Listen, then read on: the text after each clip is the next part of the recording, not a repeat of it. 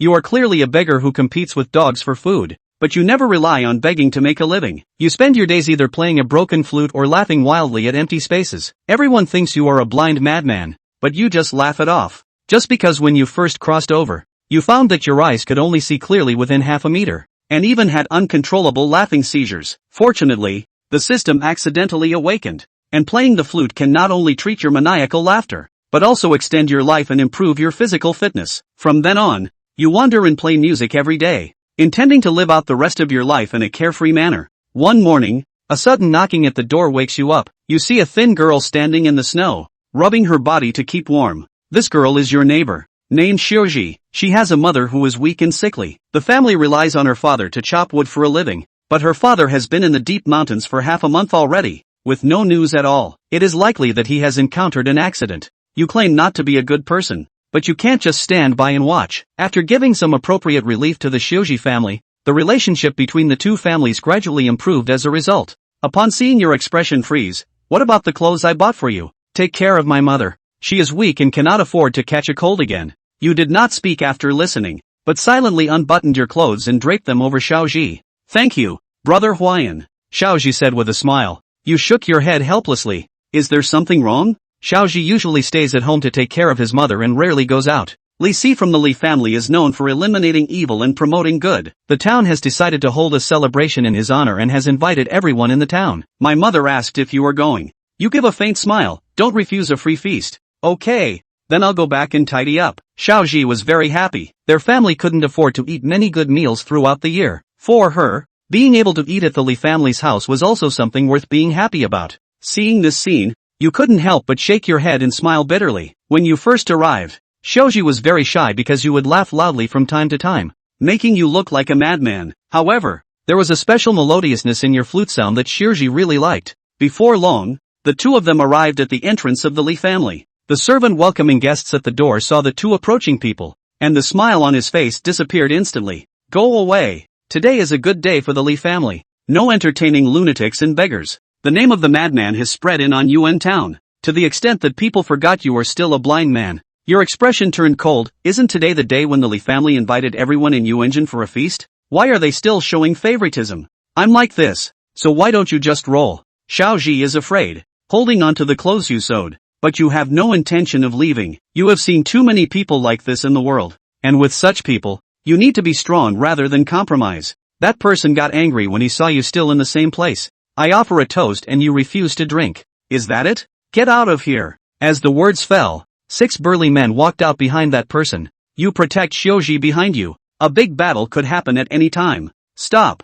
At this time, a voice drove away the 6 people, and with Xiuji's reminder, you only then realized that this person was the head of the Li family. "Li Wei, Li Kai. I said that today the Li family invited everyone in the town.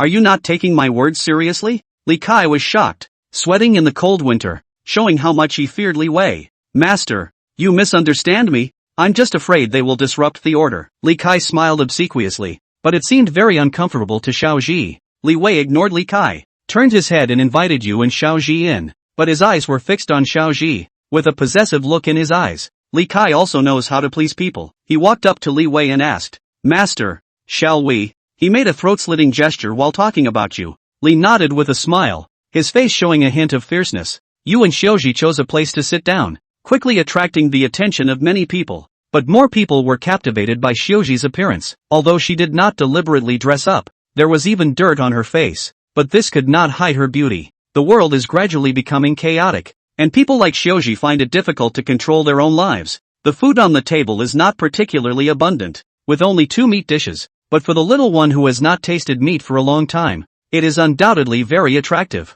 "Huai'an Gij, when can we eat?" Xiaoji asked, drooling. You smiled and patted Xiaoji's head. "The master has not spoken yet, so let's wait a little longer." And at this moment, the head of the Li family spoke. "Thank you all for coming to celebrate with us at this humble abode the victory of my son in defeating the 3 evils. Now, the Li family invites the entire town to enjoy this honor together." After Li finished speaking, the atmosphere was also brought to a climax. But you just smiled faintly at the words, and no one present would ever imagine that the notorious 3 evils all died at the hands of this crazy blind man. As soon as Li Weikai finished speaking, Xiuji couldn't wait to pick up his chopsticks. During Xiuji's meal, Li glanced over at you with malicious intent. After seeing Xiaoji finish eating, he quickly pulled her out of the Li family. Xiaoji was about to turn around and look back, but you stopped him. Let's go. There's nothing interesting to see. The reason you didn't let Xiaoji look back is because when you walked out of the Li family, you sensed that Li Wei was peeking. When the two arrived home, it was already dark. The first thing Xiaoji did when she got home was to brew medicine for her mother.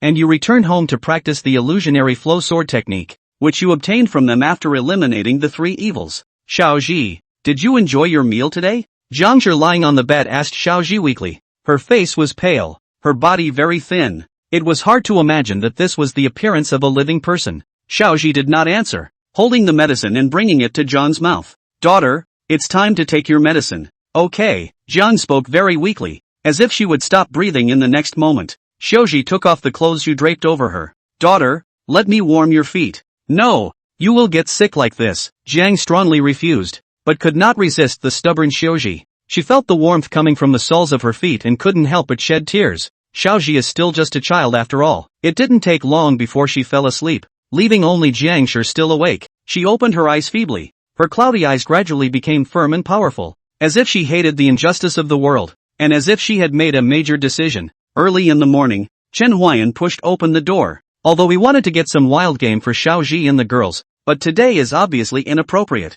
Because of the Li family, he cannot go out for the time being. Chen Huai'an cleaned the yard and suddenly glimpsed a bird. It was a white mandarin bird. Its wings were badly injured and it could no longer fly. How strange. Chen Huai'an was puzzled because this kind of bird should have migrated. Looks like it was the wings that kept it from keeping up with the pack. So fine. I'll keep you. Father, why don't we just go and kill them? At this moment, within a room, Li Si opened his mouth gloomily. Li Wei glared at him, and Li Si was instantly too intimidated to speak. What do you know? You're a hero now. Keep up the image. We can quietly eradicate them. And what's so scary about that blind guy? Li Si asked. There is no impermeable window in this world. It always makes sense to be careful. Don't do anything lately. I'll find an opportunity. As for that blind man, sooner or later he's going to die. Li for the eyes show fierce light said. Although he is here, but his mind has long been out of here. He is now thinking about, is how to get small child. Li Si looked at his father's eyes from the sidelines, and the words he wanted to say ended up not coming out. Chen Huai'an stayed at home for 5 days, and the Li family did not make any moves. Strange, are they really not going to do anything? After another 5 days, the Li family still hadn't made any moves. It shouldn't be, Chen Huai'an said in his heart. He decided to go out hunting today. At the moment the sky was cloudy. He had said before that he would go hunting and get some tonic for Jiang, but because of the Li family, there was a delay in honoring it. But before that, he had to make a trip to the Li family. After Chen Huai'an left, the white mandarin bird he had raised, its eyes instantly turned red, and disregarding the injuries on its body that hadn't healed yet, it fought to take off and leave. Xiaoji today after dinner went to find Chen Huai'an. This is Jiang's authorization. Although she did not know why Jiang suddenly go to find Chen Huai'an, but to Chen Huai'an there to run Xiaoji is also very happy, but fell short. Returning home, Xiaoji was a bit dejected. Mother, brother Huai'an is not here. He may have gone out to play a song. Then wait for him to come back. I don't know whether it's because of the effect of the medicine, or other reasons. Jiang's speech today is no longer so weak. Like the condition has improved, although still can't get out of bed and walk. But this also makes Xiaoji happy. But suddenly, the door of their room was kicked open. A few people aggressively walked into Xiaoji's home. The person in the lead was looking at Xiaoji unkindly. Xiaoji instantly froze when she saw the person who came. This person is exactly the one who she looked amiable 10 days ago, the head of the Li family, Li 4, and at this moment, Chen Huai'an had already entered a snow-white forest. In the winter woods, the branches are bare and full of silver frost. The leaves are piled up on the ground, silent and depressed. The sky is as blue as a jewel, but with a slight chill, and the clouds are scarce, as if frozen high in the sky. Chen Huai'an went to the Li family to check out, and there is nothing unusual, and his trip is mainly to see if he can hit the hare or squirrel, to add some meat to the ginger. However, Chen Huai'an had already walked in this forest for a long time without seeing a single living creature. It seems like we're going to return empty-handed today.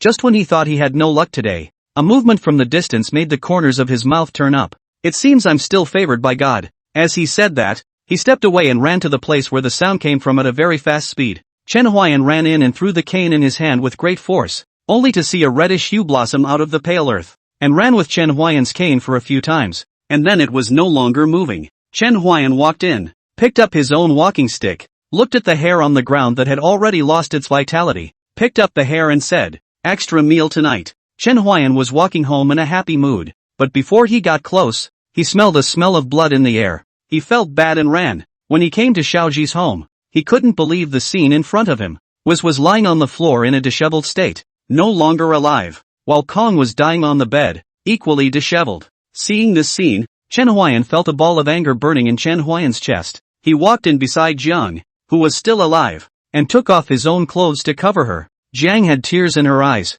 and Chen Huai'an suppressed the anger in his heart and asked, "Who did this?" Chen Huai'an didn't think that the little wizened boy who was bouncing around in front of him yesterday had become a cold corpse today. Cough. Before Jiang could answer Chen Huai'an's question, she herself was first coughed up blood with 2 coughs. "There's no rush. Speak slowly." Chen Huai'an's tone was flat, but only he himself knew that underneath this flat tone was a full-blown rage. "It's the Li family, father and son. They're not human. They're not human." Ginger sobbed and sobbed, recounting everything that had happened earlier. And I don't know if it was because of her hatred, but she spoke fluently and forcefully. "Li kicked open the door of my house, without saying a word, pulling Xiaoji toward the door. Xiaoji did not obey. Li gave her a slap. So loud. Hit me in the heart so painful ah." Zhang's tears were like rain, grief and anger to the extreme. She went on to say, "That see Xiaoji and refused to go with him. He actually tore up Xiaoji's clothes. I was on the bed screaming no. He actually ordered his men to come over and take me.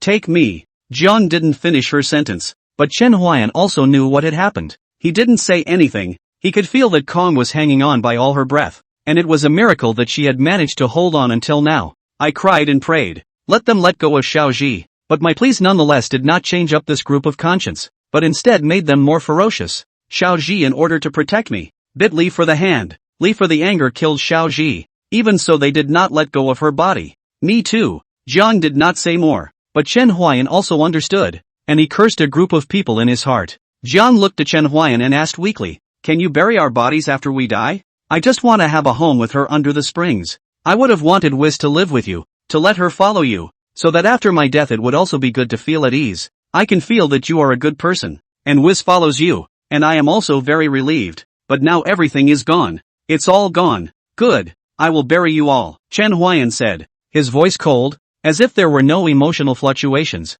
Chen Huai'an said this. Jiang also swallowed his breath, with a faint smile, because someone buried them. They are not wandering souls. But Chen Huai'an's words were not finished. He looked at the corpses of Xiaoji and Jiang, and opened his mouth icily, his voice seeming to come from beyond the 9 specters. "And there are also people to accompany your burial." At this moment, a mechanical and cold voice rang quickly in Chen Huai'an's mind. "Warning, warning, the host's emotional fluctuations are too great. The healing value is dropping. 5%, 4%, 3%, dangerous, 2%, extremely dangerous. Ha ha ha, ha ha ha." Chen Huai'an's epileptic laughter attacked, and he laughed maniacally in the room, and his body trembled more than ever because of his maniacal laughter. "I'm really still out of place in this world." End of chapter. Chen Huai'an smiled broadly and walked over to Xiaoji, picking up a penny beside her. He remembered Xiaoji said that when she saved enough money, she would buy her mother a set of warm clothes, so that she would no longer freeze.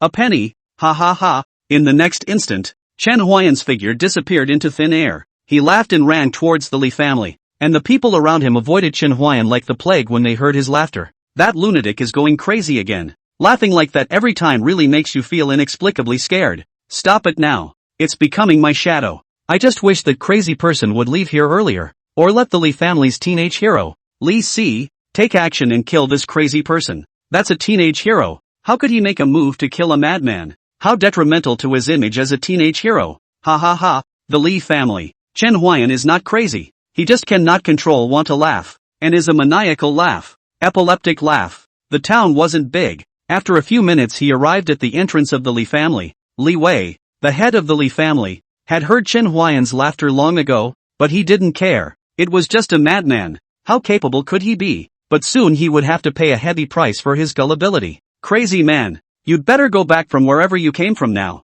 or I don't mind making you a dead man," Li Wei said, thinking grimly. Ha ha ha. The only thing that responded to Li Wei was Chen Huai'an's epileptic laughter, but Li Wei thought that this was Chen Huai'an provoking himself, and the look on his face was ugly to the extreme. "Simply looking for death," said the man. He rushed towards Chen Huai'an. His true Qi second stage strength suddenly exploded. But That man with the beard was not even a match for Chen Huai'an. How could he possibly be a match for Chen Huai'an? Chen Huai'an used his walking stick as a sword and performed the illusory stream sword technique. And in just one photo, Li Wei's head fell to the ground, and before he fell to the ground, his eyes were wide open, as if he died unwilling to believe that a madman would have such strength. What's going on? So noisy. The man who came out was Li Wei's son. He just came out and saw Li Wei's head, which was gurgling blood. He was so shocked that he sat down on the ground at once. He was not capable of much. He went to pretend to receive the award is also his father's idea. Usually is just a small man with nothing to do. If he did not impersonate Chen Huai'an,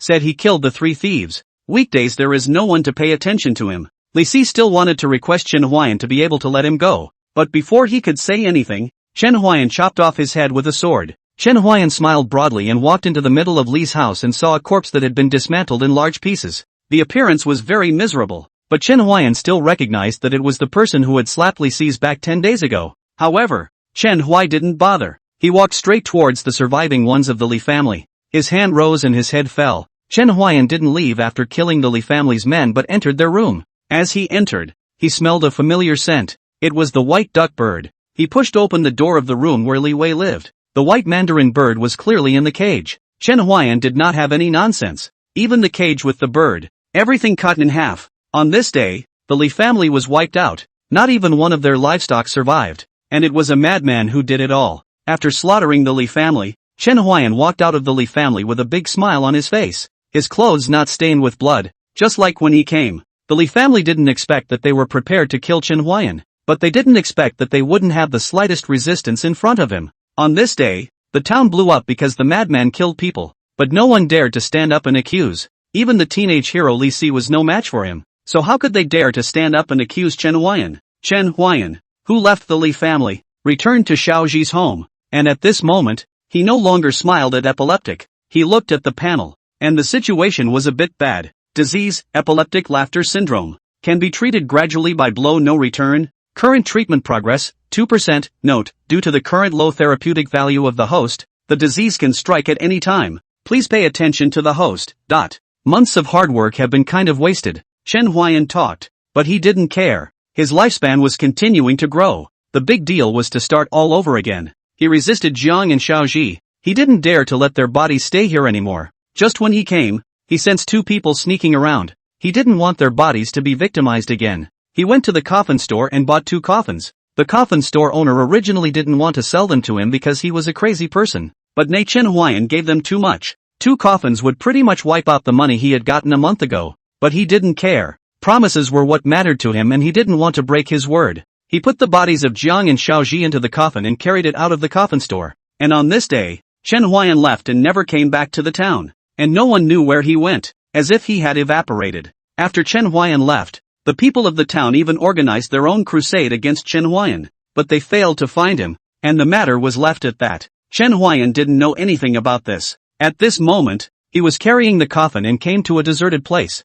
He looked at the surroundings and put down the coffin. Here, your soul should be able to rest in peace, Chen Huai'an said in his heart. He leaned over and dug a hole, which might have been a big job for anyone else, but for him it was only half an hour's work. He put the coffin into the pit he dug. Zhang's and Xiaoji's graves were next to each other. Chen Huai'an thought that this way they shouldn't be lonely. To be Chen Huai'an buried has been the evening. He cannot return to the town now. He looked at the remnants of the winter sun, the afterglow of winter, sprinkled with the tenderness of the cold season. If none of this had happened, I'm sure the sun would be extra warm at the moment. Chen Huai'an put down the penny, and the penny lay quietly on Xiaoji's earthen grave. He left, and when he left, he blew up the no return. Exactly at this time, the sky drifted snow, and under the afterglow, the snowflakes fell on the head of Chen Huai'an, and he just disappeared against the snow. Soon after he left it was night, and the night was extraordinarily snowy, burying the trail of Chen Huai'an and the grave. The next time Chen Huai'an returned to this place, it was covered with red flowers, which were said to be the flowers of the other shore, symbolizing beauty and hope. When Chen Huai'an is close to them, they will sway with the wind, as if they know Chen Huai'an in general, like old friends meeting. Leaving the town of Anyuan, Chen Huai'an embarked on a life of wandering. For him, wherever he goes, where is home? But this day there was an accident. Chen Huai'an nearly collapsed. His meat was stolen. Ah. What a! Stealing meat from a blind man. Is there any conscience left? Chen Huai'an wanted to swear, But in this wilderness, no one would listen to his swearing, and the breath almost suffocated him with internal injuries. Although eating one less meal of meat wouldn't do anything, Chen Huai'an hadn't dabbled in meat for a long time, and this was a big problem. Chen Huai'an left on Yuan Town and then headed west. His trip was intended to go to the still peaceful Longchang County, which was said to be still heavily guarded by the Great Yuan dynasty, and was one of the few pure lands within the current Great Yuan dynasty. However, the problem now was that Chen Huai'an was starved. Not that he had poor hunting skills, but those prey were like sperm, hard to catch to the extreme. End of chapter. Chen Huai'an originally wanted to think about not caring about this matter. He thought that taking a step back could make the mood soothing, but it turned out to be further. The more he thought about it, the more angry he became. Can't stand it. Gotta out this thief. Chen Huai'an thought in his heart and had a plan in mind. He placed the last piece of meat on his body on the fire to sizzle while he jumped to a tree and quietly watched.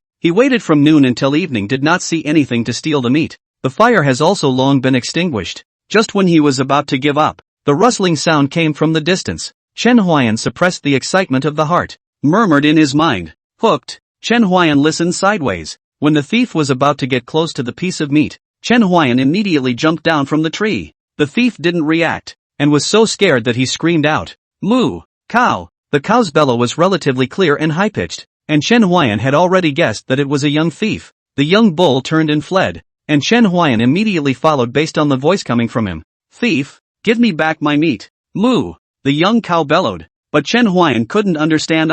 He jumped in front of the young cow and pointed his cane at it. At this time the young cow bellowed again, and Chen Huai'an, who couldn't understand, thought it was begging for mercy. "It's quite spiritual," Chen Huai'an said softly, but he then realized a problem. This cow eats meat, and it's still beef. Meat-eating cow. What if you eat people? You shall not be kept. Chen Huai'an raised the walking stick in his hand when he said this, and was about to split it down immediately, and at that moment the young cow bellowed again, with a loud and clear voice that seemed to say, "I don't eat people." "You have never eaten anyone?" Chen Huai'an tentatively asked the young cow. That young cow actually nodded at Chen Huai'an. Chen Huai'an saw the situation, collected, said, "A companion?" That young cow nodded once again. "The spirituality is really high. The meat should be very fragrant." Chen Huai'an muttered in his heart, and that young bull felt a chill run down his spine when he saw that Chen Huai'an was looking at him with some strange eyes. However, Chen Huai'an quickly retracted his gaze. He was looking at the fact that the spirit of this cow was so high that he had the intention of companionship,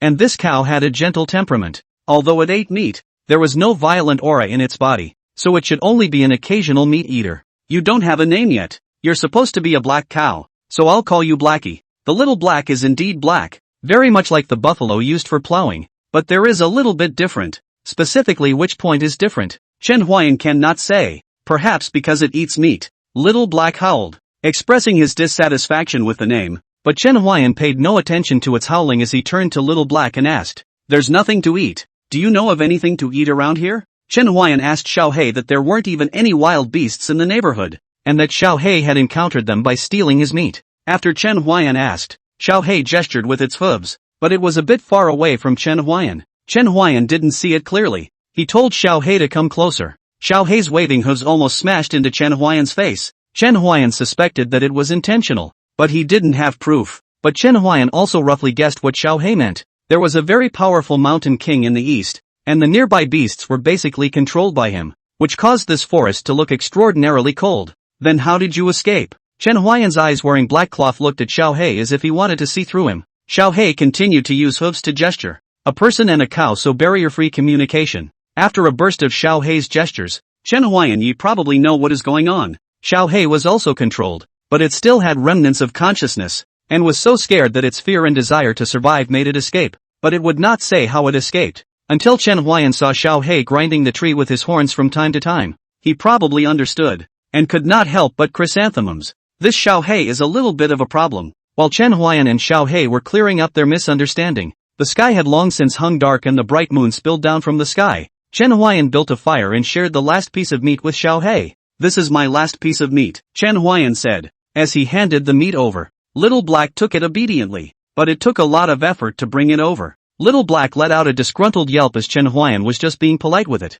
He had expected it to shrug it off, but it didn't, which was why it took a lot of effort. During the meal of one person and one cow, Xiao Hei pointed to the east with his hoof. It was gesturing, meaning to ask Chen Huai'an if he wanted to go and punish that mountain king. Chen Huai'an answered decisively, No. Blackie drooped his head, not knowing what he was thinking. Chen Huai'an keenly sensed Xiao Hei's change as he asked, "Do you have a grudge against him?" Xiao Hei compared a fork with his hoof, indicating no. Chen Huai'an was curious about this. He wanted to know why Xiao Hei wanted to go over to the Mountain King's side. He asked, "Then why do you want to go?" After Xiao Hei heard Chen Huai'an's words, he pointed at Chen Huai'an's meat with his hooves, a look of enjoyment on his face. Chen Huai'an looked at the meat in his hand and then to the expression of enjoyment on Xiao Hei's face. He blurted out, "Fragrant?" Little Black nodded frantically, but Chen Huai'an was still decisive. No go. Chen Huai'an's reason for not going was simple. He was afraid that he wouldn't be able to fight. Xiao Hei was a little frustrated. It had thought that Chen Huai'an would go to the east to meet that Mountain King after hearing this.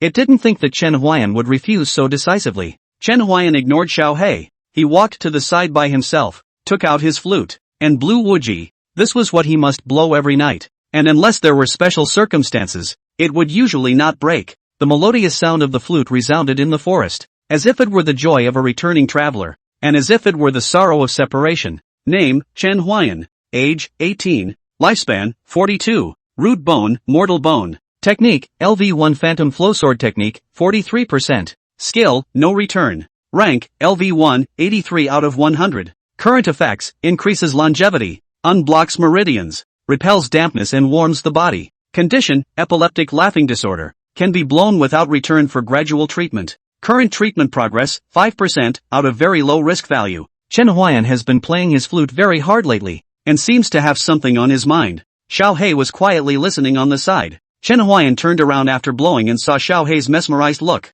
and couldn't help but snicker. "I can't believe you know about sound." Blackie tossed his head to the side after hearing this, with a look as if to say, "Who are you looking down on?" Chen Huai'an turned his head and looked at the bright silver moon in the sky. There is an indescribable emotion in his heart. He came to this world for almost 3 months, but he feels that he still can't integrate into this world. This world seems to have nothing he cares about. I should have known to buy some wine, but the wine in this world isn't that mellow, so I still have to brew it myself, and find a chance that I might be able to make a lot of money with it. End of chapter. Chen Huai'an was not an alcoholic in his last life, but he is a high school student of mathematics, science and chemistry. As the saying goes, learn mathematics, science and chemistry, walk all over the world are not afraid. He made up his mind to brew a wine and later live his own little life at ease. You can also find a way to replicate the hot pot sauce. Chen Huai'an felt that this should be the easiest, and that he had a long time and could not afford to spend it. While Chen Huai'an was thinking about wine and hot pot in his mind,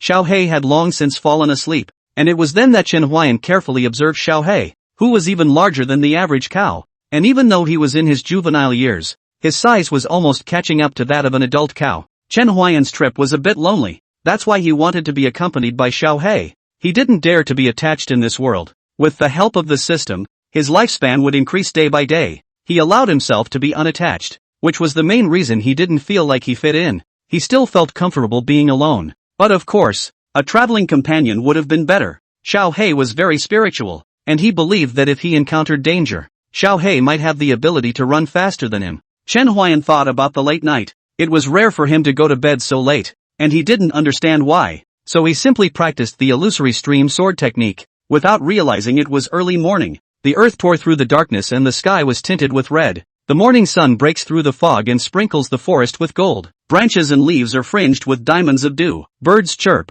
breezes blow, and the forest awakens to the sunrise. Technique, LV1 Phantom Flow Sword Technique, 52%. Chen Huai'an looked at the panel and softly said, "The effect of one night is good." Before Chen Huai'an was mainly playing the flute. This time, because of Xiao Hei's presence, he chose to practice the sword. His proficiency skyrocketed, and he felt that his control of the sword was becoming more and more fluent, even though he was using a walking stick. Chen Huai'an walked to the side of Xiao Hei and patted him its buttocks. Chen Huai'an saw for the first time a cow that could catapult start. Xiao Hei was so frightened by Chen Huai'an that he catapulted to start, and reacting, Xiao Hei hit Chen Huai'an with its bullhorn. Chen Huai'an see the situation is not right, immediately skipped, and the little black in the back of the chase. Chen Huai'an in front of the run. The little black in the back of the chase. He ran at chase. He wings difficult to fly. Although Chen Huai'an was blind, he was in the forest as if he was in his own home. Xiao Hei chased after him for a long time without catching up with Chen Huai'an, and had no choice but to give up. Chen Huai'an stopped when he heard that Xiao Hei didn't continue to run and gasped for air in the same place. Better than average endurance and good speed for a mount. Chen Huai'an didn't avoid it in the slightest and said in front of Xiao Hei, "How could Xiao Hei give in? It was a black bull with pride. What do you want to hear?" Chen Huai'an asked as he sat on Xiao Hei's back, and the unyielding Xiao Hei chose to give in after all. It can't fight. It can't run. And its lowered head proves that it's in a very depressed mood at the moment. It wanted to find an opportunity to sneak away. It didn't want to be ridden by Chen Huai'an, but it realized that although Chen Huai'an was blind, his perception and hearing were very sharp, and it couldn't run at all. "Don't you have anything you want to hear?" Chen Huai'an asked as if he was talking to himself. Xiao Hei coped with a moo. Xiao Hei hadn't heard many tunes. Its casual coping allowed Chen Huai'an to finalize a tune, then blow no return. Accompanied by the melodious sound of the flute, Chen Huai'an and Xiao Hei walked on the road to Longchang County. Chen Huai'an looked like a shepherd boy, only his age didn't match. Snowflakes were falling, and a man and a cow were slowly moving forward through the silver-white forest.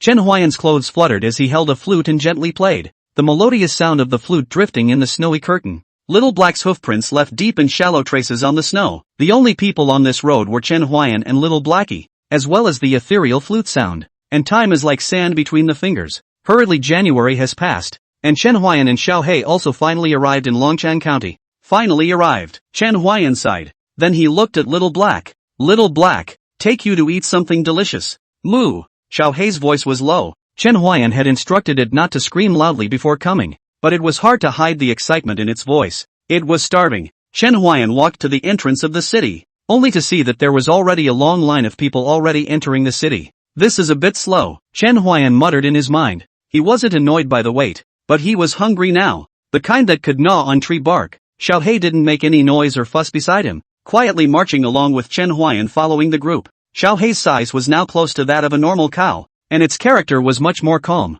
Chen Huai'an changed its name to Hei, but Xiao Hei said nothing, so Chen Huai'an just called it Old Cow. Xiao Hei didn't mind. If it could speak, it could also call Chen Huai'an Old Chen. This month the old bull knew that Chen Huai'an would laugh crazily from time to time, but wouldn't do anything out of the ordinary, except for the first time, and that time it had almost gone to its soul. It remembered that when it was sleeping at night, it heard inexplicable loud laughter, and when it opened its eyes, it was just in time to see Chen Huai'an grinning widely at it, and it was late at night, so it suspected that Chen Huai'an was mad with hunger, and was so frightened that it instantly stood up, and a heaven-shaking howl echoed in the sky. It fell as it ran, and at that time Chen Huai'an really scared it. It ran in front. Chen Huai'an laughed and chased after it, and the old ox was so angry afterward that he gestured with his hooves. It has never run so fast in its life. If Chen Huai'an hadn't promised it that he would take it to feast on meat when he got into the city, this would have never ended. They walked slowly and the sun came from overhead to the west. The snow hadn't melted much yet.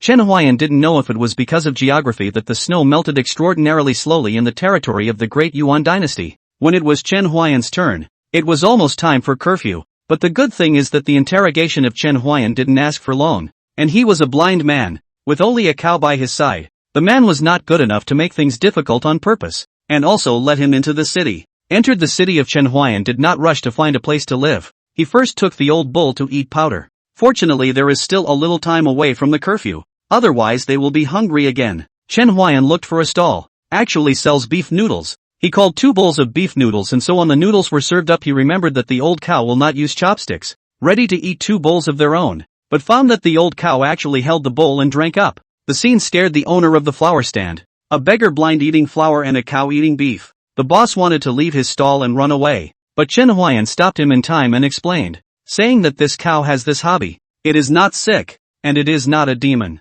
Chen Huai'an said this with a tone of unconfidence. After all, he had not seen a beef-eating cow before this. The boss returned to the stall with a sense of skepticism, but his eyes never left Chen Huai'an and the old ox. This was the first time he had seen such an odd combination. The old cow ate quickly, and Chen Huai'an ordered another bowl for him, while he only ate 1 bowl because he had no money. Chen Huai'an left 9 cents to leave after eating the noodles, knowing that the boss did not dare to come up and collect the money, so he put the money on the table and then left. End of chapter. It's really different to have a place heavily guarded by the imperial dynasty. The quality of life is quite good, and beef is available for sale. The premise of being able to sell beef is that the place has a rich economy and a good overall strength. Otherwise you will only be treated as a lamb to the slaughter if you come out to sell beef. Now that the inns and taverns were closed, they had no place to go. Chen Huai'an had purposely left money to rent a room. He touched the money in his arms and said softly, "I should have known that I had all eaten 2 bowls just now." The old ox threw him a scornful look at this point, and Chen Huai'an saw this and added, That bowl shouldn't have been given to the old ox. The old bull rolled his eyes as if to say, I didn't ask you to give it to me either. Chen Huai'an led the old ox to a temple, which is basically in a state of abandonment now, as if they don't believe in this anymore. But luckily there's no one here to worry about the tragedy that happened in Hopsing town. Chen Huai'an saw that no one was around, and the place was far away from those families. He took out his flute and played it inside the temple. Name, Chen Huai'an. Age, 18. Lifespan, 48. Root, mortal bone. Technique, LV1 Phantom Flowsword Technique, 56%. Skill, no return. Rank, LV2, 23 out of 100. Current effects, increased longevity, unblocking meridians, repelling dampness and warming the body, and increased enlightenment. Disease, epileptic laughing disorder, can be blown without return gradually treated. Current treatment progress, 7%. Chen Huai'an finished playing the flute and looked at the enlightenment improvement in the roll column with interest. He was wondering if he wanted to learn something else. With the enlightenment improvement this heavenly passive,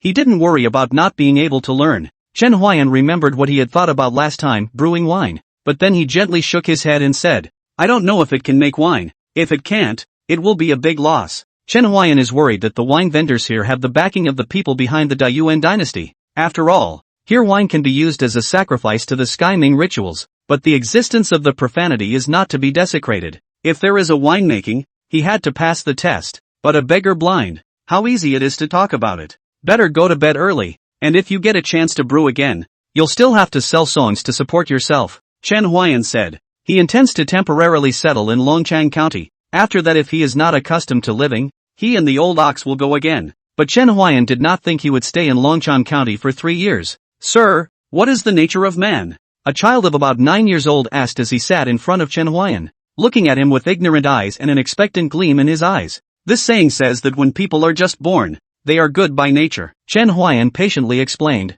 Sitting in front of him were 2 other children, 2 boys and a girl. All of them were his neighbor's children, and with nothing to do, he helped them take care of them. His adopted home is also very relieved to give the child to Chen Huai'an. But, at first, his neighbors see him like the plague, do not want to have too much interaction with Chen Huai'an. When Chen Huai'an made up his mind to live here for a short period of time inside the deserted temple, he went to sell his songs the next day. He was in charge of playing the flute, and the old ox was in charge of harmonizing. Chen Huai'an stared at his eyes wide open on that occasion. He didn't expect the old ox to have this kind of talent. The old ox raised his head proudly, and his haughty expression seemed to say, I've learned a lot. 1 man and 1 cow earned a lot of money on the first day. Chen Huai'an immediately went to rent a house. He still liked to have a fixed abode. Chen Huai'an originally rented the house as now this house. When he first came, his neighbors very welcome him. See, he is a blind man, but also every now and then is to send him food and rice. But that all fizzled out with the onset of Chen Huai'an's illness. That night, Chen Huai'an laughed uncontrollably. He made so much noise that his neighbors couldn't sleep, and their children became fearful of him. And that was the time they began to boycott Chen Huai'an. Chen Huai'an was indifferent to this. He could not control that disease, and he could not guarantee when it would strike. If he could have known in advance, he would have found a quiet place to wait for the disease to finish before it struck. But he couldn't, and because of that, he didn't speak to his neighbor for nearly 6 months, until a one-by-one boy broke in and changed all that. Chen Huai'an still clearly remembers that day when a little boy timidly ran over to him and asked, Big brother, why are you laughing somehow? It's so loud. It's all noisy and we can't sleep. Chen Huai'an smiled and responded, because I have a disease that is very difficult to cure. The little boy scratched his head and said, but my parents said you were a crazy person and told us to stay away from you. Chen Huai'an stroked the flute in his hand at that time and said, that's because your parents are worried about your well-being, and it's for your own good that they don't come near me. The little boy asked in disbelief, but I feel like you're not a crazy person, and you play the flute, and sometimes you say really nice things, and I feel like you're good, even though I don't understand what they mean. Chen Huai'an was a little embarrassed by the little boy's compliments. Chen Huai'an smiled. He didn't say anything back. He told the little boy some stories, which was the prelude to Chen Huai'an pulling in the relationship with his neighbor, but it was a bit superficial. This little boy is the boy who just asked Chen Huai'an the beginning of man, the nature of goodness, named Tai. There is a little boy called Huang Yuan. His father is a scholar, but never won the examination. That girl was called Bai Linger, the smartest and oldest of the 3 children, followed by Huang Yuan. Chen Huai'an John's reasoning Bai Linger can basically understand at once. In exchange for modern times, the proper reading Saint Body. At first she was the most resistant to Chen Huai'an, and Chen Huai'an's epileptic laugh made a deep impression on her, as she was the only one who had seen any Chen Huai'an epileptic laugh. That crazy smile, she couldn't describe. She felt very sad,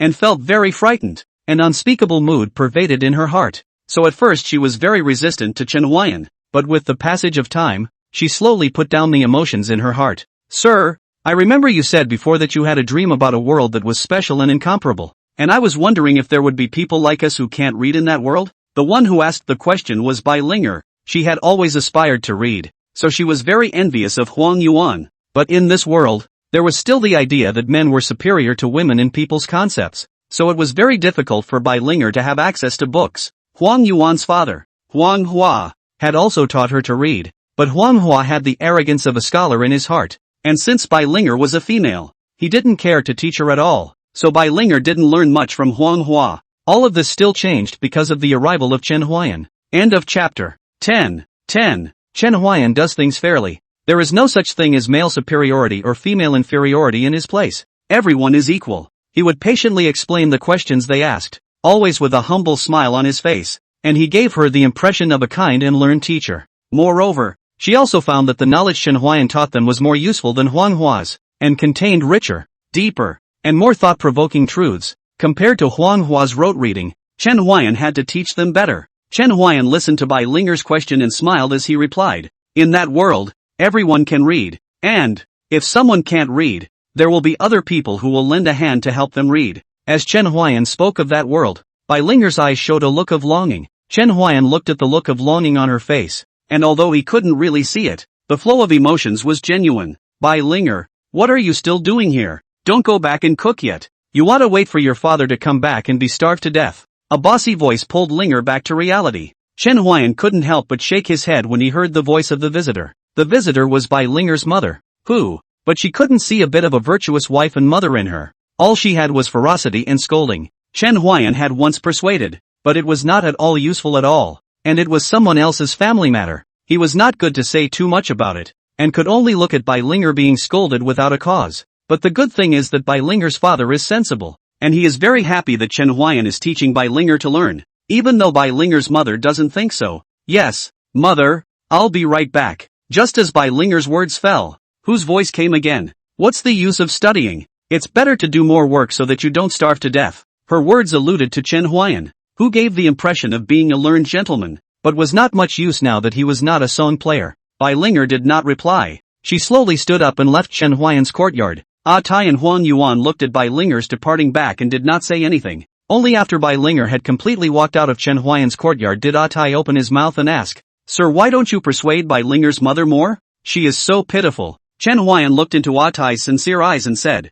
"There are some people and some things that are difficult to change, and the only one who can make changes is themselves." Chen Huai'an made it very clear that if who did not change, then it would be very difficult for their family's situation to change. It was just that the young Tai couldn't understand the reasoning yet. He felt that Chen Huai'an was very powerful and would definitely be able to help Bai Linger. Huang Yuan was on the side. He wanted to help Bai Linger, but he couldn't do anything about it. In his heart, Bai Linger took care of them like a sister. He lowered his head, not knowing what he was thinking. Chen Huai'an noticed Huang Yuan's change, but he didn't bother to ask. Children have their own minds. If Huang Yuan felt that Chen Huai'an was a person who could give him the answer to his question, then he would definitely ask. "I should go back." Huang Yuan suddenly stood up and said. Tai saw Huang Yuan who stood up. His face was full of puzzlement. He asked, "Why are you going back so early? Haven't listened to Mr. Storytelling yet." Huang Yuan faintly said after hearing this. "No, if I don't go back, my father should come looking for me," Huang Yuan said as he walked out of Chen Huai'an's courtyard.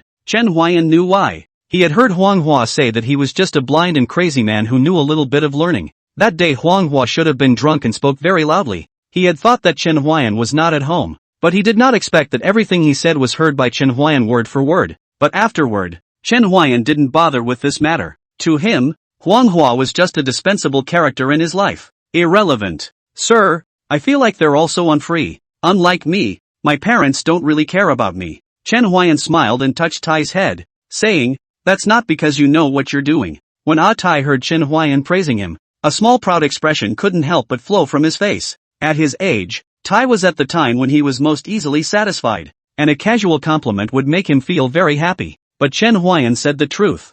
Tai is really very obedient, also very understanding, basically did not let his parents worry about anything. "Sir, I would like to hear you tell a story. Is that okay?" Tai asked. He was a bit embarrassed because at this time of the day, it was usually the three of them listening together. However, today he was the only one, and he was worried that Chen Huai'an wouldn't be able to tell it to him. "Yes, then I'll tell you about Neza." The sun was setting. Chen Huai'an's story was nearing its end, and Tai had fallen asleep at some point. Chen Huai'an stopped the story. He picked up Tai and sent him back to the blacksmith store. The father of Tai in the blacksmith store saw Chen Huai'an carrying Tai back, and hurriedly stopped his hand movements, saying that he was sorry to trouble Chen Huai'an. Chen Huai'an smiled and said that they were all neighbors and should be, and the blacksmith store couple were the ones who had the best relationship with Chen Huai'an, and the relationship was not as superficial as the other two.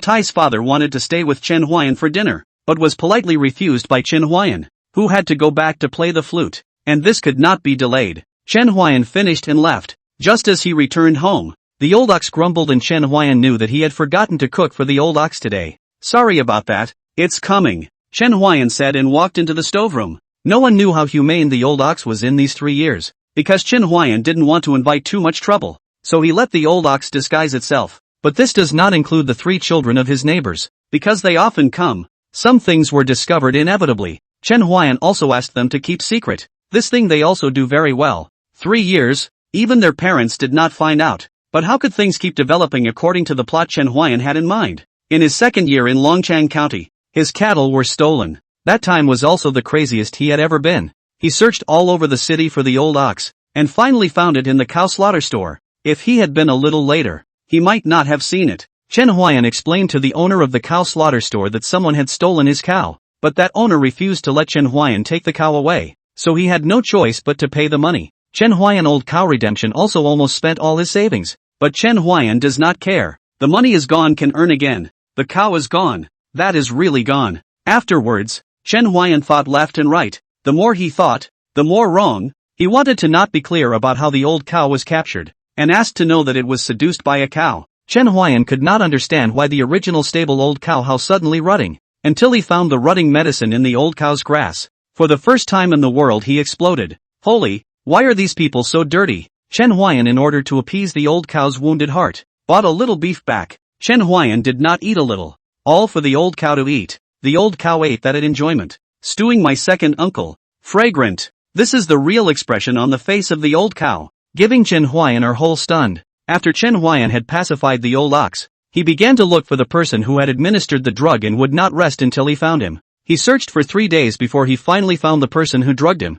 and it turned out that the man was a hunter who went up to the mountains and didn't get any prey, and set his sights on the old cow. Chen Huai'an knew immediately after carrying a kitchen knife, rushed up to the hunter's house. The look, very crazy, even if the hunter has been hunting for more than 10 years, was also scared. Of course, he also did to that slaughter cattle store. Since then, no one dared to hit the idea of the old cow. Chen Huai'an felt that there were times when theories were useless, and it was better to go on a rampage. That slaughter cow store boss the next day also gave Chen Huai'an return money to come, although not much, but Chen Huai'an do not want to have any relationship with them. That money is with them to buy out the relationship. End of chapter 11.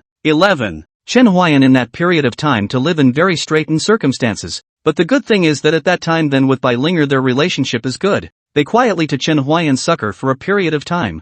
Tai is the exception. He was authorized by his father. Along with the last dish coming out of the pot, the old ox's low bellowing echoed in the courtyard. Chen Huai'an felt that such a day was very pleasant, and he enjoyed playing a little song and practicing his sword skills every day. After eating, Chen Huai'an played music and practiced his sword, and by the time he was done with that it was almost time to go to bed. Chen Huai'an opened his system panel. The changes that had occurred in his panel over the years were somewhat large. Name, Chen Huai'an. Age, 21. Lifespan, 68. Root, mortal bone. Technique, LV2 Phantom Flow Sword Technique, 46%. Skill, no return. Rank, LV3, 26 out of 100. Illness, epileptic laughter syndrome. Kabuki Woji gradually treated. Current treatment progress, 12%. Chen Huai'an realized that the degree of healing was also related to his own emotions. If he wanted the degree of healing to rise faster, he needed to maintain a casual and open mind. What happened to Wiz was undoubtedly a turning point in his character. And now, he will do things more decisively than ever before. Chen Huai'an's life expectancy is not so short now. Put in this side of the world, it is also considered a normal age. The only shortcoming is his epileptic laughter. The progress of treatment is really too slow. At this moment, the old cow is lying down in the barn that was specially made for it by Chen Huai'an. For fear that the old cow is not accustomed to sleeping, he also thoughtfully added a layer of grass mat. Chen Huai'an looked at the starry sky and murmured softly, "Another year of winter solstice." A light snow fell shortly after Chen Huai'an finished speaking. Cold night like ink. The initial snow rustling and falling, like an elf dancing lightly. Chen Huai'an stood in the snow, his face illuminated by the shimmering light of the snow. His eyes, which were wrapped in black cloth, were covered in snow. His hands groped for the flute in his arms, slowly picking it up and placing it to his lips. However, his movements suddenly froze. His thoughts fluttered, memories, spreading in his mind, like this growing snow, flurrying. Finally, he let out a long sigh, and the hand that held the flute tightly hung down feebly. It's another winter solstice, ah. He went back inside and shook his body as the snow fell. He didn't have many clothes. He didn't want to get left without any. But in the years since he'd been in Lonely Planet, he'd managed to upgrade his clothes and was out of pudding. Chen Huai'an was wearing thin clothes, but he didn't feel cold. The father of the blacksmith store Tai had given him clothes. Only Chen Huai'an didn't accept them. Although Chen Huai'an's house was small and shabby when he first rented it, it was already a warm hut under Chen Huai'an's repairs, and Chen Huai'an sometimes couldn't help but marvel at how good it was to be alive, and how much he had learned. Chen Huai'an took off his coat and lay on the bed. The snow outside the house drifted. This is Chen Huai'an's fourth winter, and this year's winter, destined to be not so peaceful. The next day, Chen Huai'an woke up early for no other reason than to go find a good spot to play music. Winter was already here, and he had to hurry to stock up on more money before the snow sealed off the city. Although he didn't have to burn fires to keep warm, he still had daily expenses, and he wanted a steaming bowl of soup in the winter. As the saying goes, the early bird gets the worm. Chen Huai'an sat on the street and soon had a reward of 3 pennies. However, the beggars who occupied the same street as him looked at him very unfavorably, and they felt that it was Chen Huai'an who had cut off their wealth. In their eyes, Chen Huai'an's behavior in begging no doubt, just more means to please the good people. However, this undoubtedly attracted those good people, which also made them hate Chen Huai'an. Chen Huai'an only feel puzzled by this. We all make money according to their own skills. How to hold a grudge on him?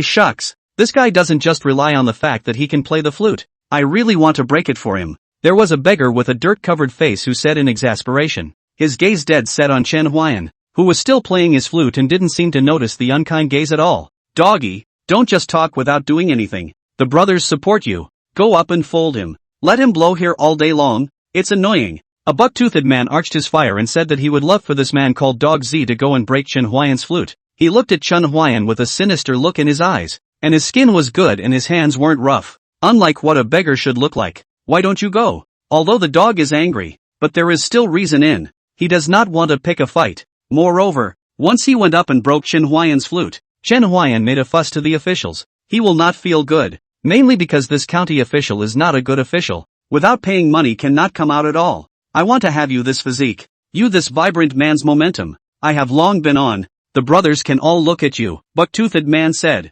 The bottom of his eyes flashed a trace of disdain. A stream of shrewdness flashed in his eyes. He does not seem to be as simple as the surface looks will only arch fire. The buck-toothed man's ass-kissing was loud and clear, and the dog ate it up, while he moved on to the fact that when all the other beggars were looking at him, the dog was momentarily stupefied, and he slapped his chest and said, "Brothers, I'll have extra food for me tonight. Yes, dogs are the most handsome. Long live the dog." The cheers of the group of people overpowered the sound of Chen Huai'an's flute, but Chen Huai'an acted as if he hadn't heard it and continued to play his flute. The dog walked up to Chen Huai'an and said loudly and arrogantly to him, "Hey, you're getting in the way of our business here. Get lost if you know what's good for you." Chen Huai'an stopped playing the flute in his hands after hearing this and said in a slightly mocking tone, "Beggar? Doing business?" These 5 words seemed to have touched the dog's nerves, and he immediately became furious. He grabbed at Chen Huai'an's flute with great speed, but his speed was as slow as a turtle's speed in Chen Huai'an's perception. Chen Huai'an dodged it without any effort,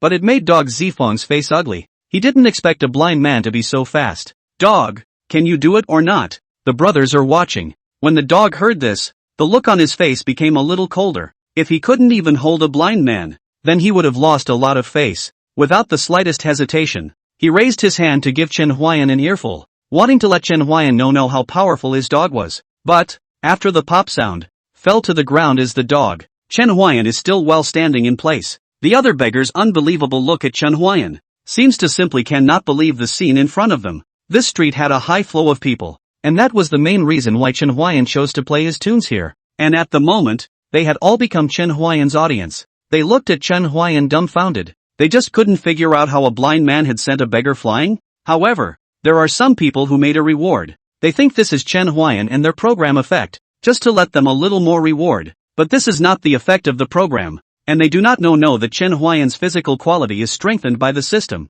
And Chen Huai'an's physical strength is far from being comparable to that of ordinary people. At this moment, the dog on the ground whimpered and tried to call his beggar friends to help him, but when he looked up he realized that the beggars had long since run away. Chen Huai'an knew best that the one who ran the fastest was the buck-toothed man. Rather like a feeling of a tree scattering from a sinking ship, Chen Huai'an had thought that the dog was barefoot and afraid of wearing shoes, and was ready to play with him, but he didn't expect that after his slap, the dog was dumbfounded, and he no longer had his previous arrogance, and his eyes were filled with fear. End of chapter. Passing pedestrians also did not dare to do too much to have left this place. At this moment Chen Huai'an stepped by step towards the dog. His face did not have any expression. The dog is a person who is afraid of softness and hardness. If it is not the bucktooth man coaxing, he simply does not dare to provoke Chen Huai'an, even though he is a blind man. Don't, please, let me go. I'm willing to work as a cow for you. The dog was truly afraid, and kowtowed so hard on the ground that he didn't even notice when his forehead was bleeding.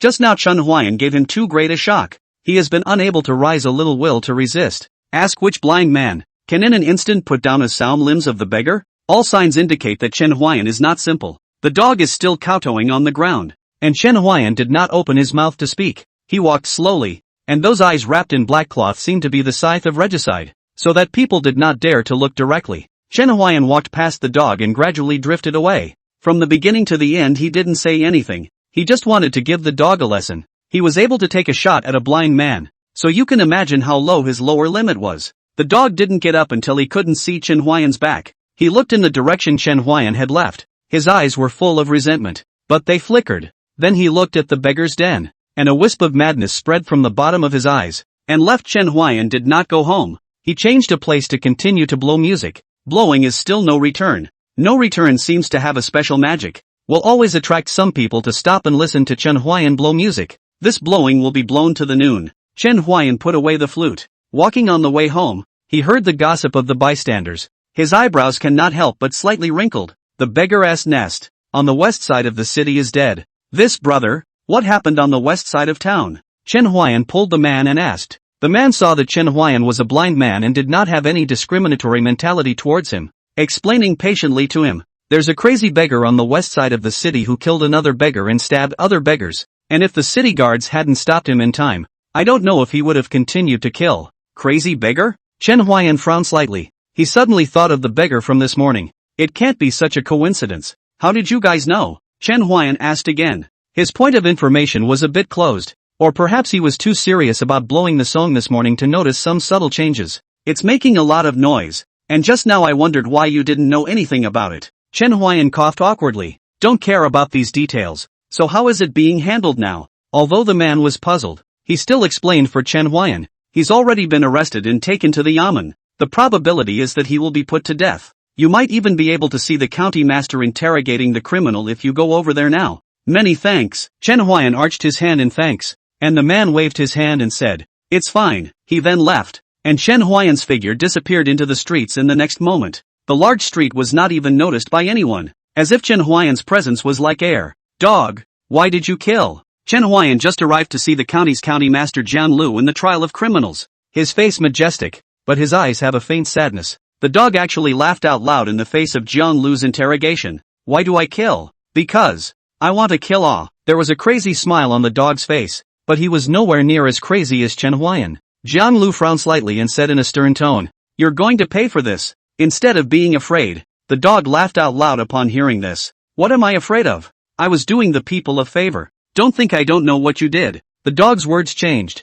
pointing the spearhead at Jian Lu, who had already broken the pot, not leaving himself any way out at all. The dog's words caused a slight change in Jian Lu's expression, but also he was someone who had experienced great storms, and this change flickered away. As the dog finished speaking, Jian Lu unconsciously pushed the shocking wood in his hand forward, a tiny movement that even he himself did not notice, but the subtle friction was clearly heard by Chen Huai'an. Chen Huai'an rested his flute against his chin and looked at Jian Lu above the lobby with interest. There are still secrets. Chen Huai'an looked at Jiang Lu, who was sitting on top of the high hall, and said sternly, "Vulgar man, now that you confess to leniency and resist to severity, this official can still consider a lighter sentence." Dogs listened to a change in the usual city beggar look. Said, "Confess from leniency, resist from strictness? Are you talking about your son, Jiang Pu, defiling the young girl of the Lin family that matter? If it's really this matter, then I have to think about it." Jiang Lu's pupils shook tremendously after hearing this, as if he couldn't believe that the dog would speak like this. In fact, he was just hinting to the dog that if he spoke properly, he would let him live. But the dog didn't know whether he hadn't understood it or he just wanted to go against Jiang Lu and bluntly said the matter of the young girl of the Lin family. The onlookers were shocked, because this matter is not the same as they know. They remember, when the investigation said the daughter of the Lin family is for martyrdom and died, did not think that there is a deeper hidden feelings.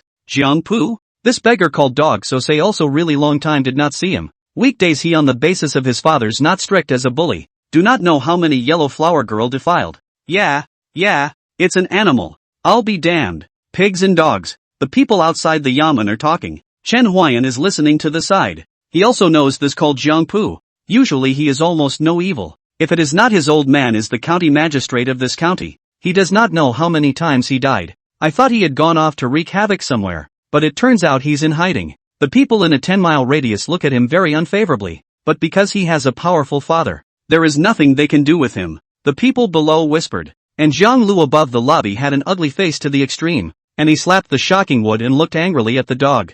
A person to be put to death, murderer even in this hall above the mouth full of lies. Come person, palm 50 big board.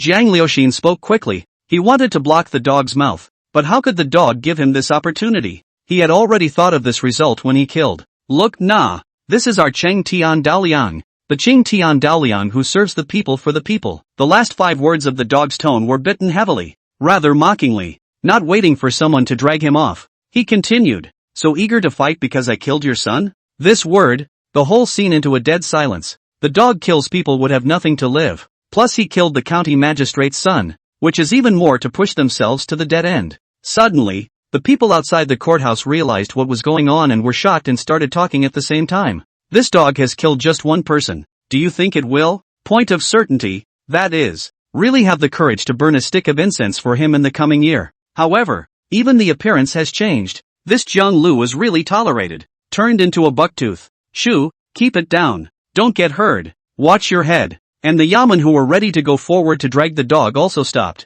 They looked at Jiang Lu. Jiang Lu's face at the moment was so gloomy that it was black. Looking at their hearts scared. End of chapter. 13.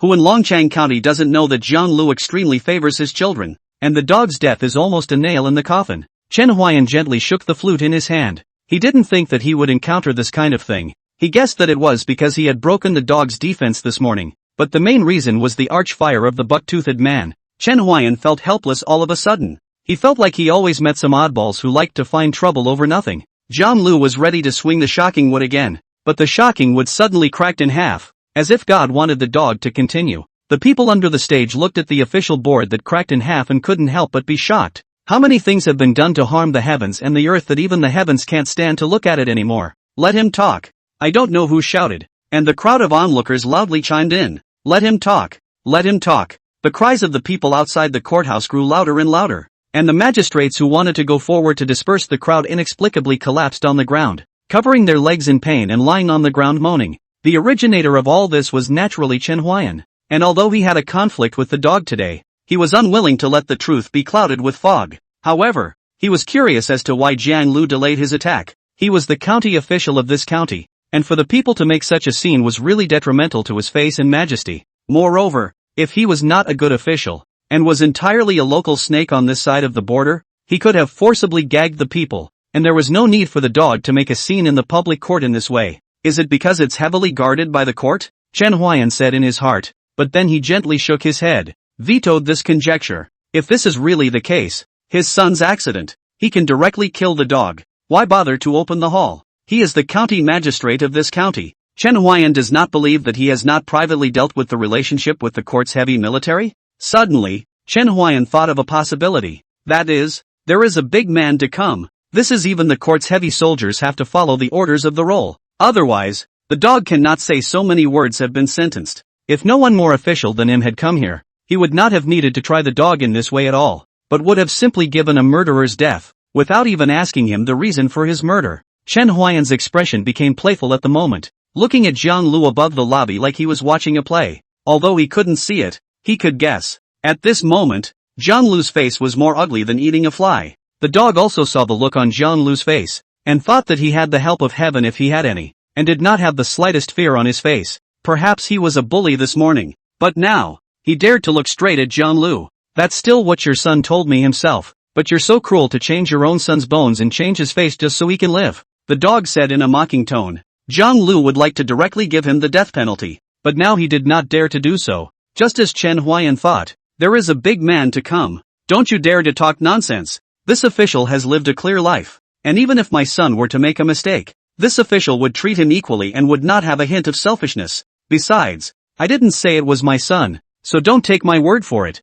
Jiang Lu spoke righteously, but the people outside the door didn't believe him, and Chen Huai'an believed him even less. The daughter of the Lin family was scourged by your son. Your son took an instant liking to her beauty and tried to get her by all means, but the daughter of the Lin family never agreed, so your son used strong-arm tactics to possess her. The daughter of the Lin family couldn't endure this humiliation and hanged herself. This is the truth of what happened back then? Besides, your son's face was so lewd when he spoke to me that even I felt sick to my stomach looking at that look on his face, the dog said in a cold voice. He now only wanted to pull Jiang Lu down before he died, because it was his son who made him go down this road, and there was no place to vent the hatred in his heart. But he felt that pulling Jiang Lu down was a surefire deal. One is a beggar, one is a magistrate. How to calculate he is not a loss. Chen Huai'an felt that there was something different about the dog, which surprised him a little. From the beginning of the provocation of him, to the anger of killing, and then dragged Jiang Lu into the water, he did not seem to put life and death at all.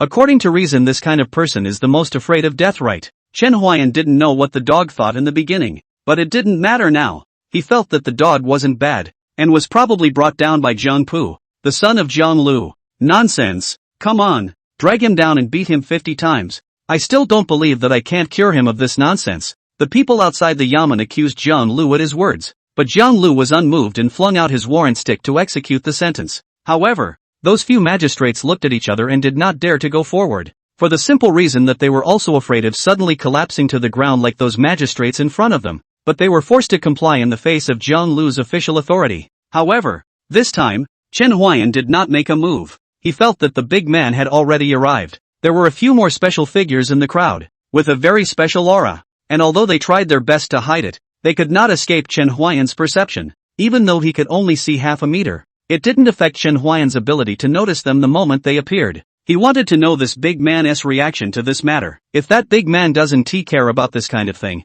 then it only proves that this dynasty is not far from extinction. The reason why Jiang Lu had delayed making his move was precisely because of that big man. But the fact that the big man hadn't shown up so far had made him bolder and no longer pretending. Jiang Lu wasn't stupid. The reason why he had delayed until now was precisely to test the reaction of that big person. If he hadn't come yet, all was happy for him, but if he had come and hadn't reacted when he heard about these lines of his, it proved that that big person didn't care about all this. Jiang Lu had an element of gambling here, but, to this day he had no other choice. Jiang Lu was betting that the big man will not show up. He topped the people's pressure to do the case. If not afraid of the big man will appear at any time. This case he has long been done. As for how to do, he does not care so much, because he is not for the people of the good official. The dog smiled miserably in the face of the judgment. If Jiang Pu arch fire, let him to mess with Chen Huai'an. Perhaps there is no such thing. Give him a chance. He will never make a mistake. But there is no medicine for regret in the world,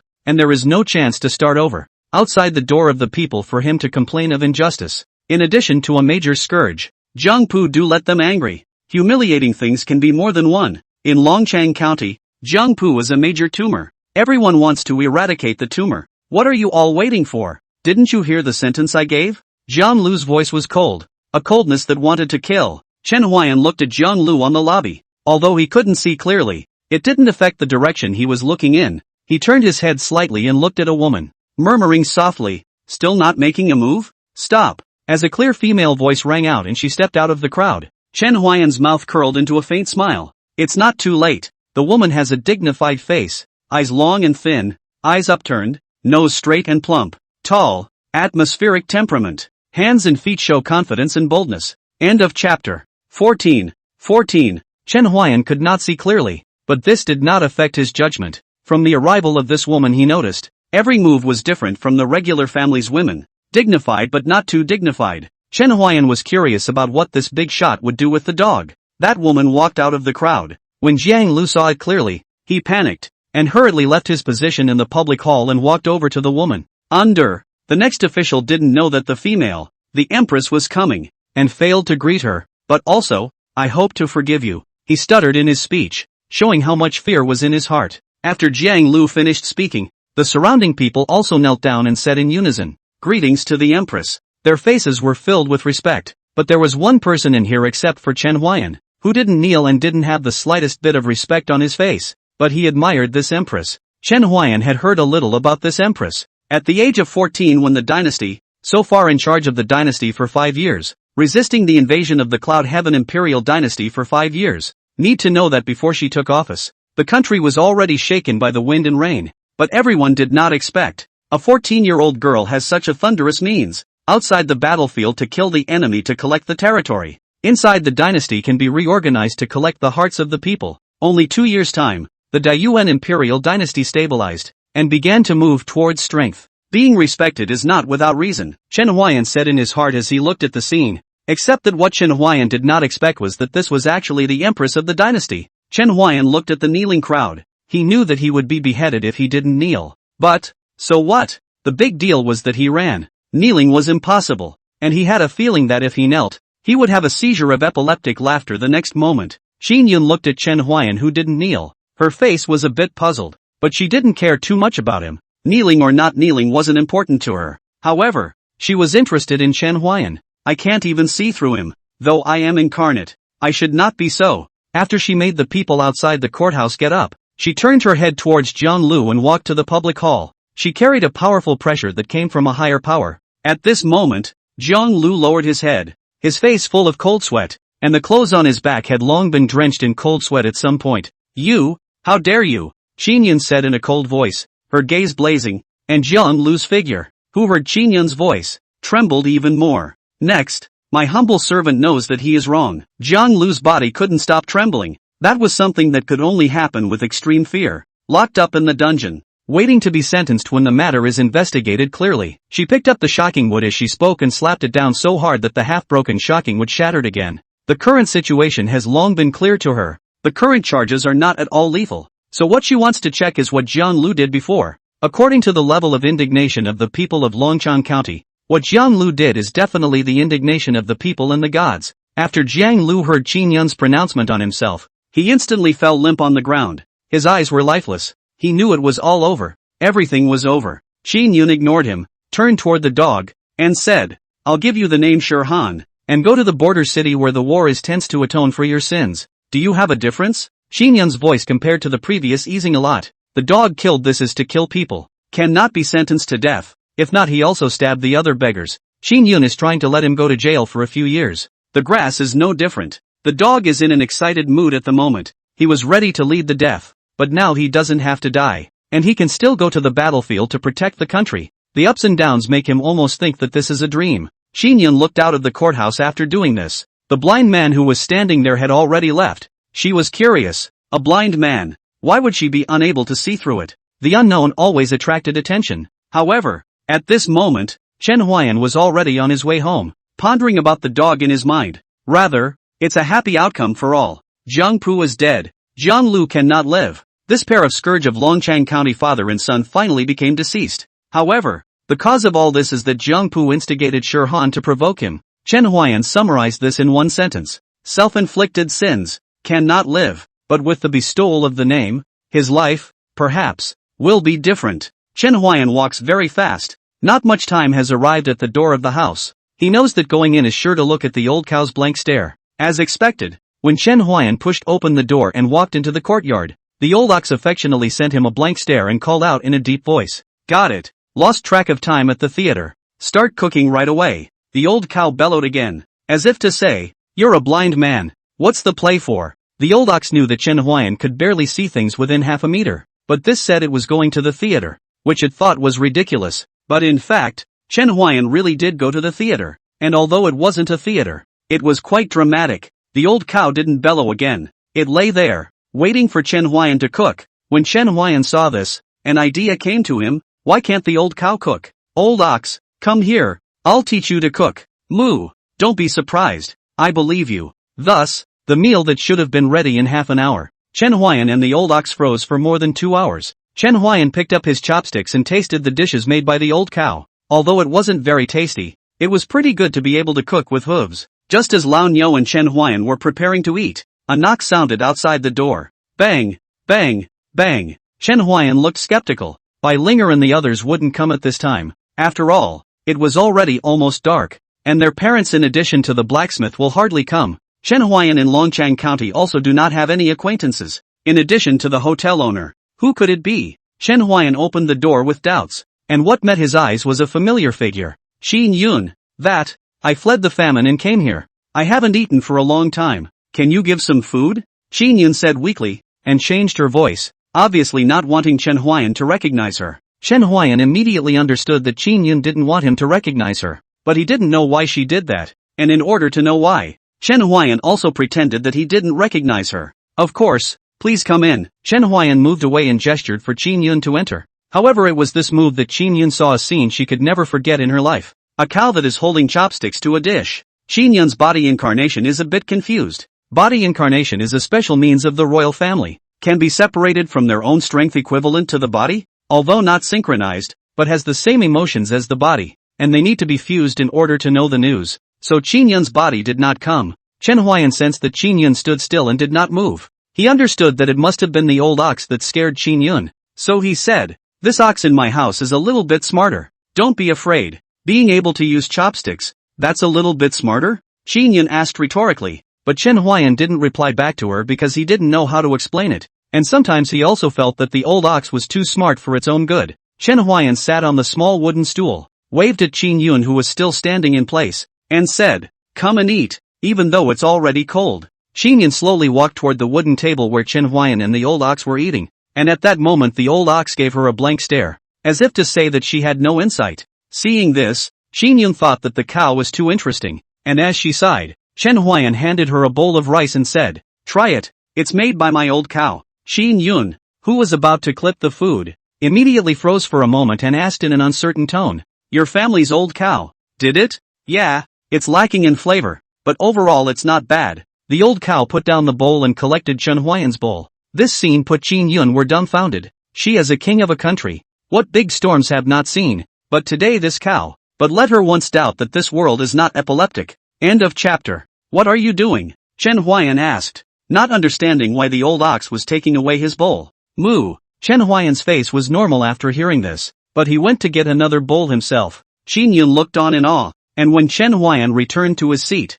Xin Yun asked him, "What did that cow say to you? Why did it take away your bowl?" "I said it was poorly made and the old cow told me I could eat it and get my own bowl if I didn't." "You can understand it?" Xin Yun asked with some shock. It was the first time she had seen a human and a cow being able to communicate without obstacles. "Barely, it's built up over time," Chen Huai'an said. But Xin Yun does not believe. Those who have raised more than 10 years of cattle are not necessarily able to understand them can understand the cattle call. But he can understand. This set out who will believe. "By the way, where did you come from and why did you come to flee to this place?" Chen Huai'an asked, curious to know what this Empress of the Great Yuan dynasty was up to. "I came from the Heavenly Cloud dynasty, where there are wars year after year and the people have no way to live. My little girl really had no choice. I heard that the Empress of the Great Yuan dynasty governs well, and that the country is thriving and accepting refugees. So I came here." If the black cloth were to be unwrapped at this moment, Xin Yun would see Chen Huai'an suddenly widen eyes. Quite good at boasting. Indeed, a woman who can achieve such feats is truly remarkable. Chen Huai'an marveled from the bottom of his heart. Right, I also feel that even I, a person from another dynasty, feel this way, so it's obvious how deeply popular this Empress is. The old cow didn't know that the person in front of her was the Empress of the Great Yuan dynasty and moved before nodding her head. When Xin Yun saw this, she asked Chen Huai'an, "What did your family's old ox say?" "It's right." Xin Yun looked at the old bull and smiled. This smile, all the women's posture, smile like a flower bloom, only Chen Huai'an can't see it. Xin Yun looked at the not-so-big yard, and the simple straw hut, and there were not many meat and vegetables in the dishes. And she wondered what Chen Huai'an lived on. "You're struggling to make ends meet here, and adding me to the mix makes life really hard." I'd better find another household, Chen Yun said, except that she said it in a tone that was very unlike a person who had fled the country. Chen Yun had thought that Chen Huai'an would go along with her words and then say the skill of his life, but Chen Huai'an's to him was something that she never expected. Could be. Chen Huai'an just wanted to see what this Empress wanted to do, so he didn't intend to take her words. Would he not understand the meaning of Chen Yun's words? Chen Yun froze. She did not expect Chen Huai'an to agree without thinking. That, and I actually know a little bit of embroidery, so I can earn a little bit of silver as well, Chen Yun said with some embarrassment. She didn't want to leave just yet. She felt that Chen Huai'an was very unusual. There was a kind of mystery that she couldn't see through. Maybe it could help her in her current situation. It is also possible, Chen Huai'an said, but his heart was confused. Wanting to know the techniques of my life and still wanting to stay here with me. What exactly does she want? Chen Huai'an didn't know that the reason for all of this was actually the mystery he gave this Empress, because Chen Yun couldn't see through him. By the way, I live off my flute, I can play tunes, and I don't really need you to embroider, so it shouldn't be a problem to support one more person, Chen Huai'an said and took out the flute between his arms. Before, due to the clothes pressed, so Chen Yun did not see. If she had seen it, she naturally would not have asked those questions. Blow a song? Can you sing one for me? Chen Yun asked, curious as to what kind of tune Chen Huai'an would whistle. Sure, Chen Huai'an said and put the flute to his mouth and played wuji. A melodious flute sound came out, and Chen Yun instantly froze. She heard a sense of sadness in the sound of the flute, and sorrow, and loss, and she didn't understand why a song could have so many emotions. But immediately afterward, she heard another emotion, that of longing. She suddenly thought of herself, of her mother, who had passed away when she was 13, and that had been the last time she had experienced the warmth of kinship, and she missed her mother. She was in charge of the dynasty at the age of 14, and before that her brother tried to kill her and her sister tried to put her to death. Her sister also joined forces with her brother and sister to take her life, and there was hardly anyone she could trust at that point, but she pulled through with her thunderous strength and indomitable will. But after that, she had no one else. Emotionlessness is most like an emperor's family. I didn't want to compete with you for power and politics, but nay, you don't want to let me go. What was once a kinship where blood dissolves in water has in the end turned into an enmity where arms are turned against each other. Chen Yun's heart is full of emotions, 19 years old, but his eyes seem to be as sad as a sea of sorrow. When Chen Huai'an finished blowing a tune, Chen Yun's cheeks did not know when to cross a teardrop. After the tune she hurriedly wiped her face, not wanting Chen Huai'an to notice it, and not wanting the old ox to see it. However, after Chen Huai'an finished blowing, she sat down on the wooden stool and clamped up the dishes to eat, while the old cow's eyes were closed until Chen Huai'an finished blowing the tune, and she did not see the scene of her tears. You blow really well, Chen Yun said after adjusting her state, but the Empress of a country couldn't let people see her in this posture. It's okay, it's just a skill to support your family. But that's not what Chen Huai'an thought in his heart. When the system produces something, it must be good. You eat quickly. It's getting late. We should rest after eating. You sleep in my room. I'll sleep with the old cow. After Chen Huai'an finished, Chen Yun looked at the straw hut where the old ox slept.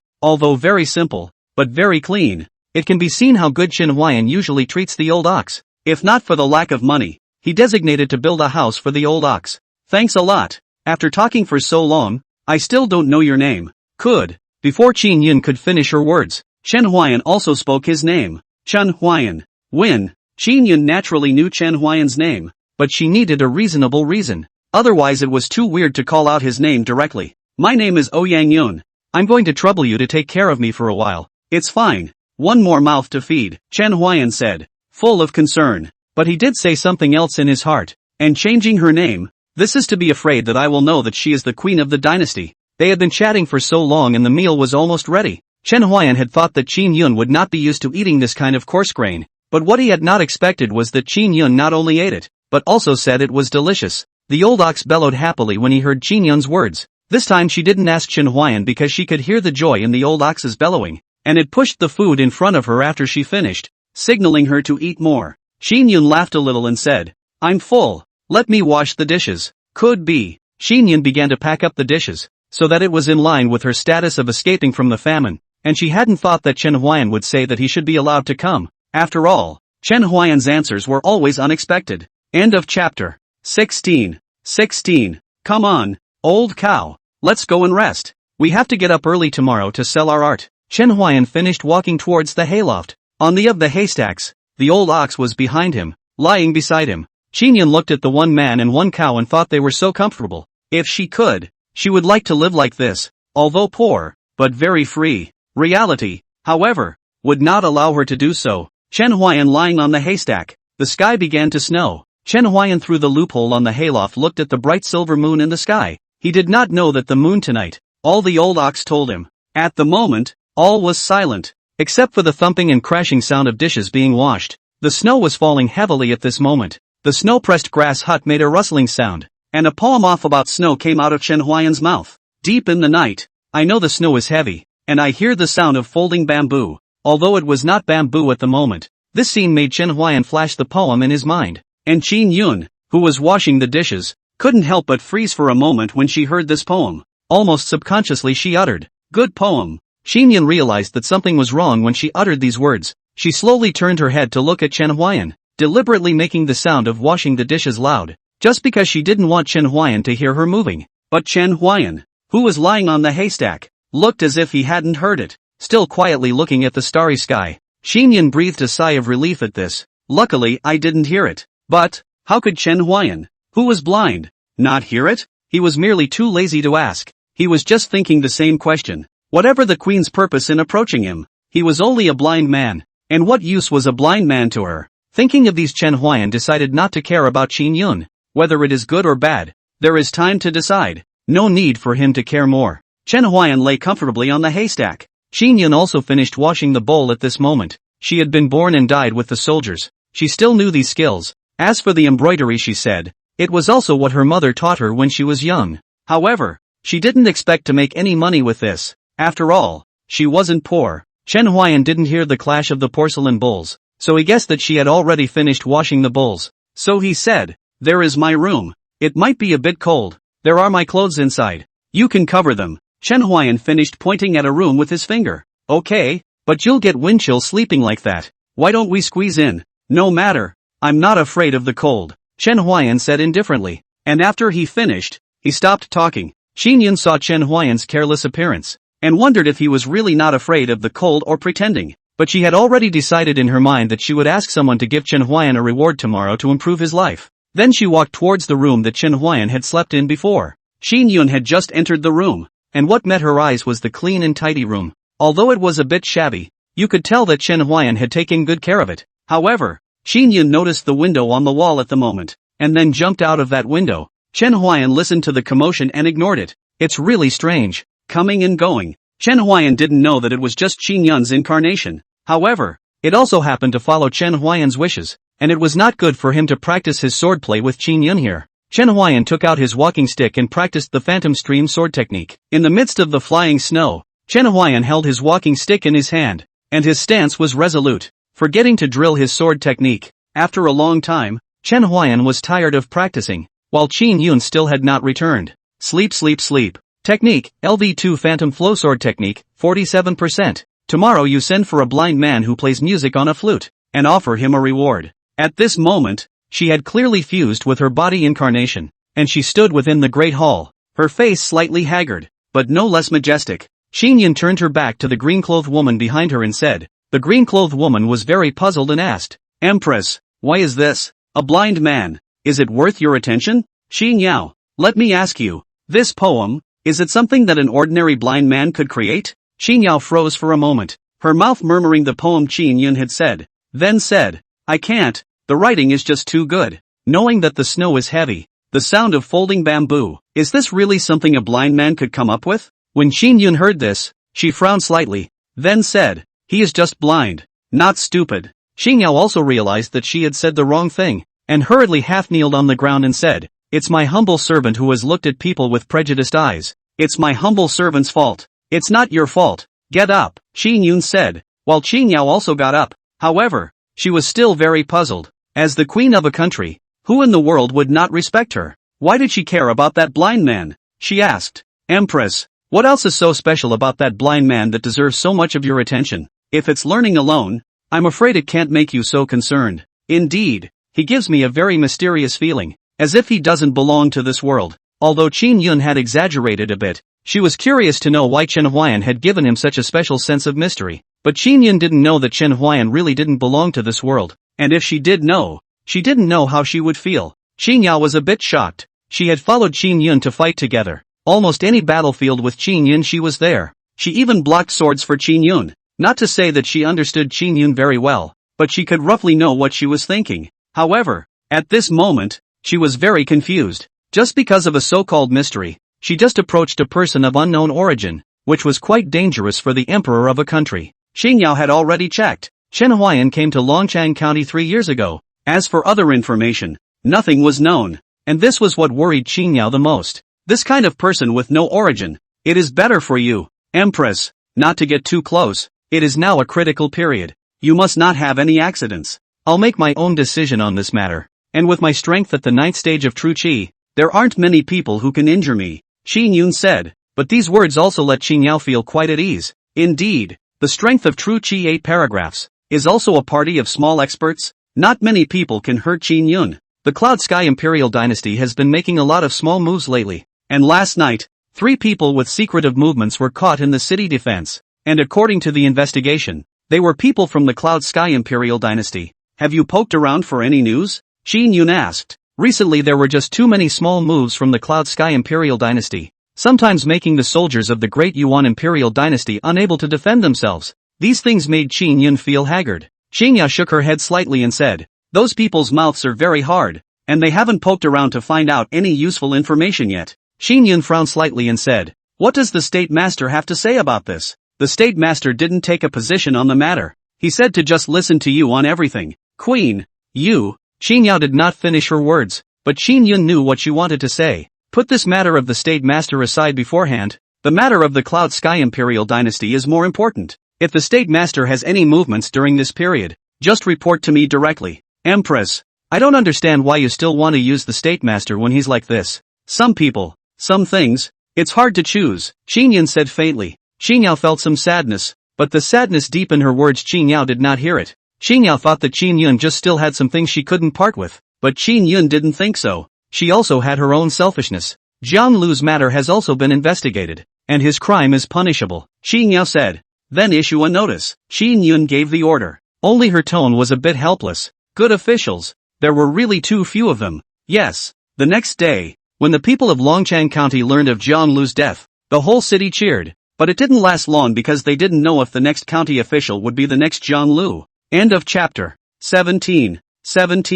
Unconsciously, the night was already deep. The snow whistled down, and a thick layer of snow piled up on Qin Yun's body. Queen, come inside. It's a little cold out there. In fact, with Qin Yun's strength of true qi 9th stage she wouldn't feel cold. She just remembered Chen Huai'an and the old ox who were still sleeping in the straw hut. She looked out into the snowy darkness and murmured softly, aren't you really afraid of the cold? You said. She just burst into tears? The old ox nodded his head, and Chen Huai'an not only sighed at the powerful tune given by the system, but even the queen cried at the sound of it. But could you come closer? Old cow, I feel a little cold. Moo, dislike me? There's no more beef for next month. Moo, calling me evil? It seems you really don't want it. The old cow stopped talking. It was afraid that if it talked anymore it would really be gone. Snow, still falling, and more big, flying snow in the sky, as if the falling stars, each piece of crystal flickering. The leak in the hayloft had long since been filled by him, otherwise they would have literally had to sleep on the snow.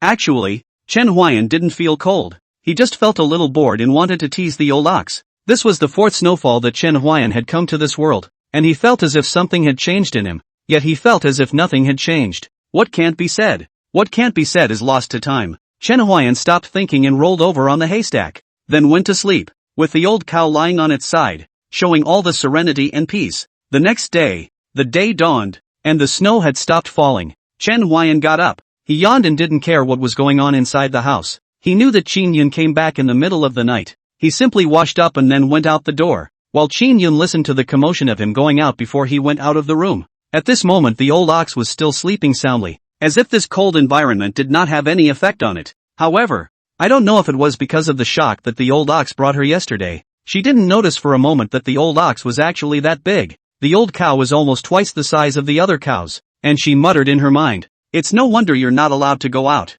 You mustn't be targeted by those cow slaughterers if you go out like this. And in fact, the old bull was targeted at one point, an experience that remains a hurdle for the old bull to get over. It also cursed those people for being really dirty. Qin Yun saw 2 steamed buns in the cookhouse and walked over to see a note. I'm going out to play a tune. Take care of the old cow. and I'll be back at noon to cook for you.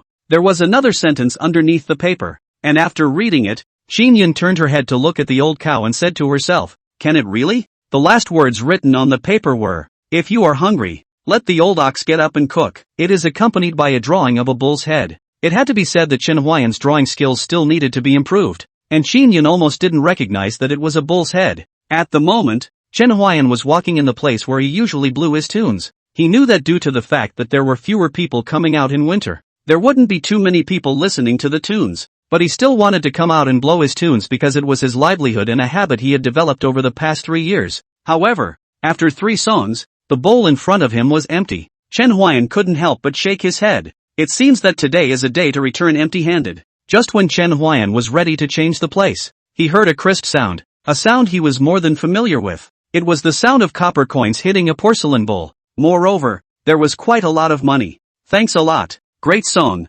Worth it." Opposite is a cold female voice. Chen Huai'an did not speak again. A willingness to listen. A willingness to give. A thank you will be sufficient. However, the person on the opposite side had already left, while the corner of Chen Huai'an's mouth hooked into a smile. Only yesterday Chen Huai'an came and then left in the middle of the night, and today someone gave a large number of rewards, saying that it was not arranged by Chen Huai'an. Chen Huai'an was the first to disbelieve. "Looks like we can call it an early day today and go buy beef for the old cow.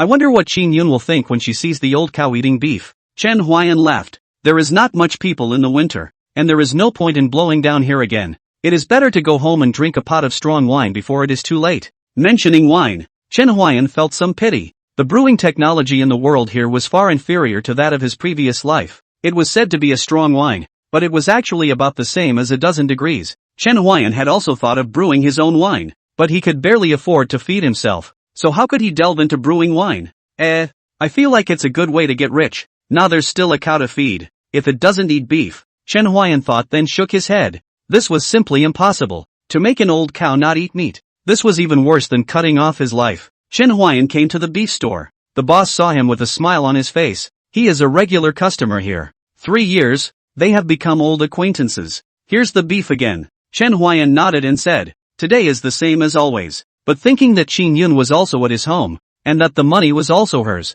he then said, "Butcher Lu, add 2 more tails of meat today. There are guests coming." Butcher Lu raised his eyebrows lightly when he heard Chen Huai'an's words. In the past 3 years, he rarely heard Chen Huai'an say that a guest had come. Although he was surprised, he still added 2 more tails of meat to Chen Huai'an, and instead of adding 2 more tails, he added 4 more tails. Chen Huai'an smiled and weighed the meat in his hand, and immediately prepared to take money to make up for the price of the extra 2 tails of meat, but was stopped by Butcher Lu, who did not accept the money.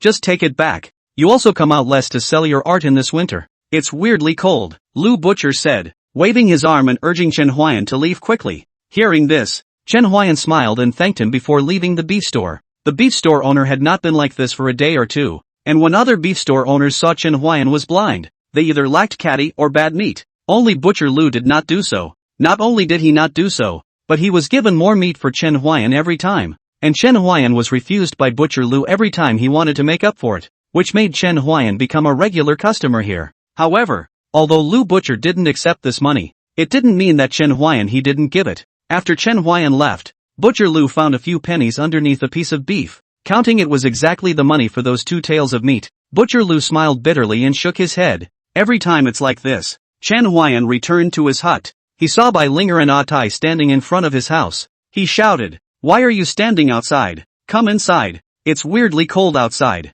Bai Linger and Ah Tai couldn't help but have a smile appear on their faces when they heard Chen Huai'an's voice. "It's Mr. Hu has returned." Chen Huai'an smiled as he walked into them and said, "Well, you're back. Come inside. Have something nice to eat today." "Really?" Tai asked excitedly, his saliva gulping indisputably as he noticed the beef on Chen Huai'an's shoulder the first time he saw him. Seeing Tai's appearance, Chen Huai'an couldn't help but be amused by him as he tapped Tai's head with his flute and said, "Really?" End of chapter. 18.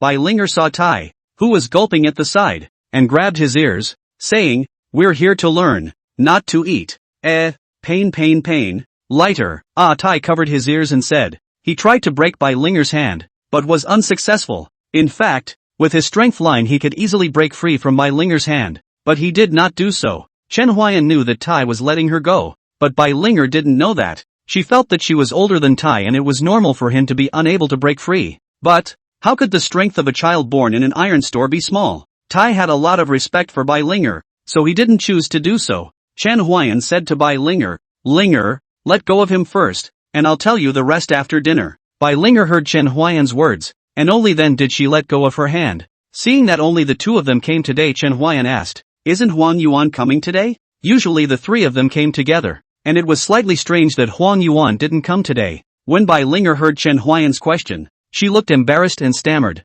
not knowing how to speak. The two of them had gone to see Huang Yuan, but were refused by his father to let him go out on the grounds that Huang Yuan had to read a book. When Chen Huai'an saw that Bai Linger didn't say anything, he probably understood what was going on. Huang Hua had always disliked him, thinking that a blind man could have any learning. He had repeatedly blocked Huang Yuan from meeting with Chen Huai'an, so Huang Yuan sneaked out a lot of the time. Seeing that Bai Linger didn't speak, Tai was about to open his mouth but was interrupted by Chen Huai'an. "Let's go. Go inside." Tai failed to say the words on the edge of his mouth. He didn't know why Huang Hua didn't let Huang Yuan come out. He only felt sorry for Huang Yuan. The free time he could have was too little, like a canary in captivity. The three of them entered the house. Chen Huai'an's courtyard was very simple, so Bai Linger and Tai caught a glimpse of Qin Yun, who was roasting a fire in the stove. Although Bai Linger felt surprised, she didn't say anything, but that wasn't the case with Tai, and what he said nearly made Chen Huai'an drop the beef in his hand in fear. "Wow, sir, when did you take a wife?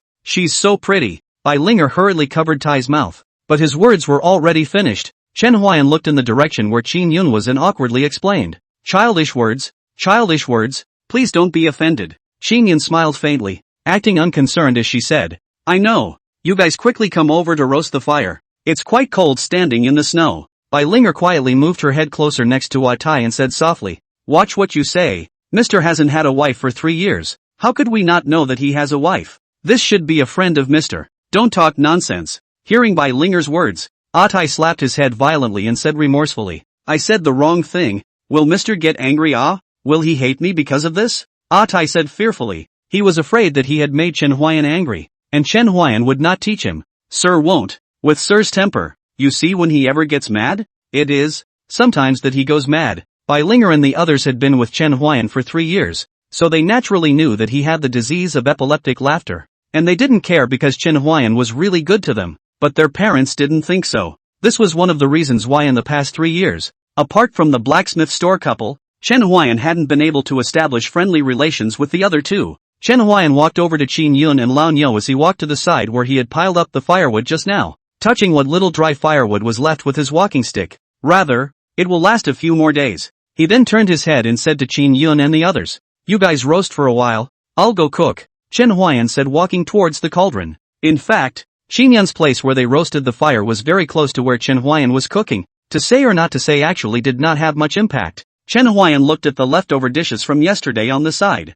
and he decided that today he decided to make a gourmet dish, hot pot. A lot of things in this world weren't that different from his previous life, which was limited to the everyday. If the cultivator level was involved, then everything would be different. Chen Huai'an started cooking while the two of them, Bai Linger and Qin Yun, chatted. "Sister, how did you and Mr. know each other?" Bai Linger asked curiously, because Qin Yun was very pretty. Her eyebrows revealed a heroic spirit, and her knitted brows and smile saw to it that she was not a girl from an ordinary family. "I came here fleeing from the famine. The Yun Tian imperial dynasty was at war year after year. The people suffered terribly. My family died in the war, and I was the only one who ran away. I came to the Great Yuan dynasty, and I heard that the Empress of the Great Yuan dynasty was widely accepting refugees, so I came to Longchang County, and that day I went into the city and casually looked for a house, knocking on Chen Huai'an's door with a try-hard attitude, and he kindly took me in. This way," Bai Linger said as she looked at Qin Yun, who had a faint smile on her face.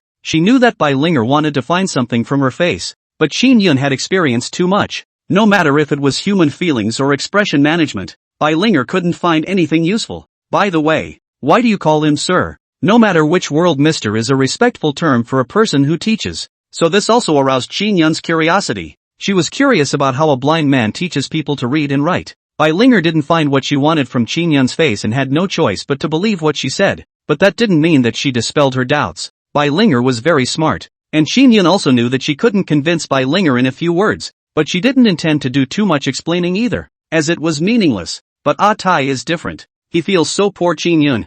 Not only his family is gone, but also have to wander around. But his heart also for Chen Huai'an more respect a few points. Obviously they are not as good as they want to live, but also cannot see other people suffer. Take in others. Because Mr. He not only taught us to read and write, he also told us stories, and even taught us to be human. Although Bai Linger still had doubts about Qin Yun, she still answered Qin Yun's questions seriously. Oh, he's still a learned man. Full of knowledge? Qin Yun asked around interestedly. Yes, Bai Linger said. But on the side, Tai was excited at the moment. Mr. is not only learned, he knows martial arts, which is awesome. Bai Linger's eyes suddenly widened when she heard this, and she said in shock, Mr. also knows martial arts. How did I not know this? Qin Yun is also a little surprised. A blind man, have a hole full of ink even if, actually will also martial arts. This seems very abnormal. Her face was a little worried. She was afraid that Chen Huai'an was an undercover agent of the enemy country, because such an excellent person should not be willing to be a blind man selling on the street. However, what Qin Yun did not know was that Chen Huai'an really wanted to be such a person. And at this moment Chen Huai'an felt an unusual breath. He felt a little chill on his back. End of chapter. 19. Is this true? Qin Yun asked. She didn't want a mysterious person to become her enemy as it would make things difficult for her. And through the past few days, she felt more and more that Chen Huai'an was not simple. She felt that there was a fog on him, so that she could never see the real thing. And there seemed to be a voice in the underworld telling her that she must not offend the person in front of her, which was also one of the reasons why she would come to Chen Huai'an's home. Of course it's true, Tai said in a serious manner. I saw Mr. in my dream performing swordplay with his cane, dancing in the snow, looking more handsome than any chivalrous man I've ever seen. Bai Linger looked at Tai's serious appearance and resisted the urge to hit him. Qin Yun did not know what to say for a moment and looked at Tai with some amusement. What's the matter? Why don't you all believe me? I really did dream it. Unbeknownst to him, just now his words to Chen Huai'an almost shocked. He wanted to not understand exactly where the leakage, but what Tai said afterward made him sigh in relief. So it was a dream. I thought I didn't defend against that kid. I believe you, Bai Linger said seriously. But in reality, it was perfunctory, because after all, it was just a dream. But this excited Tai. In his heart, Chen Huai'an was an existence that no one could replace. Chen Huai'an didn't know what kind of image he had in Tai's mind, but it didn't matter to him because he was just doing things with his heart. He wanted to tell them to read and write. He just didn't want them to be people who didn't know how to reason. And telling them stories was just something he wanted to tell. And this didn't have any other special meaning. Sister Bai, let me tell you, I've dreamt of Mr. dancing with a sword more than once, so I'm convinced that Mr. is definitely capable of martial arts. Ah, Tai said and stood up, clenching his fists. His eyes glittered and his face was full of excitement. He was expecting Chen Huai'an to teach him martial arts, but it was only his expectation. And Chen Huai'an had no intention to teach him martial arts from the beginning to the end. Chen Huai'an fell back and was once again shocked by his words. He now seriously doubted that this kid, Ah Tai, had really seen it. Qin Yun was secretly relieved after listening to Ah Tai's words. Luckily it was just a dream. If it was real,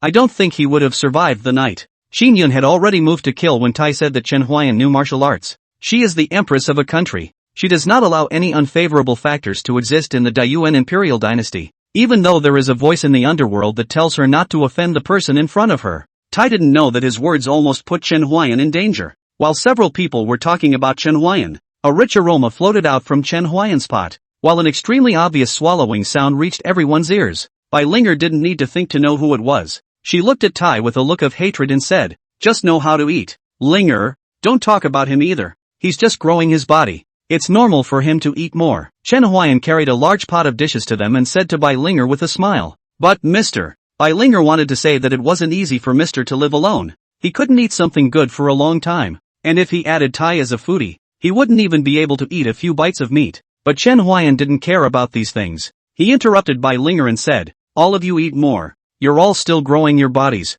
Your nutrition has to keep up. He said as he went to get chopsticks and distributed them to the 3 men and a cow. Bai Linger and Ah Tai were not surprised. They had also been used to it for a long time over the past 2 years. But at first their shock was no less than Qin Yun's. But at that time they were still very young, and their curiosity about new things overpowered their shock. And they also became friends with the old ox. Come, eat quickly, eat more. Chen Huai'an greeted them to eat quickly. Although Bai Linger and Ah Tai had already eaten, but Chen Huai'an's cooking was just too flavorful. They felt hungry again. Bai Linger is shy and red. She just said a Tai not long ago. She even showed this kind of posture. However, Chen Huai'an as if he did not see the general, urging her to hurry to move chopsticks. But Chen Huai'an himself didn't even move his chopsticks. So why would they? Aren't you going to eat? Qin Yun asked. We don't dare to move the chopsticks if you don't move them, Qin Yun said with a smile. Chen Huai'an knew that she was reminding him that Bai Linger and Ah Tai would not move their chopsticks if he did not. So he chucked a piece of meat and put it to his mouth.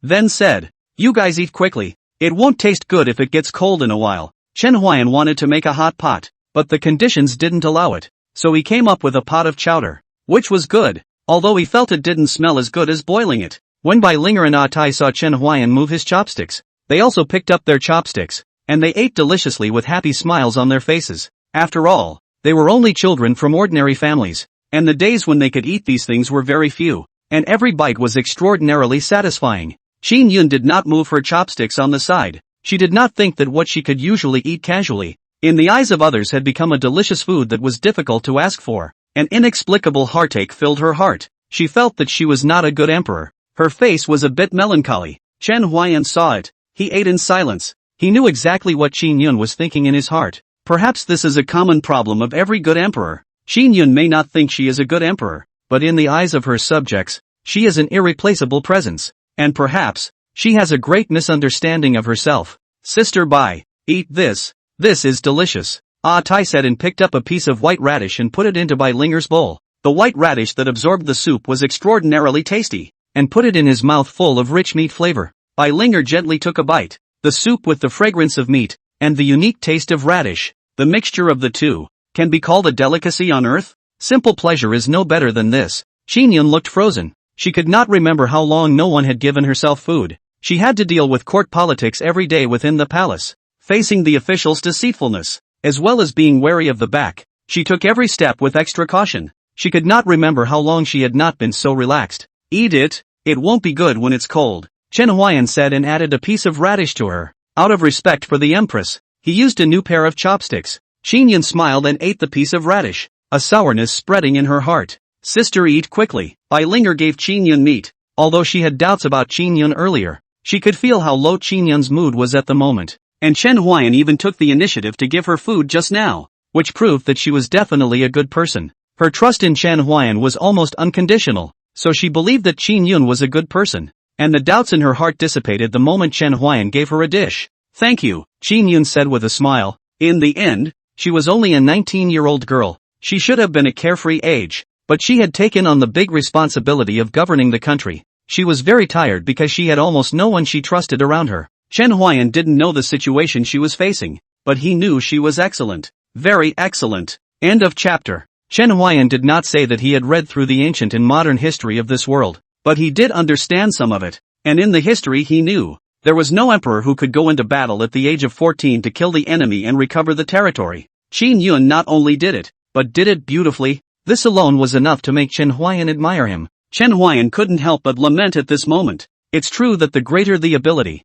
the greater the responsibility. Luckily, I'm just a loafer. The time for eating quickly passed. Qin Yun's emotions had also long recovered. She was the emperor of a country. She should not have shown this kind of gesture in front of other people, but she really couldn't help it. The suppressed emotions in her heart needed to be released. That was why Chen Huai'an chose to play a song of no return after dinner, and the melodious and ethereal sound of the flute took away Qin Yun's thoughts. Wuji, this tune is very magical. In different moods listening to this song will have different feelings, and Chen Huai'an to this or that. The system out of the product must be a fine product. Qin Yun felt that this meal was incomparably fulfilling. At least she didn't have to worry about someone poisoning the meal, or the short blade that would be flashed at any time, or the sudden betrayal. She felt that everything was so good. Sir, the meal is finished. I'll go wash the dishes, Bai Linger said. In fact, they had finished eating earlier. It was that Ah Tai was too able to eat. Almost even the soup was almost finished by him.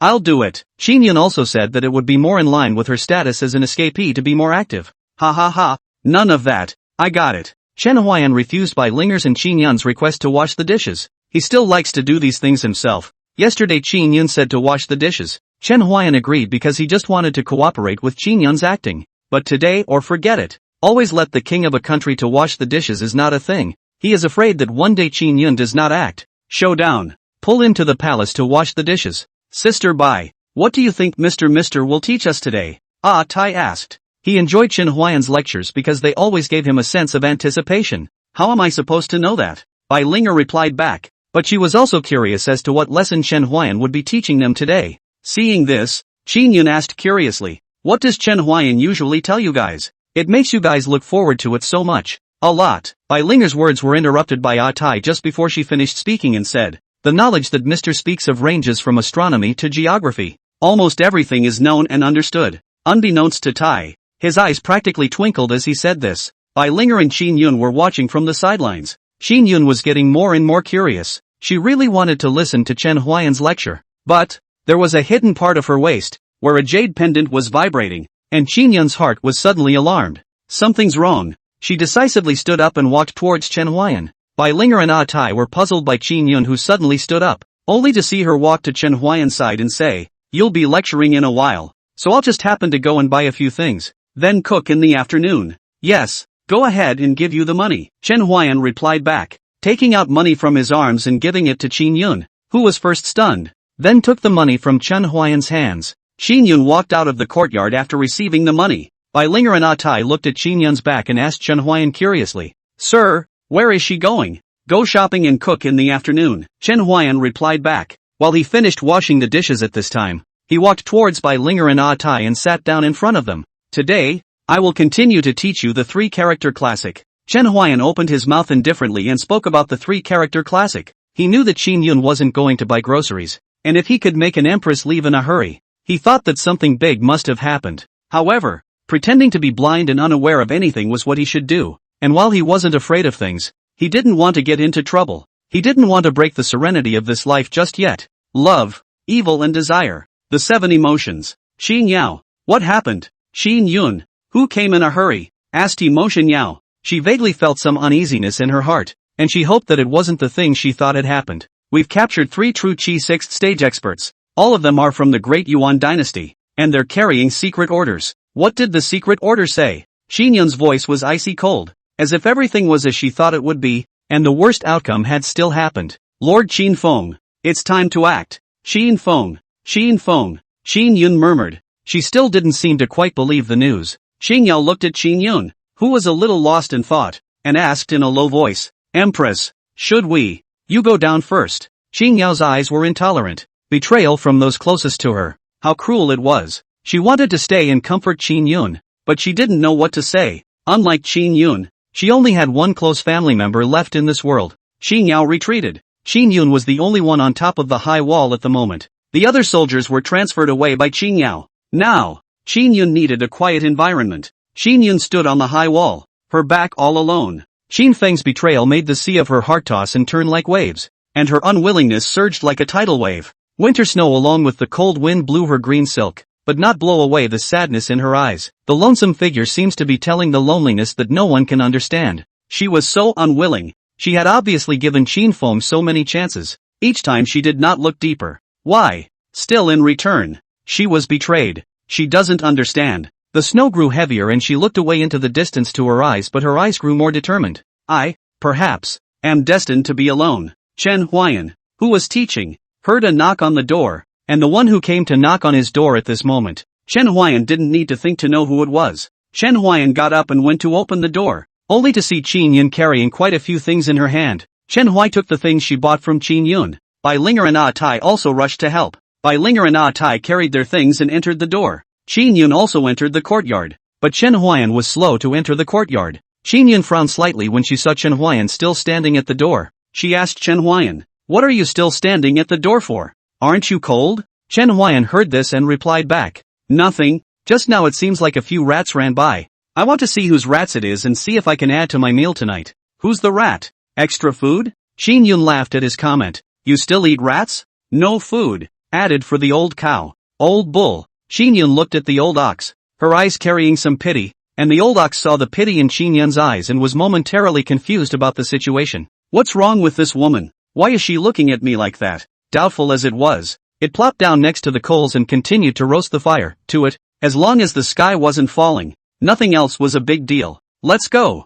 Go inside. The rats are running too fast and have already left, so it seems that we can't refill the old ox's meal," Chen Huai'an said, then closed the door. End of chapter. "So the blind man can see us?" a white man asked. The other white-robed man gave him a blank look and said without any good humor, "You said he's blind. How can he see us?" but it was clearly looking in our direction just now. The man frowned slightly and said unconfidently, maybe, it's a coincidence. Time to go back and resume orders, the man said, and the two white-clothed men walked away. Their arrival was not even noticed by Qin Yun, so one could imagine that the strength was so high that it was difficult to fathom. They were gone. No one knew who this spying on Chen Huai'an and the others was, only their shallow footprints were left on the snow, proving that they had been here, and a man quietly appeared after they left where they had been before. It looks like the peace and quiet is about to be shattered. Where did you go? Qin Yun asked Chen Huai'an. Not long after Chen Huai'an closed the door he went out. He said he went out to buy something, but his hands were empty,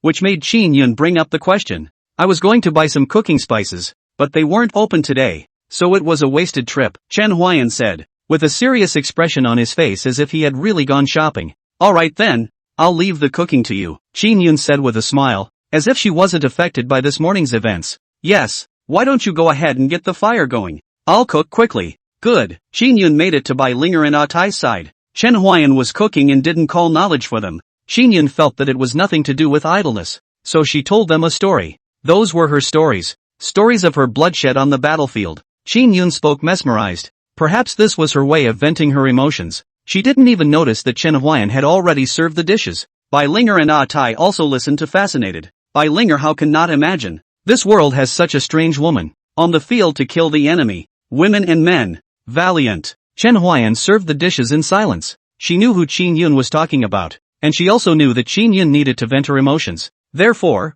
even when the meal was ready, Chen Huai'an didn't call them. He let Qin Yun speak and Bai Linger and Tai listen. At some point, Qin Yun seemed to realize that she had gone too far, and she stopped the storytelling process, while Bai Linger and Tai's faces were filled with expressions of unfulfilled interest. Qin Yun smiled and said, "It's time to eat. We'll talk about it some other time." She then looked at Chen Huai'an. "Why didn't you call us? The food is getting cold." Chen Huai'an handed the bowl to Qin Yun and said, "It's not cold, it's warm." Chen Huai'an knew that Qin Yun could not finish his story for a while, so he put it in the pot and warmed it up, and he took it out shortly before Qin Yun stopped telling the story, so it would still be hot. "Damn girl, don't come back to cook yet. Want to starve your father and me to death." A discordant voice resounded in Chen Huai'an's courtyard. Bai Linger's mother shouted loudly. Her tone was domineering, which made Qin Yun uncomfortable to listen to, but she was powerless to change it. Her current status was that of a refugee, and it was not appropriate for her to be in charge of this.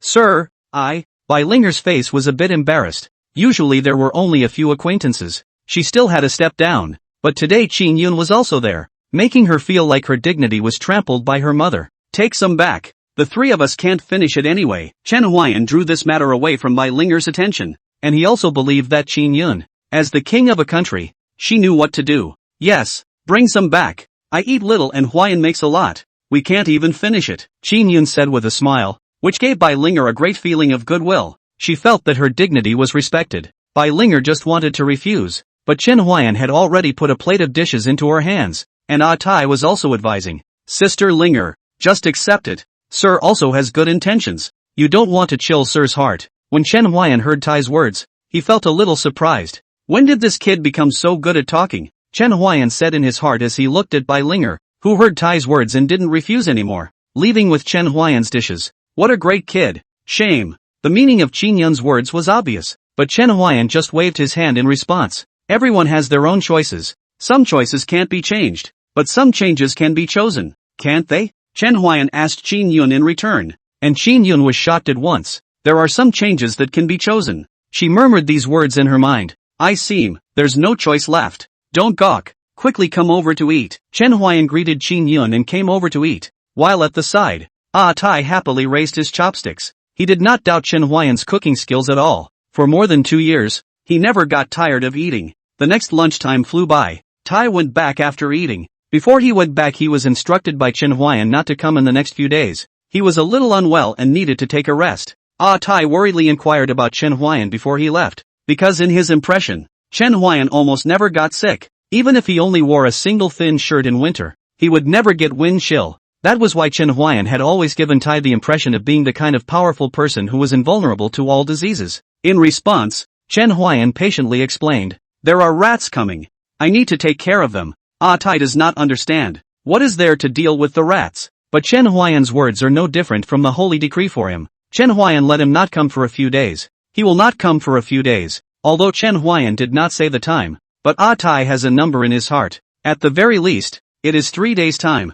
4 days afterward. It snowed at night and occasionally during the day, and it seemed as if nothing had happened. But then again, it seemed as if something had happened. These days Qin Yun always went out. Chen Huai'an sometimes pretended not to see the general, let her leave, but when she came back, always followed by a few rats, making him feel extremely uncomfortable. Chen Huai'an knew that it wouldn't take long for those rats to reveal their bloodthirsty side, and their mesh teeth would eventually bite. There's not enough firewood. I don't know if I should get some. Chen Huai'an looked at the little dry firewood left and pondered in his heart. He didn't know if he should go and get some. He felt that he might not be able to stay here for much longer. Just as Chen Huai'an was contemplating whether or not to get some dry firewood, Qin Yun slowly walked behind him. Huai'an, there's something I've been wanting to ask you. You say. He looked at the dry wood in front of him and didn't turn around. Qin Yun didn't care about this. She asked, your eyes? How did you go blind? Didn't you go for treatment? Born this way. I've had it looked at before, but they all said it couldn't be cured,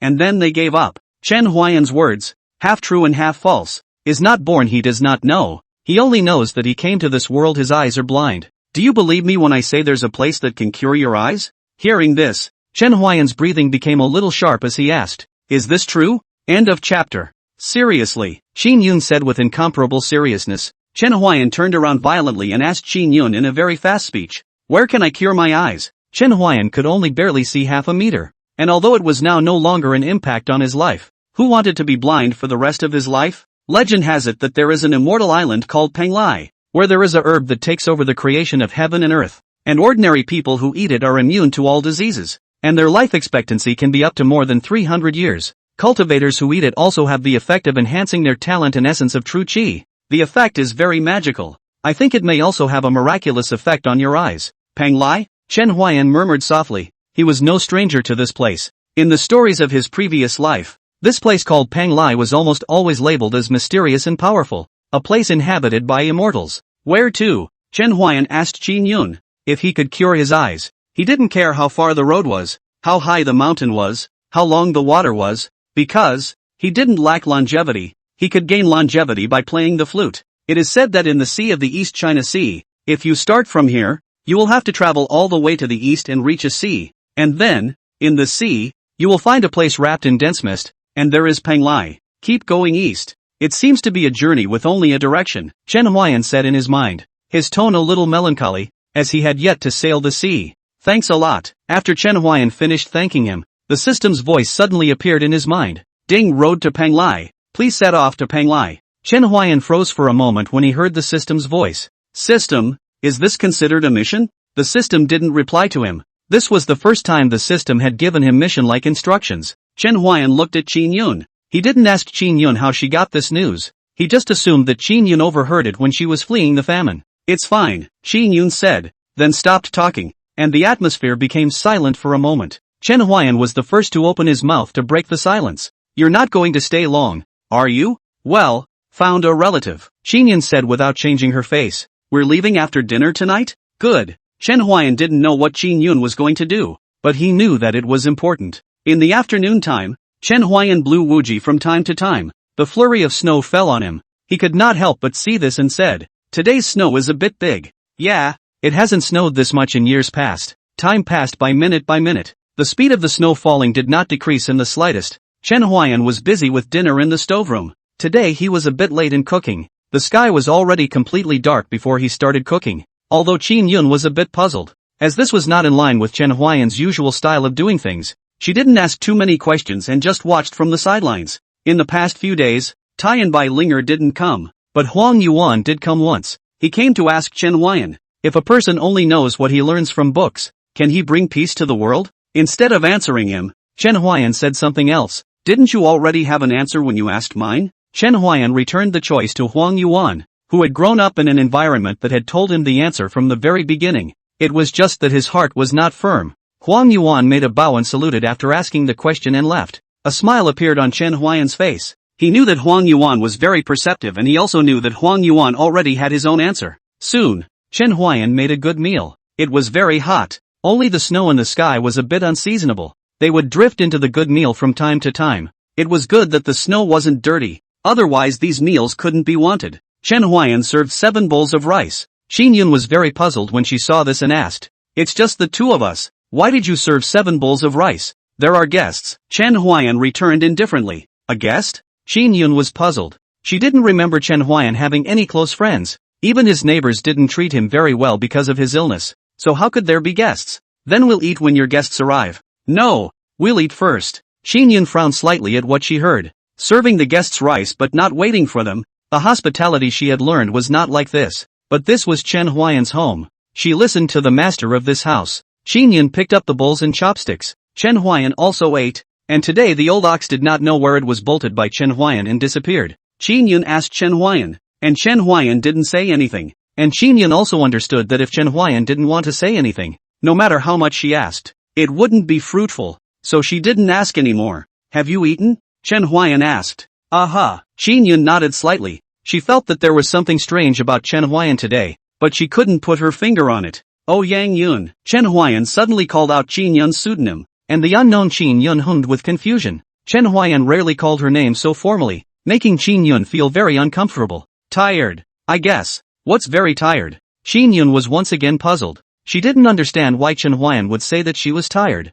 "I'm not tired. Now that I have relatives to take refuge with, and everything is moving in a good direction, I can't wait to be happy." Qin Yun thought from the beginning to the end that Chen Huai'an was just a blind man. And what could a blind man do? Even though Chen Huai'an's behavior and demeanor today was even more strange, she had never thought that Chen Huai'an had already known her true identity. "Isn't it tiring to have betrayal from your royal uncle, pressure from enemy nations, constant invasions of spies, and no one you can trust?" As Chen Huai'an spoke out word by word, the expression on Qin Yun's face grew from puzzled to shocked. She didn't understand how in the world a blind man knew all this. Afterward, she asked in an ice-cold voice, "So, how exactly did you know? Or are you a spy sent by the Cloud Sky Imperial Dynasty?" "It doesn't matter how I know, but I can tell you with certainty that I must not be a spy of the Cloud Sky Imperial Dynasty." Qin Yun's brows furrowed. "When did you know that?" Chen Huai'an was about to speak when a rustling sound sounded outside the door. Chen Huai'an looked toward the door and said, "It seems that the guest is already going to be impatient to come in." Chen Huai'an turned his head to look at Qin Yun and asked, "Are you still not leaving?" Qin Yun had already sensed that outside the door were 5 true Qi Ninth stage experts. Even she would have trouble fighting them, let alone Chen Huai'an. "A blind man. You will die," Qin Yun said. It was then that she realized that the 5 bowls of rice on the table just happened to be the 5 people outside the door. How shocked she was that she hadn't noticed it at all, while Chen Huai'an had known about it for a long time. Chen Huai'an didn't answer whether he would die or not. He said, "Remember what I once said? Some things cannot be chosen, but some changes can be chosen. And now, I'll help you change your choices," he said, walking slowly towards the center of the courtyard, letting the snow fall on him. This time, and as payback, Qin Yun's pupils shook tremendously. It turns out that he already knew everything. He knew it all. "Go, don't come back. The great Yuan dynasty needs you." Chen Huai'an's words like a special kind of magic. Qin Yun listened to it and really walked away. Without turning her head back, she knew how to take it. One person, one nation. She could tell the difference. Outside the door, a furious voice rang out after Qin Yun left. "Damn, what's wrong with that cow?" "I don't know. You 3 go in first. You can't let her get away." Yes. Those 3 had just entered the courtyard when they saw Chen Huai'an, who was wiping his walking stick. Chen Huai'an was seriously wiping his walking stick without even looking up. Those 3 people felt as if they were facing a great enemy. Chen Huai'an gave them the feeling of danger. Very dangerous. Except that Chen Huai'an looked as if he didn't see them, and still wiped his walking stick, as if in his hands it wasn't a walking stick, but a divine weapon. Chen Huai'an didn't move, and they didn't dare to move. The atmosphere appeared to be very delicate. At some point, Chen Huai'an slowly raised his head, looked at those 3 people, and slowly said, "Finally, it's here." End of chapter. 23. A blind man? Waiting for us? One of the 3 of them, a man with a knife, said uncertainly. Chen Huai'an's information they had long since grasped, and from what they knew, Chen Huai'an was a blind man with a bit of schooling, and did not cultivate. "Never mind that. Kill it. The queen has fled, and it is not a crime we can afford." As they finished, the temperature of the icy night plummeted a few points once again, and it was a strong killing intent. Icy killing intent filled the air. However, Chen Huai'an was unmoved, only slightly sidestepping his ears, seemingly listening to the imperceptible movement. The dark night, the sky full of snow, the bitter cold wind whistling, snowflakes sprinkling down. In a world of silver and white, Chen Huai'an stood quietly, his face calm, not the slightest hint of panic. Suddenly, those three people stormed up at the same time, killing the blind man like a stringed arrow. Their movements were swift and sharp, bringing up gusts of snow. It should be far away, but it's been a long time since I've seen blood. Blood. Chen Huai'an looked at his yard. His expression was a bit reluctant. Sure enough, I am destined to wander. Ha ha ha ha ha. Detecting the host's mood produces fluctuations, not conducive to healing. Please control it in time. Warning. Warning. Healing progress decreases. Healing progress decreases. 13%, 12%. The system's last healing degree stopped at 10%. When those three saw Chen Huai'an suddenly laughing, they simultaneously retreated, and one of them asked, "Delirious? I don't know. Watch out for fraud." The three of them looked at me and I looked at you. None of them moved. But at this moment, Chen Huai'an moved. He slowly walked towards the three of them, holding a walking stick with an emerald green flute tied around his waist. In the darkness of the night the snow drifted unsympathetically while voices came from all around. "You dead blind. Crazy man. Still not letting anyone sleep. Crazy man. It's interfering with my rest. If you don't win the lottery, I'll take you to task." Their voices only appeared once and then did not appear. They knew that Chen Huai'an was sick, and they hadn't said a lot of bad things about Chen Huai'an over this. Chen Huai'an also knew that it was Bai Linger's mother and Huang Yuan's father. Those three people didn't know who they were, but their eyes were firmly fixed on Chen Huai'an who was walking towards them. The atmosphere was as cold as ice that instantly condensed. "You blind man!" One of them couldn't stand it any longer and roared. He couldn't figure out why a blind man would scare him, or even fear him. "I'll kill you!" One person shouted and rose up in the air, rushing towards Chen Huai'an. The other two saw this and followed. The three of them rushed towards Chen Huai'an at the same time, but Chen Huai'an seemed as if he hadn't realized it, still walking slowly. Wow! Chen Huai'an drew his sword, and rather than drawing it, he swung his cane. Phantom stream. Sword technique. Sword light phantom. Like a dream. Heavy snow. Snow accompanied by the sword wind. As if it was a show with snowflakes as companions and sword clouds dancing. By the time Chen Huai'an retrieved his walking stick, he had already appeared behind those three people, who were still in the air, their eyes showing unbelief. And with that, blood splattered and their bodies collapsed to the ground. At this moment, the blind man's back slowly departed in this dark night of drifting snow, turning his back to the bodies of those three people. Ha ha ha, ha ha ha. Chen Huai'an is still laughing at this moment. His disease, it has not finished the attack. In the icy courtyard, the icy sky and snowy ground, the wind howled, and the snowflakes fluttered wildly, seeming to bury the entire courtyard. However, a bit of shocking blood red bloomed abruptly on the snow, just like the merciless pen of the judge of hell. After a while, his epileptic laughter stopped and his healing level went up, 11%. Standing in the doorway, Chen Huai'an called out to the old ox. The old ox appeared in the darkness of the night at breakneck speeds. There were faint traces of blood on its back. This saw Chen Huai'an's eyebrows frown slightly. "It seems that the enemy that you are blocking is a bit strong. Damn cow. So difficult." Two people appeared abruptly in front of Chen Huai'an, but they instantly became furious. And behind Chen Huai'an, those three people were still gurgling blood from their necks.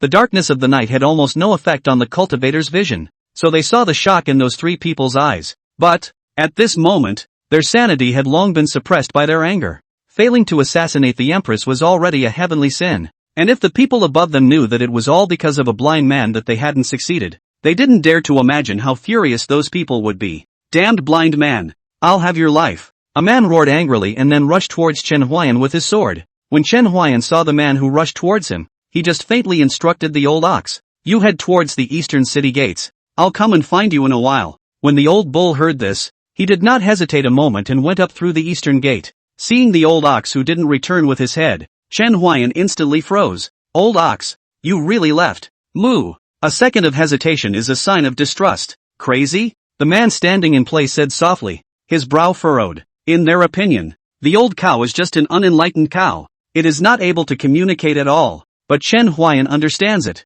And Chen Huai'an's crazy behavior makes it hard for him not to suspect that Chen Huai'an is a crazy person. Earlier, they had been led to the distance by the old ox, and knew nothing about the situation here. Currently, they only knew that the three people who had come with them had been killed by this blind man in front of them. If they were to see Chen Huai'an epileptically laughing at this scene of abusing and killing three people, they didn't know if they would still have the courage to move against Chen Huai'an. Bang! The moment the cane collided with the knife, there was a violent sound, and the man's pupils shook. He didn't expect a seemingly insignificant cane to have taken his knife. Only a gaping hole appeared in Chen Huai'an's walking stick. It's been 3 years. Looks like you're leaving me too, Chen Huai'an said. Those two people looked at Chen Huai'an's behavior as if they were puzzled. A blind man, talking to his walking stick, coupled with the previous conversation between Chen Huai'an and the old ox. All the factors piled on top of each other made the two of them even more certain that Chen Huai'an was a madman. He must be killed. If the people at the top know that we are being attacked by a blind mad man, he said, suddenly at a loss for words, and all of a sudden, he felt a wave of inexplicable shame racing through his heart. The other man wasn't stupid. He sensed the problem too. Chen Huai'an is actually blind and crazy. What a disgrace it was. That 5 of them should be stopped by a blind and insane man. And a cow. I'll kill you. The two men's faces felt like countless whips had lashed them. Their faces were burning hot. This was the disgrace of their assassination careers. Both of them rushed towards Chen Huai'an at the same time. And Chen Huai'an looked at the two rushing towards him with a rare seriousness spreading across his face. Chen Huai'an had seen from the exchange of blows just now that the strength of these two men was far above that of the 3. And if he wasn't a little more careful, he would most likely turn over in the gutter. He executed the illusory stream sword technique entangled with those two. Snowflakes kept drifting around them due to their form, getting more and bigger. Those two had entertained the thought of running, but could they run now? They'd be dead even if they ran back. Failure to do their job was enough for the death penalty. End of chapter. 24.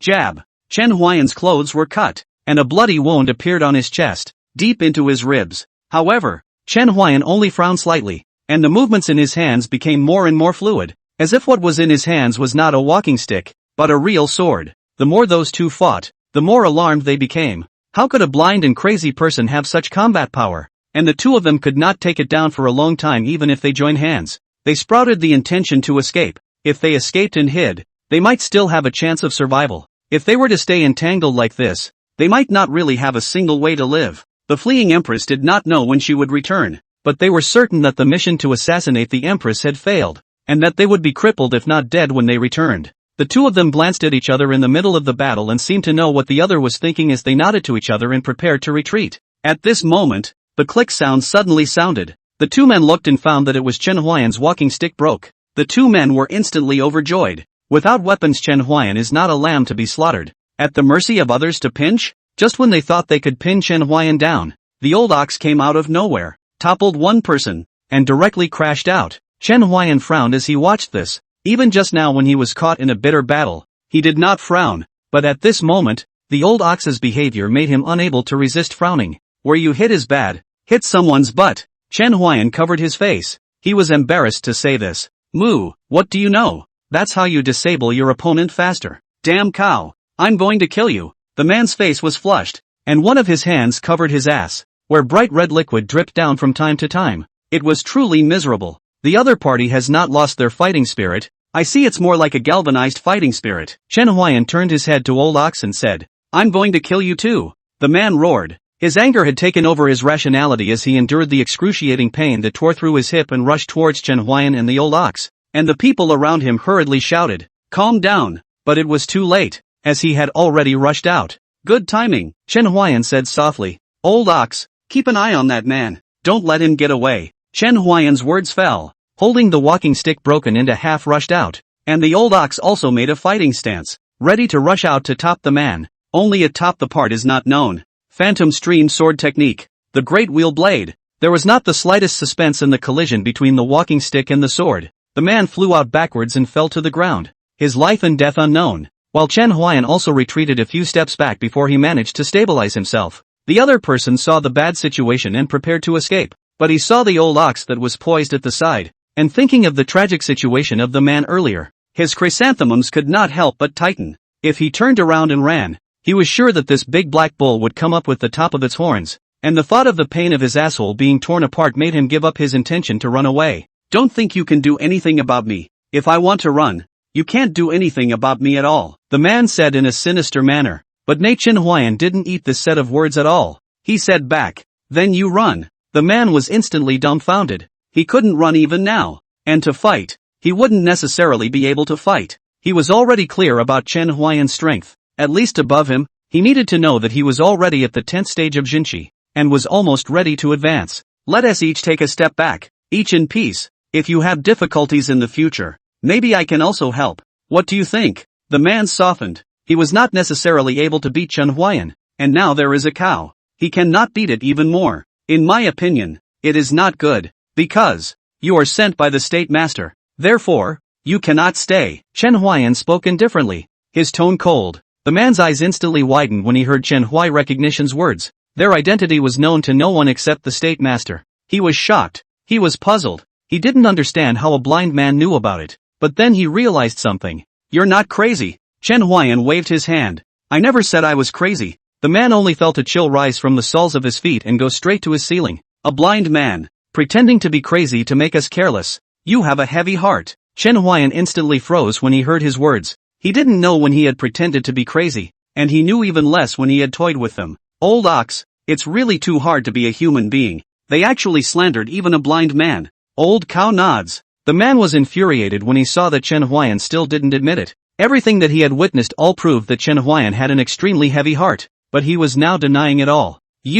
But... The man spat blood from his mouth in a gesture that Chen Huai'an hadn't expected. Chen Huai'an, if there is a pair of normal eyes, at the moment certainly said abruptly wide, but he then commented on the side. Lao Nyo, this is called blackmail. The next time you see this kind of person to stay away from him. This kind of person is either blackmail your money, or blackmail your life. Another mouthful of blood spurts out, then fell to the ground. He was angry by Chen Huai'an dizzy. I thought it would be another big battle, but I didn't expect to win without a fight. Chen Huai'an spoke from the sidelines, shaking his head while the old ox was nodding. Let's go. Old ox, what happens after that has nothing to do with us, Chen Huai'an said, as he picked up a sword on the ground in passing. Moo. Chen Huai'an and Lao Nyo walked towards the eastern city gate. The dark night, the snow was still falling. They drifted and hit Chen Huai'an and Lao Nyo, seemingly washing away the blood on their bodies. The eastern city gate was wide open at the moment, and Chen Huai'an didn't need to think about it to know whose handiwork it was. The great Yuan state master, Qin Feng. Earlier, Chen Huai'an told the old ox to think east just to test the waters, and when he saw the old ox return, he already knew everything. At this moment, an army was coming this way from the distance of the city gates in the east. The number of people was not large, about 100 people, but the aura of killing and fighting was so thick on their bodies that they already smelled a smell of blood before they even got close. It looks like there's another battle to be fought. Old ox, you really must go first this time, and don't forget the clothes I placed. I'm afraid I didn't change them. The old cow didn't bellow this time. It nodded silently. It knew what to do too. Unfortunately, without a cane. I don't know if I'll get used to using the sword. Chen Huai'an rushed over, and this was Chen Huai'an's choice to make a change for Qin Yun. Chen Huai'an, from that day he perceived a few rats. He knew that when this day came, even if Qin Yun managed to get away, a short time will not be able to gather troops to arrive. This city, doomed to fall. And now, Chen Huai'an has to do is to defend the city. Unfortunately, there are injuries, Chen Huai'an said, his eyes tied with black cloth, looking straight at the 100-man procession coming from afar, his sword pointing forward. At this moment, the cold wind was rattling and the black clothes were dancing. Phantom flow. Swordsmanship. End of chapter. 25. On this night, a blind man with a sword blocked the 100-man army of the Cloud Sky Imperial Dynasty. He killed the generals of the Yun Tian Imperial Dynasty and killed them to flee, and killed them for 3 years and did not dare to violate the Dayuan Imperial Dynasty again. That was the elite of the Cloud Sky Imperial Dynasty, the top power of a country. That could all be experts above the 4th stage of true Qi. However, they all perished here, and as a result, the Cloud Sky Imperial Dynasty was completely shocked. Chen Huai'an didn't know that it was Qin Yun's incarnation. He only knew that he wanted to do it and should do it. Old ox, slow down. I'm not healed yet. Moo. At this moment, Chen Huai'an's body was almost covered in wounds. The old ox was holding a cloth in his hoof, wiping the blood from his body. Luckily Chen Huai'an had prepared medicines in advance, as well as clothes. The favor is returned. Next, it's time to go to Maritime Panlai. Old ox, see sick? Moo. A few more rides and you won't get dizzy. Chen Huai'an looked at the fire in front of him and said. He looked in the direction of the Dayuan Imperial Dynasty and said softly, I gave you the choice to change. Have you taken it? Chen Huai'an knew that even if Qin Yun did not contact him, the eastern city gates would open. But anyone who had lived in the Dayuan dynasty for a period of time knew that the state master, Qin Feng, did not recognize Qin Yun. But Qin Yun fought his way out of the many inheritors. He had to recognize the position of Qin Yun's successor. But his recognition did not mean that he recognized it. He made things difficult for Qin Yun at every turn. And this is what Chen Huai'an was certain would happen that day when he saw those sneaky people. Who could be the best person to take the inside and the outside? Undoubtedly it is the State Master Qin Feng. He had power, but no power and no troops of his own. He didn't approve of Qin Yun, and the best way to do that was to overthrow her and find a new successor that he approved of. Or, alternatively, to take the throne himself. But Chen Huai'an didn't know where people would come in from until he learned that the east side was the farthest away from the Yun Tian dynasty, and there was a weird forest in the middle of it, which was so treacherous that no normal person would ever pass through there. But this was war. Therefore, Chen Huai'an was certain that the troops of the Cloud Sky Imperial dynasty would definitely not come from the west of the nearest city gate, but the east. And once the troops of the Cloud Sky Imperial dynasty entered the city, it would be a blood massacre, and Qin Yun would definitely be held back by Qin Feng at all costs. And by the time Qin Yun arrived with his troops, Longchang County might have already fallen, and the heavy troops in Longchang County would not be able to stop them at all because the soldiers stationed in Longchang County had long since been transferred away by Qin Feng. Would Qin Yun not notice these things? Obviously impossible. Chen Huai'an is not clear why Qin Yun does not take a thunderbolt, but the water in the imperial house is too deep, and he is too lazy to guess. In the time that followed, he bought medicines and clothes, all of which were necessary for daily life and would not attract the attention of the rat in the shadows. The reason why Chen Huai'an helped Qin Yun was simply because he wanted to help, and he liked to do things as he pleased. Of course, there was also the belongings that Qin Yun had sent to him that day, which undeniably did allow Chen Huai'an to have a few good days. Uncle Royal, I gave you a chance. Qin Yun coldly looked at Qin Feng, who was sitting paralyzed on the ground in front of him. His honorable clothes were slightly disheveled as he angrily stared at Qin Yun. Why? He questioned loudly. You should never have taken the throne. How much better that you let this opportunity go to your royal brother. Him? That trash? Qin Yun said in a cold voice, the bottom of her eyes cold as if there wasn't a trace of emotion. Qin Yun, this is not false. Is that royal brother sent people to kill her? All the time, do not want to put her to death, but we're all by her one by one to dissolve, and finally also by her anti-killing. She said a waste, is not too much. A woman succeeding to the throne. What is this inappropriate? Qin Feng roared. He felt that a woman succeeding the throne was simply an insult to a royal family. I am above them, and I have the power to succeed to the throne. Qin Yun looked at Qin Feng with a downward stance. Before Qin Yao said with Qin Yun, Qin Feng, there is a problem. The few people that Qin Yao had captured were obviously the messengers, and they had appeared to tell Qin Feng that it was time to start moving. Qin Yun had started to guard against Qin Feng even more since then, but when there was no movement for a few days in a row, she thought that this royal uncle of hers had changed his mind.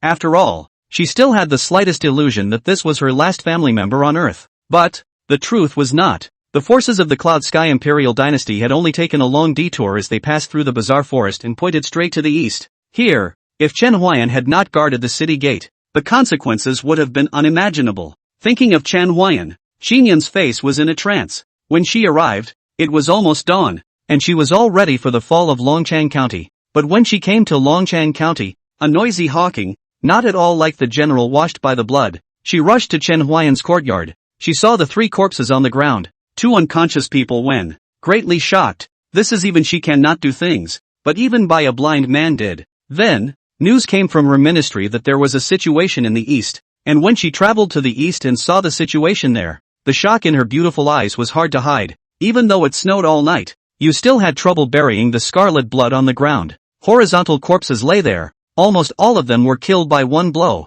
Few of them had a second wound on them, and the silent corpses on the ground seemed to tell of a battle with a huge difference in numbers. 1 man against 100. I didn't expect it.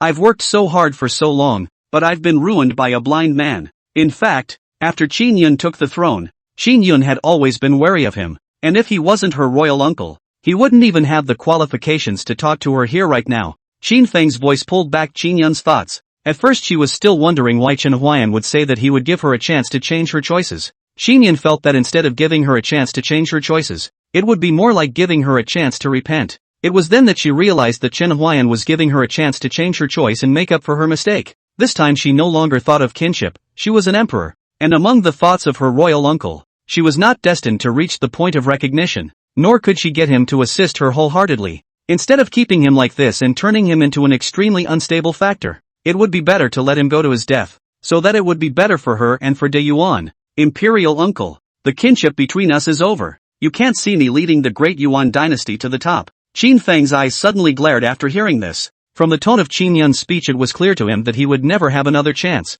He looked helplessly toward the great hall, the golden palace no longer relevant to him, he had come to the end of his life. Be well. Qin Yun left after saying that, walked away with determination. Qin Feng was left alone in the hall. He sighed, he mourned, but more than anything, he was helpless. A woman, the great Yuan dynasty, is finished. Qin Yun didn't pay attention to Qin Feng's words. Even if she heard them, she wouldn't bother. At this moment, without the ties of her relatives, she had completely changed. Qin Yun walked out of the hall, looked up at the vastness of the sky, and said softly, Chen Huai'an, who in the world are you? Achoo. Walking on the road, Chen Huai'an sneezed. He was quite like a small strong man who couldn't die, so heavily injured, and now he could walk, and looked like nothing was wrong at all. Old bull, did you scold me? Moo, smear. End of chapter. Chen Huai'an and the old ox has been walking eastward, has been walking for almost half a month. During this period of time as nothing happened, only the old ox's mouth is greedy, almost every 2 days to say to eat beef. Chen Huai'an is doubly helpless about this. Why do you like eating your second uncle so much when you say you're a cow yourself? Moo, incense, don't you think your own meat would smell better? Moo, that's gonna hurt. Chen Huai'an couldn't help but open his mouth wide when he heard this. Old ox, you really want to eat your own meat? Moo, that's a slur. It's a slur. Chen Huai'an couldn't help but laugh when he heard the old ox bellowing. I won't tease you. If I have the chance, I will let you have a meat feast. No, I will give you a table full of second uncles. Moo. Chen Huai'an sat on the back of the old ox and stopped talking as he took out his flute and played the no return. Name, Chen Huai'an. Age, 21. Lifespan, 70. Root, mortal bone. Technique, LV2 phantom flow sword technique, 86%. Skill, no return. Level, LV3, 88/100. Current effects, increase longevity, unblock meridians, repelling the tide to warm the body and increase enlightenment. Disease, epileptic laughing disorder. Can blow no return gradually treatment. Current treatment progress, 15%. Chen Huai'an played his flute and looked at the panel. The article traveling to Pang Lai did not appear on the panel. Although he was a bit puzzled, he did not care too much about it. He guessed that it might be due to the fact that he had not yet officially embarked on the journey. Epilepsy seems to have gotten easier to treat since the last time I walked through the ghost gate. Not only that, Chen Huai'an's illusory stream sword technique was also soaring madly in proficiency due to the last battle. Chen Huai'an wanted to do it again, but he was afraid of being treated as a murderer, knowing that he was a good man who obeyed the law. However, compared to his healing and proficiency, it was the fact that he couldn't walk out of this forest that annoyed him more. Old ox, start your nose and smell where there is the scent of a living being here? Moo, of course I'm serious. The old ox shook his body violently, trying to shake Chen Huai'an down. Seeing this, Chen Huai'an hastily admitted his mistake. Wrong, wrong, old ox, you are an ox, not a dog. The old cow spewed extremely heavy snorting when he heard. But then again, we've both been going around the block for almost half a month now. It's very irritating. Can't you really start your nose? Old bull. Chen Huai'an, a blind man, was unable to argue the way. The old ox was a cow and did not necessarily know the way. Chen Huai'an kept in mind what was happening at the moment and decided one thing in his mind. Find an opportunity for an old cow to learn to read maps and recognize roads. Chen Huai'an turned around for another half a month. According to the old ox, it had been heading in one direction. There was no reason to turn around in a forest for so long. Did you hit a ghost? Moo, shouldn't be so bad. Old ox, if we really encounter a ghost, when the time comes, you go up and betray your color, and I'll hurry up and slip away. Moo, listen to you, listen to you. Is that a human word you're saying? Where did the cow call from? I see it's been a long time since we've had meat, and to see that we can hear a cow mooing in a place like this, it seems that the heavens have favored us. The sudden sound made Chen Huai'an and Old Bull will go on alert. Chen Huai'an and Old Ox stared closely at the direction the voice came from. If it was a fierce man, they wouldn't mind killing him in a swift manner. However, a rustling sound came, and Chen Huai'an and Lao No realized that there seemed to be more than one person on the other side. It's not easy to come across a cow in a place like this. I want to eat a whole cow feast. The man spoke to his companion, and when he turned back to see Chen Huai'an and Old Ox, his eyes instantly widened, and he suddenly didn't know what to say. Junior, what can you do where you are? Don't go yet, the voice behind him urged him, and only then did he move his body in a mute manner. And the others frowned at the sight of Chen Huai'an and the old ox even if they weren't shocked. Although Chen Huai'an couldn't see clearly, but judging from the footsteps he heard, there were at least 10 people on the other side. This brother, why are you alone in the middle of this forest? Chen Huai'an was about to open his mouth to speak when the man said again, we are from the Wu Yuan Dark Bureau. I am the main person in charge of the goods to be delivered this time. My name is Li Shi. My name is Chen Huai'an. I got lost in this forest. Chen Huai'an cupped his fists and said, his humble attitude instantly gaining their favor. But there was one person in the group who gave a soft cut, and that person was the one who had been urging Junior to do so earlier, Daju. So, can we come together? Li Shi asked, and Chen Huai'an was overjoyed as he returned. I can't wait. Both he and the old ox had been turning around in this forest for a month and had yet to walk out, and he was begging for someone to lead the way at this moment. What's more, the other party is still the people of the dartboard. The people of the dartboard. Chen Huai'an is still very trustworthy. Dry dartboard. Basically the character is upright. Chen Huai'an is not afraid of them to take action against him. However, Chen Huai'an felt that they probably didn't trust him very much yet, because other than Li Shi, no one else had spoken yet. Good feelings are good feelings. They don't dare to gamble with their lives. Ha ha ha, welcome aboard, Li Shi said with a smile. With Li Shi taking the lead in stating his position, the others had to accept Chen Huai'an's joining even if they were no longer willing. And so, after some brief exchanges, the 12 were once again on their way. Chen Huai'an had to sigh. Having someone to lead the way was convenient, avoiding many trouble spots. In this month, Chen Huai'an almost stepped on poisonous snakes several times, and the old ox that pits people, almost into the swamp. If not Chen Huai'an smelled a strange smell, the old ox would have stepped in with one foot. Although the swamp couldn't do anything to them, it was troublesome to change and Chen Huai'an didn't want to step in it. Father, why did you call a blind man in, when he can do nothing but eat our grain? A clear female voice sounded. Although the voice was small, but Chen Huai'an heard it clearly. But Chen Huai'an didn't mind, because he didn't intend to eat their food. He himself still had some leftover food. It should be enough for them to walk out of this forest with the dartboard. Li Shaoling, don't talk nonsense. Your father. I've been traveling the world for so many years. I've never misjudged anyone. This blind man named Chen Huai'an is very uncomplicated. Li Shaoling cut out after hearing this. Father, you're just suspicious of a blind man. What could be so great about it? Li Shaoling angrily went into the carriage and stopped talking to Li Si, who was just about to explain to Li Zhuo why he was so speculative when she went into the carriage, not giving him a chance to explain at all. Daughter, you are still too inexperienced to understand what this situation represents. A blind man with a cow dares to walk in this crisis-ridden forest. It's not something that ordinary people can do, Li Si said in his heart. After he finished he shook his head slightly and then looked at Chen Huai'an. The reason why he dared to recruit Chen Huai'an was because he observed that Chen Huai'an had a righteousness in him. He was very humble in his speech and demeanor, unlike a person of great evil. End of chapter. The more Daju looked at Chen Huai'an, the more displeased he became, and he couldn't figure out why Li Shi had recruited a blind man into the team. Dead blind man, you'd better be good and sensible, and leave by yourself at night, or, don't blame me for not being polite, Daju said sorrowfully. The cold smile at the corner of his mouth seemed to be able to ice people's 7 souls. He looked at Chen Huai'an, his eyes full of ferocity. Chen Huai'an acted as if he didn't feel it, sitting on the old ox and relaxing. Gentlemen, the trip was boring, so I've come to offer you a song. Upon hearing this, Li Shi instantly became interested and said,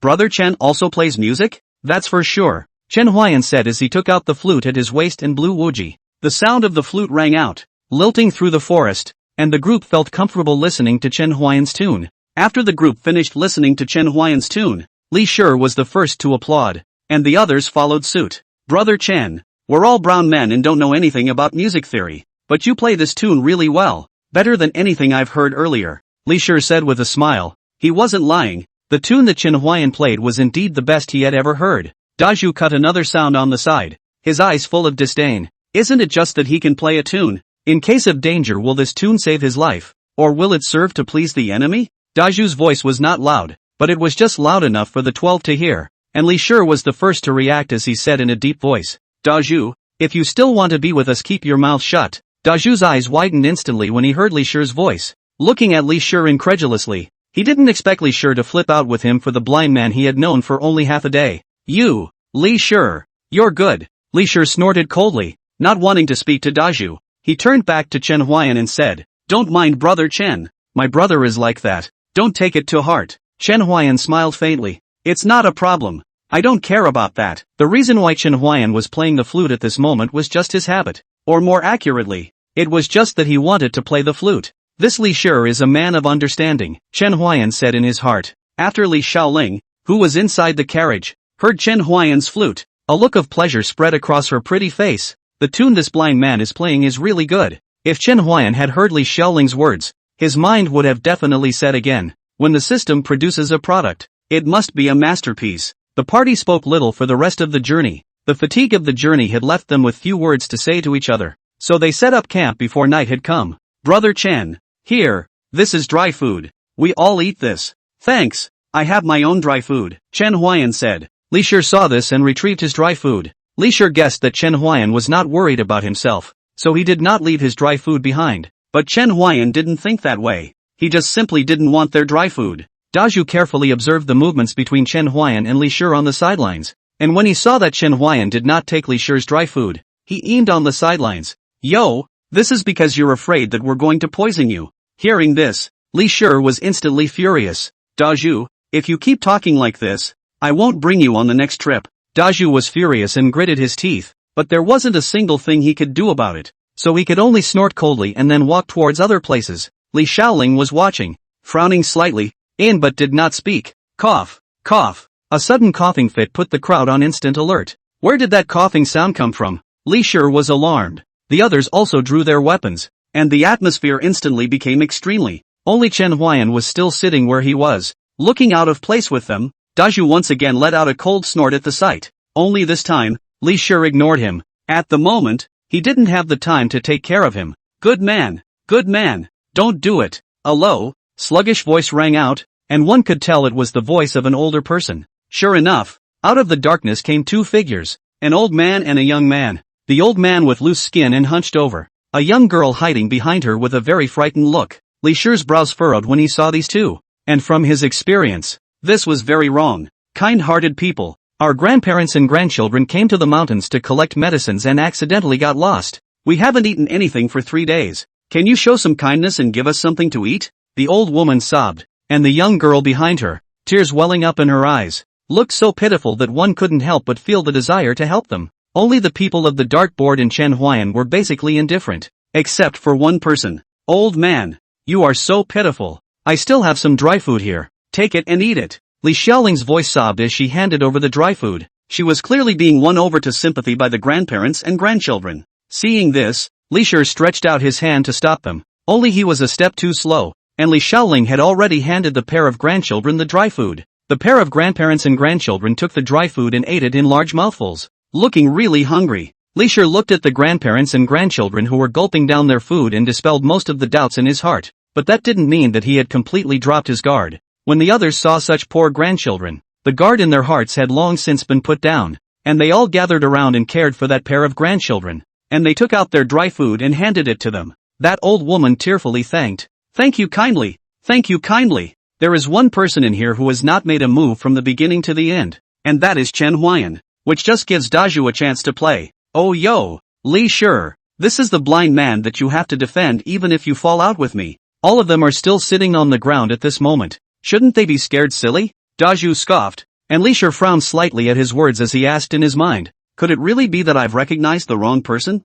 He then shook his head. Having already let Chen Huai'an join the team, there was no way he would kick him out. This was not his style. Li Xiaoling shook her head slightly when she saw Chen Huai'an sitting on the ground, still just a blind man who can play the flute. The others were also cold-eyed. Even if they were not very capable, they should at least have the sympathy that they should have. And now that they were still sitting in the same place, they had already labeled Chen Huai'an as cold-blooded and heartless, and they began to alienate Chen Huai'an. After that pair of grandparents and grandchildren had eaten, Li Xiaoling took it upon herself to leave them down for the night and promised them that she would escort them on this journey until they reached a safe place. Li Shi wanted to refuse, but seeing the look on Li Xiaoling's face, he had no choice but to stop. Get some early rest, big guy. We've got some catching up to do in the morning. As Li Shi's words fell, the crowd began to find comfortable places and rest. Chen Huai'an, who hadn't said a word before, shook his head slightly. Holy Mother Heart Nah. End of chapter. In the middle of the night, the forest was shrouded in darkness,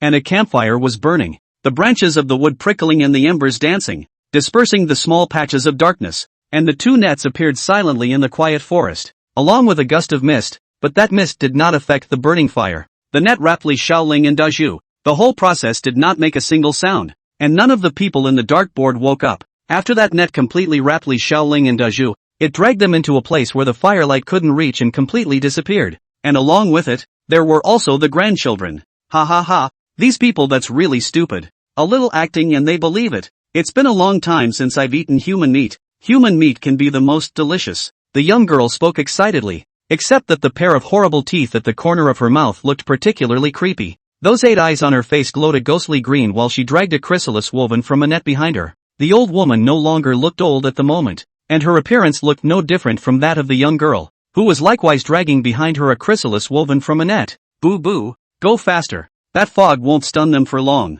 They'll wake up and realize the anomaly, and then the two of us won't necessarily be able to walk away. Yun, what are you afraid of? Just those weak humans aren't a match for me yet. Boo Boo's face still had excitement on it, obviously very happy about the matter of being able to eat human flesh. The ghostly light in the 8 eyes on Yun's face intensified, but she understood the truth of being careful, and she urged Boo Boo, it's better to be careful. After all, some humans are ridiculously strong. Okay, I get it. Let's hurry back to the cave, Boo Boo said impatiently. Yun shook her head slightly. There was really nothing she could do about Boo Boo's nature. The two quickly returned to the cave and hung the net wrapped around Li Xiaoling and Dazhu inside the cave with a head exposed. Boo Boo looked at Li Xiaoling and Dazhu, who were wrapped up on the top of the cave, and the pair of large teeth at the corners of her mouth kept making clanging and clashing noises, looking very excited. Yun, human brains are the best. One for each of us. You eat first. I'm going to take a break, Yun said. Ah!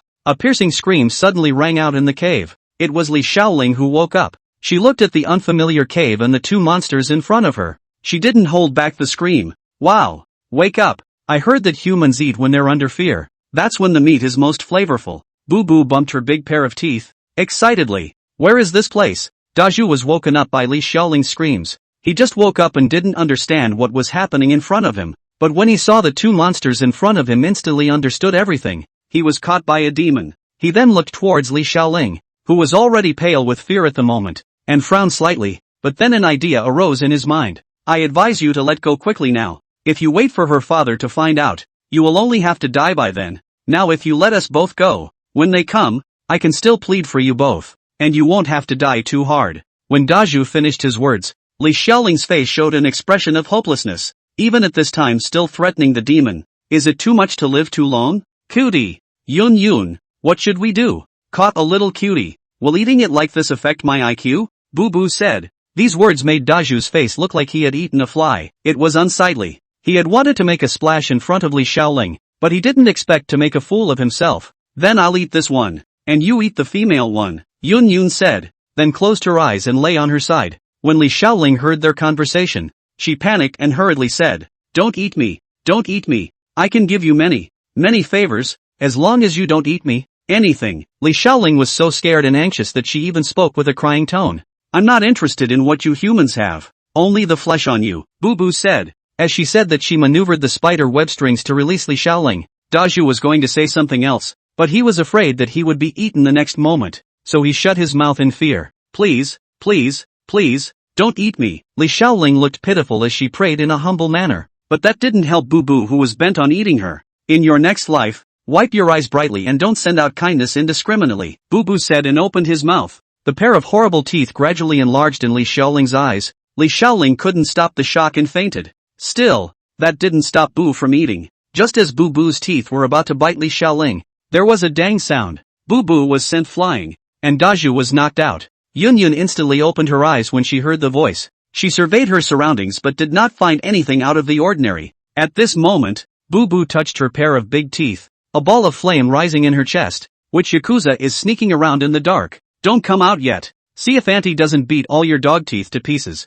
Boo Boo was furious. She didn't expect a stick to fly over and sneak up on her while she was eating. Your Excellency, let the two of him go and I won't kill the two of you, okay? A voice resounded outside the cave, and a figure slowly walked in from outside the dark cave, his eyes wrapped in cloth, a flute hanging from his waist, and a hint of a smile at the corner of his mouth, a kind of feeling like a spring breeze. But at the moment, Yun and Boo Boo didn't have this feeling. They faced Chen Huai'an as if they were enemies. They didn't know when Chen Huai'an appeared, or when Chen Huai'an followed them. Moreover, they also discovered something that frightened them. Chen Huai'an was not even affected by their mists, which meant that Chen Huai'an's strength could also be above theirs. Although they knew that the man in front of them was a blind man, it didn't mean that they belittled Chen Huai'an. However, there is no reason to let go of a duck that has reached its mouth. Boo Boo took the lead and said, if you leave this way, regardless of this piece of nonsense, you can still make a good karma with both of us. If you have to manage this piece of nonsense, you have to be ready to die.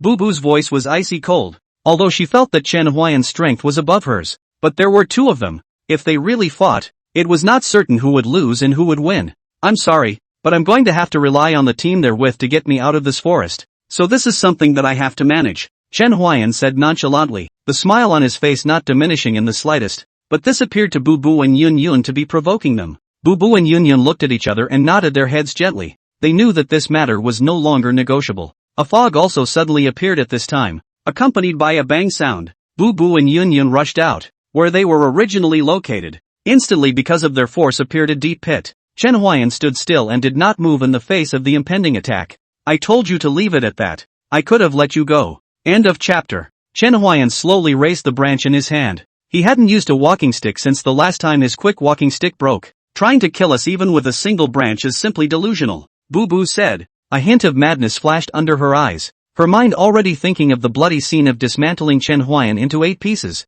and her hands couldn't stop trembling from excitement. But the next moment, the madness in the bottom of her eyes instantly froze, and Yun Yun, who had rushed out with her, also hastily backed away, that ghostly green eyes flickering, as if she simply couldn't believe the scene in front of her. Boo Boo's body froze in place. Chen Huai'an took the branch in his hand and slowly walked towards Yun Yun. He walked past Boo Boo, who did not react. When Chen Huai'an completely walked past Boo Boo's body, Boo Boo's head instantly landed on the ground, and blood spurted out, almost rushing up to the top of the cave. Seeing this, Yun Yun wanted to turn around and crouch away, but would Chen Huai'an give her this chance? Phantom Stream Sword Technique. Chen Huai'an's figure moved. He disappeared in place almost instantly. Yun Yun spat out her spiderweb and tried to stall Chen Huai'an with it, but her spiderweb was unbeatable in front of Chen Huai'an's tree branches. Chen Huai'an raised the branch and chopped at the spiderweb, which could carry the weight of a person shattered in an instant. Chen Huai'an's sword was unabated and rushed towards Yun Yun. Yun Yun turned her head and prepared to spit out the spider web again, but to her horror, she realized that Chen Huai'an had come behind her at some point. No, don't kill me. I would like to never eat human flesh again from now on. I swear. Yun Yun's speech was trembling. A person who could instantly kill Boo Boo, who was equal to her strength, could not raise any resistance in her heart. Well, I remember that Li Shaoling also begged you before, but you didn't seem to listen, so I also chose not to listen. Although the one who didn't listen was Boo Boo, but Yun Yun didn't say anything on the side. And these two people are very skillful in acting. It looks like they are old actors. Usually they must have eaten a lot of people. This kind of demon left behind is also a scourge. This immortal. I can serve you. You must be short of a maid at your disposal. I can do it, and you can reap the benefits of 100 submissive maids. Yun Yun changed her name. She only wanted to please Chen Huai'an at the moment and save a life. Seeing that Chen Huai'an didn't say anything, she instantly transformed into a young woman with white skin and a charming face that made people want to look at her. Men all eat this. I don't believe you can resist this temptation, Yun Yun said in her mind. She slowly took off her own clothes. She didn't take off all of them. She knew that a half-hidden, half-exposed body is what attracts men the most. Her jade root-like arms made flames rise at the sight of them, and the 2 hidden peaks of her chest were fascinating. Immortal, if you let me go, you can have a maid like me to serve you, so that your life won't be the same. Before Yun Yun could finish his words, he was sliced off his head with a tree branch by Chen Huai'an, his ghostly green eyes glaring at Chen Huai'an in death, the bottom of his eyes full of unwillingness. She didn't understand why Chen Huai'an wasn't moved. Being horny should be the nature of all men. Sorry, I'm blind. Chen Huai'an finished speaking and withdrew the branch. The last thing a living being loses before death is hearing. So Yun Yun clearly heard his words. Her unwilling eyes blinked, then collapsed as her body fell to the ground, completely dead. Chen Huai'an could hear the sound of undressing even if he couldn't see it. But Yun Yun, in her panic, didn't even notice that Chen Huai'an was blindfolded with a black cloth, tempting a blind man. I don't know what you think, although I can barely see within half a meter, Chen Huai'an said, turning towards where Li Shaoling and Dazhu were. Chen Huai'an threw out the branch and Dazhu, who was hanging upside down on the roof of the cave, fell down. Chen Huai'an caught him, then picked up Li Shaoling and left the cave. To give you a lesson, next time don't mess with your mother's heart and harm yourself, and let them in the line without even asking for their names. If they hadn't met Chen Huai'an today, these two might have really lost their lives. Chen Huai'an carried them back to the camp and put them back quietly. This time, it was quiet all night, except for the still burning fire. The next morning, everyone was woken up by a scream. Hiu Ling, what's wrong with you? What happened? Li Shi rushed to Li Xiaoling's side and asked Li Xiaoling, who looked flustered and pale. Father, I seem to have had a dream that I was captured by the grandchildren that the demon had transformed into. and they almost ate me. Li Xiaoling gasped for air as she spoke, her voice trembling even as she spoke. Dazhu was also woken up. At this moment, he looked at Li Xiaoling. He clearly remembered that he was taken yesterday, and the pain coming from the back of his head also proved that last night was not a dream. He thought back to last night with palpitations. A mysterious person must have stepped in to save them last night. He was well aware of the strength of the men who traveled with his team, and they didn't have that strength to save them. Thinking of this, Dazhu looked at Chen Huai'an, only to see Chen Huai'an leaning his back against a tree, looking relaxed and at ease, as if Li Xiaoling's screams didn't have much effect on him. Even if Dazhu was a fool, he understood that the one who came to their rescue last night was Chen Huai'an, and although he hated to admit it, it was the truth. And at this moment, he also noticed that the grandchildren had disappeared. Not only did he notice it, at this moment, everyone noticed it. They sucked in a breath of cool air. They didn't even know when Li Xiaoling was tied up, so they could imagine the terror of that pair of grandchildren. They were all celebrating, thankful for Li Xiaoling's safe return, and also thankful for the high-ranking person who had secretly made a move. They didn't know who this person who had struck out was, but since they had saved Li Xiaoling, it proved that there was no malice towards them. They wouldn't think that it was Chen Huai'an who saved them, because in their opinion, Chen Huai'an was just a blind man who could play the flute. There wasn't much skill, except for one person in there anyway, and that was Li Shi. Li Shi sighed, stroked Li Xiaoling's head, and softly soothed, "It's okay, everything is okay." Li Xiaoling's eyes were horrified. Her body still couldn't help but shiver as she recalled the pair of chelating limbs from last night. "Guys, have something to eat? Due to some reasons of my daughter's late departure and delayed trip. Sorry guys. It's okay, take a break. It's fine. It's fine. It just so happens that I haven't had enough rest." They comforted Li Xiaoling and said that everyone was concerned about Li Xiaoling, and Dazhu didn't make a sound, so they didn't realize that in fact, Dazhu was also tied up last night. However, he didn't dare say he was tied up last night as well. He wanted to threaten that pair of grandchildren last night while just in time to show off in front of Li Xiaoling, but nay, stealing the chicken didn't work. Not only did he not succeed, but he also lost what was left of his goodwill.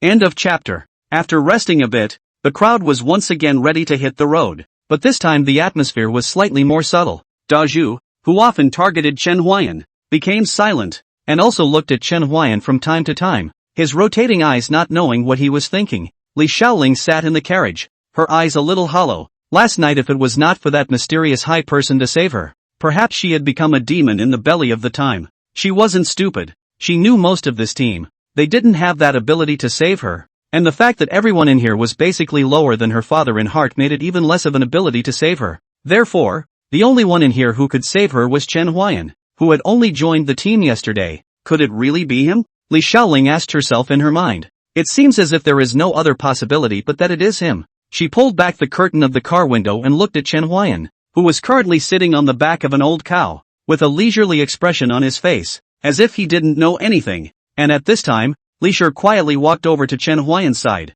Li Xiaoling was puzzled when she saw this scene. What's father looking for him for? It can't be that he wants to kick him out of the team, right? Thinking of this, Li Xiaoling instantly panicked. That was her savior. How could she kick him out of the team? Li Xiaoling is not the kind of person who is ungrateful. She wants to understand everything, but also wants to find an opportunity to repay Chen Huai'an. If father is going to kick him out of the team, I'll keep him if I have to say anything, Li Xiaoling said in her mind. But, at this moment, Li Shi and Chen Huai'an were talking to each other, and it wasn't like Li Xiaoling thought that Li Shi was going to kick Chen Huai'an out of the team. Brother Chen, thanks for last night. A show of hands is nothing. Chen Huai'an didn't hide it and admitted that he was the one who saved Li Shi's daughter last night. Brother Chen has this kind of skill. Do you want to consider joining my dartboard? I'll give you the highest treatment, and I will definitely not treat you badly. Thank you for your love. Brother Li, I'm a person who is used to wandering and doesn't like to be in one place for too long. Chen Huai'an clasped his fists and said, rejecting Li Shi's good intentions. He also wanted to go to Panglai on the sea and find medicine that could cure his eyes, so he wasn't thinking of staying in one place for a long time. Alright then, I owe Brother Chen a favor. In the future, if there is a need, up the mountain of swords, down the sea of fire, just a word from you, I will do whatever I want. Ha ha, then I'll keep this favor, Chen Huai'an said with a smile. Although he took it, he didn't think that this favor would be useful though. This period of time had already made him like this feeling of drifting. He wanted to take in the greatness of the world, meet different people or things, and experience life, became his purpose now. By the way, Brother Li, how much longer will it take to get out of this forest? Chen Huai'an asked. He wanted to get out of this forest earlier and buy some beef for the old cow. He didn't want to hear the old cow chanting anymore. Soon. There are about 3 more days to go before we can get out of this forest. 3 more days? Chen Huai'an said in a low voice, and Li Shi saw this and asked, "What's wrong? Brother Chen, is there something urgent?" "No, my old cow is in heat and I have to find her a cow quickly." Chen Huai'an's words were not surprising, and Li Shi could not help but frown after hearing Chen Huai'an's words. The old bull in his crotch protested and bellowed deeply. "Moo! Smear!" However, Li Shi didn't pay attention to the old cow. After all, it was normal for cows to bellow. "Brother Chen, I seem to remember that it's not yet time for the cattle to be mated. This cow in my house is a bit special," Chen Huai'an said, and Li Shi nodded slightly after hearing this, and the doubts in his heart were dispelled. Chen Huai'an was already the image of a high person in his mind, and it was understandable that a high person's mount was somewhat special. Li Shi chatted with Chen Huai'an for a few more moments, then walked over to Li Xiaoling as she was calling him. Li Xiaoling saw Chen Huai'an talking to her dad for so long, and even though she had a smile on her face, she was still worried that her dad would kick Chen Huai'an out of the team. Li Shi walked over to Li Xiaoling and asked, "What's wrong? Daughter? Father, what did you and Chen Huai'an talk about?" Li Xiaoling did not answer Li Shi's question, but instead asked what he and Chen Huai'an had talked about with each other. Casual conversation. "Why? Nothing. I thought you were going to let Chen Huai'an leave the team." When Li Shi heard Li Xiaoling's words, the corners of his mouth couldn't help but twitch. "Don't you know what kind of person your father and I are? Since I let him join the team, I will definitely let him enter the city with us." "Oh, that's good." Li Xiaoling didn't have the heart to listen to Li Shi's words. Her mind was now filled with thoughts of who Chen Huai'an really was. Why is he here? And why does he have such great martial arts skills? And is he really blind or not? Li Xiaoling felt like she had to have so many questions she wanted to ask Chen Huai'an, but she didn't know how to open her mouth. After all, she was the one who put herself in the middle of a dangerous situation, and if it wasn't for Chen Huai'an's discovery, she would really be dead. "Forget about it, and repay him when we get into town," Li Xiaoling said in the letter. He looked at Chen Huai'an. She suddenly felt that Chen Huai'an was a little bit handsome. His clean face, the black cloth wrapped around his eyes, the extra part hanging over his long hair, and his unperturbed character, made him look like a reclusive person. The next 3 days, Dazhu did not find Chen Huai'an trouble again. He was much quieter. Li Shi also knew during this period that Dazhu was also arrested that night. He did not say anything, just let Dazhu look after himself. Dazhu and Li Xiaoling had similar ideas. Both of them wanted to thank Chen Huai'an properly after entering the city. Li Xiaoling always peeked at Chen Huai'an during these 3 days. And of course Chen Huai'an knew that she was looking at him, only that he showed no reaction. He understood that this was the emotion of a young girl's ignorance, and if someone else had saved her, they might have developed this emotion as well. Chen Huai'an and Li Shi's group finally arrived at the city gates. Li Shi invited Chen Huai'an to have a seat at his dartboard, but Chen Huai'an refused. He had important things to do and he didn't intend to stay in this city for too long. He planned to purchase some essentials and then leave. His goal was clear, to head east, to find the sea ponchos. When Li Shi saw that Chen Huai'an's intention to go had been decided, he no longer detained him, and Li Xiaoling looked at Chen Huai'an's gradually departing back, her delicate fists pounding Li Shi. "Dad, why don't you keep him? I haven't repaid him properly yet." Li Shi was confused by the question. "Ah, you didn't tell me that either." Li Xiaoling's eyes were slightly red and she looked aggrieved. Li Shi saw Li Xiaoling's expression and his heart ached. He hurriedly consoled. "I gave some silver taels to Brother Chen before. Although he confiscated them at first, he still accepted them after my repeated requests. So it's fine, daughter. Also when we have repaid." Li Xiaoling listened to the expression which looked a little better. Li Shi saw this. The stone hanging in his heart also fell to the ground. He gently patted his chest. Suddenly, as if he sensed something, his eyes suddenly condensed, and he was shocked. When did this happen? At his chest clothing, it was the silver taels he had given to Chen Huai'an earlier. End of chapter. Old ox, what do you think of this pot? Moo, not good. And you're commenting on it. I mean, how about you carry this pot on your back? When the time comes we'll be able to cook over a fire in the wilderness. Moo, not good. I don't want to carry it. Too bad.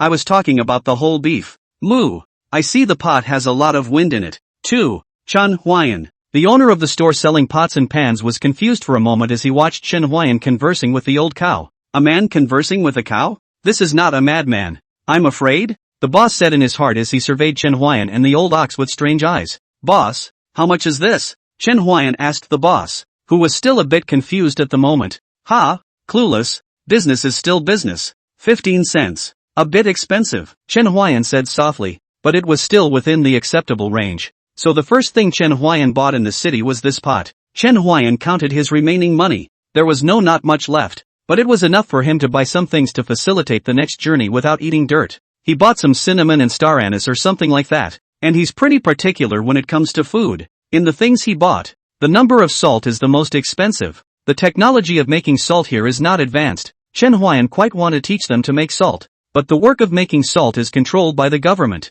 He is afraid that after he teaches them to make salt he will be wanted by the government. The world was too chaotic, and he didn't think he'd be treated favorably after handing over his salt-making technology. Chen Huai'an and Lao Niu had almost circled around the city and had pretty much everything they wanted to buy. Moo. Okay, got it. Take it easy. Chen Huai'an and the old ox strolled around for a while longer and came to a beef store. Boss, 10 pounds of beef. Chen Huai'an opened his mouth to ask for 10 pounds of beef. The boss thought to come to a big customer. Looked up, but it turned out to be a blind man, and instantly lost all interest. You're a blind man. Do you have so much money to buy 10 pounds of beef? The boss spoke with a slight mockery. He didn't think Chen Huai'an would still have the money to buy 10 pounds of beef. How much for 10 pounds of beef? Chen Huai'an knew that to deal with this kind of person, it was best to do what he didn't expect. 1 pound of beef, 20 cents. When Chen Huai'an heard the price, he immediately sucked in a breath of cool air. So expensive. Chen Huai'an followed the principle of comparison shopping and chose to go to other stores selling beef. After a few inquiries, Chen Huai'an finally bought 10 pounds of beef at a price of 18 cents a catty at a family. Chen Huai'an, who had finished buying beef, touched his almost empty pockets and shook his head, sighing, "Old ox, there's really no money left. Moo, blow a tune to make money. Forget it, next time, let's hurry first. We can't stay here for long." Chen Huai'an didn't want to encounter Li Shaoling and the others again for the time being, so he left this county after he finished his shopping, and he didn't even know the name of this county yet. Chen Huai'an didn't know that after he left, Li Shaoling had sent people to look for his trail, but there wasn't much news, and the only news he knew was that he had bought 10 pounds of beef. In this chaotic world, beef is already expensive, and those who buy 10 pounds of beef at a time are again in the minority. Moreover, most of those who bought so much at once were also large human households, and the fact that he, a blind man, bought so much naturally made the owner of the beef store memorize it. Li Shaoling searched for a few more days behind her, until she found out that Chen Huai'an had left the area on the same day, and only then did she stop prying for news about him. And Chen Huai'an, who was the person in question, was traveling all the way east at the moment. "Old ox, can you eat less of the 10 pounds of beef you bought? It's almost gone today," Chen Huai'an said as he fiddled with the fire and looked at the bag of beef that was about to bottom out. "Moo, didn't you eat it? Old ox, you're being unkind to say that. I've only eaten how much? Not even a pound. Moo, at least 3 pounds. Well, even though I ate 3 pounds, it's nowhere near as much as you did." The old cow cast its head aside after hearing Chen Huai'an's words. It didn't want to argue anymore, mainly because what Chen Huai'an said was the truth. There was no way. Chen Huai'an made it too delicious. "I'm really afraid that one day, your second uncle will be eaten up by you," Chen Huai'an said. "Moo, you put down that piece of beef in your hand." Chen Huai'an's mouth was talking about the old cow, but his hands were honest. He took advantage of the old cow's head skimming aside and secretly picked up the beef and ate it. Cough cough. Chen Huai'an awkwardly coughed twice and said, "We'll split it in half. Don't even grab it." The old cow pointed a hoof at its horns and bellowed. "Moo, well, you'll have to ask it if it wants to." Chen Huai'an silently passed over 7 3% of the beef, and the old cow ate 7/10 of the beef. Chen Huai'an sometimes wondered why a cow would like to arch someone's ass. Chen Huai'an's chrysanthemums couldn't help but tighten when he thought of that person's miserable condition so far. This bull is really a bit perverted, Chen Huai'an said in his heart. He didn't dare to say it yet. He believed that once he did, the old bull's horns would definitely crash into him without hesitation. "Old bull, look at the map and see where we are." Chen Huai'an had also bought a map when he left in order to prevent him from getting lost again, and in order for the old ox to read it, he had thoughtfully bought a manual with an explanation on how to read the map. "Moo, it's about 3 more days' walk to Heshui County." Heshui County? Does that mean we're not far from the beach? The old cow shook her head, pointed at the map and called, "Moo, it's still early, and it's probably going to be years of walking. At least." Chen Huai'an sighed after hearing this. There's only way to go slowly. Have you eaten yet? Eat well and we'll be on our way." "Moo, go. Is it true that Mr. isn't coming back? I still have so many questions to ask him," Huang Yuan said as he looked at Bai Linger. Bai Linger shook her head slightly when she heard Huang Yuan's words. She didn't know where Chen Huai'an had gone. She only knew that Chen Huai'an's home was very noisy that night. She wanted to come out to see, but her parents were reluctant. saying that someone was robbing Chen Huai'an, but she herself yelled. She made it clear that she did not want Bai Ling to go out. Even though Bai Ling wanted to go out again, there was nothing she could do. That night, Huang Yuan, Tai heard it, but their parents didn't let them out for their safety. They came to Chen Huai'an's home before dawn the next day, and they saw the body in his yard. And at that time they were worried. Their hearts were very worried about Chen Huai'an's safety. They searched for Chen Huai'an in his yard, and before they could find him, the officials came. They blockaded Chen Huai'an's courtyard, and on that day, they saw a magnificent empress. Bai Ling and Tai did not expect that the woman they spent a few days with would be the present-day empress of the great Yuan dynasty, Qin Yun. End of chapter. Qin Yun saw Bai Ling and Tai, briefly said a few words to them and then hurriedly left. At that time they did not know what had happened, until they heard that the East City Gate corpses were everywhere. After a few days, they hadn't heard from Chen Huai'an, and just when they were very worried, Qin Yun brought them good news. Chen Huai'an is not dead, and the hundreds of corpses at the Eastern Gate were all killed by Chen Huai'an. How shocked they were by this statement. A shock that was tantamount to suddenly telling them that they had an older brother who was a general. In their hearts, Chen Huai'an had always been a blind man who taught, and they had never thought that Chen Huai'an would be a supreme expert. One man fighting 100 men. What a feat! Moreover, this was still an elite unit of the Cloud Sky Imperial dynasty. They were so shocked that they could hardly speak. However, among them, Tai was the most excited, and he said loudly, "I told you long ago, Mr. knows martial arts, and it's the very, very powerful kind." In the face of Tai's excitement, she did not care too much. Now she is very curious to know where Chen Huai'an went. Only, Qin Yun also do not know. Chen Huai'an suddenly evaporated on earth. Not a bit of news. Qin Yun left after bringing this news, and Bai Ling had thought that she would never cross paths again in this life, as did Tai and Huang Yuan. But, after a few more days, Huang Yuan's father, Huang Li, suddenly received the news that he had won the Shokai exam, and although it was not yet time for the exam, the news still made Huang Hua ecstatic. He spent the whole day yelling, "I hit the list! I hit the list!" At first the guys thought he was doing it because he was happy, but then people realized something was wrong, and it seemed like all he would do was yell that anymore, until they dragged him to the doctor, which is when they learned he had gone crazy. A man who looked down on women's studies, looked down on Chen Huai'an's learning, and was proud of his talent, but went crazy when he learned that he had won the Shokai. Huang Yuan appeared calm in the face of this change. In the Chen Huai'an set, he knew his father's so-called profound knowledge is how shallow. Therefore, after learning that his father had gone mad, he was not surprised, and his face was normal as if he had known about it. Aside from Huang Yuan's family, both Tai and Bai Linger's families had received help from Qin Yun, and after that, they had literally never crossed paths again.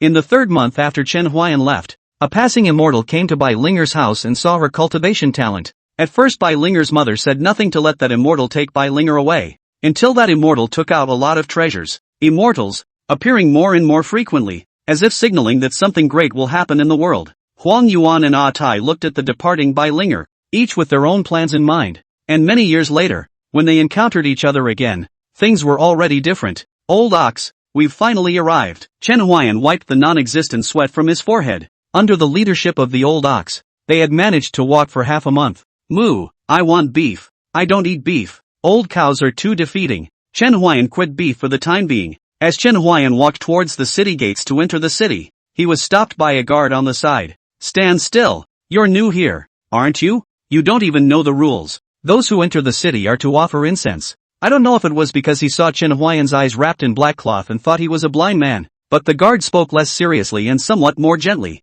"Incense? What kind of incense?" Chen Huai'an was puzzled. This was the first time he had heard of going into the city to offer incense. "It's to offer incense to the river god. We seek the river god's protection here, and no matter who it is, they have to offer incense when they enter the city, even if it's the county elder." That gate guard said. "So, where's the scent?" Chen Huai'an asked. Suddenly, as if he thought of something, he added, "That, I don't have any money." The guard looked at Chen Huai'an's dilemma and snorted out a laugh as he looked at Chen Huai'an and said, "We have free incense here, but you must be sincere in your heart." "Okay, then may I ask where to offer incense?" Chen Huai'an asked. He really didn't know where to offer incense. "I'll give you a direction." The guard slapped himself on the head just as he finished speaking and said, "I forgot you're a blind man. Wait a moment and I'll send someone to take you there." Chen Huai'an waved his hand after hearing this and said, "No, you only need to point in a direction and my old ox will take me there." The guard was confused by Chen Huai'an's words. "Ha, well, my old cow knows the way." "Okay, fine, Although the guard was puzzled, he still pointed a direction to the old ox, who bellowed and then led Chen Huai'an in the direction the guard pointed. "He's giving you thanks." Chen Huai'an relayed the old ox's words as he left, but this shocked the guard. "Is this not a legendary immortal?" the guard muttered in his mind. In his cognizance, besides the legendary immortals, who else could talk to livestock? Chen Huai'an knew that the guards would be shocked. It had almost become the norm, and he would only be shocked and surprised if there was ever a day when someone wasn't shocked or surprised. Chen Huai'an, led by the old ox, came to a temple with a plaque with 3 big words written on it: River God Temple. He unwrapped the black cloth and looked at the temple in front of him, memories flooding back. "I used to sleep in places like this back in the day," Chen Huai'an said in his heart. He hadn't slept in a place like this for a long time, and he felt a little nostalgic when he came to the temple again. Chen Huai'an walked into the river god temple and burned 3 incense sticks, and to show his sincerity, he also burned 3 incense sticks for the old ox. After Chen Huai'an finished burning 3 incense sticks, he turned around and left. When he turned around, a wisp of white gas floated out from his body. He felt something strange in his body, but he didn't find out the source of the body's abnormality, so he just didn't care. Instead, the wisp of white gas drifted into the river and came to a hole in the bottom of the river, which was strewn with gold, silver, and jewels, and looked like a treasure trove. In the cave, the white air did not stop. It flew out deeper until it came to a bedstead made of stone, on which lay a sickly old man, and with a whoosh the white air went into his body. "Father, I've already had all the people of Hshui County come into the city to offer incense, and I believe it won't be long before you're cured." Beside the old man, a young man said, except that he still had shells on his back, which, upon closer inspection, turned out to be turtle shells. "Well, you did." Before the old man on the bed sheet could finish his words, a mouthful of blood spurted out, and then his body emitted a burst of light, and when the light dispersed, the old man on the bed couch was no longer there, and in its place was a turtle. The young man instantly panicked when he saw the turtle on the bed. "Father, what happened to you?" The young man looked at the turtle on the bed. His face was full of heartache, but then, as if he thought of something, he suddenly stood up. "I know. It must be that there is not enough incense. Father, you wait. I'll let the people of Hshui County go out of the city to honor the incense as well." The young man said and left, leaving only the turtle on the bed swinging its arms, as if trying to get him to come back. Who would have thought that the river god of Hshui County would be a turtle? Disease, epileptic laughing disorder. Kabuki Wuji progressive treatment. Current treatment progress, 17%. End of chapter. 33. Seeing the change in the system, Chen Huai'an silently entered the river god temple once again. When he finished the 3 incense sticks again, this time there was no strange feeling. Chen Huai'an said with slight regret, "It's a pity that it's only once. How good it would be to come a few more times." Chen Huai'an gently shook his head and walked out of the river god temple. When Chen Huai'an walked out of the river god's temple, the old ox asked him why he had to burn 3 sticks of incense again and again, and the answer Chen Huai'an gave was, "I hope that the river god will make you quit beef. Moo, you might as well wish for your eyes to come back. This is a little more reliable." "None of it is reliable," Chen Huai'an said. As he and old ox returned to the city gate guards, he said to the guards, "I've finished the incense. Can I go in?" Yes. "This way please." That guard even changed his address from you to you after guessing that Chen Huai'an was an immortal. "By the way, do you know what your river god looks like?" Chen Huai'an heard old ox say that the statues within the temple had no faces, so Chen Huai asked curiously. The guard shook his head slightly and said, "This river god of ours has a somewhat strange nature, and it seems that no one has seen his true appearance so far. However, since last year, the river god has started to ignore us and only knows how to make us offer incense. Don't even care about you guys, and you have to offer incense," Chen Huai'an said in his mind, finally summarizing the sentence. Pure white whoring. As a result, the river god of Hshui County had an additional name with Chen Huai'an, White Whore Monster. At this moment, the body of the river god lying on the bed twitched, and he was thinking in his mind, "Who on earth is scolding me?" As much as he wanted to find out who this person was, weak as he was, he didn't have the strength to give orders, let alone find out who this person was who had cursed him, and the man who had cursed him was in town at the moment. "Old ox,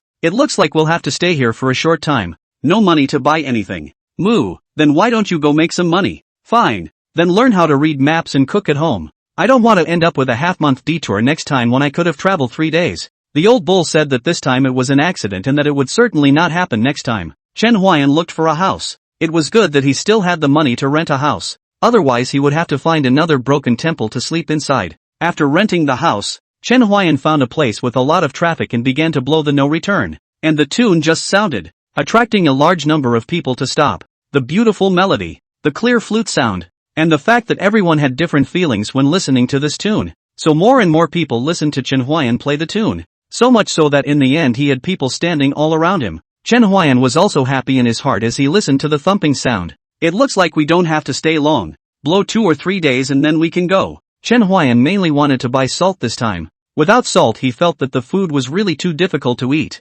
Although he bought basically coarse salt, but he would purify fine salt is also available. But it's expensive and not as good as he suggests. So all things considered, getting coarse salt is the best bang for your buck. After the song, there were shouts of approval, and many people asked Chen Huai'an to play another song. And Chen Huai'an didn't spoil the fun. Placing the flute to his mouth, he once again played Wuji. Father, what's going on there? Why are there so many people? A young girl in a carriage asked the bloated man next to her. I'll send someone to take a look, the bloated man said. And with that, he sent one of his men to scout out the stall where Chen Huai'an was playing tunes. In a short time, the man returned, reporting to the county master. It was a blind man playing a flute, and the sound of the flute was melodious and very beautiful. The man inside the carriage was none other than the county master of this county, Longchang, and the young girl beside him was none other than his daughter, Zhang Xian. When Zhang Chang heard this news, he was completely disinterested, but the young girl next to him hugged his arm and said in a petulant manner,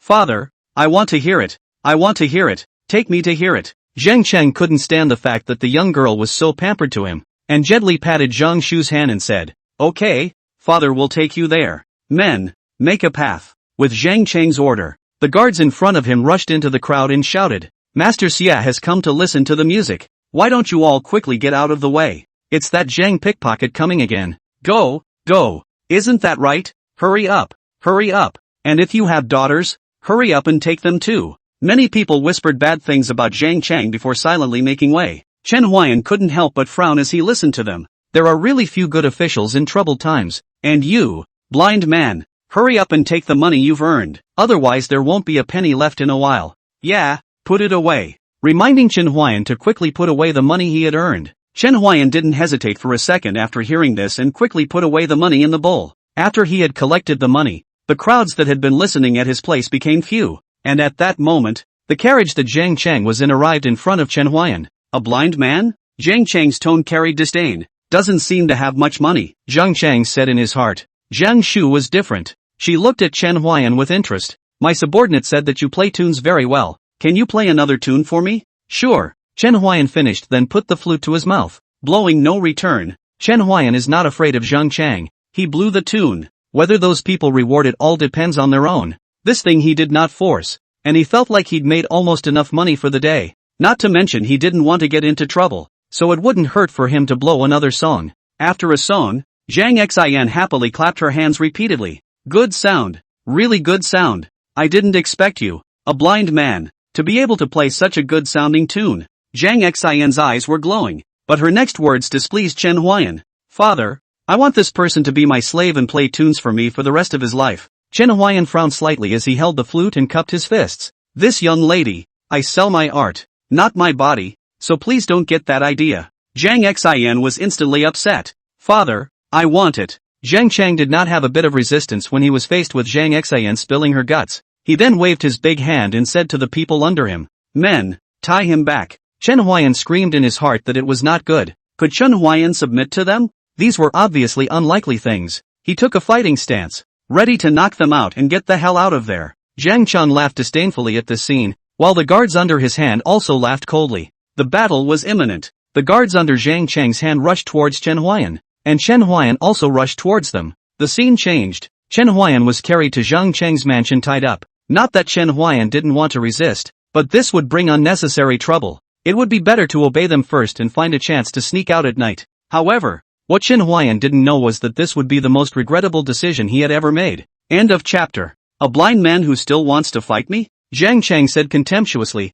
his eyes squinting at Chen Huai'an with deep disdain under his eyes. On the other hand, Zhang Xian on the side looked excited. If you obediently obey me and work for me as a slave, I'll let you not worry about food and clothing, Zhang Xian said, tugging at Chen Huai'an's clothes in disgust. All you have to do from now on is play me a tune, and even though you're blind, no one will bully you, except me. Zhang Xian didn't seem to treat Chen Huai'an as a human being in her words. To her, Chen Huai'an was like a commodity. Chen Huai'an didn't say anything. There was some stubbornness on his face. It wasn't that he wanted to be like this, but it was the only way to be in line with who he was at the moment. A man who was tied up in 5 different ways. On the way back to Zhang Cheng's mansion, Zhang Xian always chattered incessantly. Zhang Cheng seldom spoke from the sidelines, and Chen Huai'an, from the beginning to the end, did not say a word. However, there was something strange in Zhang Cheng's eyes when he looked at Chen Huai'an. Those eyes, as if someone had snatched his treasure. It was as if he could not wait to eat him alive. Back in the mansion,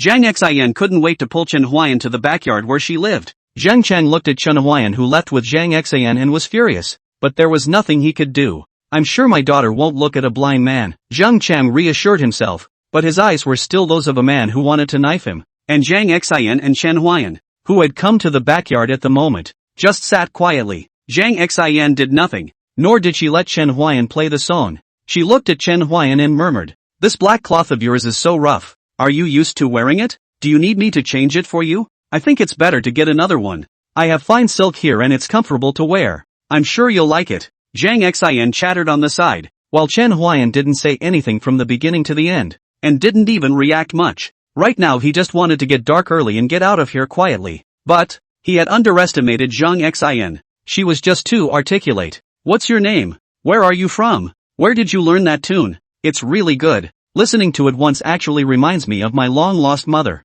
Can you teach me?" Chen Huai'an seriously suspected that this little ninny had some kind of mental problem, or else how could she ask so many questions that were simply 100,000 reasons? "My name is Chen Huai'an." Chen Huai'an said his name and interrupted Zhang Xian. He didn't want Zhang Xian to ask any more questions. There were too many questions and he had no intention of answering her questions. Obviously Zhang Xian did not expect Chen Huai'an to say his name at this time, and she froze slightly. I thought you were mute. I asked you something and you never answered me back. From today you're my man. I'll cover you from now on. Just play me a tune every day and you'll be able to eat and drink without worrying about anything. And you'll never have to go to the streets to sell your art again. Zhang Xian declared her sovereignty at this moment, as if Chen Huai'an had become her subordinate. "Then thank you for your kind words, Mississippi." Chen Huai'an arched his hand and returned, behaving in a very humble manner. When Zhang Xian heard Chen Huai'an call her a girl, her face huffed a bit. "Don't I have a name? You haven't said your name to me," Chen Huai'an said back. What Chen Huai'an said was true.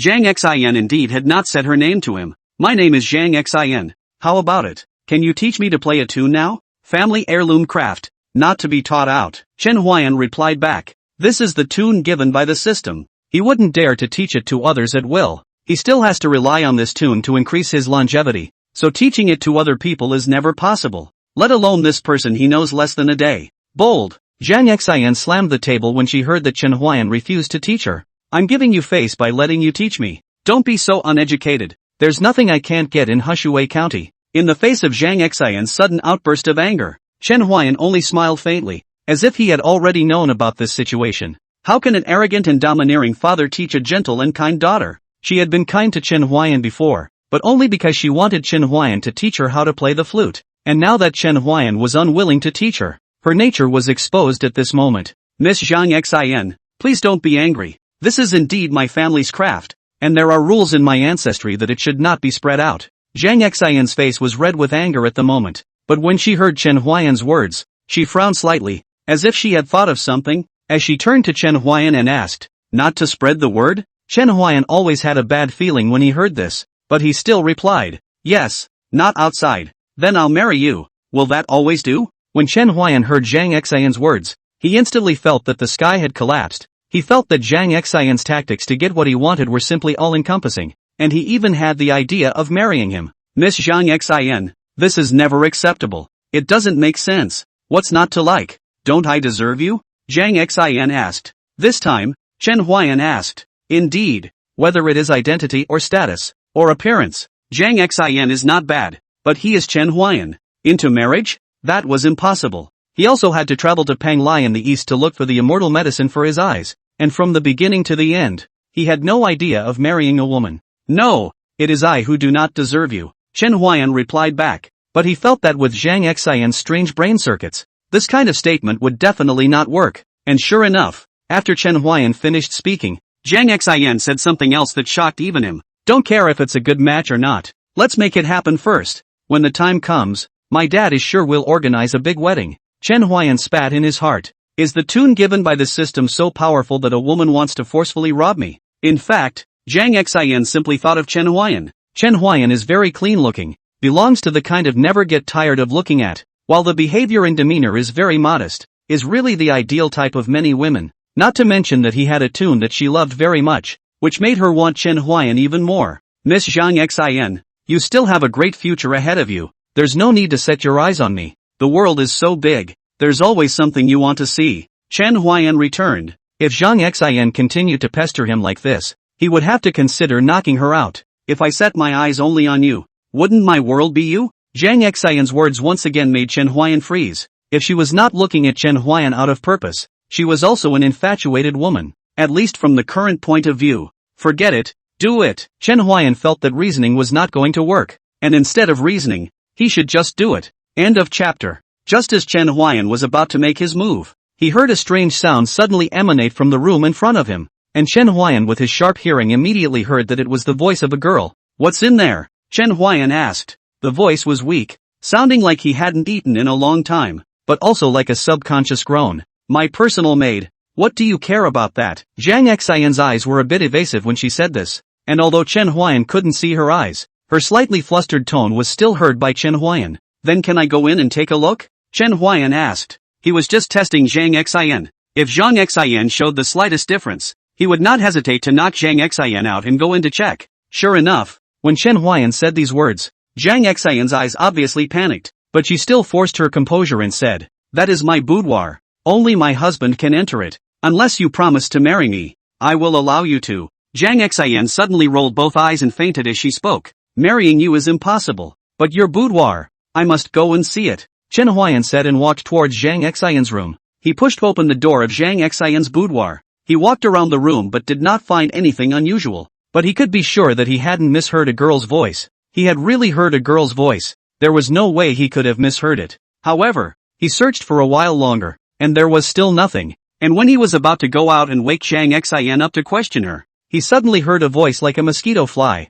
Save me! Save me! How sharp was Chen Huai'an's hearing? He immediately locked the location where the sound came from. It was the back of a closet. Chen Huai'an walked to the closet, opened the closet, but there is nothing inside the clothes. He gently knocked on the closet. The closet came thud thud thud sound. Hollow? Chen Huai'an stored up his strength and punched through the closet, revealing a deep passage behind the closet. Chen Huai'an frowned slightly at this. See the darkness of the unseen. Chen Huai'an didn't hesitate in the slightest. He walked into the passageway. After he walked into the passageway, the torches on the walls automatically lit up, illuminating the dark passageway. Of course, this was of little use to Chen Huai'an, and even if he was in a dark passageway it had little effect on him. Chen Huai'an walked through the passageway, vaguely feeling that he might have discovered some big secret. He walked quickly and walked to the end of the passage. This is a room. The fire is dim. The scene in front of him makes Chen Huai'an did not think that looking at the harmless Zhang Xian. His heart is so vicious. There were all kinds of torture instruments everywhere in this room, stained with blood, and the scarlet blood on the instruments was nearly black, so it was hard to imagine how many people had been maimed by these instruments. In the corner of the room huddled a skinny girl. Her skin was covered in bruises, old and new. Her eyes were hollow and lifeless, filled with fear and despair. Her hair was disheveled and mingled with dust and blood. Her body was bone-thin. Her lips were dry and cracked, oozing blood, and her clothes were ragged, exposing deep wounds. Her hands and feet were twisted, her joints red and swollen, her breathing weak and trembling in pain. Chen Huai'an couldn't help but suck in a breath of cool air. It was hard for him to imagine that this was done by a woman. Chen Huai'an suddenly remembered a sentence that Zhang Xian had said. In Hushui County, as long as it's something she wants, there's nothing she can't get. It seems that this kind of thing has been going on for a long time, Chen Huai'an said to himself. He walked to the girl in front, squatted down, for the woman to take the pulse. The pulse is like a swimmer. If not in time to save the treatment, I am afraid that life is not long. When that girl saw Chen Huai'an,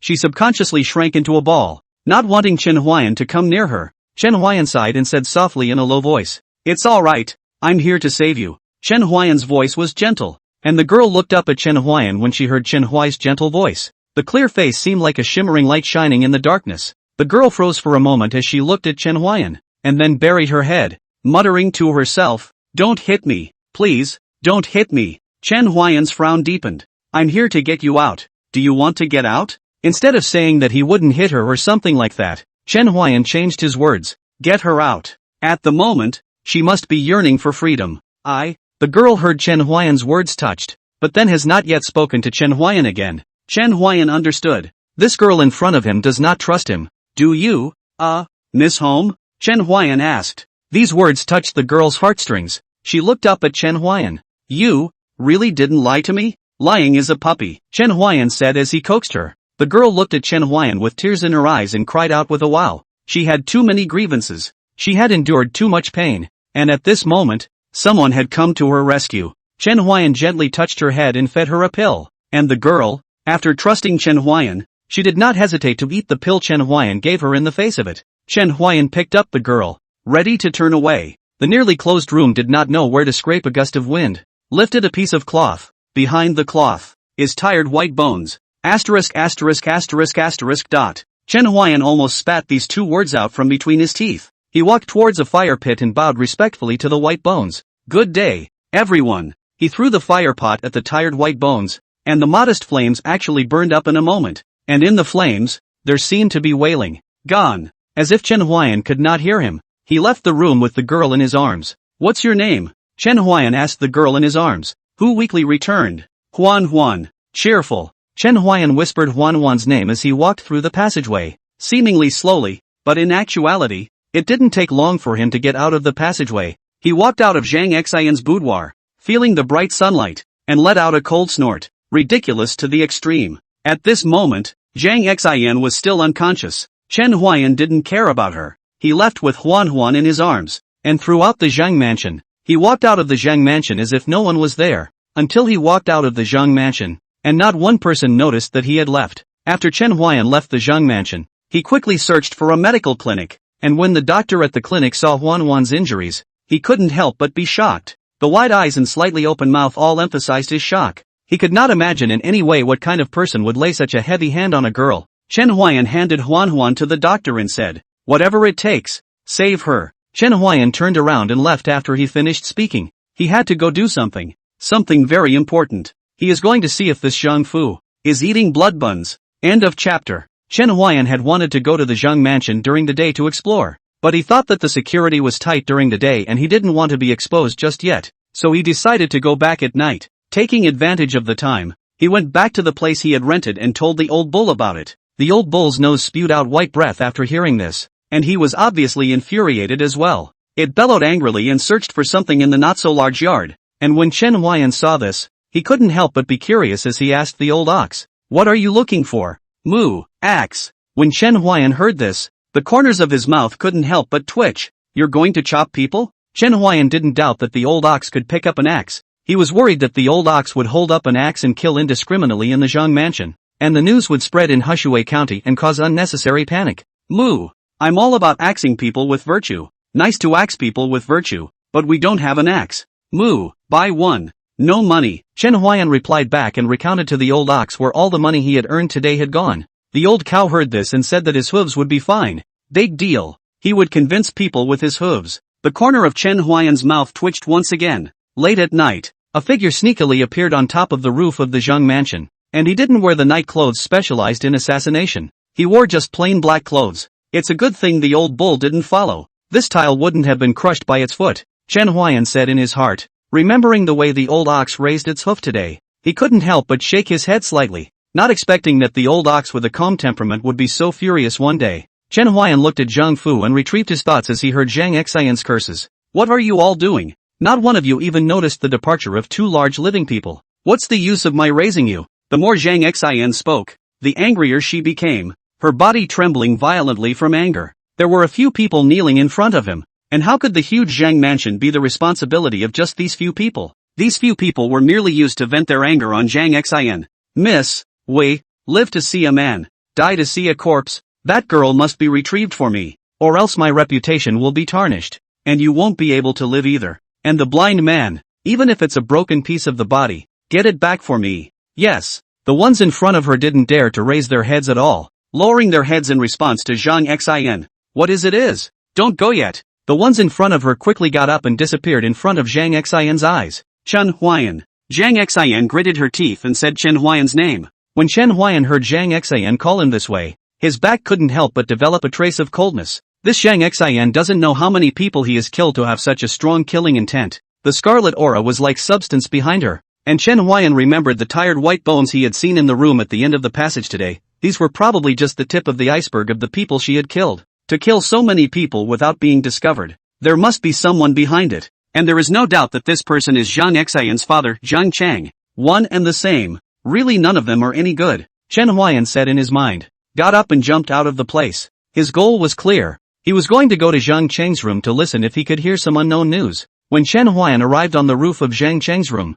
he heard Zhang Chang cursing at the top of his lungs. What a bunch of losers. A blind man can't even see. What use am I to you? I might as well die. Zhang Chang cursed. None of the 5 people in front of him replied. It was best to hold back in the face of Zhang Chang's fury, or else they wouldn't know how they would die the next day. At first, there was a person who was dissatisfied with Zhang Chang's decision and contradicted him to his face. And the next day that person's body floated in the river outside of Hushui County. Everyone understood what was going on, but none dared to stand up and say anything. Roll on, roll on, roll on, all of you. Zhang Chang impatiently waved his hand and told them to get lost. Those 5 people heard Zhang Chang's words and quickly left the room, leaving Zhang Chang alone in the large room.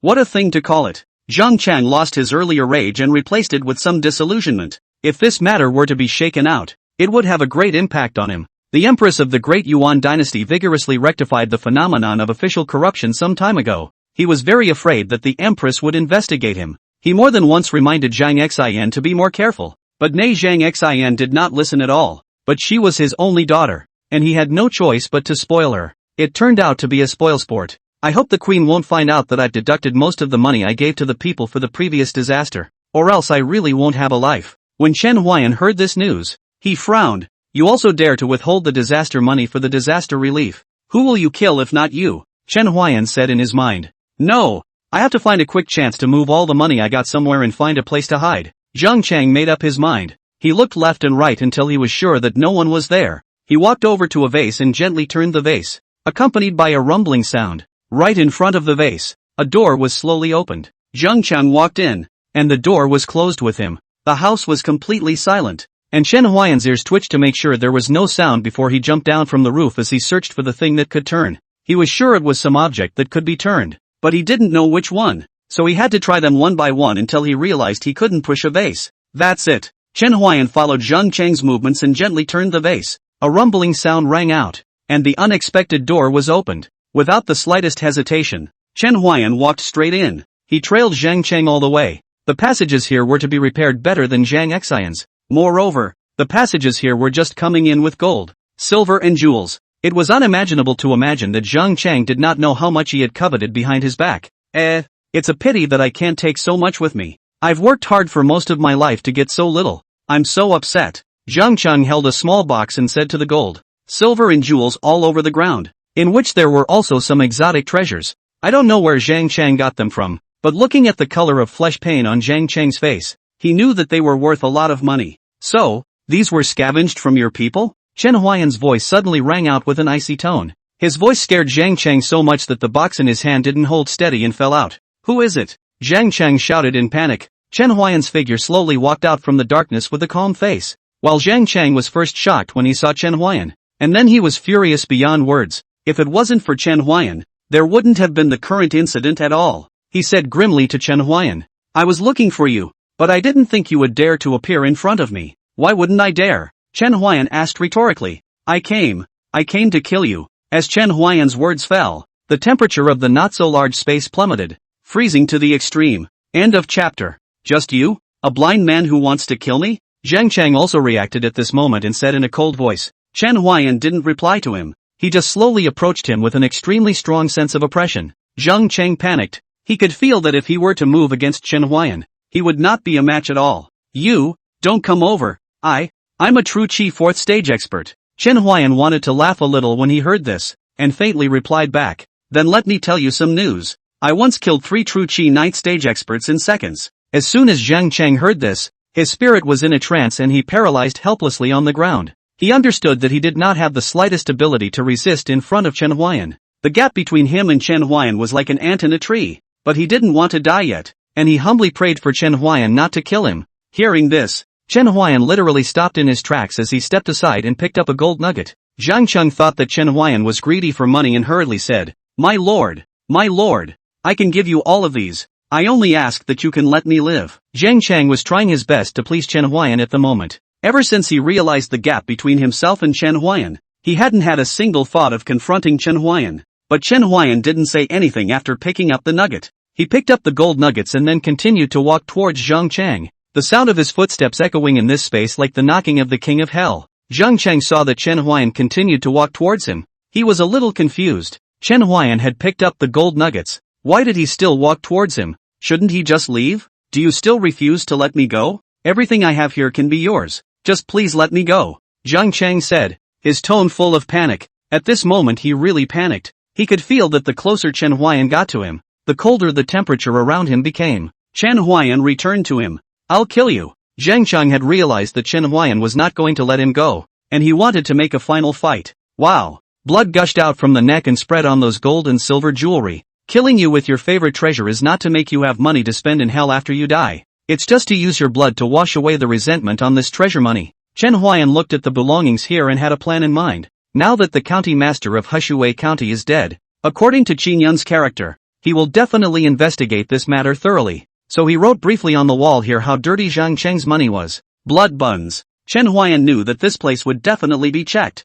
and in order to prevent Qin Yun from recognizing his handwriting, he intentionally wrote it in a somewhat distorted manner. After doing this, Chen Huai'an left the place. At this moment, his goal was clear, heading to Zhang Xian's residence. This pair of father and daughter. He didn't intend to let either of them go. As for the matter of killing Zhang Cheng and not having a county magistrate in Hushui County, he was not worried about it because nothing would go wrong in a short time. By the time they find out that Zhang Cheng is dead, the new county magistrate may have long been in office. And even if there is no new magistrate in office, he will still have to kill them. And as long as these two scourges do not die, there is no telling how many people will have to suffer because of the two of them. Chen Huai'an has always done things according to his heart. He walks in the world, only seeks to have no shame. Chen Huai'an came above Zhang Xian's roof. At this moment, she was sitting in front of the table. In front of her, there was a tender girl kneeling in front of her, about 5 or 6 years old. At this moment, the atmosphere in the room was incredibly depressing. Chen Huai'an did not expect that he had only saved one during the day,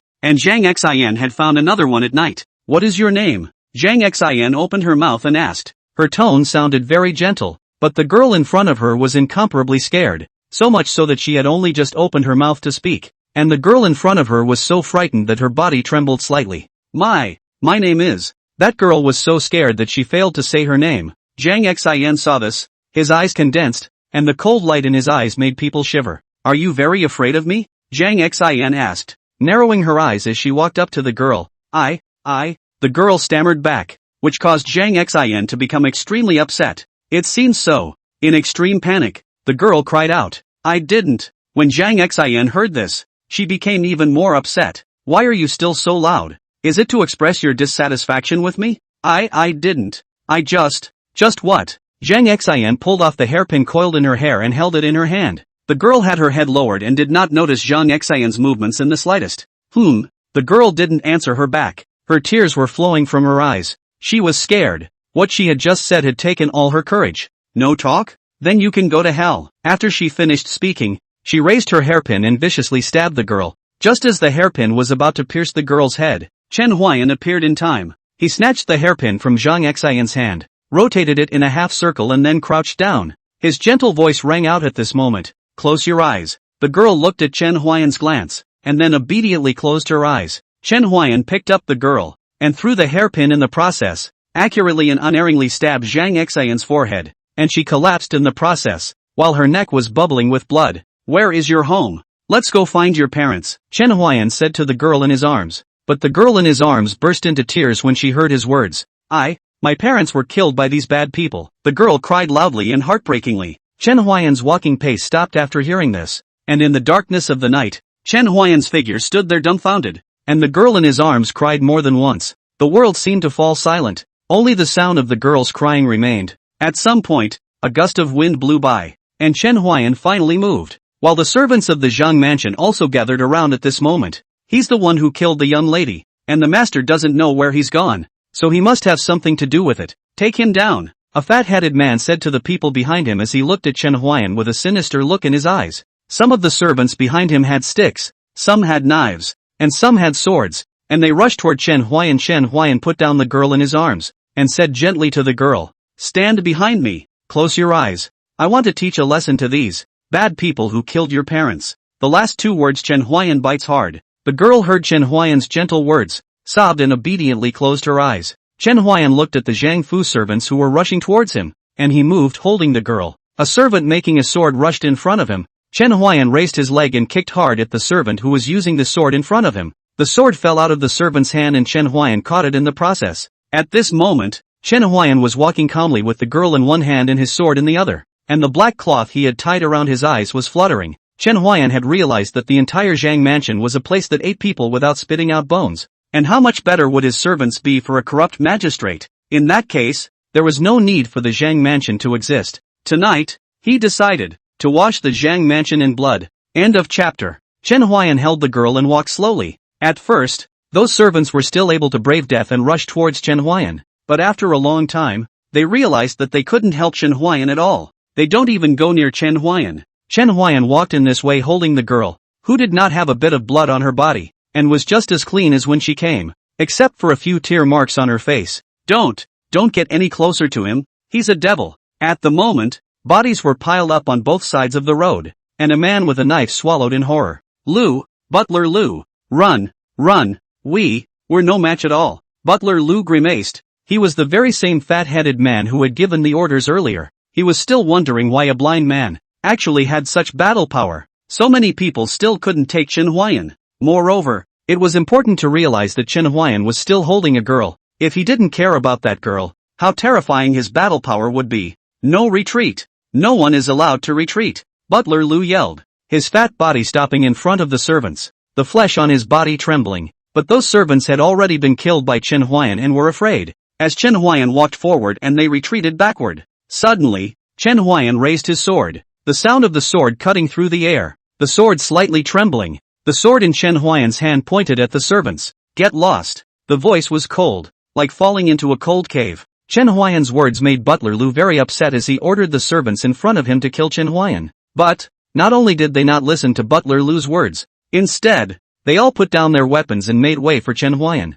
They understood that by surrounding Chen Huai'an, they would only be taking their own lives. Moreover, there was no way for them to cause any harm to Chen Huai'an, so instead of getting killed for nothing, they should put down their weapons and let him leave. Butler Lu was furious when he saw that they had all put down their weapons, and his face was instantly red with anger. You guys, piss me off. As Butler Lu spoke, he didn't notice in the slightest that Chen Huai'an holding the girl had already walked behind him. You, not letting go? Chen Huai'an's voice was like coming from the nine ghosts, moving the heart, and when Butler Lu heard his voice, he felt as if his soul was frozen. Trying to walk away, he lifted his legs as hard as he could, only to find that no matter how hard he tried, he couldn't move his legs a fraction of an inch. Not letting the road go? Then go to hell. After Chen Huai'an finished speaking, he raised the sword in his hand and chopped horizontally. Blood instantly gushed out from Butler Lu's neck. Butler Lu's blood sprayed on the faces of those servants. The fishy red sticky blood made them feel very uncomfortable. But, they didn't dare to wipe it. Or rather, they didn't dare to make any movements right now. After Chen Huai'an killed Butler Lu, he threw his sword aside. The blood-stained sword was stuck diagonally on the ground. Chen Huai'an picked up the girl and slowly walked out of the Zhang mansion. Those people lowered their heads, not daring to look at Chen Huai'an. Chen Huai'an throwing his sword was not because he was blindly arrogant, but these people had long been killed by him, and they had long since dared not think anything of Chen Huai'an. Disease, epilepsy, can blow no return gradually treatment. Current treatment progress, 20%. Chen Huai'an ignored the system's voice as he walked out of the Zhang mansion. The journey was unimpeded and no one dared to stop him. Chen Huai'an returned to the place where he rented a room and handed the girl in his arms to the old ox. When Chen Huai'an handed the girl over to the old ox, he realized that she had long since fallen asleep at some point. Chen Huai'an smiled bashfully at this, and when the old ox asked him what he was going to do next, Chen Huai'an said 2 words and quickly left. Pretend to be a fairy. Chen Huai'an returned to the Zhang house. No one found his trace. He took some money in 2 of the Zhang house, and some exotic treasures. He did not want these. These things are dispensable to him. He just wanted to take the money to do what they should do. Chen Huai'an felt that what he was doing was a bit like robbing from the rich to give to the poor. But this rich had almost disappeared. At this moment, most of the people in Heshui County are still unaware of what happened in the Zhang house, and many of the families have gone to bed early. Chen Huai'an came to a rich merchant's house to start his next plan. Lees. Chen Huai'an's voice is, if anything, seems to be far away, seems to be close, ethereal. The sleeping Li heard Chen Huai'an's voice and instantly woke up from her sleep. Who is it? Don't play God. Quickly come out to me. Being awakened, Li hurriedly lit the lamp and candle. He looked around, but realized that no one was around. You, looking for me? Chen Huai'an said. Li was startled by Chen Huai'an's voice. He shouted, who the hell are you? I, Li, am usually virtuous and good and have never harmed anyone. Can't this allow me to enjoy a good old age in peace? In fact, if he wasn't a man of virtue and good deeds, Chen Huai'an wouldn't have sought him out. I am an immortal who travels in the clouds and observes that the grievances here are extremely deep and the people are screaming for help. So my heart is grieved and I have decided to do something about it. Now, if you go to the big tree on the east side of your house, you will be given some exotic treasures. These, for you, are the rewards for your good deeds, and the extra ones are what I am going to give you to do. Li was clouded by Chen Huai'an. He didn't know what Chen Huai'an meant when he said do something, but from his tone, he could tell that Chen Huai'an didn't have any malicious intent towards him. Then, what does Senior want me to do? Li knelt on the ground and asked very respectfully. Start a charity hall, take in orphans and teach them to read and write. When Chen Huai'an finished speaking, Li looked excited. Really? Chen Huai'an froze a bit. He didn't expect this Li to be a great person. Although Chen Huai'an entered the city for a short period of time, he had still heard about some of Li's deeds. After all, if you take 10 steps, 3 of them are praising Li, which is why Chen Huai'an was able to accurately find him. True, tomorrow, you will know my deeds. Chen Huai'an left after he finished speaking, pretending to be a fairy. Mystery is most important, and Li is still waiting for Chen Huai'an's following, but she doesn't know that Chen Huai'an has long left. He did all this not only for that girl. He knew that the girl he saved was just a microcosm. There must be many more displaced orphans in places in Hushui County that few people noticed. Chen Huai'an left after doing this. He left the girl lying on the bed of the house he rented, sleeping peacefully, only the tear stains on her cheeks. Let a person look very heartbreaking. Chen Huai'an sat on the old ox's back and slowly walked towards the city gates as he asked the old ox, where are we going next? Moo, lessons learned without me. I'm not telling you. At this moment, in the sky, the morning sun was showing, and the east was becoming white. The sun poked its head out of the sea of clouds, at first just a reddish semicircle, then gradually became a circle, shining brightly. The mountains, lakes, and earth were all enveloped in this brilliant light. End of chapter. Aya, old ox, it's not that I don't want to bring you along, but you're too big to move around. The old ox did not yet know that Chen Huai'an had been killed from the Zhang mansion, so it nodded slightly and reluctantly forgave Chen Huai'an. Moo, the next place seems to be Shushan. Mount Shu? Chen Huai'an said softly to himself. He walked out of the city and looked aside to the river god's temple. He remembered that last time his epileptic laughter cure had inexplicably gone up, so he wanted to try it again this time. At the moment, the guard had not yet come, and the gates were deserted. Chen Huai'an walked towards the river god temple, picked up a side of incense, lit into the incense box, inserted the moment. Chen Huai'an rose a wonderful feeling. He could not help but awe. The old bull listened to his strange bellowing with contempt in his eyes. Chen Huai'an's body was stripped of a thread of white, and it flew towards the river in Hushui County as if it had a very purpose. At this moment, a bad premonition arose in the heart and soul of the river god of Hushui County. He sprang violently from the bed, and the young man beside him hastened to ask, what's the matter? Father, Xinger, I have a feeling something bad is going to happen. River god said, his brow furrowing as he looked uneasily at the modest waterhole. Father, don't be paranoid.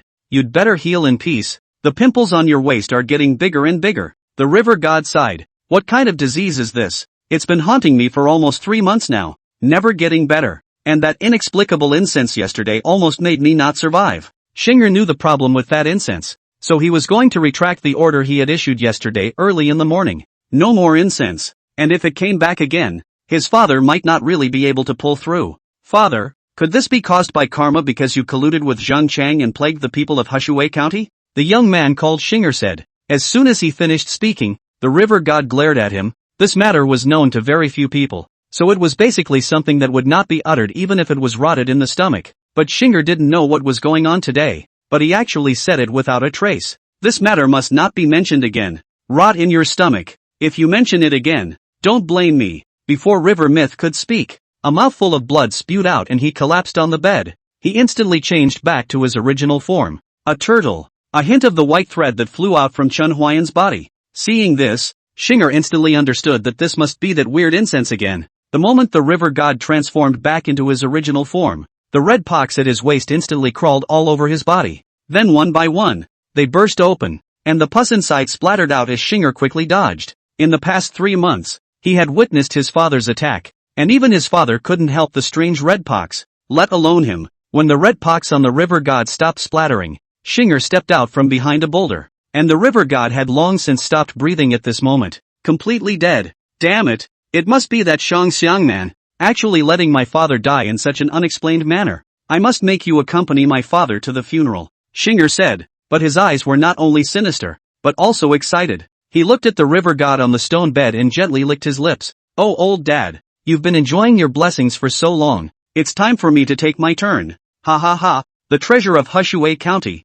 beauty, I'm coming, ha ha ha. Shinger laughed loudly, as if he'd already gotten it all, but then he stopped laughing as he glanced at the river god on the bed and then left without looking back. Pops, as your son, let me fulfill my filial piety for you one last time. I will go and kill the man who offered incense for you, so that you may also have peace of mind in the spring. Shinger spoke nonchalantly as he slowly made his way out of the water hole where the river god resided. He looked at the river and then rushed out. And at this moment, Chen Huai'an, who had finished taking incense, looked at the system's updated panel and fell into deep thought. Disease, epileptic laughing disorder. Kabuki Woji gradually treated. Current treatment progress, 21%. It's so effective. I kind of don't want to leave here, Chen Huai'an said as he looked at the panel. Suddenly, he raised his head violently and looked into the distance. His brows furrowed. He then slapped the old cow's butt. The old ox was so frightened by Chen Huai'an's slap that it almost used its horns to arch over Chen Huai'an. But seeing Chen Huai'an's gloomy face, it knew that something big was about to happen. Moo, what's wrong? Move, there's an enemy coming. Chen Huai'an sensed Lingren's killing intent as he sat on the old ox's back and quickly left the river god temple. He was about the same speed as the old bull, and even on level ground the old bull was faster than he was, which was why he was sitting on the old bull's back. Not long after Chen Huai'an and the old ox left, Shinger appeared at the river god temple. He looked at the faceless statue of the river god and smashed it with a slap. From now on, I will build a new statue, a statue of my face. Shinger couldn't help but laugh as he said that. That hideous laugh made it hard to believe that he could be the son of a river god. But the river god of Hushui County wasn't a good person, so it seemed reasonable that his son would be like this. Shinger didn't forget the purpose of his visit as he flew out of the river god temple and chased after Chen Huai'an in the direction he had left. Shinger wasn't worried at all that he couldn't kill the person who had offered incense. With his strength, it was just too easy to kill an ordinary person. And leaving the river god temple, Chen Huai'an came to an open flatland. He stopped here. In fact, from the beginning he didn't intend to run. He just didn't want to cause unnecessary panic. So, rather than running here, he was trying to lure the one who carried a murderous intent towards him here. He took out his flute and played No Return, waiting quietly for the man to come after him. Not long after, a voice sounded, and Chen Huai'an's No Return also happened to finish blowing at this moment. Everything seemed so just right. Oh, still interested in playing the flute? It seems you don't realize you're on the verge of death. Shinger looked at Chen Huai'an with some weirdness in his eyes. He thought that the one who offered incense was an ordinary person, but he didn't expect that it was still a blind man. Indeed, I don't know, Chen Huai'an replied back, his tone flat, and the expression on his face did not change in the slightest. Do you know about God? Today I'll let you see the power of God, Shinger said, his face fierce as water flowed in his hands, then turned into a sharp arrow that flew towards Chen Huai'an. Chen Huai'an listened to the sound of the arrows flying through the air, picked up his flute, and dispersed the water arrows that were flying towards him. God, so weak? Chen Huai'an asked. He didn't mean to mock. He was simply asking a question, because he sensed from the power of this water arrow that the guy who called himself a god in front of him was really weak. Weak? Shinger's eyes were wide open. He didn't expect a mortal to come next to his attack. He had understood that this blind man in front of him was not a very human being. He didn't use his full strength just now. He didn't think it would take much effort to kill a mortal, but things seemed to have gone beyond his imagination. The next step is my true strength, Shinger said, as the water surrounded his body, and a dragon's roar, if there was one, resounded through the flat land. End of chapter. A water dragon coiled around Shinger, and the azure-colored water dragon hissed at Chen Huai'an as if it had a spirit. Mortal, give your name. I do not kill the nameless, Shinger said with a cold smile. In his opinion, Chen Huai'an was already a dead man. When Chen Huai'an heard his words, he was suddenly a bit headstrong. He didn't understand why there were always people who thought they were superior and could defy everything. Therefore, Chen Huai'an did not reply, but the old ox bellowed, and Xinger could not understand its words, so he asked Chen Huai'an. But when he saw the hidden smile at the corner of Chen Huai'an's mouth, he knew that it must not be a good word. A ball of anger burned straight into Xinger's chest. Mortal, you have completely angered me. These words caused Chen Huai'an to instantly freeze. And what does this have to do with me? Chen Huai'an shook his head slightly as he looked at the old ox and said, see, trouble comes out of the mouth. Next time don't scream. Moo, I just said I'm his cow grandpa. Who knew he'd be so short-tempered he wouldn't get mad if it was me? Old bull, I'm your grandfather. Old cow instantly snorts extremely heavy. Seeing this, Chen Huai'an shouted, old ox, you can't afford to play. Xinger was on the sidelines when he saw Chen Huai'an talking and laughing with the old ox, not putting him in the slightest bit of regard, and he felt a monstrous rage churning in his chest. You guys have a real death wish. Moo, he talks a lot. Is he going to fight or not? I don't know. Chen Huai'an returned to the old cow. He wasn't defying Xinger, it was just that he felt that the guy in front of him who called himself a god was really weak. Xinger didn't know what they were talking about, but he could feel that it wasn't anything good, and his mouth suddenly felt a hint of fishy sweetness. He was actually so pissed off that he vomited blood. I'll kill you all. After Xinger finished her sentence, the old ox looked towards Xinger, while Chen Huai'an had his ears turned towards Xinger. The atmosphere was a bit subtle, and at this time, it happened that a breeze blew by, bringing up some grass. Xinger stood upright, manipulating a water dragon with one hand, and that water dragon opened its teeth and claws, with a raging and surging momentum, whistling to kill Chen Huai'an. Chen Huai'an listened to the sound of rushing water and turned around, his face calm. That water dragon sped and quickly came in front of him. However, the flute in his hand was only lightly waved, breaking that mighty water dragon apart in a flash, turning it into water droplets in the sky, spilling down like crystallized broken jade. Chen Huai'an figure also moved after dispersing that water dragon. Almost in an instant, he appeared in front of Xinger, who was shocked to see Chen Huai'an appear in front of him. At this moment, he only had one thought,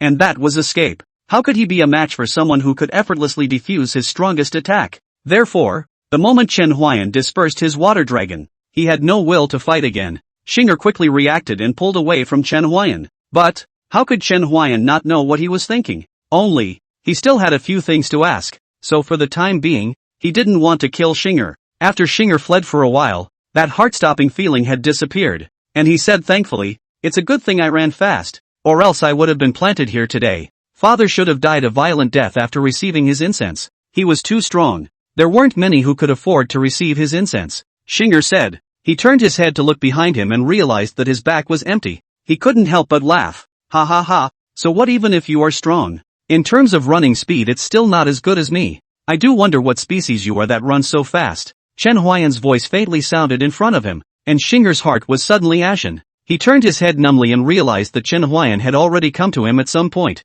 and he was twirling the flute in his hand as he slowly approached him. Who are you? Really? This was Xinger's last question. The gap in strength between the two of them was just too great. Even if Chen Huai'an was willing to let him run, he didn't run, because he couldn't run at all. Me, as you can see, just a blind man who plays the flute. Xinger guessed that this was the rhetoric found by Chen Huai'an's unwillingness to tell his true identity. But, Chen Huai'an was telling the truth. If you answer my questions, I can consider letting you go, Chen Huai'an said. Really? Xinger was shocked and delighted. He had given up resisting, but at this moment he saw the hope of life. You ask, Xinger said excitedly. What is your strength? Chen Huai'an really didn't know his own strength. He only knew that the true Qi realms could no longer help him. According to your human's algorithm, I'm at the 10th stage of true Qi, a little short of stepping into the next realm, the true Qi realm, which we also call the Qi condensation realm, a realm that all cultivators go through. So it's just the true Qi realm. No wonder it's so weak,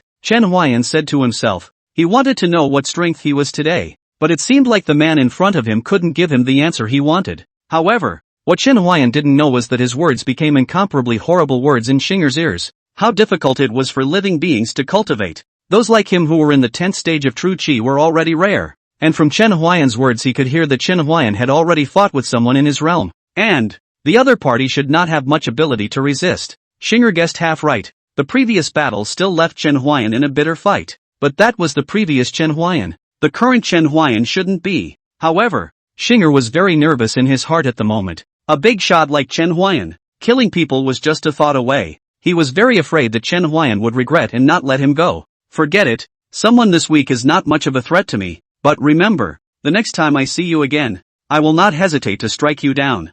Yes, yes, yes, Xinger said happily. Chen Huai'an turned around when he finished speaking. Xinger was overjoyed to see Chen Huai'an turn around and couldn't help but praise Chen Huai'an. I didn't expect this kind of big shot to be so reasonable. Xinger also turned around. He was going back to the waterhole, dispose of his father's remains, and then make his way through Hushui County. However, he had only just turned around when he saw an incomparably horrifying scene. At this moment, Chen Huai'an was standing in front of him. Hey, we meet again. Remember what I said before? The next time we meet, I will kill you. When Xinger heard Chen Huai'an's words, his eyes suddenly widened. You, before he could finish his words, his throat was sealed by Chen Huai'an, and Xinger's body fell to the ground. His wide-eyed eyes looking at Chen Huai'an in death. He was not completely dead. He looked at Chen Huai'an in disbelief, his lips moving slightly as if trying to express something. Chen Huai'an looked at Xinger's eyes and shook his shoulders. Don't look at me like that. I only said that I would consider letting you go, not that I would definitely let you go. Let the tiger return to the mountain? That wasn't something he, Chen Huai, would do. Xinger, who heard Chen Huai'an's words, stomped his legs and died completely. He didn't realize until this point that Chen Huai'an had no intention of letting him go from the beginning to the end. End of chapter. Not long after Xinger's death, his body emitted a kind of gusty white light, and then, his body rapidly became smaller until, finally, it turned into a turtle. Chen Huai'an looked at the turtle lying on the ground. The corner of his mouth couldn't help but twitch. A turtle, how can it run so fast? Although he was not as fast as Chen Huai'an, but, compared to the others, Xinger's speed was indeed considered fast. The old cow came over slowly at this time, and its eyes lit up instantly when it saw the turtle on the ground. Moo! Make soup! Soup! Chen Huai'an felt a bit unable to get down. After all, he was cultivated into human form. Chen Huai'an stopped Old Ox and said, Old Ox, let's forget about it. I feel like I can't get my mouth around it. The old bull glanced at him and didn't say anything else, except that it had a slightly strange look in its eyes. Departure. Mount Shu, Chen Huai'an said, and after saying that, he walked towards the front. The old ox looked at the turtle that had no breath left, shook his head slightly, and followed Chen Huai'an's pace. Only the turtle has disappeared into the ground. Old bull, what kind of road are you leading? There's a cliff ahead. Cliffs. Moo. Accident. Wait till I look at the map again. Chen Huai'an's foot might have stepped out in one step if he hadn't kicked a stone that didn't make a crashing sound on the ground. Are you trying to get me killed and inherit my huge 3-cent fortune? Moo. Surely there will be no surprises this time. I've heard that 8 times now. Depend on it. Moo. I'm very dependable. Okay? I'm starving. Let's cook first. How many more ingredients did we bring? When the old ox heard this, he put away the map and silently took out the turtle. Chen Huai'an looked at the turtle and the old cow's hoof and immediately said that he would not take a bite of it even if he starved to death. Moo. Then don't eat it if I make it. If you don't eat it, you don't eat it. I, Chen Huai'an, will not take a bite even if I say so.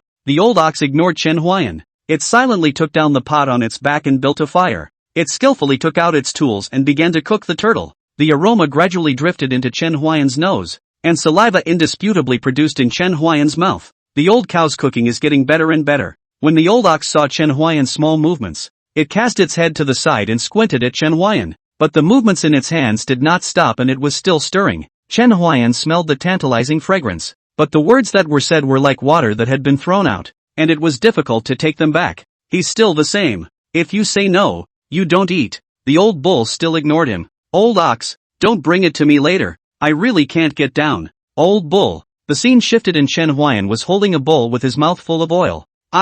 Old ox, your cooking is getting better and better. That smells good. The old cow elegantly sipped the soup. It didn't even bother to look at Chen Huai'an now. It knew that Chen Huai'an would eat it, but it didn't think he would be that shameless. A turtle, almost 2/3 of which was eaten by Chen Huai'an. Old ox, I have to say, the meat of this elf who has cultivated into a human is different. It smells so good. Moo, that's natural. Not looking at who made the soup, the old cow bellowed as it sipped the soup, full of enjoyment. Old ox, you said that all this turtle soup is so delicious. Do you want to try yours? I have a feeling that would be delicious on earth. Moo, I treat you like a brother, and you want to eat me. Chen Huai'an coughed awkwardly twice upon hearing this. Just simply wanted to try it out. Moo, don't even think about it. I'll kill you if you try to hit me again. Okay, got it. It's not like I haven't tried it before. Off the cuff.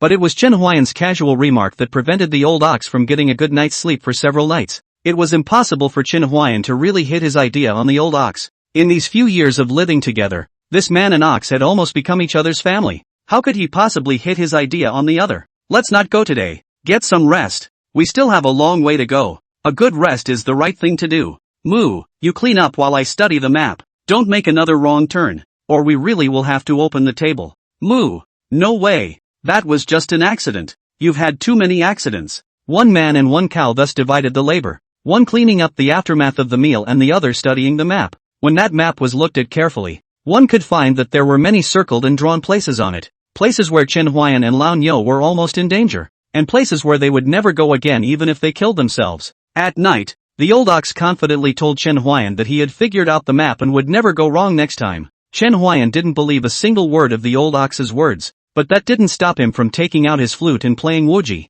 On the edge of the cliff, one man and one cow, a roaring fire burns, and the melodious sound of a flute floats in the night wind, intertwined with the firelight. Lonely and beautiful. Name, Chen Huai'an. Age, 21. Lifespan, 76. Root, mortal bone. Technique, LV2 phantom flowsword technique, 95%. Skill, no return. Rank, LV4, 23 out of 100. Current effects, increase longevity, unblock meridians, repelling the tide to warm the body and increase enlightenment. Disease, epileptic laughing disorder. Kabuki wuji gradually treated. Current treatment progress, 21%. Chen Huai'an looked at the panel and realized that the column of epilepsy was flashing with red dots. Chen Huai'an frowned slightly. He had noticed it last time, but at that time, his heart grew alert and he did not pay much attention to it. Today, he had nothing to do and looked at the system panel. Otherwise he had forgotten that there was such a thing. He curiously clicked on it, but it looked very strange in the eyes of the old cow. It thought that Chen Huai'an's illness had flared up again.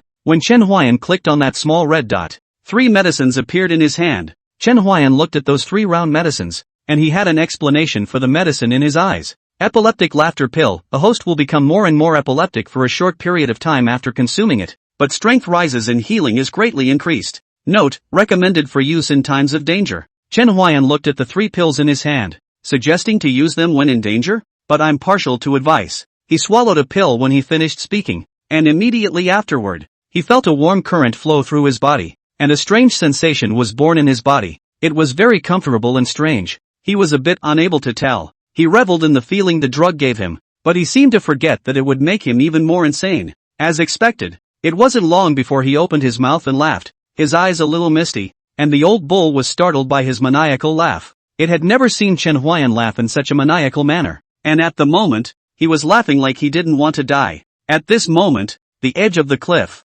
Chen Huai'an stood here, let loose a big laugh. The wind sound of the wind. The forest echoed Chen Huai'an's laughter. End of chapter. Chen Huai'an didn't know how long he had been laughing before he finally stopped, feeling that he didn't want to laugh anymore in this life. The old ox, on the other hand, hid behind a tree and looked at Chen Huai'an with strange eyes. Tonight Chen Huai'an was just too crazy. At least this time was the most maniacal laugh it had ever seen Chen Huai'an have. Chen Huai'an laughed after a long breath of relief. He felt the body at the moment incomparably fluent. In addition to he did not want to laugh. Old bull, what are you hiding for? Chen Huai'an asked, clearly not realizing how much psychological damage he had caused the old ox. Moo, too scary. This tree can give me a sense of security. At the moment, the old cow's hooves were hugging the tree tightly, and Chen Huai'an felt a little amused as he looked over. Step aside. What security does a tree give you? You arch through it with one bullhorn. Moo, no. I'm scared. I'm done with my attack. You can come over. When the old ox heard Chen Huai'an's words,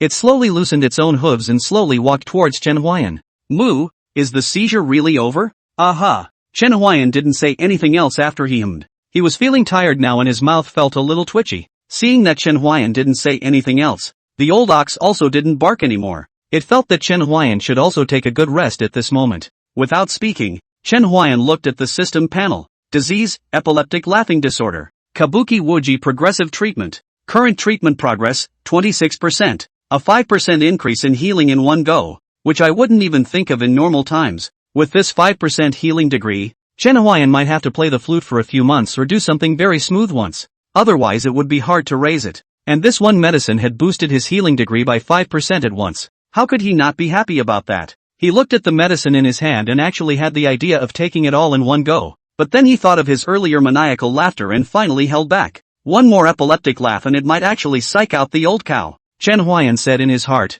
looking toward the old ox. At this moment the old ox has been sound asleep, which look Chen Huai'an did not hold back a foul mouth. I rely on The old ox. You are not said to be afraid. How to sleep so fast? The sleeping old cow didn't hear Chen Huai'an's words. Its hooves gently rubbed its nose, rolled over, and continued to sleep. Your words can't be trusted a bit. 1 second you say you're scared and the next you're asleep. Chen Huai'an looked at the sleeping old ox and shook his head slightly as he pulled off the black cloth wrapped around his eyes and looked up at the sky. The sky here. Haven't seen it yet. Old bull. How long have we been spinning? Moo. Almost half a month old. Chen Huai'an couldn't help but twitch the corners of his mouth when he heard the old ox's words. What about what you said last time that it was just an accident? Telling me to trust you, which I do so much, and yet you took me around for half a month. Doesn't your conscience hurt? Moo. Trust me one last time. Chen Huai'an exhaled a long breath, and 1,000 words finally became, lead the way. This time, the old ox was very powerful. It didn't lead the wrong way again, and in only 3 days, it led Chen Huai'an out of the forest. When Chen Huai'an stepped out of the forest, he exclaimed, I've finally come out. But the next moment, sand flew into his mouth. He spat out the sand in his mouth in a hurry, and unknown to him, he asked the old bull what was going on. Moo, yellow sand in the sky. At this moment, he also felt it, as the wind howled and the yellow sand rolled in the sky, covering the sky. The contrast between the serene forest behind him and the manic yellow sand in front of him was shocking. Such wonders are truly rare. There seemed to be a demarcation line in the middle of that emerald green forest and the earthy yellow sand that filled the sky, and neither of them could cross it. Chen Huai'an felt the flying sand scraping toward him in front of him and frowned slightly as he looked toward the old ox. Are you leading the wrong way again? Moo. No, absolutely not. The old ox said with a very certain tone. It even took out a map to prove that it hadn't made a mistake. But the dense markings on the map made Chen Huai'an's head spin as he looked at it. So he said, I believe you. So where should we go now? Moo, shouldn't we just go straight ahead? Chen Huai'an caught the key word. Should? Moo. Either you should, or you're moving on. The old ox hastily changed his words, his tone very sure. Okay, let's go then. However, Chen Huai'an's foot that had just stepped out had to be immediately withdrawn. It would really kill us if we got lost here. Chen Huai'an's words were not false. The yellow sand in front of them not only blocked the line of sight, but also made it easy to get lost. A little bit of inattention they would be lost in this yellow sand until they died, and it was possible that they would not be able to walk out of this yellow sand. After listening to Chen Huai'an's words, the old ox immediately said that they could go back to the forest, catch some food to prepare, and then play some water, to prevent getting lost in the yellow sand, not to have no food and water. Chen Huai'an analyzed from the old ox's words that the old ox was also unsure of the direction it had set, and it was also afraid of getting lost in this yellow sand. Chen Huai'an shook his head slightly. Forget it, let's go back first, and wait until we have made sufficient preparations before crossing this yellow sand. Chen Huai'an said. He wasn't going to cross this yellow sand for a short time. It was too dangerous. Although this yellow sand couldn't help him and the old ox. But the biggest threat of this yellow sand is obscuring vision and disorientation. Line of sight was of little use to Chen Huai'an, but it was important to the old ox, not to mention that it was easy to get lost. So down the line, Chen Huai'an intended to make sufficient preparations before wearing this yellow sand. Moo, good. Chen Huai'an turned around and prepared to enter the forest, but he suddenly heard voices coming from behind him, which caused him to rejoice. Looks like someone is leading the way. Brother Wang, the sand bandits have been appearing really too often lately. Will it be dangerous for us to come out like this? Yes, Brother Wang. None of the villages are guarded by any young, strong men, and once the sand bandits invade, the blow will be fatal. Wang Ping's brows were furrowed as he looked at the 5 people who had come out with him. How could he not know what they had said? But there was no more extra food in the village. If they didn't come out to look for food, they would really be starved to death. Gentlemen, I can help you hunt. Could you take us out of this yellow sand? Chen Huai'an's words suddenly rang out, causing them to be taken aback. However, although they were surprised, they quickly took a fighting stance. Because of the sand bandits, they had to be vigilant to face the crisis that could arise at any time. Everyone, I don't mean any harm. I'm just lost in this yellow sand. I want you to take me out of this yellow sand, and as payment, I can help you hunt and solve your food crisis. End of chapter. We can't trust you on your word alone, Wang Ping said, and the 5 people behind him nodded slightly. Chen Huai'an had appeared so strangely that none of them had noticed it earlier. Moreover, judging from the position, Chen Huai'an seemed to have been in front of them all along. Tell you what, you guys wait here and I'll go hunt for you. What do you think about that? Chen Huai'an said that it was normal for Wang Ping and the others to be wary of him, and it would be abnormal if they allowed him to follow them away without the slightest bit of caution. Then Chen Huai'an would most likely treat them as the sand bandits they were talking about. Wang Ping was slightly embarrassed. Chen Huai'an had never known them before, yet he said that he would help them hunt as long as he took him out of the yellow sand. This kind of transaction was obviously not equal. How many dangers there were in this forest, Wang Ping and the others knew exactly. Otherwise they wouldn't have called out the village's strong men to come along and hunt. Okay, we'll take you out of this yellow sand when you get your prey, a man behind Wang Ping said, and Wang Ping quickly turned to glare at him and whispered, Zhao Lao Er, don't talk too much. Wang Ping did not think that Chen Huai'an would agree to Zhao Lao Er's request, because the forest was just too dangerous, and even though Chen Huai'an had previously stood at the edge of this forest, he thought that Chen Huai'an had not gone deeper into the forest, and was just hovering at the edge. Just as Wang Ping refused Chen Huai'an jumped ahead and said, good. Wang Ping was shocked. He did not expect Chen Huai'an to agree without hesitation. This was really out of his expectation. After Chen Huai'an finished speaking, he led the old ox into the forest and said, just wait for me for half a quarter of an hour.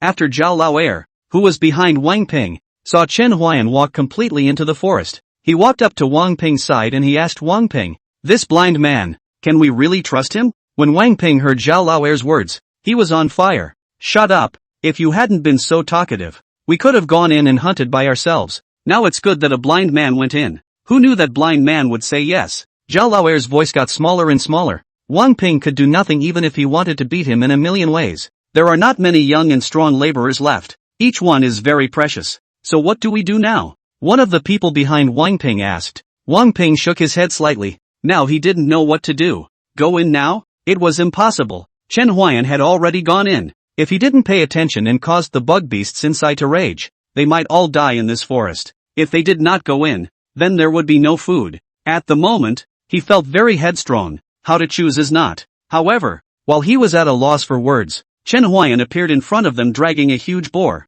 His eyes were as dull as if he had been struck by lightning. A boar that big was enough to feed their village for at least 7 days. What luck to go in and come across this boar fighting with another pig, which didn't win and died on the spot. It's a good thing I usually work out. Otherwise I wouldn't have been able to drag this boar, Chen Huai'an said. He didn't care if they believed him or not, as long as they abided by what they had said before. Wang Ping's eyes were filled with suspicion as he listened to Chen Huai'an's words. Could it be that Chen Huai'an's luck was really that good? But Zhao Lao Er and the others didn't care about that. All they saw was the food in front of them, and the problem of filling the stomachs of the people in the village. Brother Wang, now we won't have to come out to hunt for at least 7 days. And I believe that the sand bandits won't dare to come back to invade us again in a short period of time, Zhao Lao Er said, his eyes filled with excitement. Hey, what's the name of this blind man of yours? Luck is actually so good, Zhao Lao Er asked. Under me, Chen Huai'an. Chen Huai'an replied back, with a hint of a smile on his face that made people can't help but feel good.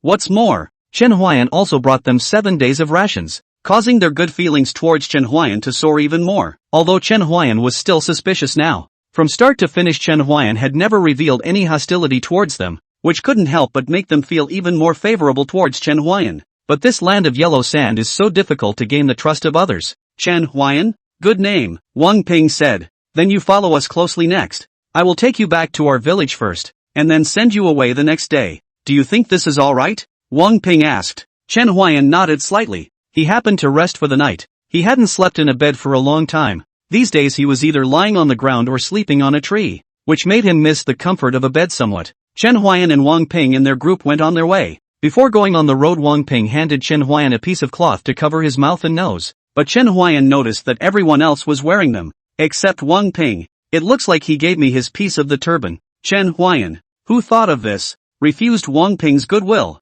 and although Wang Ping was a bit puzzled, he did not force himself any further. Chen Huai'an knew very well that these yellow sands didn't pose much of a threat to him. He was just afraid of not having food and losing his way in these yellow sands, and now that he had someone to lead the way, he wasn't worried about that at all. As he traveled, Wang Ping looked at Chen Huai'an from time to time, and he was surprised to find that when those yellow sands reached Chen Huai'an's side, they were all bounced away. It was as if an unknown force was helping Chen Huai'an isolate the yellow sands. From then on, Wang Ping was sure of the conjecture in his heart. Chen Huai'an was definitely not an ordinary person. At least, if he wanted to kill them, it would be absolutely easy. He was guilty of having to hunt for them and gain their sense of trust. To Chen Huai'an, killing them was as simple as blowing dust. There were no words along the way. Although Zhao Lao Er and the others had a favorable impression of Chen Huai'an, it did not mean that they dropped their guard. So on this journey, except for Wang Ping who would talk to Chen Huai'an from time to time, the other few people would either speak to each other or be silent. and would not take the initiative to talk to Chen Huai'an.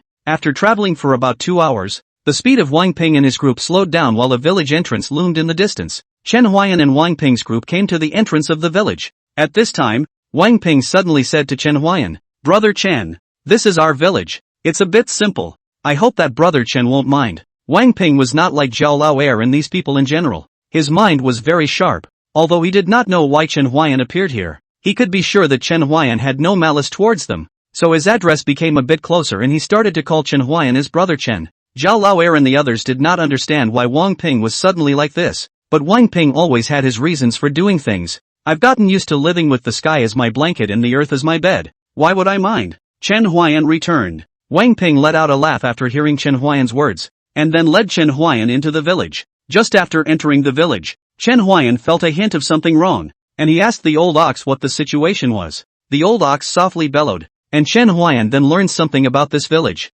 In the yellow sand, the whole village was shrouded in dusk. The adobe houses are hidden in the wind and sand, and the gravel strikes the doors and windows, making a dull sound. The old acacia tree in the village struggled to sway, its branches trembling in the wind. End of chapter. Chen Huai'an frowned slightly. He was a little puzzled. The environment was so harsh. Why didn't he move out of here? He asked Wang Ping, who answered difficult. "First of all, women and children are a problem. The wind and sand are too strong here, and the temperature fluctuates too much during the day and night. So women and children are too weak to withstand this kind of torture. Moreover, there were nearly 20 people in their village, which was not much, but if they were to hold a great migration, if they were not careful, they could be buried in this yellow sand. Isn't it just a few hours' journey?" Chen Huai'an asked. "If they were a little faster, they could have reached the edge of that forest before nightfall." Wang Ping sighed and shook his head after hearing Chen Huai'an's words. "It's not that easy. Even if we manage to reach the edge of the forest before nightfall, we still have to face the crises that will appear at any time.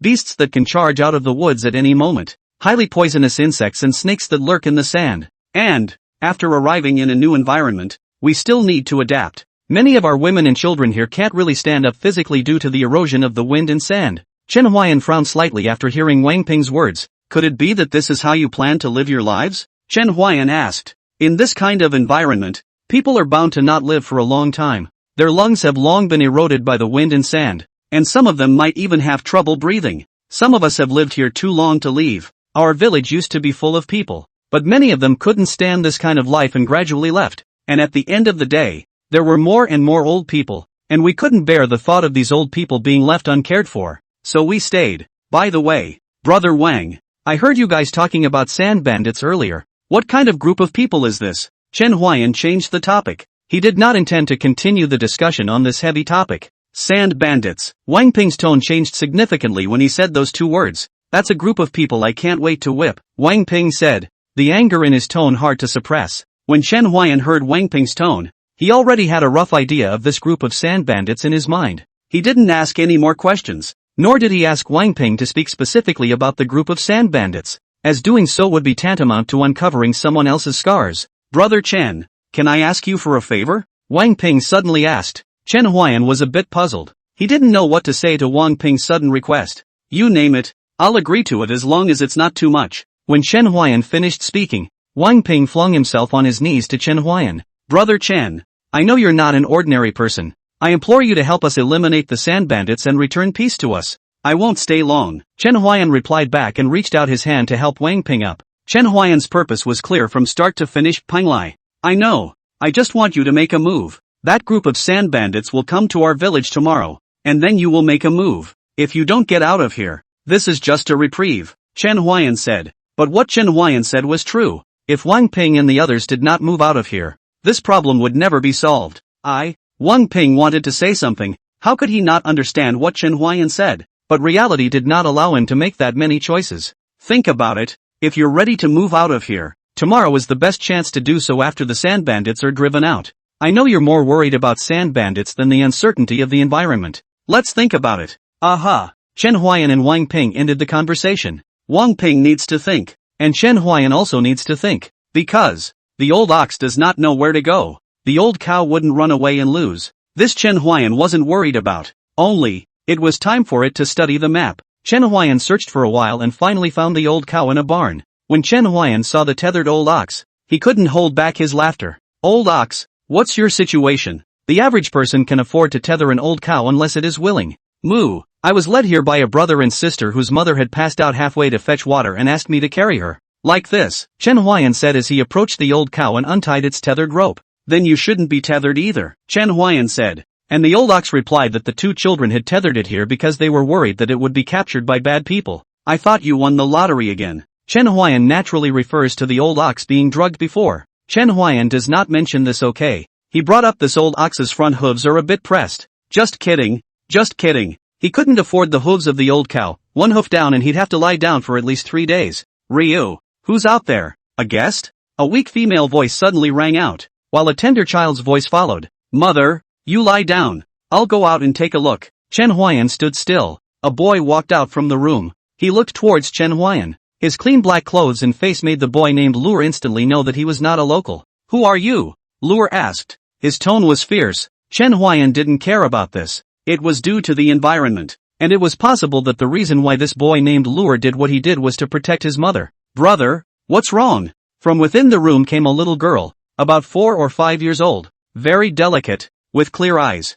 Her breathing was weak and she was coughing a bit. Chen Huai'an already understood that this little ninny had a lung disease. If we don't change places to survive, we might not really live long, Chen Huai'an said in his heart. Chen Huai'an approached these two children. He could not see them from a distance, until almost half a meter away. Chen Huai'an could see that his brother's face was covered in stubbornness, while his sister's eyes were full of worry, but their skin was tender and their faces were red, and one look at Chen Huai'an told him that their father had protected them well. My name is Chen Huai'an. I only came to this village today, and the cow you're tethering is my cow, so I've come to take it back at this moment, Chen Huai'an said. As he finished his speech he turned towards the old ox and prepared to take him away, but Lure grabbed a step ahead of him and stopped him, saying loudly, No, he's my cow. Why can't I take him? Chen Huai'an asked. Lure was somewhat embarrassed by Chen Huai'an's words, but his body did not move half a bit. Because.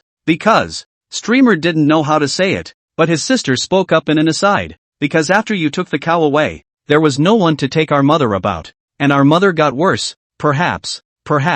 Her voice was soft, but strong, and although her words were not finished, Chen Huai'an had long understood that their mother would not live long. End of chapter. Old ox, do you want to accompany them for a night? Chen Huai'an asked. These two kids couldn't stop them if they wanted to leave anyway. Moo, can. The two siblings were puzzled when they saw Chen Huai'an talking with the old ox. Lure asked. You're a really strange person. Actually talking to a cow. I'm afraid you're not a crazy person. Brother, Ling, you go in first. I think this man might be crazy. I'm afraid he might hurt you by mistake. Ling didn't listen to Lure's words. She looked at Chen Huai'an, who for some reason gave her a very soothing feeling. My brother, he does this a lot to protect us, and I hope you don't mind, Ling said. Only saying those few words seemed to take all her strength. She was panting at the moment. Her face was pale and she looked very uncomfortable. I don't care. You'd better go inside first. It's windy and sandy outside. It's not good for your health, Chen Huai'an said to Ling. He understood that under these circumstances,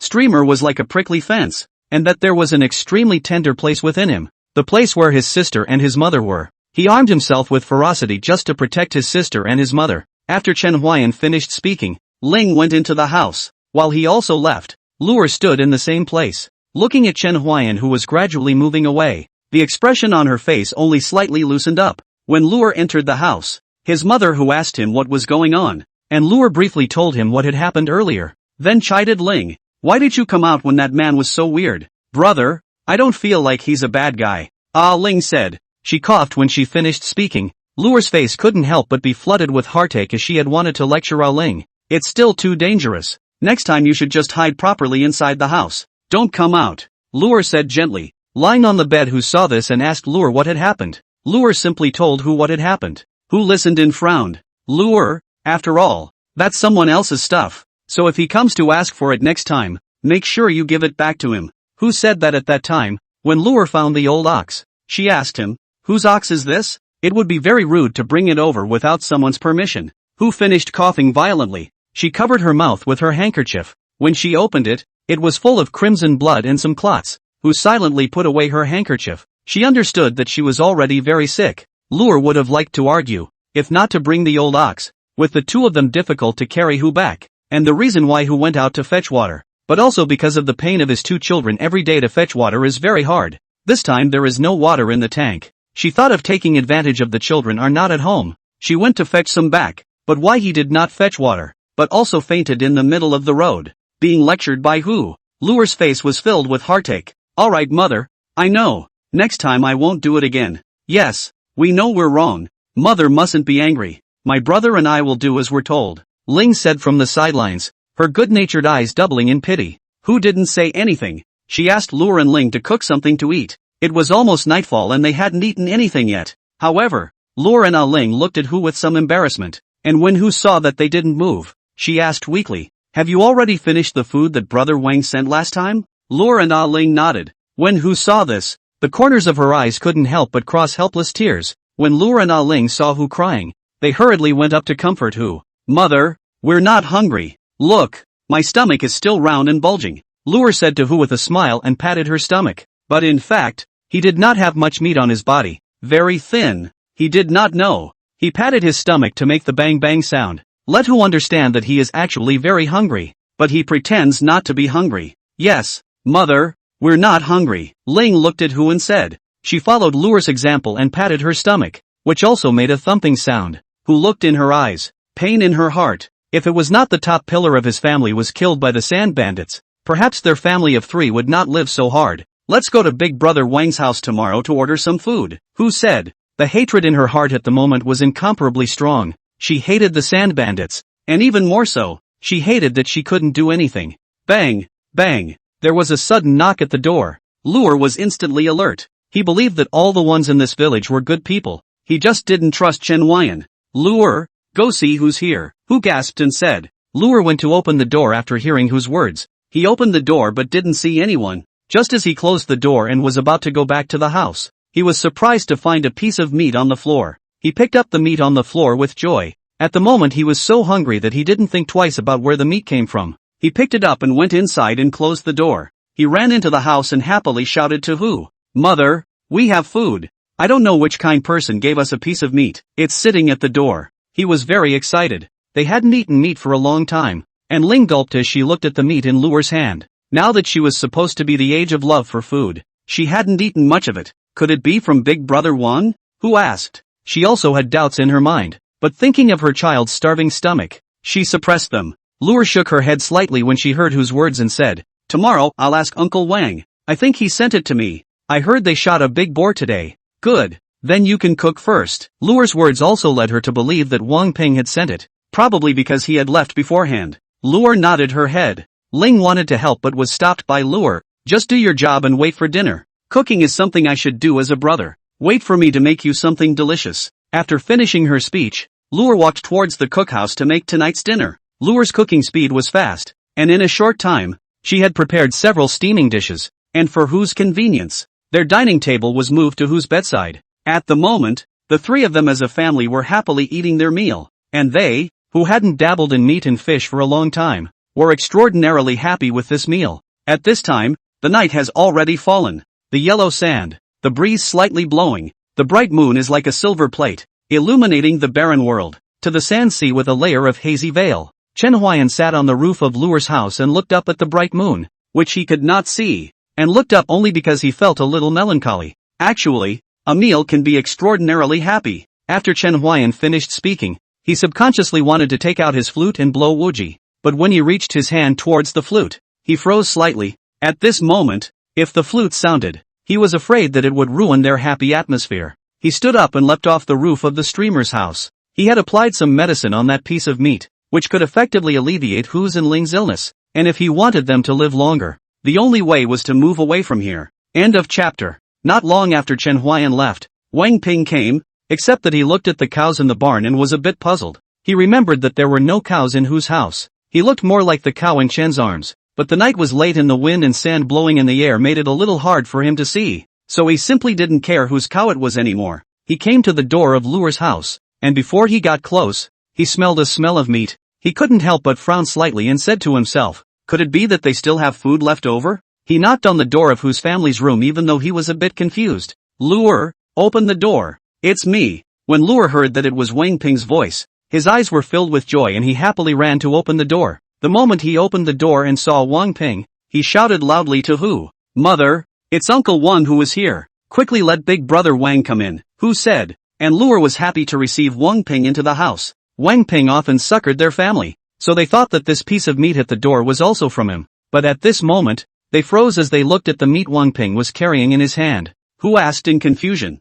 Brother Wang, you've already delivered meat once, why do you need to do it again? Wang Ping was confused by Hu's words. I've only just arrived. When did I bring you meat? All four of them were a bit confused at the moment. If you didn't send it from you, big brother Wang, then who could it be from? Hu asked. She didn't know how many other people were willing to receive them besides Wang Ping. In this yellow sand, it is difficult to eat, let alone to help others, so very few people would choose to do so, because it would make their not-so-wealthy lives even more embarrassing. I don't know, Wang Ping said, but suddenly, he thought of the cow in the cowshed of Luer's house, and he quickly asked, did a blind man come here? When Luer heard Wang Ping's words, she felt that there was something wrong with his tone, and Wang Ping's tone was a bit urgent. Yes, I saw his face and thought that he was not a good person, so I kicked him out, Luer said, and the corner of Wang Ping's mouth twitched a little as he listened. When Luer saw that Wang Ping looked a little off, he asked uneasily, Uncle Wang, what's wrong? It's fine. This piece of meat is for you guys, Wang Ping said and handed over the meat in his hand, which was enough for them to eat for 3 days. Thank you brother Wang, Hu said and wanted to get up to thank Wang Ping. Wang Ping saw this and hurriedly pressed Hu, who wanted to get up. Just rest well, there is no need to be so polite between you and me, Wang Ping said, and with that he was about to leave the place, but as he was about to leave, Luer's voice sounded behind him. Uncle Wang, don't you want to sit down and have a meal together before you leave? Wang Ping smiled after hearing this and said, no need, I already ate when I came here. You guys eat. Even if he didn't eat now, he didn't want to. He now wanted to find Chen Huai'an and ask something. Alright then. There was some frustration in Luer's voice, but Wang Ping, who had invited to leave, did not hear the frustration in Luer's voice. Wang Ping left. Luer looked at the departing Wang Ping. His heart was not in the right place. He really wanted to stay Wang Ping to eat together and taste his craft. Ahem. 2 coughs interrupted Luer's thoughts. He hurriedly closed the door and looked at Hu. Mother, sister, I'm fine. Let's eat. Brother, I'm fine too. I need another bowl of rice. Ah Ling said and handed the bowl in her hand to Luer, who wiped the tears from the corners of her eyes and said, good. At this moment, on a sandy place, the sound of flute was melodious. The bright moonlight was scattered. A blind man dressed in black stood in the moonlight, and with the sound of this flute, he looked a little lonely. But suddenly, the flute stopped. There you are. Did you send the meat from the Ryu's house? Aha. Chen Huai'an didn't deny it and admitted that he had sent it himself. What a nice tune. I know. The 2 men spoke one to the other, only both briefly. I got you involved in this crisis. Wang Ping was a little difficult to say. He did not know what to say. At that time they went out to hunt. They did not expect to meet Chen Huai'an. Moreover, they did not expect that Chen Huai'an would be so lucky, and get such a big wild boar. But, Wang Ping was selfish. He promised Chen Huai'an precisely because the sand bandits would attack tomorrow. When he pushed Chen Huai'an out, one more death would give them one more hope of survival. I don't care, after all. People are always selfish and will be the first to think of themselves. Then why did you agree to my request? Wang Ping asked in disbelief. It was reasonable to say that Chen Huai'an should not have agreed to his request after knowing all this, because it just seemed too selfish to him, and if it were him, he would never have agreed to it. It's just that I want to, Chen Huai'an said. Wang Ping was a bit puzzled when he heard Chen Huai'an's answer. In his perception, no one would help other people for no reason, because in his opinion, this kind of person was really stupid. But what Wang Ping did not know was that Chen Huai'an had always done things as he pleased. So was teaching, so was forcefully guarding the gates, and now, so is it. If one day he didn't, then he wouldn't be Chen Huai'an anymore. You are really a weirdo. Wang Ping didn't know what to say about Chen Huai'an, and in the end, he only uttered these 8 words. Weird, but I feel like this is me, Chen Huai'an said with a smile. Wang Ping let out a long breath. He could not understand Chen Huai'an, but Chen Huai'an was willing to make a move. The matter of the sand bandits may not be a problem. I want to move out of here. Do you have any suggestions? Just decide for yourselves. No need to ask me. Chen Huai'an didn't intend to get involved in this kind of thing. Just let them decide for themselves. Good. Wang Ping left after he finished speaking, either to discuss the matter of moving away, or he could not get the answer he wanted from Chen Huai'an and asked others. After Wang Ping left, Chen Huai'an just stood there quietly. I don't know how long it took. He once again put the flute to his mouth and blew the no return. The next day, while it was still dawn, noisy voices resounded outside the village. While everyone in the village got up at that moment and walked towards the entrance of the village, Some of them had a somewhat mute expression, while others were a bit exasperated. Damn. It's so early. Zhao Lao Air. Keep your voice down. Be careful of the others hearing you and telling you off behind your back. These sand bandits are not to be messed with. I would be afraid of them? Zhao Lao Air asked, but the panic look in his eyes as he spoke still betrayed him. Don't say anything for a while. Just listen to me and act, Wang Ping said to them, looking around as he spoke. He was looking for Chen Huai'an's figure, but after searching for a while, he was disappointed because Chen Huai'an's figure did not appear among the group. It didn't take long for all of them to arrive at the entrance of the village. No sooner had they arrived than a scarred man carrying a knife scanned them, followed by a dozen others behind him. He looked at the villagers and said in a very arrogant tone, Hey,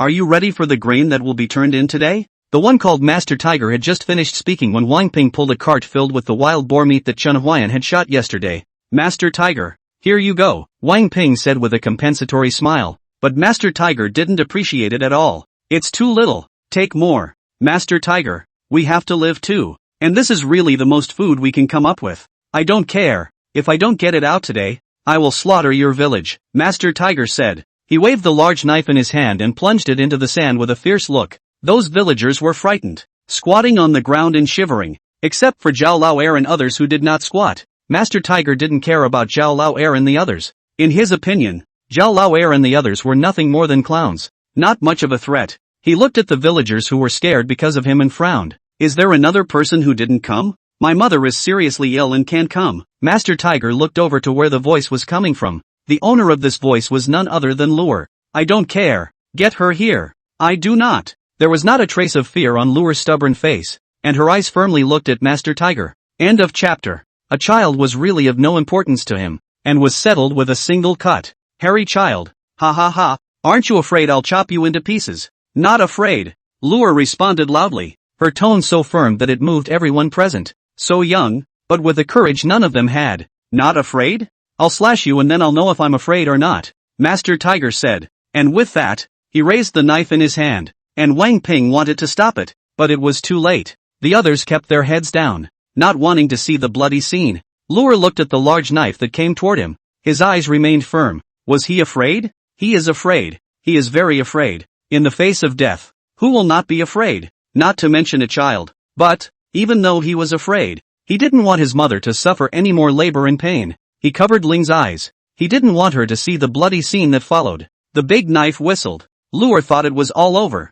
He felt it didn't matter if he died, but he couldn't worry about his mother and sister. Mother, I hope you get better. And sister, I hope you'll remember me as your brother, Lure said bitterly in his heart. He lowered his head and quietly waited for the big knife to fall on his head, but the imaginary knife in his head pane did not appear. But the sound of clang, heard the sound of the crowd slowly raise their heads, have stared in disbelief at the scene in front of them. Lure, who heard the voice, also slowly raised her head, only to see a man dressed in black, holding a flute, the black cloth on his head fluttering, and the flute, which seemed fragile and weak, actually blocked the sharp dagger. Streamer's eyes were filled with disbelief and shock. He didn't understand how a blind man managed to use his flute to fend off a large sword. I'm almost late. There was a bit of a delay. So next, leave it to me. In the crowd's astonished eyes, Chen Huai'an sent the Tiger Master flying backwards with a palm strike, and the large sword in his hand fell out of the Tiger Master's hand and stuck on the ground. Chen Huai'an immediately chased after him, and the others rushed towards Chen Huai'an when they saw that Master Tiger had been sent flying.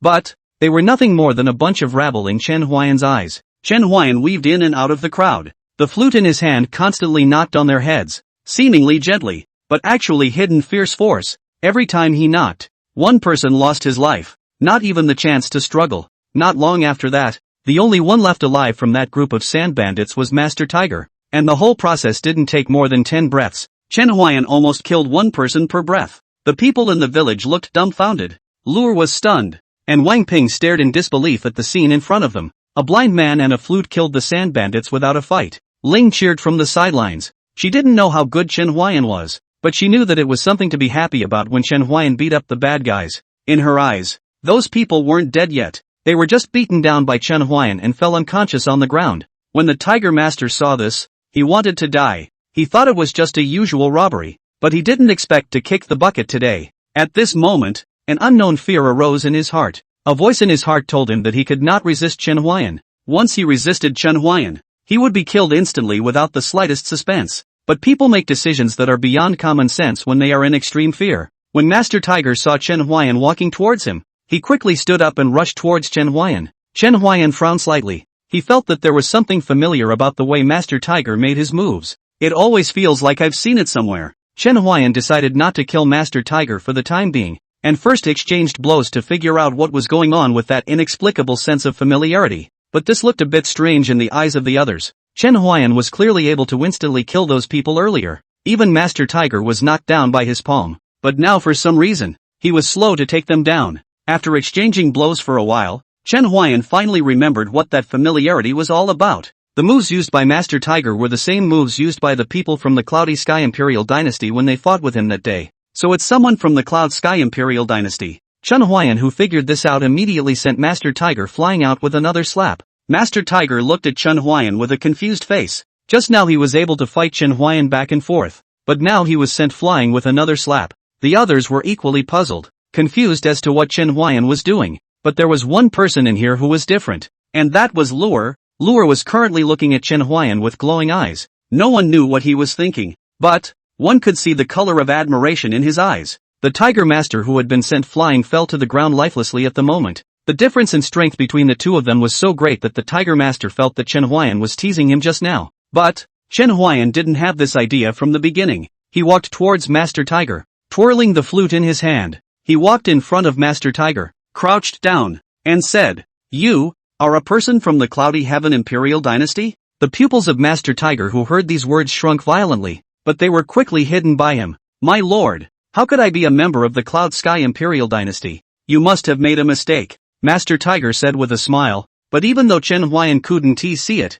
he was able to keenly detect the abnormality. "No, I'm not mistaken. If you want to live, you'd better be good enough to explain what you came here for, or else." Chen Huai'an's words were obvious. "If you want to live, be good and give an account. Otherwise, die." "I'm really not." "Wow." The flute cut through his forehead. A strand of hair fluttered past Master Tiger. His pupils shook violently. Fear quickly took over his reasoning, and he instantly gave Chen Huai'an's kowtow. I'll say it all. Please, don't kill me," Master Tiger humbly prayed, completely losing his earlier arrogant flair. At first, he was able to hold on to his bottom line, but as the strand of hair fell out, he realized that the bottom line was nothing in the face of his life. "Say," Chen Huai'an's brief word almost didn't scare Master Tiger's three souls out. Yes, I'll say it right away. We have come to stir up the situation in the Great Yuan Dynasty on the orders of the current saint of the Cloud Sky Dynasty. A few months ago, we sent someone to assassinate Qin Yun,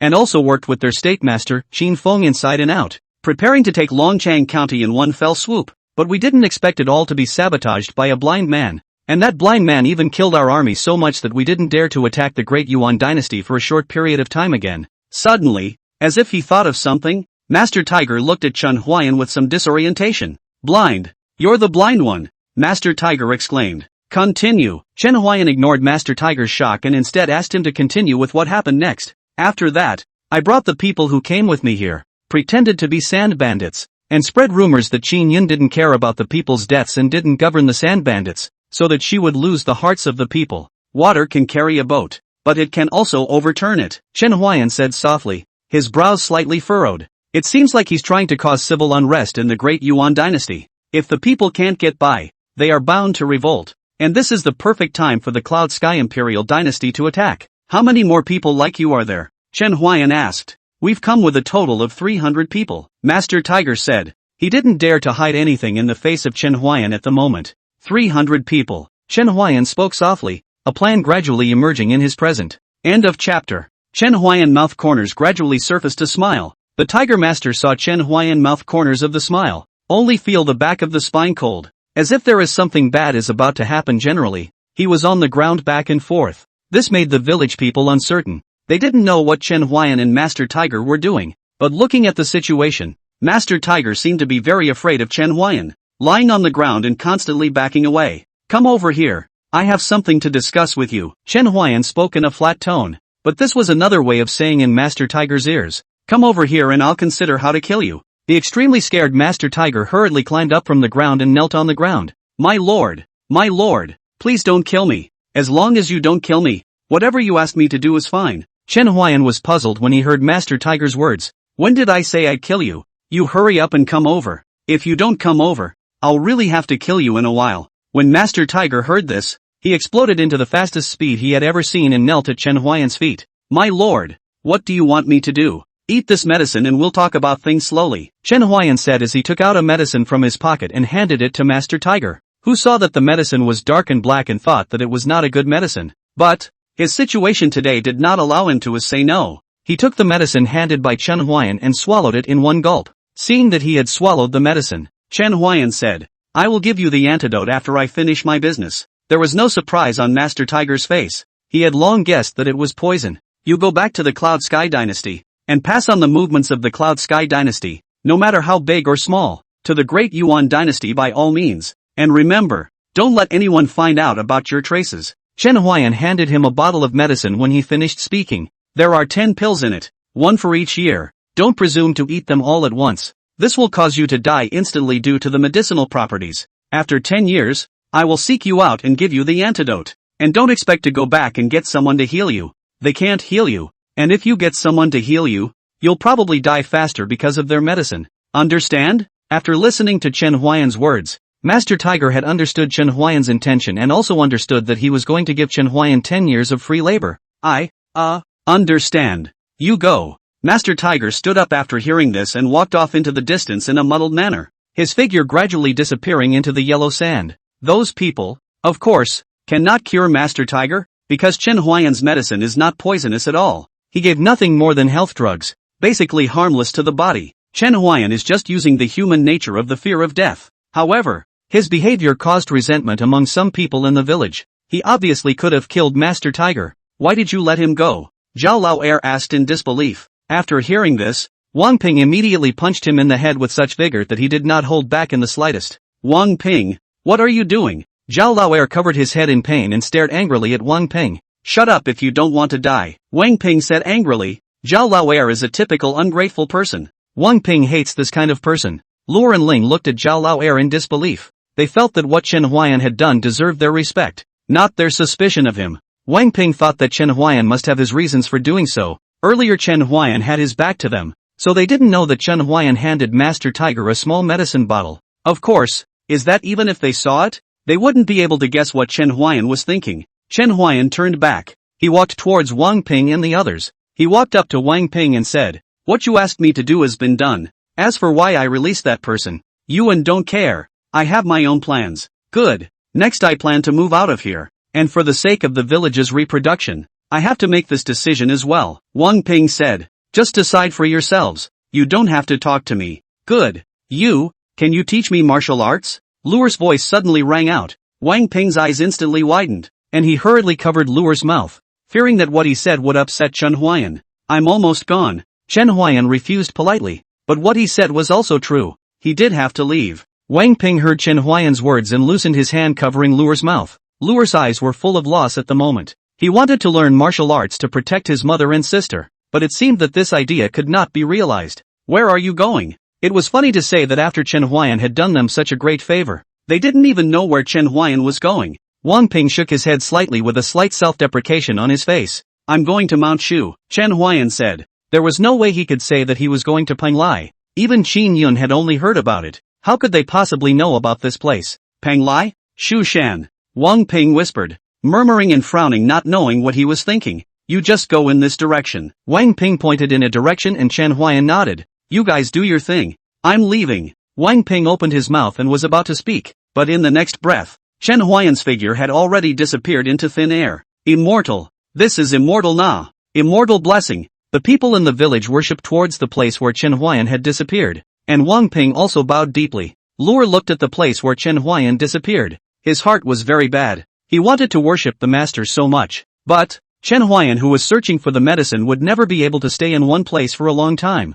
So Luo's idea of worshipping the master could not be realized. Ling clapped her little hands happily. The bad guys have all been chased away. Mother won't worry about me being abducted by bad people anymore. Ling smiled happily. Wang Ping looked very bad. He walked over to Ling, touched her little head and said, let's move and go to a better place. Aha! Ling nodded obediently, and a move away began. Old ox, heading in this direction. Have you studied the map yet? Moo, trust me. It's true. I still remember the incident where I almost fell off the cliff. Moo. That was just an accident. You must trust me this time. No problem. Good. Old cow. But don't let me down on you. After Chen Huai'an finished speaking, he walked into the house of Luer's family. At this moment, only Hu was at home. She was lying on the bed, with more air in and less air out. Hu heard the sound of someone coming in and strained to turn her head. Seeing Chen Huai'an come in, she asked him suspiciously, "Who are you?" She spoke in a way that made people feel tired,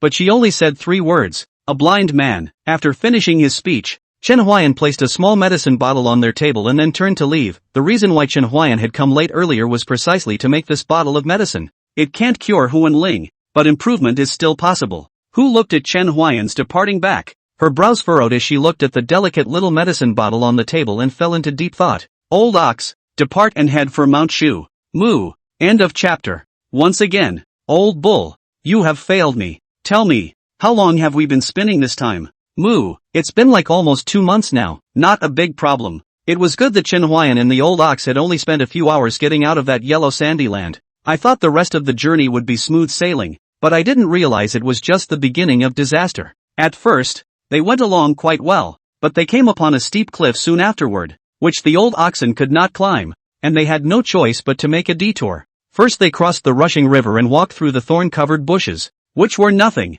but, after their detour, the old oxen had a little trouble finding their way, and so they were now lost again. Any idea where we are now? Moo. How am I supposed to know where we've gotten to when I can't even find the way? Chen Huai'an. Moo. But there's no rush. I feel like I've found the way. Follow me. Are you sure? Chen Huai'an asked. Moo. Pretty sure. Go. Time and again. Chen Huai'an said that the old ox had failed him, but whenever the old ox said it had found its way again, he still believed it without hesitation and followed it. Of course, this time, if nothing else, there's going to be an accident, and the old cow is lost again. Chen Huai'an had already gotten used to it. He simply took out his flute and played wujiu, walking leisurely with the old ox. Anyway, the road was still long. It would be better to walk slower, blowing tunes along the way and enjoying the beautiful mountains and rivers. These days he played his tunes less often, preferring to enjoy the scenery along the way. Name, Chen Huai'an. Age, 21. Lifespan, 80. Root, mortal bone. Technique, LV3 Phantom Flow Sword Technique, 3%. Skill, no return. Rank, LV4, 48 out of 100. Current effects, increase longevity, unblock meridians, repelling the tide to warm the body and increase enlightenment. Today's life gain, 6 hours. Disease, epileptic laughing disorder. Kabuki Wuji gradually treated. Current treatment progress, 28%. Chen Huai'an and the old ox had been lost for 5 months, and finally came to a county Kaiwa County. This was a county at the foot of Mount Shu. I don't know if it was because this was Mount Shu and there were many cultivators. Chen Huai'an could feel a few experts with 9 dan strength of true qi as he walked on the street. This place is really a place of great talent. You can casually walk down the street and come across someone of the 9th stage of true qi. Judging from the map, this place no longer belonged to the great Yuan dynasty. In simple terms, this place did not belong to the realm of any dynasty. It was an existence that belonged uniquely to this side of the heavens and earth. Don't look at Chen Huai'an, they just walked for 6 months, but their speed is so fast. If it is replaced by ordinary people to walk this journey, without 5 or 6 years, simply can't go to Shushan. Although they had a detour in this, it didn't affect their speed. Moo. I want beef. I only have 3 cents. Moo. No more food. Let's go find a place to stay first. Chen Huai'an shook his head slightly when he heard the old ox's words and said, we might not even have enough money to stay. I'd better sell my art first, and if there's a bounty, I may have it tonight when I look for a place to stay. Chen Huai'an said. He felt that these people might not come to appreciate his tunes. He thought that these people might focus on cultivation. Although Chen Huai'an's heart is like this, but still found a place, blowing no return to. When he blew to the tune, no return to the melody sounded. He then realized that he still underestimated the power of the tune given by the system. His song has not yet finished blowing. In front of him will be piled up with the money of the bounty. Although Chen Huai'an had little expression on his face, his heart was blossoming with joy. He was not greedy for money, but because the money from these rewards was already enough to cover his expenses for the next few days, and even a lot more. This blind man plays a pretty good tune. The meaning is deep. Stop it now. I'm thinking of my late deceased. Those people stopped to listen to Chen Huai'an's tune, each with their own feelings. Chen Huai'an was a bit surprised by this. He didn't expect that these cultivators would not be able to resist the song of Wuji. In this case, Chen Huai'an remembered the famous saying, the product of the system must be a fine product. After one song, many people shouted for Chen Huai'an to play another song. And Chen Huai'an was never a spoilsport. He responded to the crowd's request and played another song. Only this time, the number of people who rewarded him was obviously much less. But Chen Huai'an was already satisfied. At least he didn't have to go hungry for the next few days. It didn't take long for Chen Huai'an to finish another song. He apologized this time with an arch of his hand and said, "I'm sorry, everyone.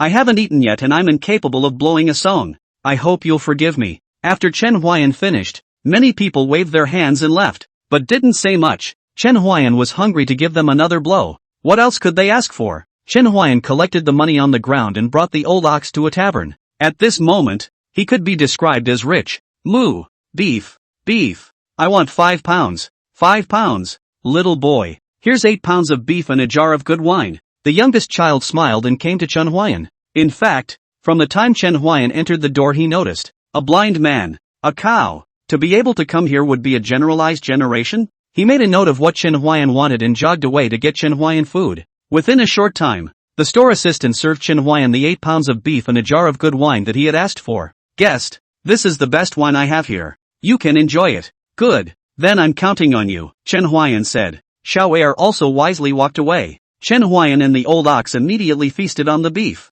The other people saw the old ox also eat up the beef. There was not much weirdness in their eyes. Instead, they somewhat appreciated the old ox. The cow that eats beef is also the first time they have seen, but they have seen more strange things. For the old cow to eat beef this matter, compared to the other strange events they have seen, at this moment it is not surprising. The old cow quickly finished its 5 pounds of beef. It looked at the 3 pounds of beef in Chen Huai'an's bowl and salivated. Chen Huai'an smiled and shook his head slightly when he saw this. "Can't really do anything with you, Xiao'er. Serve 3 more pounds of beef." "Moo, you still know me. You're drooling all over my bowl." Xiao'er's speed is very fast. Not long to serve up another 3 pounds of beef. Chen Huai'an no longer cares about the old cow. Began to eat his own bowl of beef. As he downed a glass of wine, the flavor was indeed quite a bit better than the wine sold there in Longchang County, but it was still muddy and not particularly strong. "I really need to find an opportunity to brew my own wine. The taste of this wine is still poor," Chen Huai'an said in his heart.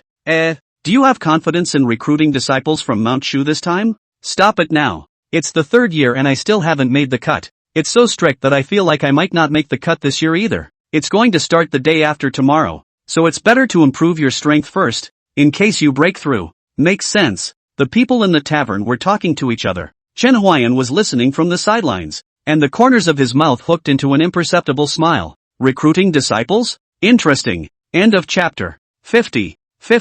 Day after tomorrow? Chen Huai'an said softly to himself. He would quite like to see the so-called Shu Mountain, the place that cultivators aspire to, along with Shushan together with the name of Manhwa anime, but they are far away from each other. From the map, if they traveled to these 2 mountains, not a few years difficult to arrive. Visible distance. "Moo, do you want to go? Go check it out and get a rise out of it." "Moo, another pound of beef." Chen Huai'an. Xiao'er, another pound of beef. Chen Huai'an and Lao Niu left the tavern after eating. Lao Niu ate too much beef. If they wanted to have something to eat for the next 2 days they couldn't go to a rented room, so they found a street and planned to make do with it for 2 nights.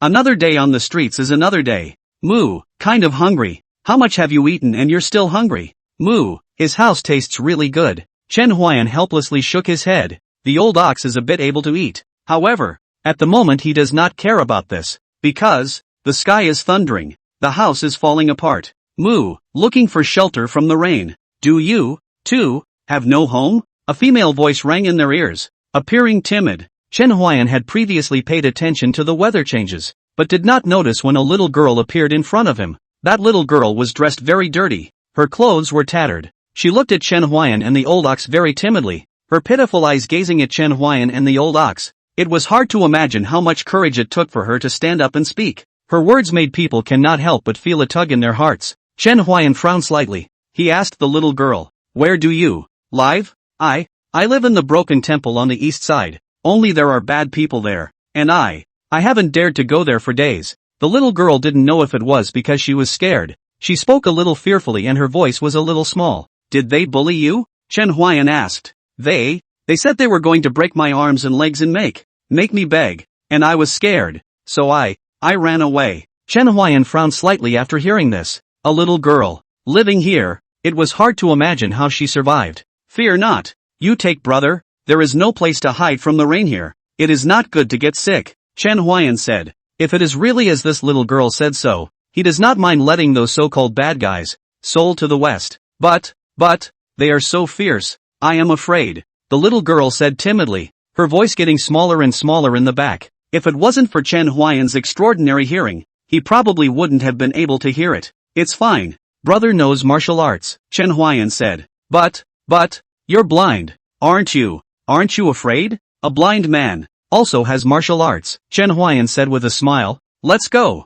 It's going to rain in a while. Chen Huai'an's smile always had a kind of inexplicable magic, and when the little girl saw his smile, the fear in her heart instantly subsided for the most part. What is your name? Chen Huai'an asked. My name is Guan, Guan said as she looked at Chen Huai'an. The look of fear on her face had subsided for the most part and a smile gradually appeared on her face. Chen Huai'an couldn't help but freeze for a moment when he heard Guan's name. Seiki? Aha! Seiki nodded curtly. I'm Seiki. My name is Chen Huai'an, Chen Huai'an said, speaking out his name. Chen Huai'an? Can I call you Brother Huai'an? Sure, Brother Huai'an. Are you really not afraid of them? Guan asked. As if remembering the vicious look of that group of people, Guan's petite body couldn't help but tremble a little. No fear. Chen Huai'an spoke decisively and seemed to have absolute confidence. Guan, how do you live here? Where are your parents? Chen Huai'an asked. It was very wrong for such a young girl to be living on the streets, and there were a lot of cultivators here. If Guan didn't pay attention and offended the cultivators,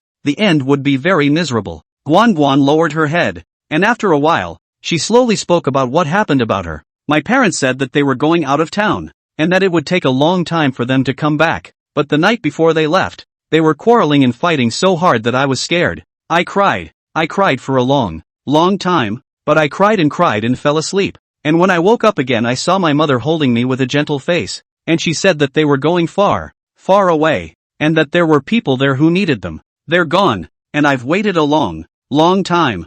I'm so hungry. All I can do is pick up the rotten leaves that people don't want, and the buns that people throw on the ground. I sometimes crouch in the corner and think about when Mom and Dad and the others will be back. Chen Huai'an quietly listened, did not interject. Guan or a long time did not talk to people like this. She has been talking about her thoughts of her parents, talking about her difficult life. I sometimes wonder if it's because I break bowls so often, and I say silently in my mind, I'll never break a bowl again. Mom and Dad, when are you coming back? I can eat very little. 1 bun a day is enough. I'm very well fed. Really, Brother Huai'an. I'm really well fed. I'm full on 1 bun a day. But, why don't my parents want me? Chen Huai'an stroked her little head and didn't say anything. He couldn't help with this kind of thing. Moo, take her for beef. Quick. The old cow bellowed aside to take Guan to the beef. Chen Huai'an held Guan's hand. Judging from her pulse, Guan's health was very bad, and prolonged malnutrition and starvation had put her body in a precarious position. Guan, brother is a little hungry. Let's go get some dinner. Dinner? Guan's doubts left Chen Huai'an at a loss for words. Perhaps she hadn't eaten in a long time. Chen Huai'an brought her to a tavern, the one he had eaten at before. The second boy saw that it was Chen Huai'an and Lao Niao again, and hurriedly came over to greet them. At the moment, in his eyes, Chen Huai'an was a big customer. Have some good food, more meat, in all styles. Good Lu, Xiao shouted. But suddenly, as if he thought of something, he asked Chen Huai'an, do not want wine? No need. Give it to this little girl to eat, Chen Huai'an said, pointing to Guan on the side. She was showing half her head. Earlier, Xiao'er's attention was on Chen Huai'an and Lao Niao, so he didn't notice Guan who came in with them. It's this little girl. You recognize? Chen Huai'an asked. The store assistant all spoke in a tone like of course I know her. Sometimes I give her a little food, but it's all leftovers. But this little girl hasn't been here for a long time, and I thought something bad had happened to her. So, you go serve the food. Gotta go. Why didn't you come? When Xiao'er left, Chen Huai'an asked Guan, and the answer Guan gave was, she was afraid of those people from the broken temple, who said they'd break her legs if they saw her. So, she hid. Chen Huai'an fell into a deep thought after listening to. End of chapter. Not long after, the store assistant brought up a few plates of food. Chen Huai'an gave Guan a bowl of rice and handed it in front of her, saying, eat quickly. Can I really eat it? Seiki asked, a little unsure that she could actually eat such good food. Well, of course. Chen Huai'an nodded and said, thank you Brother Win. Guan smiled and took the bowl of rice from Chen Huai'an's hand and took a big bite. but didn't take any food. Just ate the white rice. Why aren't you pinching the food? Chen Huai'an asked suspiciously. Guan's body trembled slightly at Chen Huai'an's question. Can I really eat it? Of course, Chen Huai'an said gently. Guan heard this before he clamped down on his food and ate, but he clamped down very little each time, and if he looked at those dishes, he basically just suffered a little bit of a flesh wound. Seeing this, Chen Huai'an shook his head slightly and took the initiative to give her some food. Guan immediately looked like she was flattered and said in a panic, "Thank you, brother Huai'an. You're welcome. Eat. Moo. Clip this to her. Moo. And this. Moo. That one. That one." Chen Huai'an methodically pinched dishes for Guan under the old ox's command. Seiki ate quickly, each bite making her feel incredibly satisfied. She felt like she was in a dream world with all the food she was eating right now. It made her feel so unrealistic. Chen Huai'an and Lao Niu watched Guan eat from the sidelines. Lao Niu had said he was hungry earlier, but now he just quietly watched Guan eat. After an unknown amount of time, Seiki covered her stomach and smiled contentedly. She looked to Chen Huai'an and said to him with a smile, "Thank you, brother Huai'an. You're welcome. Come on. Go teach the bad guys who are bullying you a lesson," Chen Huai'an said, as he said that he was about to walk out, but he was stopped by the shopkeeper. "Is the guest going to the broken temple in the east?" the store assistant asked. "Yes. What's wrong?" Chen Huai'an was very puzzled. He didn't know why the store assistant suddenly asked about this. "You can't go there. It's full of vicious people who kill without a second thought." "No one cares?" Chen Huai'an asked. This guest you are unaware. That broken temple is a big man chartered. Ordinary people simply cannot be touched. Otherwise, there would have been a righteous person out to eliminate that broken temple." The store assistant was seeing Chen Huai'an's generous offer, and kindly reminded him, otherwise, he would have to go to his death with what he has to do. "Big shot?" Chen Huai'an murmured. Then he held Guan's hand and walked out of the hotel's door. The store assistant shook his head behind Chen Huai'an. Alas, another dead soul. No, too. The store assistant looked at Chen Huai'an's departing back and was already thinking of Chen Huai'an's end. But, Chen Huai'an always do things as they please. Since no one tube, then he will go to tube. He would like to see what kind of big man actually sheltered the existence of this kind of dirty things. "Brother Huai'an, are you really not afraid?" Guan asked again. She was worried about Chen Huai'an. Chen Huai'an was the only person who let her eat such delicious food. She didn't want him to have an accident. "Not afraid," Chen Huai'an replied patiently. He happened to also look at how strong the cultivators here in Mount Shu were. Okay, although Guan said this on her lips, the worry on her small face did not diminish in the slightest. She was walking very slowly this way. The sky rumbled and thundered, as if signaling that something bad was about to happen. Tick-tock, tick-tock, as the rain began to patter down.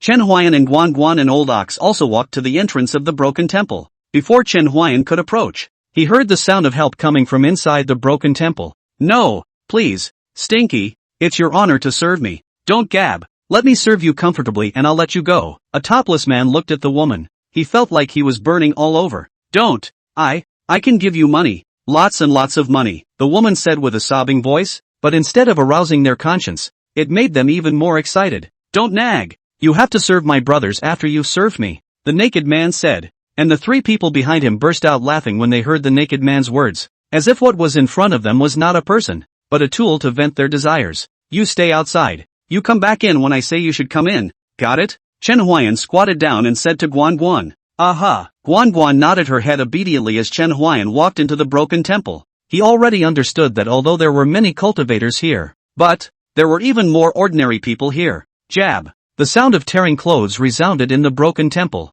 The woman's snow-white skin was exposed, and the eyes of those few people were filled with greed. "Ha ha ha, I can't stand it anymore. I'll go first. You guys can go after I'm done getting comfortable." The woman's eyes filled with despair as she heard the naked man's words, tears streaking down her cheeks. If she was really spoiled by so many people, I'm afraid it would be difficult for her to walk out of this broken temple alive today. Jab. There was another sound of clothes being torn, but this time the woman didn't resist. She resigned herself to her fate. She knew in her heart of hearts that no one would come here, much less risk offending the forces behind the broken temple to save her. "Stinky, why don't you move? Quickly move. You're like this great master doesn't have much desire." The naked man said, but the woman lying on the ground still didn't move. The naked man's fire came up. "Stinking, not listening to my words, looking for a fight." As he said that, he raised his right hand, ready to slap down hard, his wide palm. If he really slapped on that woman's body, that woman would almost have only one breath left if she didn't die. Just as the naked man's palm was about to hit the woman, there was a sudden bang, and when the naked man reappeared, he was already deep within the walls of the broken temple. Those three people quickly stood up and looked at the place where the woman was lying. At this moment, the woman had long been wrapped up by Chen Huai'an with a black tunic, and her exposed skin was covered tightly. "Who are you?" Chen Huai'an didn't reply. He just hugged the woman and slowly walked towards those three. Those three people glanced at the naked man who had been knocked into the wall, his life and death unknown, and then turned their heads to look at Chen Huai'an with great scorn. "Do you know who our backer is? How dare you barge in like this? You're really not afraid of death?" One of the three said grimly. He wanted to bring out his backer to intimidate Chen Huai'an, but what he didn't know was that Chen Huai'an didn't eat this at all. Chen Huai'an did not reply. This world, there are too many bad people. He does not want to pay attention. If he meets, kill is. Let me tell you, my backer is the third elder of Mount Shu, Suchi. If you kowtow and apologize to us now, we can still barely spare your life. One of them clamored and said. Chen Huai'an ignored him, but it was clear in his mind. No wonder no one dares to come and exterminate this place. It turns out that there is an elder of Mount Shu backing them up. Chen Huai'an's impression of Mount Shu was instantly much worse. The man was still about to say a few more words, but Chen Huai'an's figure appeared in front of him the next moment, and even though he was still holding a woman, his speed was still so fast that they were unable to react. Bang! With another loud bang, another person was kicked into the wall by Chen Huai'an, and the other two saw that Chen Huai'an's strength was far above theirs, so they instantly had no thoughts of making an enemy of Chen Huai'an. They were already bullies, and naturally wimped out when they saw someone even stronger than them. But at this moment, even if they didn't want to make an enemy of Chen Huai'an had no intention of letting them go, and with such scum, Chen Huai'an had no intention of letting them go. It seems that these few cultivators are nothing more than that. End of chapter. Perhaps it was the illusion that these few people gave Chen Huai'an. He really felt that the cultivators here were nothing more than that. Chen Huai'an speedily resolved the two men, and then walked out of the broken temple with the woman in his arms. Go back by yourself. Chen Huai'an put down the woman in his arms and said to her that the rain was not too heavy at the moment, so walking back was not a bad idea. After Chen Huai'an walked out of the broken temple, Guan poked her little head out from behind a pillar. Brother Huai'an, it's great that you're alright. Chen Huai'an walked over and touched her little head, and the old cow was lying down next to her, looking very relaxed. The bad guys were all fought off by me. But you shouldn't live here. It's dangerous, Chen Huai'an said. Chen Huai'an planned to go and sell his art tomorrow to see if he could earn some bounty and then rent a house for Guan to live on her own. Chen Huai'an guessed that she should have originally had a house, but it might have been occupied by someone else. Chen Huai'an would quite like to get it back for Guan, but with Guan's cowardly character, he was afraid that it wouldn't take long to get it back and it would also be occupied again. He hadn't lived here long, and he helped when he could. Let's go. Change the place tonight, Chen Huai'an said. Rumble. When Chen Huai'an finished speaking, a loud bang came from the sky, and the rain became heavier. It seems like we can't leave. Chen Huai'an shook his head slightly, preparing to return inside the broken temple. The few people inside the broken temple had been killed by him. Originally those people were only unconscious, but Chen Huai'an had always had the habit of making up for it, so none of them survived. Brother Huai'an, we're not leaving then, Guan said to Chen Huai'an with a smile. Chen Huai'an was at a distance where he could just see her smile. He looked at Guan's smile and froze a little. What's wrong with you, Brother Huai'an? Guan looked at Chen Huai'an curiously, wondering why he suddenly froze. Nothing, remembered something. Oh, does Brother Huai'an also have something sad? Guan asked, to which Chen Huai'an just smiled and shook his head slightly without saying anything. Young warrior, could you tell me your name? The young woman may as well return the favor. The woman who hadn't spoken for a long time behind them opened her mouth and asked. She knew that Chen Huai'an's first name was Huai'an, and she wanted to know Chen Huai'an's last name. My name is Chen Huai'an. I'm not a young warrior. As you can see, I'm just a blind man who can play a tune. Chen Huai'an responded. He didn't want to create such an identity as a young warrior out of thin air. He had never given himself the status of a blind man who could play a tune. My little girl has nothing to show for it. When Chen Huai'an heard these words, the flute in his hand didn't hold steady and almost fell to the ground. With your body? No. This is absolutely not okay, Chen Huai'an said in panic in his heart. He had never been so flustered when he was guarding the city gates 1 man against 100. That must never be allowed to come out of her mouth. Thus, Chen Huai'an hastily opened his mouth to interrupt the woman's words. No repayment? Then there's no need to repay. I just happened to come here. Then I saw the road and pulled out my sword to help. The woman didn't say anything else when she saw her words being interrupted. She didn't understand why Chen Huai'an was so anxious to interrupt her. She just wanted to repay him. She didn't have any other ideas. She quietly looked at Chen Huai'an. Her eyes that had just cried still slightly red. Chen Huai'an had said that there was no need to report it, so she couldn't say anything else. Come on, you go in and get a night's rest too, and go back the next day. When that woman heard Chen Huai'an's words, a panicked look immediately surfaced on her face. But I still want to repay you, the woman said anxiously. No need. If you really want to repay me, just tell me your name. We will not owe each other anything after this. The woman's face was a bit lost after hearing this, but she still spoke her name. My name is Gu Qingqing. Okay, I'll keep that in mind. After Chen Huai'an finished speaking, he led Guan Guan into the broken temple. The old ox followed them. Gu Qingqing stood alone. Chen Huai'an didn't open his mouth. She didn't dare to go in, even though just now Chen Huai'an had already said it. Chen Huai'an didn't know that he had become an inscrutable superior in terms of strength in Gu Qingqing's eyes. Why are you still standing outside? Be careful of catching wind chill. Chen Huai'an's voice sounded behind her. Gu Qingqing heard Chen Huai'an's voice and instantly raised her head, her eyes flickering as she turned around and walked into the broken temple. The three of them stayed in the broken temple for the night like this, with 4 dead people beside them. But the 2 women did not feel afraid, because Chen Huai'an was here, and they felt unprecedented peace of mind when he just sat there quietly. At this moment, outside the broken temple, the pouring rain fell like a waterfall, hitting the ground with splashes. Thunder rolled and lightning streaked by from time to time, and the moment it flashed it also split the darkness, and the ghastly white light reflected off the broken temple, which looked a little creepy from the outside. But there was something cozy inside the broken temple, where the fire was flickering at the moment, the warmth of the firelight hitting them and dispelling the cold. Guan Guan had long since fallen asleep in Chen Huai'an's arms, and the old ox he lay down next to them, having long since fallen asleep. Gu Qingqing peeked at Chen Huai'an from the side. She was curious about what kind of man Chen Huai'an was, but of course, she was more attracted by his strength. Go to sleep now. You and I are but a passing acquaintance. There is no need to dwell too much on it. Chen Huai'an didn't make a sound after he finished speaking, and his regular breathing was as if he had fallen asleep. Gu Qingqing's petite body trembled slightly when she heard Chen Huai'an's words, but soon she lay down next to the fire and closed her eyes. Outside the broken temple thunder gradually small. The sound of rain also turned into a ticking sound, while the 2 women and a cow fell into a deep sleep. Chen Huai'an did not sleep. He was recalling what happened in the past and present. After a long time, Chen Huai'an finally sighed. My state of mind has changed. At the moment, the thunder was gone, the rain wasn't falling, and the sky was getting light. There was still a fresh smell in the air after the heavy rain. Chen Huai'an put Guan Guan in his arms on a pile of grass, woke up the old ox and told it to keep an eye on the place while he went out to sell his art. After explaining clearly with Lao Niu, Chen Huai'an left the broken temple. He believed that with the charisma of Wu Guwei, he should not be able to blow long before he could earn enough money to rent the house. Chen Huai'an came to the place where he sold his art yesterday, and it didn't take him long to blow enough money to rent a room, and he also discovered a strange phenomenon. Wuji seemed to have a particularly strong attraction to cultivators. Most of the people who came to him to listen were cultivators, and there were very few ordinary people instead. Sometimes I really want to ask the system what's going on, Chen Huai'an said in his heart. However, this idea was only wandering in Chen Huai'an's mind,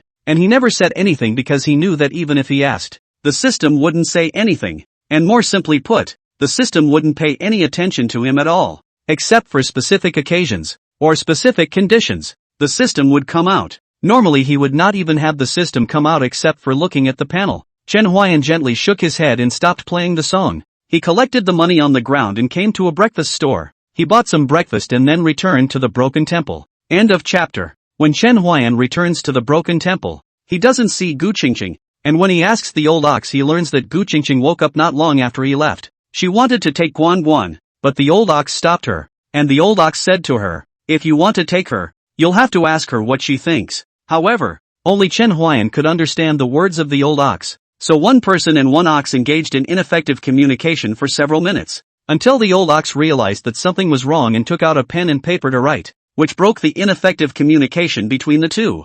The old ox said that Gu Qingqing's eyes were a bit strange when she looked at it, and that it suddenly nodded at it when it just picked up the pen to write. Chen Huai'an just laughed a bit after hearing this and didn't say anything. Chen Huai'an understood that Gu Qingqing was, after all, just an ordinary person who hadn't seen so many strange events, and when the old ox wrote with a pen, her heart should have been a million times more shocked. As for why Gu Qingqing nodded, he didn't know. Chen Huai'an didn't know that Gu Qingqing was actually turning her mind to think of the old ox's ox, so she was relieved. She thought that Chen Huai'an, that kind of high person, and the ox that followed him would not be an ordinary ox. Gu Qingqing, who thought she had figured everything out, nodded her head, and the old ox happened to see her nodding, so it was instantly confused. Chen Huai'an thought that with this goodbye, they should never meet in this life, so he didn't try to guess why Gu Qingqing nodded her head. And as for Guan Guan, she still stayed here. Chen Huai'an didn't even have to think about it. He already knew Guan Guan's choice. He greeted Guan Guan and Old Ox to come over for breakfast.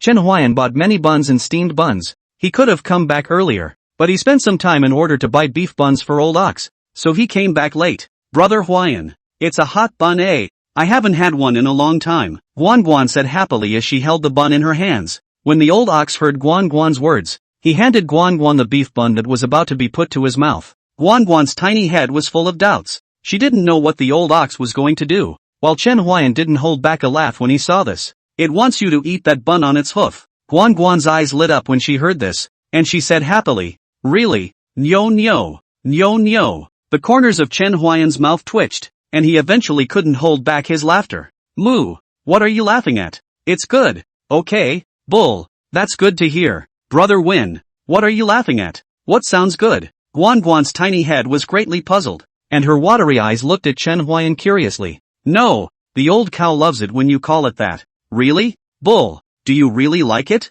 Old cow nods. Guan Guan saw the old cow nod and smiled as she took the bun from Nyo Nyo's hoof. Thank you Nyo Nyo. Nyo Nyo, I want it too, Chen Huai'an joked. Moo, no hands? Can't you hold it yourself? Old bull, you double standard. Moo, comments? Yes. Moo, it's okay with me. After eating breakfast Chen Huai'an and his group walked out of the broken temple. Now he was going to find a place for Guan Guan to live, although he would not stay in one place for a long time, but here in Shushan he might stay for a while. He wanted to go and see the so-called disciple recruitment. Although what happened yesterday made him not have a very good impression of Mount Shu, he still wanted to go and see it. After all, the place of cultivation Chen Huai'an didn't know much about it. Moreover, the information known by the cultivator would be more, and perhaps this would help him in his search for Peng Lai above the East Sea. Chen Huai'an rented a house for Guan Guan, although it was a bit simple, but it could also protect it from the wind and rain. If not for the fact that time was a bit rushed, Chen Huai'an also planned to give this house a careful decoration.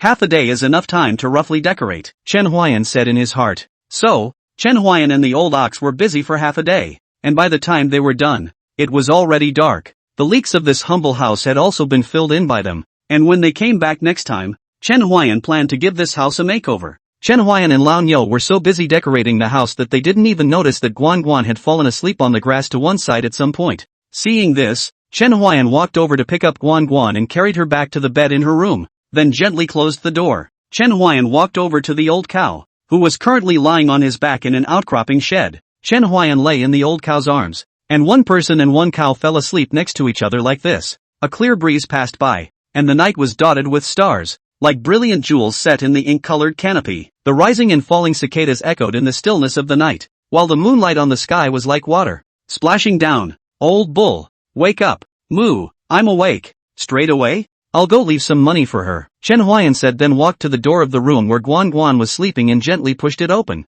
He placed all the money he earned yesterday by Guan Guan's bedside and then walked out of the room. The whole process without making a single sound. After Chen Huai'an walked out of the room, he walked over to the old ox and said to him, let's go and check out the so-called recruitment of disciples. Chen Huai'an and Lao Niu walked to the street. The scene in front of them shocked them. The street was crowded with people. Although Chen Huai'an had prepared in his heart, he was still shocked. The end of the street he was on was the road to Shushan, and at the moment, there was a long queue on this street, and the whole queue was like a snail walking, strangely slow. Chen Huai'an had no choice but to follow the team and walk slowly. He had thought that the journey would be uneventful, but he had no idea that there was still an accident. Yo, coming to pay homage to a master and still bringing livestock. Is this to bribe the elders of Mount Shu? A voice with sarcasm rang in Chen Huai'an's ears. He was the only one in the entire group who had brought the old ox, so Chen Huai'an didn't need to think to know that the person was talking about him. The man's sharp-tongued appearance, coupled with his acerbic language, caused the people around him to feel instant disgust. And Chen Huai'an ignored him, and he didn't want to ignore him. He knew that this kind of person always thought that he was a little bit capable and put his posture on a high level. Why haven't I noticed it's a blind man? What's wrong with Shushan now? How come any cat or dog can come and worship the master? No, this brother. What's in your way if he's carrying a cow? Also, even if he's a blind man, what's it to you? Another voice rang out. The person who spoke was wearing a purple suit, with a head of black hair standing up high, and the folding fan in his hand was constantly waving, quite a graceful appearance. As for that person who had previously said Chen Huai'an, after hearing his words, his face immediately looked like he had eaten a fly, very ugly, because the person who had spoken had all but failed to give him a single step down. Thanks a lot. Chen Huai'an thanked the man who helped him. The man waved his hand and said, "It's a small matter. We're both here to worship the master. Why don't we make a companion? My name is Su Feng. How about you, Chen Huai'an? What do you call this cow of yours?" "The old cow." Su Feng frowned slightly and said, "I asked for the name. An old cow." After Su Feng heard this, the corners of his mouth twitched in a fleshly manner. "You're really unique with names. I am flattered," Chen Huai'an said with an arch.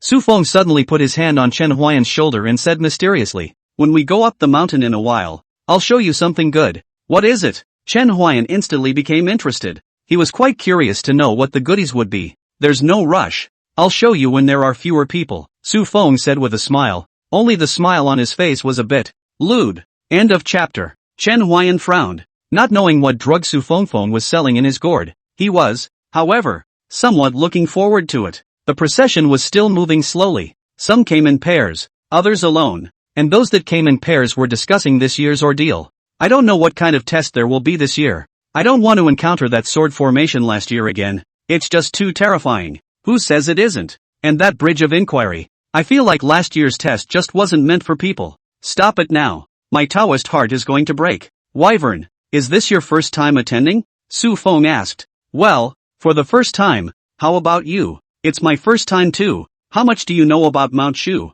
Chen Huai'an asked. Based on yesterday's incident, he was curious to know if these worshippers knew about this. A holy place of cultivation. Everyone aspires to it, and in previous years, Mount Shu wouldn't go out to recruit disciples, but this year doesn't seem to be quite the same. Su Feng's words aroused Chen Huai'an's interest as he asked, "What does that mean?" "This year, many of the disciples or elders of the cultivation sects will go out to look for disciples with good talent. Something that has never happened in previous years." Chen Huai'an listened and frowned slightly. This was not a good thing in his perception, but for the time being, it had nothing to do with him.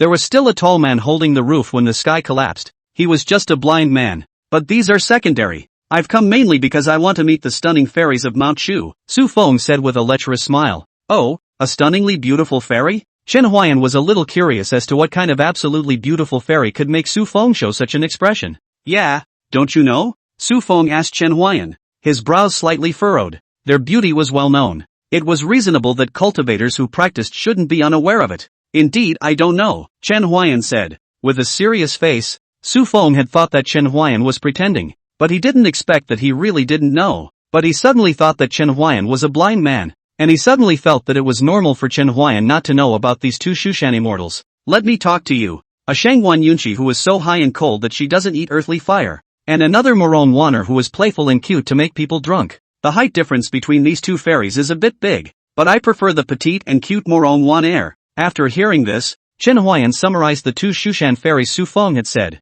One is a high and cold imperial sister, and the other is a petite lowly. Chen Huai'an and Su Feng chatted and followed the group slowly. Some people were impatient and flew directly over their heads, but these people were invariably knocked to the end of the group. "It seems that this is also part of the test," Chen Huai'an said in his heart. "No wonder so many people are on foot." There was no way that those few people didn't know the rules. They were trying to use their strength and talent to tell Shushan to open a back door for themselves. But Shushan obviously didn't eat this. It's a pity that Shangwan Yunshi and Fairy Moron Wanner are both keen drinkers. If only I had a good hand at brewing wine. Su Feng is still thinking about those two fairies. Chen Huai'an listened to Su Feng's words, and felt that sometimes you still can't judge a person by his appearance. Su Feng looked like a graceful appearance, like a gentleman, but he didn't think that Su Feng was fast coloring the word carved into his bones. All along the way, Su Feng was chattering about the two fairies. Chen Huai'an didn't understand. He listened quietly from the side, and they walked like this until it was dark. And it wasn't until it was dark that they finally officially stepped into the foot of Mount Shu.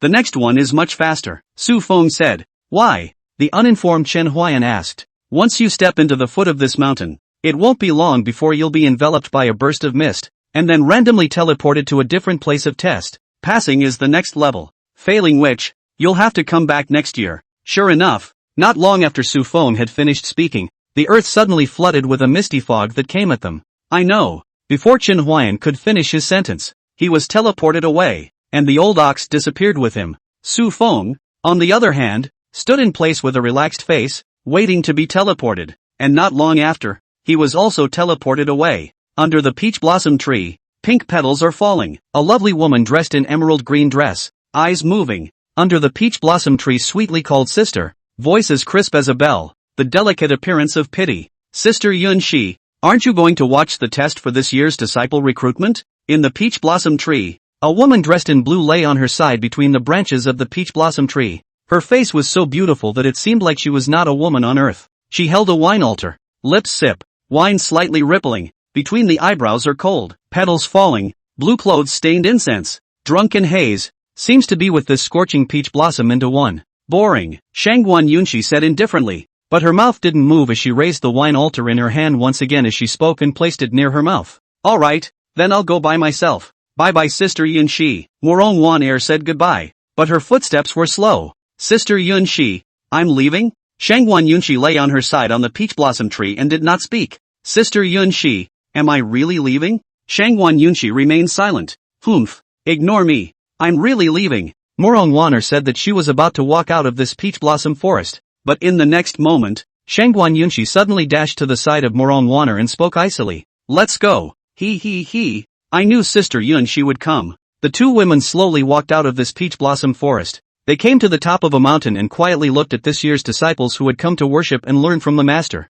Sister Yun-shi, it feels like this year isn't much different from last year, and it's probably only going to enroll about 50 people. Aha. It's really boring. I'm leaving. Shangguan Yunshi found it really boring and wanted to go back to the peach blossom forest to continue drinking. Don't. Sister Yun-shi, stay with me for a while longer. Shangguan Yunshi has a heart that wants to go, but she can't move her body because Morong Wan-er is hanging on her. Stay with me for a little while longer, and if there's really nothing to see, we'll leave, okay? Yes, Shangguan Yunshi chose to compromise after all. They watched for a while. Shangguan Yunshi was almost drinking until Morong Wan-er pulled her and pointed at a sword formation. Sister Yunshi, look, a blind man. Shangguan Yunshi glanced at it, took a sip of wine, and said, boring, but he seems to have broken through the sword formation with his flute. It was only when Shangguan Yunshi heard Morong Wan-er's words that her lack of interest finally changed a bit. This person is not bad.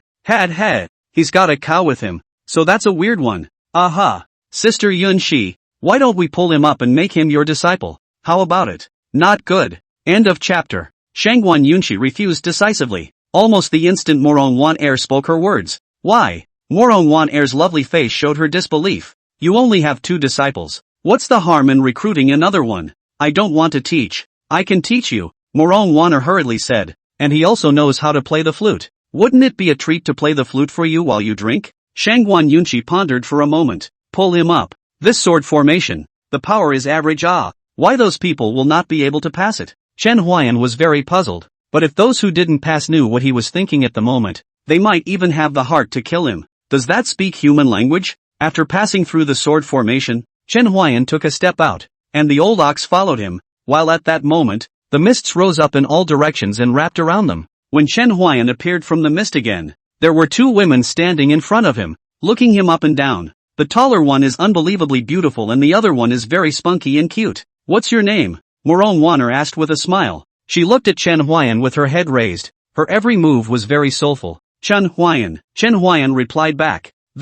Where is my ox? Chen Huai'an asked, realizing that the old ox had disappeared. It's fine. Are you interested in being Sister Yunshi's disciple? Morong Wan-er asked, her finger pointing towards Shangguan Yunshi who was standing on the side. Shangguan Yunshi stood on the side without saying anything. Yunshi? Shangguan Yunshi? Chen Huai'an probably guessed the identities of these 2 women. Shangguan Yunshi and Morong Wan-er. There's no need for a test? Chen Huai'an asked. He hadn't heard of one that could recruit disciples like this. There's no need for a test to become Sister Yunshi's disciple, Morong Wan-er said with a smile. If you can worship a teacher, why not? Disciple Chen Huai'an. Greetings to Master. Chen Huai'an said respectfully with an arch of his hand. Only he did not kneel down. Interesting. Shangguan Yunshi said icily. It was the first time she had ever seen a worshipper who didn't kneel. However, she didn't care. It was good to be able to play music. Chen Huai'an would never have thought that Shangguan Yunshi had recruited him as a disciple because he could play the flute. Go find Bai Chang'in. He's the second senior brother of Shu Mountain.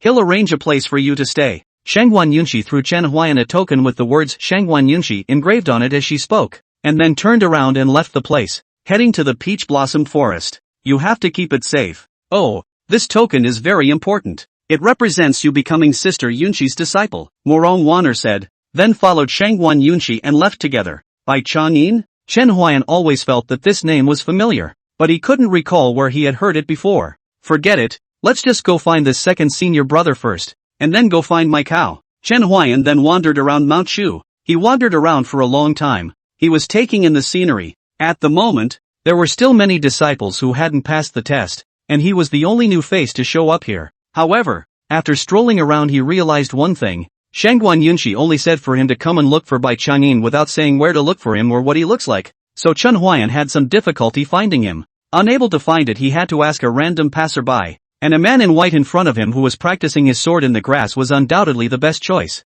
The white-clothed man stood on top of the grass, holding a long sword, which flashed with a cold aura. His eyes were focused, his stance was athletic, his aura was like a dragon emerging from the sea, and his sword style was powerful. Every time he swung his sword, he brought up a gust of wind and his clothes fluttered. The sword seemed to have life in his hands. As Chen Huai'an approached, the man suddenly put away his sword, pointed it at the sky, and said in a neutral tone, "All the weather is swirling, and my Tao is prospering on the day." Familiar, too familiar. Chen Huai'an was shocked in his heart. He felt that it was just too familiar, but he just couldn't recall where he had heard it before. This senior brother. Let me ask where senior brother Bai Chang'in is? The man frowned slightly when he heard Chen Huai'an's question. I am Bai Chang'in. Are you a new disciple? But aren't new disciples still being assessed? Bai Chang'in asked. When Chen Huai'an heard that the man in front of him was Su Chang'in, he felt a little amused, not realizing that this would be how he and his second senior brother from Shushan would have met. I'm considered to be specially recruited by my master,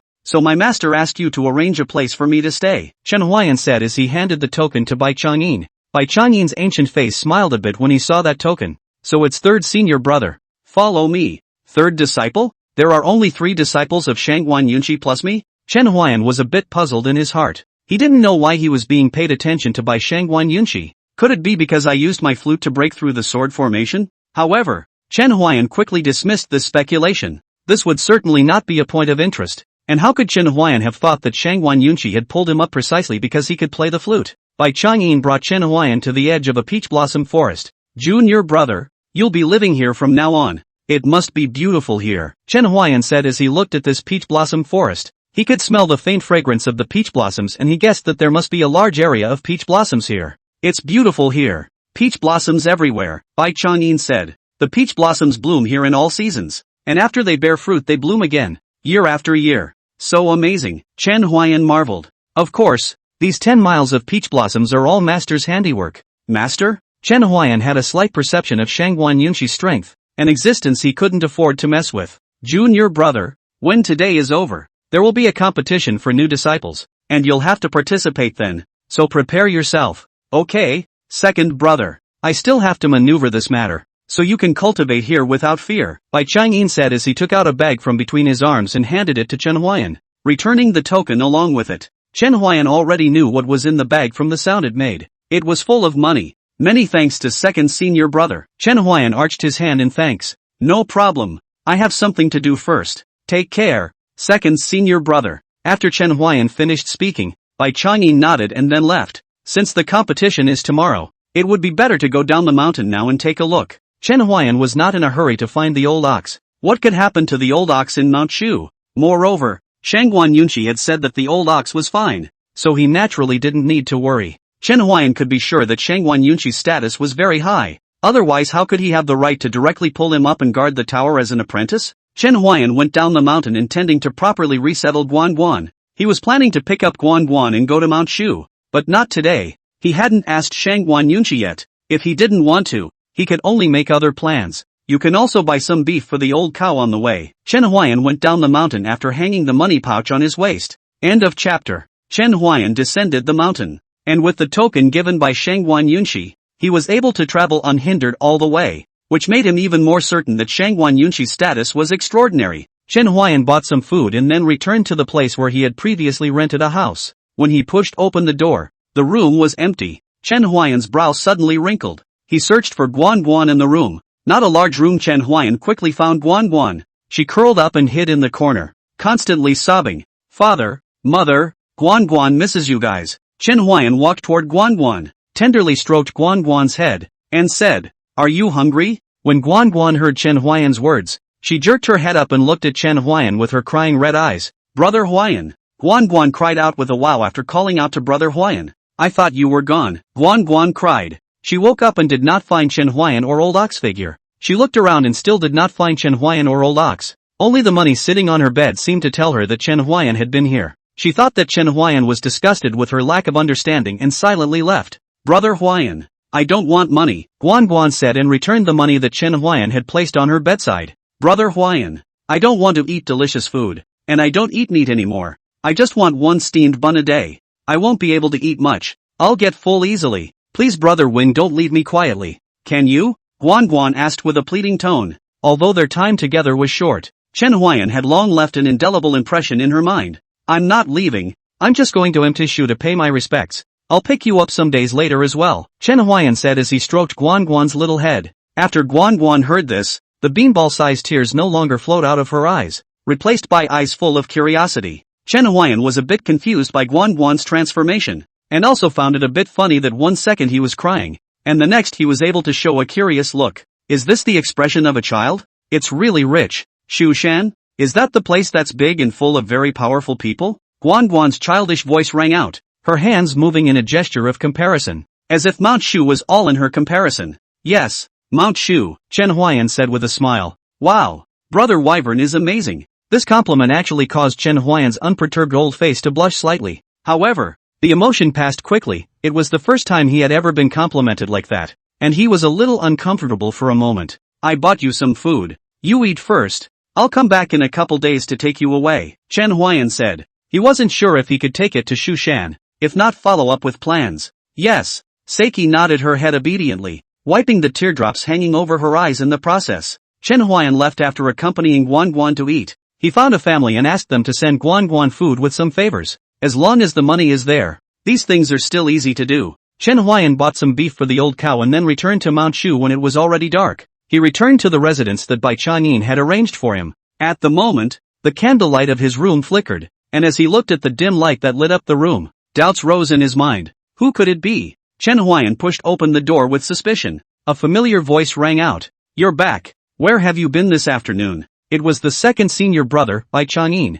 "I'm going down the mountain." "What's the matter with second brother coming to see me?" "Master said for you to go to the competition tomorrow." "Good. Trouble second senior brother. Also, your cow is next to the master. She is usually in this peach blossom forest. You find the biggest peach blossom tree and she lies there." "Good. Can you find the direction?" Bai Chang'in asked. Chen Huai'an was a blind man. It might be a bit difficult to find, but he wouldn't doubt Chen Huai'an's strength since he was specially recruited by his master. "No problem," Chen Huai'an said. "That's fine. You'll be there early tomorrow. You're the first game." "Good." Bai Chang'in nodded, then walked out of Chen Huai'an's room, and he said one last thing as he left. "You can give your house a name." "Name?" Chen Huai'an murmured. "Good. Thanks for the reminder. Second senior brother," Chen Huai'an said archly, and Bai Chang'in nodded slightly before leaving. After Bai Chang'in left, Chen Huai'an's mind echoed with Bai Chang'in's last words. "Take a name? What name to take?" Chen Huai'an said softly. "By the peach forest, I am at ease." Chen Huai'an's hand gently tapped on the table as a name gradually appeared in his mind.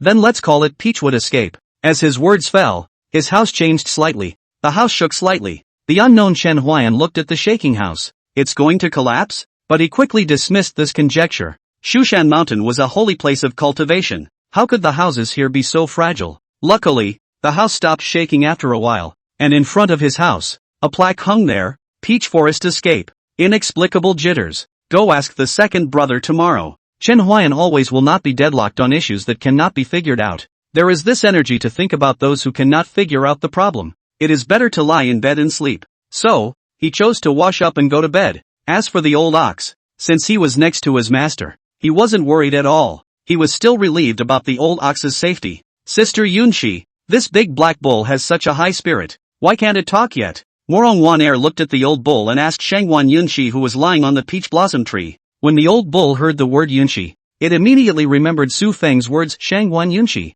but it could not speak. It could only look at the two women talking. As for the other person, it guessed Morong Wan. There is nothing strange about the world's creatures. After Shangwan Yunshi finished speaking, she took a sip of wine. although Morong Waner also loved to drink wine, but that was also before. She felt that these wines did not have the flavor she wanted, so she stopped drinking. I'm a bit curious, Morong Waner said as she looked at the old ox. The old ox's back was chilled by her eyes. It always felt that this girl was a big danger. Sister Yun Shi, why don't we dissect it and see what's going on with this cow? Moo! It's killing me! Chen Huai'an, where are you? And at this moment, Chen Huai'an rolled over and continued to sleep. What is this ox called? Morong Waner became more and more curious about the old bull. Her eyes flickering in this dark night, while the old bull looked at her with a gaze that only felt chilly. It's over. It's going to be second uncle. The old ox lamented in his heart. Well, that's my apprentice's cow, so don't move it, Shangguan Yunshi said,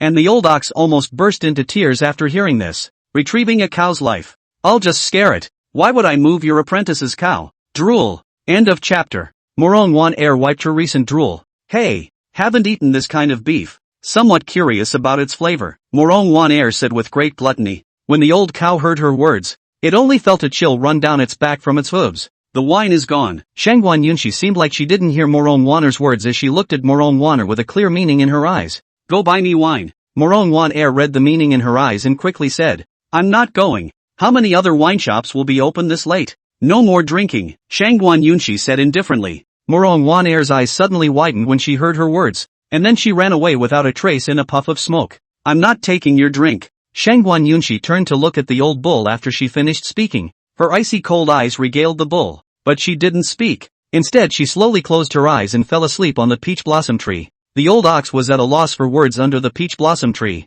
It was neither right nor wrong to go. Chen Huai'an, where did you run off to? I'm going to eat 10 pounds of beef the next time we meet. The old ox counted up the score for Chen Huai'an in its mind. It felt that it was too traumatized and needed to be patched up. The old ox believed that Shangguan Yunshi wouldn't make a move on it because from the conversation between the two of them just now, the old ox understood that Chen Huai'an had become Shangguan Yunshi's disciple. So what it was afraid of was the one who ran away without a trace, Morong Waner, almost as second uncle. The old ox was lying under the peach blossom tree and gradually fell asleep. The old ox was afraid, but it believed that Shangguan Yunshi would not let it have an accident. After all, it knew the truth of loving the house. If the old ox knew that Chen Huai'an was accepted as a disciple because he could play the flute, I wonder how he would feel. The old ox was safe and sound for a night, and Chen Huai'an slept soundly. However, the old ox was so frightened that for a while it saw Morong Waner as if it were looking at a demon with fierce eyes. A competition? Really curious what it will be like. Chen Huai'an simply washed up and came to the martial arts field.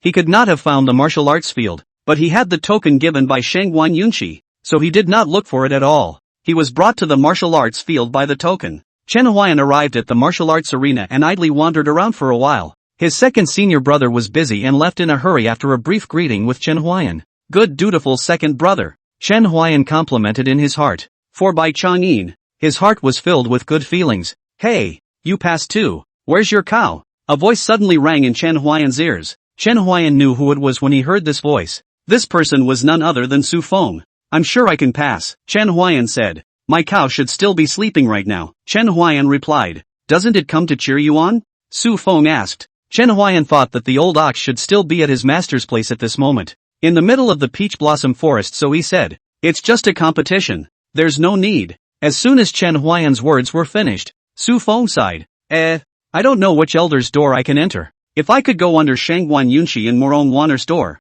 how good it would be. Let's listen to heaven, Chen Huai'an replied back. He wasn't worried about that right now. He was worried about the competition. He was afraid that his opponent would be too strong and he wouldn't be able to beat them. If you can worship under Shangguan Yunshi and Morong Waner, it would be considered that you've burned a lot of incense, but unless you're overly strong, it will be difficult. How could he know that Chen Huai'an had long been Shangguan Yunshi's disciple? If he knew this news at this moment, I wonder what he would think. Shangguan Yunshi currently has just 2 disciples while Morong Waner doesn't have a single one. I think I can worship under Morong Waner, but I also want to go under Shangguan Yunshi. It's so tangled. Su Feng said on the side. Chen Huai'an did not say anything. What Su Zhou said was rather like Shangguan Yunshi and Morong Waner being picked by him, rather than Shangguan Yunshi and Morong Waner coming to pick him. It would be better to dream now than to think about the next competition, Chen Huai'an said. A competition? This is just too easy for me, Su Feng said confidently. How dare you have such a real. The first match, Chen Huai'an vs Wu Fan. Please invite both players to the stage. A loud and clear voice rang out, clearly reaching everyone's ears. It's you in the first game. Su Feng's face revealed shock and disbelief. Yeah, why? Isn't the first match between Shangguan Yunqi's disciple and Wu Fan? Yeah, I am. What? When was this? Yesterday, after I passed through the sword formation, I went through the mist, then Shangguan Yunqi and Morong Wanner stood in front of me, and Morong Wanner asked me if I wanted to worship Shangguan Yunqi as my master, and I did so immediately. Then, Shangguan Yunqi became my master, Chen Huai'an said indifferently, yet every word he said was like a sharp dagger, deeply piercing into Su Feng's heart. My heart, it hurts. Chen Huai'an felt a bit amused at the situation. I'll go on stage first. You cheer me on. Chen Huai'an walked up to the ring after he finished speaking, followed by a sigh of relief, accompanied by a tirade of mockery. No way. Shangguan Yunqi's disciple is a blind man? The heavens have no eyes. A person as strong as me didn't even make it into her eyes. What right does this blind man have? Get down here. You blind bastard. Yeah, roll down. If you are sensible, you should hurry up and leave Mount Shu, in case you become disabled one day, or a human swine is not a good idea. Chen Huai'an listened to their unpleasant words and shook his head slightly. He didn't care about these people's words. He liked to live out his own. What did other people's words have to do with him? As the crowd was abusing Chen Huai'an, a figure suddenly appeared in the air above the ring. My disciple, who are you to judge? Her voice was crisp and pleasant, and although it was not loud, it clearly reached everyone's ears. In a blink of an eye, those who had previously spoken ill of Chen Huai'an shut their mouths. Shangguan Yunqi's reputation was too great and his strength was too strong for them to mess with. And with Shangguan Yunqi taking a stand today, then almost no one would dare to bully Chen Huai'an in the middle of Shu Mountain. Shangguan Yunqi lightly glanced at them and finally turned around and flew away, leaving a light blue figure in the eyes of the crowd. My heart, it hurts even more. Su Feng covered his chest with a pained look, and on the stage, the disciple called Wu Fan also walked up to the ring as he looked at Chen Huai'an and said, I won't show you mercy just because you're senior Yunqi's disciple. Just what I wanted, Chen Huai'an said. He was afraid that the disciple called Wu Fan would show mercy to him because he was Shangguan Yunqi's disciple, but now it seemed that this thought was purely superfluous. End of chapter. I am the 10th stage of True Qi. I have been worshipping at Mount Shu for 2 years, and today, I have come to learn from senior brother Chen. Due to Shangguan Yunqi's seniority, Chen Huai'an also became a senior brother in a matter of moments. Generations are sometimes not a good thing. True Qi 10th stage. Not my opponent, Chen Huai'an said in his heart. Senior brother Wu Fan, please enlighten me, Chen Huai'an said. Aren't you going to choose a weapon that is handy? Wu Fan asked. He saw that Chen Huai'an did not have a weapon and did not want to bully this fresh senior brother, so he kindly reminded him. No need, it's enough that I have a flute, Chen Huai'an said and raised the flute in his hand. Wu Fan couldn't help but frown when he saw Chen Huai'an's flute. The emerald green flute looked so unbearable. If it wasn't for the fact that Chen Huai's demeanor hadn't changed much, Wu Fan would have almost thought that Chen Huai'an was looking down on him. Senior brother Chen, are you sure you want to use the flute as a weapon to fight me? Wu Fan asked uncertainly. I'm sure. Good. Then much obliged. The moment Wu Fan finished speaking, he shot out explosively, the long sword in his hand pushing straight towards Chen Huai'an, who stood still without moving. No, this blind man shouldn't be scared silly, right? When the crowd under the stage saw that Chen Huai'an didn't move, they thought that he was scared by Wu Fan's overpowering aura. It's possible to be scared silly. What a disgrace. The people under the stage spoke. At the moment they only dared to whisper. They were afraid that Shangguan Yunqi would kill back. That cold and piercing eyes they wouldn't want to experience a second time. I do justice to my master. Her vision. It's good, Chen Huai'an said in his mind. And then, his figure moved. And those with low strength couldn't even catch Chen Huai'an's figure. Chen Huai'an used his flute as a sword and performed the illusory stream sword technique. Wu Fan was shocked when he saw Chen Huai'an's sword technique. The strength of that sword technique and the overpowering sword intent. He had only seen it in the elders of Mount Shu. The two exchanged hands almost in an instant. The two figures stood on the stage. Those who were not very strong under the stage looked at the two who stood on the stage. And for a moment, they did not know who was losing and who was winning. And from afar, Shangguan Yunqi looked at the situation on the stage, picked up the wine altar and took a sip of wine. Not bad. He then turned around and left, returning to the peach blossom forest. 3 breaths later, Wu Fan collapsed, and Chen Huai'an let out a breath of air before retrieving his flute and slowly walking out of the ring amidst the shocked gazes of the crowd. Chen Huai'an walked over to Su Feng's side. Su Feng's mouth was so big at the moment that he could stuff a goose egg in it. Chen Huai'an saw this and used his hand to lift it back for him, but in the next second, he automatically opened it again. Is this a new type of begging that you belong to? Chen Huai'an said jokingly, and Su Feng came back from his shock. No, you're so strong. A true Qi 10th stage also seconds? What's so shocking about that? I've killed quite a few people at the 10th stage of true chi. Chen Huai'an spoke truthfully, but this caused Su Feng's heart to be shocked once again, so much so that his mouth once again involuntarily opened wide. Chen Huai'an shook his head slightly at the sight. People. This is what happens when their mental quality is too poor. Hearing Chen Huai'an's words, Su Feng retracted his open mouth and said, "Don't you look at what you're saying as a human being? No, is what you do personnel?" Chen Huai'an was amused by Su Feng. "You'd better prepare for the competition first." Su Feng has slammed his thighs. "Right. Shangwan Yunqi has already taken you. Most likely she won't take the second one this year. But Morong Weiner hasn't yet taken I'm still very hopeful. Chen Huai'an, you're really too smart." After Su Feng finished speaking, he ran away excitedly, leaving Chen Huai'an standing in place with a confused look on his face. "What did I say again?" Chen Huai'an looked at Su Feng's departing back and shook his head slightly. "Draw lots in the afternoon and compete tomorrow. When these people are finished, it will be their turn to win the game of the people draw lots. Draw lots after tomorrow and then test. Test is the time of the Shu Mountain elders to select disciples." The match went quickly, and Su Feng managed to make it to the next round as well, and he was happy to tell Chen Huai'an the news. And even though Chen Huai'an hadn't watched it, he was able to guess that Su Chensha would win, because Su Feng revealed a sense of self-confidence from beginning to end. If there was no little strength, where did this self-confidence come from? Drawing lots. So exciting, Su Feng said. His opponents were even stronger this time, and instead of making him nervous, the powerful opponents made his battle spirit grow stronger. Chen Huai'an casually took a note and left. So did Su Feng. Well, the two of them were not rivals, and the draw continues. Ancestor bless. Ancestor bless. Draw a weaker one. The man picked up a slip of paper when he finished speaking, and when he turned it over and saw the name on it, he sat down on the floor, his eyes empty and lifeless. The surrounding people rushed forward at the sight and asked,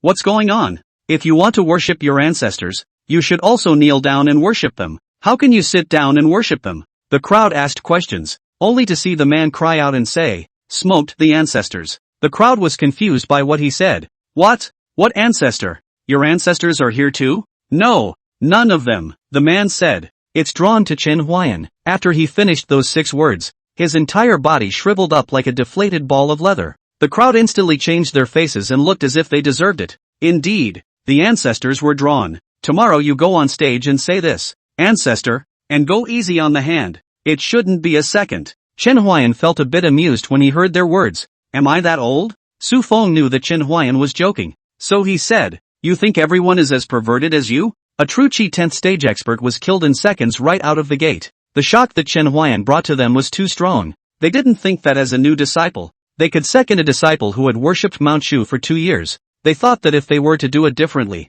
they would definitely not be able to do it, because it was so unbelievable that there are still some people who can't believe it's true.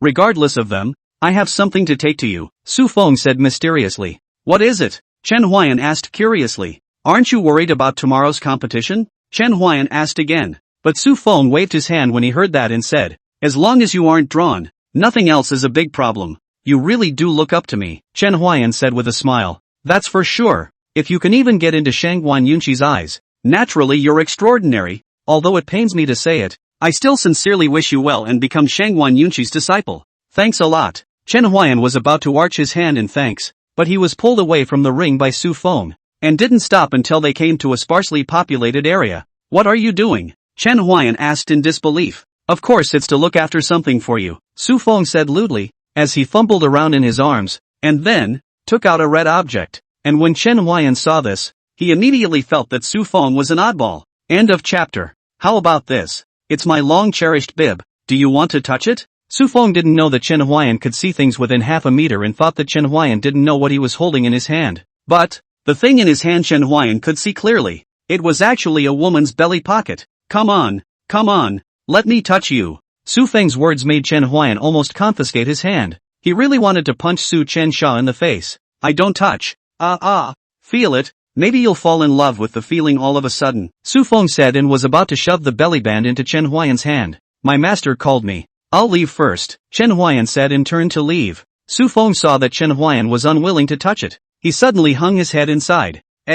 Such a good thing, but you are not blessed to enjoy it. Indeed not blessed, Chen Huai'an said in his heart. His bottom line did not allow him to do so. It was a woman's belly pocket. Although he did not know where Su Feng got it from, it must have come from the wrong place. I'm really afraid that he will be castrated by those women one day, Chen Huai'an said in his heart as he quickly left. Su Feng sighed repeatedly behind him. Brother Chen. Ah, touch it. Chen Huai'an gets his feet wet. Shangguan Yunshi didn't call him. It was just an excuse he made to get away from Su Feng. Chen Huai'an returned to the Peach Blossom Yachu. He had just returned to the Peach Blossom Yachu when he saw the old ox lying beside the Peach Blossom Yachu. Only his spirit was a bit depressed. Old ox, what's wrong with you? Chen Huai'an asked when he saw this. Moo, almost a second uncle. Ah, Chen Huai'an was dumbfounded by the old ox's words. Almost became a second uncle? In detail, Chen Huai'an was instantly curious, and he began to be very curious about what the old ox had experienced last night. The old cow said what he experienced last night.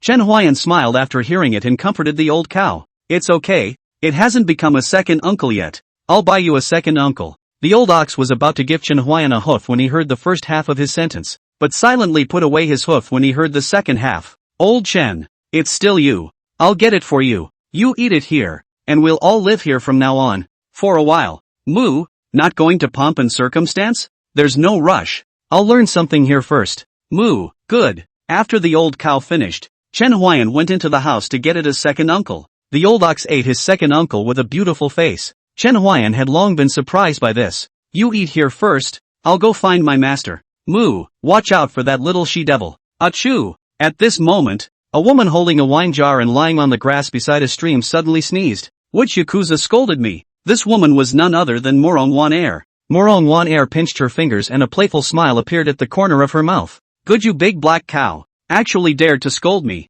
It seems that I have to consider an all-cow feast. The body of the old cow eating his second uncle suddenly shook. What's wrong? But the second uncle in front of him eventually caught its attention and continued to bury its head in dry food. Chen Huai'an walked into the peach blossom forest. Chen Huai'an smelled the refreshing peach blossom fragrance, and thought to himself, the peach blossoms here made into peach blossom brew must be good. Since we're going to be here for a long time, we might as well try making peach blossom brew. Chen Huai'an heart made up his mind. First make a altar of peach blossom brew. Such a good peach blossom. Do not make peach blossom brew. Chen Huai'an heart feel is really a pity. Chen Huai'an turned around in the peach blossom forest for a while, and since he couldn't find his way, he called out from the forest, Disciple Chen Huai'an, greetings to master. In the next moment, Chen Huai'an felt the wind on the soles of his feet, and as he lowered his head to look at it, a cloud had been born under his feet at some point, carrying him away. Master's means, unfathomable, Chen Huai'an said in his heart. Soon the cloud carried him to a peach blossom tree, and the cloud disappeared in an instant as he set one foot on the ground. Chen Huai'an didn't pay attention to the disappearance of the cloud. Instead, he curiously circled in front of this peach blossom tree. Chen Huai'an circled around this peach blossom tree, his hand always resting on it. He estimated that this peach blossom tree could not be held without 20 or so people. It's so big, and I wonder how long the peach tree has been growing. Chen Huai'an was very curious about how long the peach blossom tree in front of him had been growing. It was unbelievable that it was so huge. What is it that you came to find me for? The sound of a voice interrupted Chen Huai's thoughts. Disciple Chen Huai'an has a favor to ask, Chen Huai'an said with an arch of his hand, expressing his respect. Speak. Shangguan Yunshi's voice was icy cold, but this was also her nature. Chen Huai'an wouldn't care about this. From the time she was able to back her up in the ring, Chen Huai'an knew that this master of his must be extremely protective. Disciple met a girl at the bottom of the mountain. She has no father and no mother. Survival is really difficult. Disciple would like to bring her to Shushan Mountain. Live together. Can. Before Chen Huai'an could finish, Shangguan Yunshi spoke. Only she didn't open her mouth. Chen Huai'an didn't know this. He just felt that the content of what she said was very warm, but her voice was very cold. Whatever. Many thanks, master, Chen Huai'an said with an arch. He turned to leave when he finished speaking, but stopped before taking a few steps, a slightly embarrassed look on his face. Anything else? Shangguan Yunshi asked when she saw Chen Huai'an stop without taking a few steps, thinking that he had something else to say. Disciple, I can't seem to find the way. After Shangguan Yunshi heard this, there was no change of expression on her face. Her jade lotus root-like arm gently waved, and a cloud appeared underneath Chen Huai'an's feet, and then led Chen Huai'an out of this peach blossom forest. Chen Huai'an went out of the peach blossom forest, and the cloud disappeared out of thin air. If he hadn't reacted fast enough, maybe his but would have had a close contact with the earth. Chen Huai'an smiled at this, then took out his flute and returned to the Peach Blossom Escape Residence while playing it. When Chen Huai'an returned to Peach Blossom Escape Residence, he realized that the old ox had disappeared. This old ox, where did he run away again? Chen Huai'an wasn't worried about anything happening to the old ox. So he went down the mountain and went to pick up Guan Guan. Guan Guan saw Chen Huai'an with happiness written all over his face. Brother Win. Aha. Chen Huai'an smiled and responded. I've come to fetch you up the mountain. Do you want to go? Chen Huai'an asked. He was afraid that this little ninny would be in awe of the immortals of Mount Shu and thus wouldn't dare to go up the mountain. But apparently he had overthought it. Can I really go? Guan Guan asked. His face filled with curiosity, completely devoid of the so-called reverence he had for immortals. Could be. Good I'll be an immortal from now on. Chen Huai'an was amused by Guan Guan. Alright, little fairy, we should go up the mountain. Yes. Chen Huai'an brought Guan Guan back to Shushan Mountain. He had an unobstructed journey. Chen Huai'an couldn't help but be a little puzzled. How come there isn't a single interrogator? However, what he didn't know was that second senior brother appeared at the entrance of Mount Shu's mountain after they left. It turned out that all of this was authorized by Shangguan Yunxi, and the second senior brother took care of it to be good. Cowhorse author has a cold, but does it affect my 5 shifts? Influence. So today 4 more to Baozi readers offer. Come 5 more. Please catch up on your reading and collect. End of chapter. Chen Huai'an brought Guan Guan back to the Peach Blossom escape residence, and at this moment, the old ox hadn't returned yet either. Chen Huai'an arranged a room for Guan Guan and then left the Peach Blossom escape residence. He wondered what the old bull was attracted to when he wasn't back so late. The old bull wouldn't normally go out so late and not come back. Unbeknownst to Chen Huai'an, the old ox was being tied up next to a stream, and below it was a 10,000-foot waterfall. At the moment it was trembling all over, and in front of it, a petite and cute loli was holding 2 knives that were rubbing sparks by her in her hands. It was like a cow. Moo, old Chen, come quickly. If you don't come, you'll really become uncle too. The old bull was shouting, but Morong Wan Air couldn't understand what it was saying. Big black cow. Good boy. It doesn't hurt. It'll be over soon. Morong Wan Air said with a smile. That smile was incredibly creepy in the eyes of the old cow. Moo.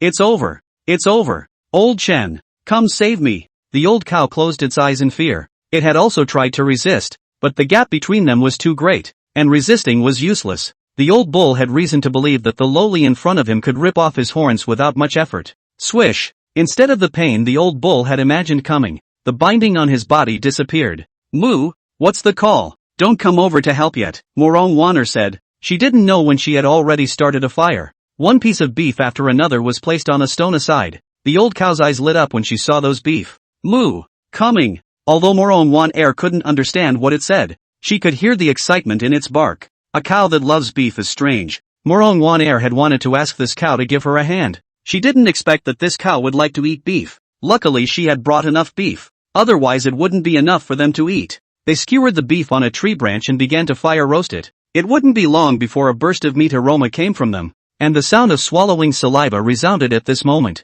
Moo, not cooked. Morong Wan Air heard the old bull's bellowing. She couldn't understand what the old bull was saying, but she was growing to like the big black bull in front of her. Smart. Can roast meat, couldn't be more suitable to be my mount, Morong Wanner said in her mind, but she knew that this was Chen Huai'an's cow. So this thought only flashed through her mind for a split second before disappearing completely. After a while, the old ox handed Morong Wanner the roasted beef. Morong Wanner took the old ox's roasted beef and took a bite. The simple meat flavor exploded in Morong Wanner's mouth. The gravy splattered in her mouth. Big black ox. Fragrant. Moo, a famous teacher learns from Chen Huai'an. The old cow bellowed, but Morong Wan Air ignored its bellowing. At the moment she was immersed in the happiness that the roast beef brought her. It didn't take long for another piece of beef to be roasted. Another gulping sound rang out. The old ox didn't need to think to know who it was. The old ox helplessly handed the roasted beef to Morong Wan Air. My second uncle. The old ox also wanted to eat it, but Morong Wan Air's eating speed was just too fast. He had already finished a piece before it was even roasted. The old cow had no choice but to continue grilling the beef. So you are here, a voice rang out, a voice that the old ox was all too familiar with. Moo, old Chen. Finally, I've missed you. Step aside. I don't want you. Chen Huai'an walked up to Morong Wanner and said respectfully with an arch of his hand, Greetings to Senior Morong Wanner. Chen Huai'an's words had just fallen, but Morong Wanner waved her hand and said, Alright, next time you see me, don't perform these rituals. These rituals are too old-fashioned and formal. I don't like them. Good. Do you know how to roast meat? Morong Wan Air asked, her eyes full of excitement as she looked at Chen Huai'an. Will, then you roast meat with it, Morong Wanner said with glowing eyes, and when Chen Huai'an saw her expression, he could never have imagined that she would be a person of profound cultivation. Moo, gotta plant another one. Okay, senpai. Chen Huai'an walked over to the fire and sat down, roasting meat with the old ox. When Chen Huai'an saw the old ox roasting the meat,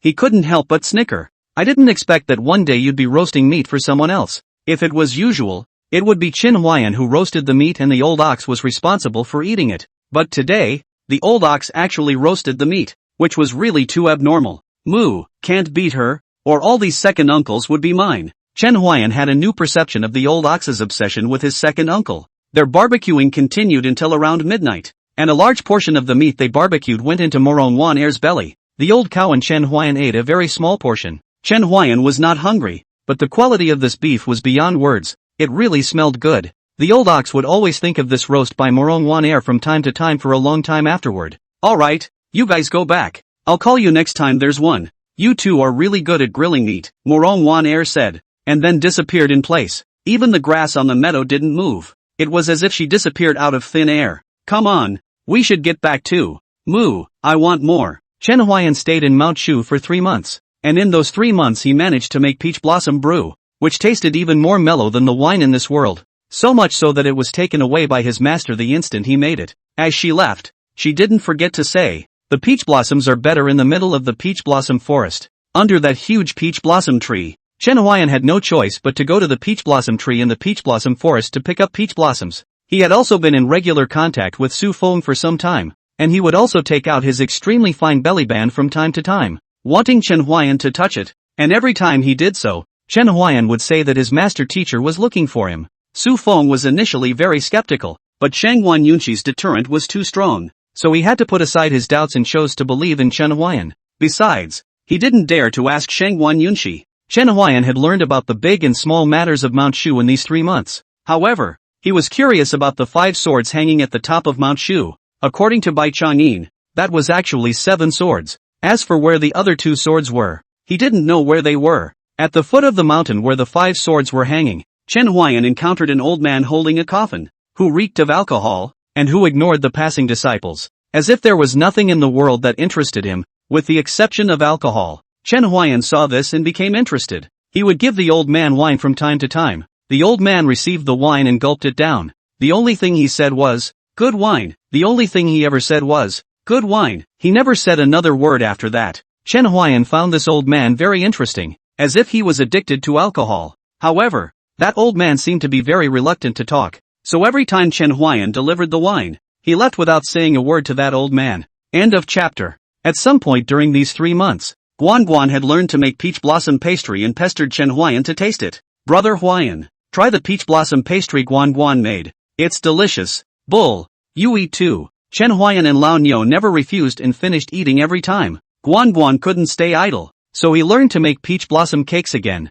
"Brother Huai'an, the cake is mushy." Chen Huai'an, nothing. Feed the old cow. "Old bull." Guan also saw Shangguan Yunqi during this time, and the moment she saw Shangguan Yunqi, she almost subconsciously said, "What a beautiful fairy sister." When Shangguan Yunqi heard this, a rare wisp of a smile appeared on that icy face, but this smile came and went quickly. "Fairy sister, eat the peach blossom pastry. Guan made it. It's delicious." Guan said and stretched out her own hand. There was a piece of peach blossom crisp in her hand. When Shangguan Yunqi saw this, she stretched out her finger and slightly hooked it. The peach blossom crisp flew out from Guan's hand and came to Shangguan Yunqi's hand. "Wow! Fairy sister is amazing." Chen Huai'an listened on the sidelines and just smiled slightly. Shangguan Yunqi lightly bit into the peach blossom pastry and said, "Delicious." She then took a jar of wine from Chen Huai'an's place and turned to leave, taking a few pieces of peach blossom crisp along with her as she left. Guan was very happy to see this. "Brother Huai'an, fairy sister likes to eat peach blossom pastry, eh?"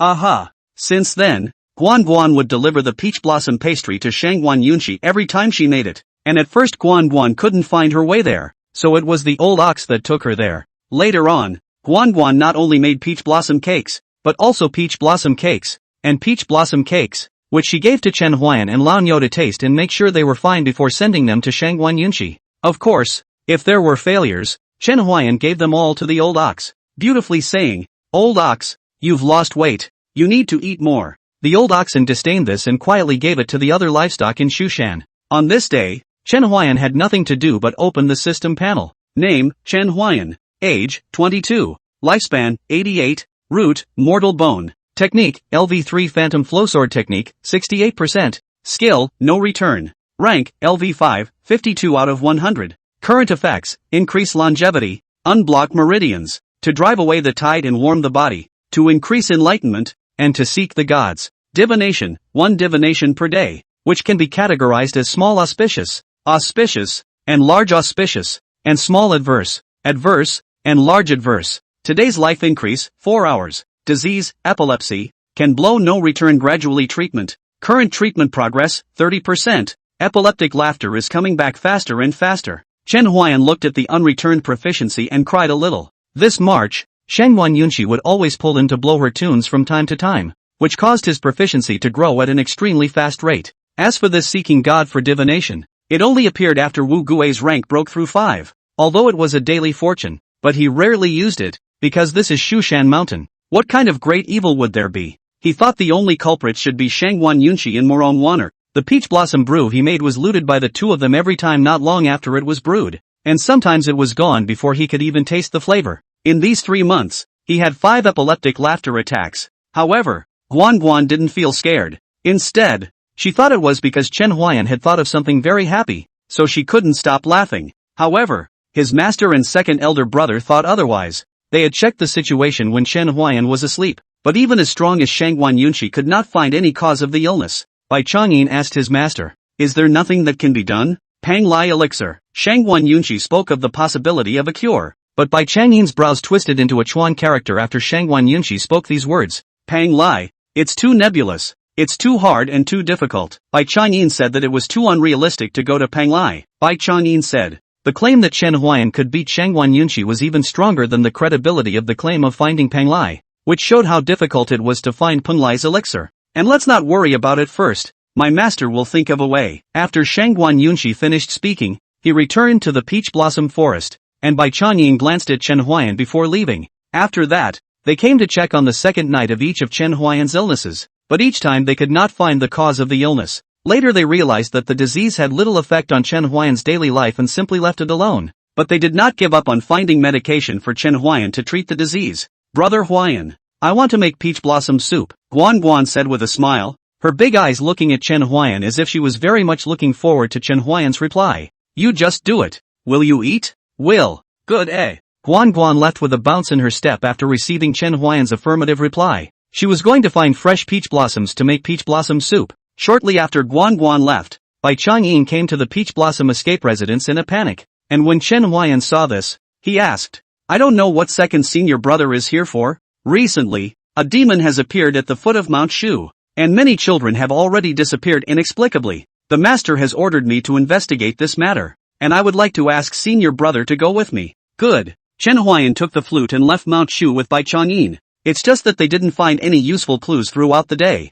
hidden too deep to find. Chen Huai'an heard but frowned. At the foot of Mount Shu, not a single clue. The work of concealment is really too good. Chen Huai'an couldn't help but suspect that this was the work of someone from Mount Shu. Suddenly, a thought flashed through his mind. Mount Shu, third elder, before that broken temple, no one dared to mess with it. No one knew that the backer behind him was the third elder of Shushan, and only knew that there was a big man behind him who sheltered there and worked for himself. However, the last time Chen Huai'an had killed someone, those people had exposed that the so-called big shot was the third elder of Mount Shu. If this is really the case, then it's really horrible. Shushan even appeared to have a mole. This was only Chen Huai'an's guess. Chen Huai'an knew that Shu Mountain, except for the things of demons and devils, would make a move. They chose to observe the attitude of other things. Otherwise, with what the third elder did, how could it not attract the attention of the other elders of Shu Mountain? Since we can't find it, let's go back first. I'll go back and enable the exploration technique of the Shu Mountain formation.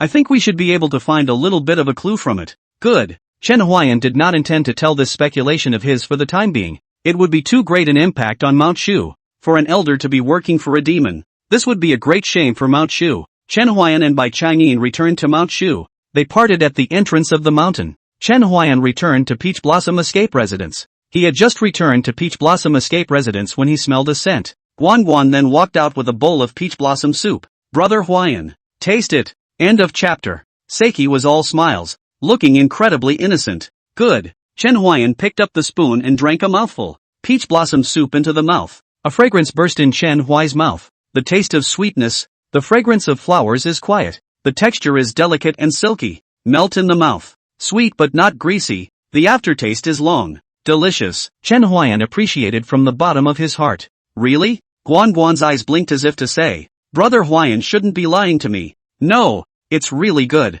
Then I'll go and bring a bowl to Sister Yunxi. Guan Guan cheerfully ran into the kitchen and served a bowl. Chen Huai'an wanted to stop him because it was really late, but he didn't want to spoil Guan Guan's fun. Due to the matter of the third elder, he didn't feel comfortable with Guan Guan going out alone, but Guan Guan didn't want Chen Huai'an to follow, so Chen Huai'an chose to quietly follow her. He saw Guan Guan enter the peach blossom forest, and only then did he feel relieved. Even though the peach blossom forest was very close to his peach blossom escape residence, he still didn't feel at ease until Guan Guan came out of the peach blossom forest, and only then did Chen Huai'an feel at ease. Chen Huai'an followed Guan Guan until she safely returned to the peach blossom escape residence. Chen Huai'an felt that it was not a good idea to go on like this. He had almost forgotten about the third elder in the past 3 months. If it was not for this trip down the mountain, perhaps it would really be difficult for him to remember this in a short period of time. Chen Huai'an returned to Peach Blossom Escape Residence one step ahead of Guan Guan. If Guan Guan didn't see him when he came back, he would definitely not be able to avoid a burst of inquiries from Guan Guan. Chen Huai'an chose to come back one step ahead in order to avoid such a situation. With Guan Guan's speed, he could have returned to the Peach Blossom Escape Residence in a minute or two, and there was still the old ox on the road, and Guan Guan's movements were within the old ox's field of vision, so Chen Huai'an didn't worry about any problems. But after Chen Huai'an waited for 10 minutes at Peach Blossom Escape Residence, Guan Guan was still not there, and a bad feeling surged in his heart. He rushed to Guan Guan's way back, only to find that the old ox had been knocked unconscious at some point, and he rushed to wake him up and inquire about the situation. Moo, there's a man in black, sneaking up on me. Crap. Chen Huai'an did not shut off the old ox that was still lying on the ground. He ran to Bai Changyin's residence Mo Yunju, but Bai Changyin was not there. Chen Huai'an immediately thought of what Bai Changyin said today. Shushan Formation Exploration Technique. He knew that place, and without the slightest hesitation, he came to the place where that formation was located, the Source Formation Room. Chen Huai'an had not yet approached. The Source Formation Room was filled with golden light. Chen Huai'an pushed open the door. Countless golden runes surrounded Bai Changyin. Immediately afterward, Bai Changyin hooked both of his fingers, and those golden runes automatically floated into the book, and a golden light flashed in his eyes. Found it. Junior brother, you've come at the right time. Let's go catch a demon. Later, second senior brother, help me find someone. Her name is Guan Guan, the little girl who gave you the peach blossom cake. Chen Huai'an quickly said. Bai Changyin didn't have the slightest hesitation, and immediately invoked the formation again. After a few breaths, Bai Changyin snapped his eyes open. It's the same place. Quickly go. Lead the way. Chen Huai'an and Bai Changyin left Shushan Mountain at a very fast speed, and Bai Changyin also recruited 5 senior brothers to go with them on the way. Bai Changyin brought Chen Huai'an to a broken temple, and Chen Huai'an immediately understood that the third elder of Shushan had really colluded with the demons. Chen Huai'an entered the broken temple together with Bai Changyin and the 5 senior brothers, but they didn't find any clues. This broken temple gave them the feeling that it was just like an ordinary broken temple.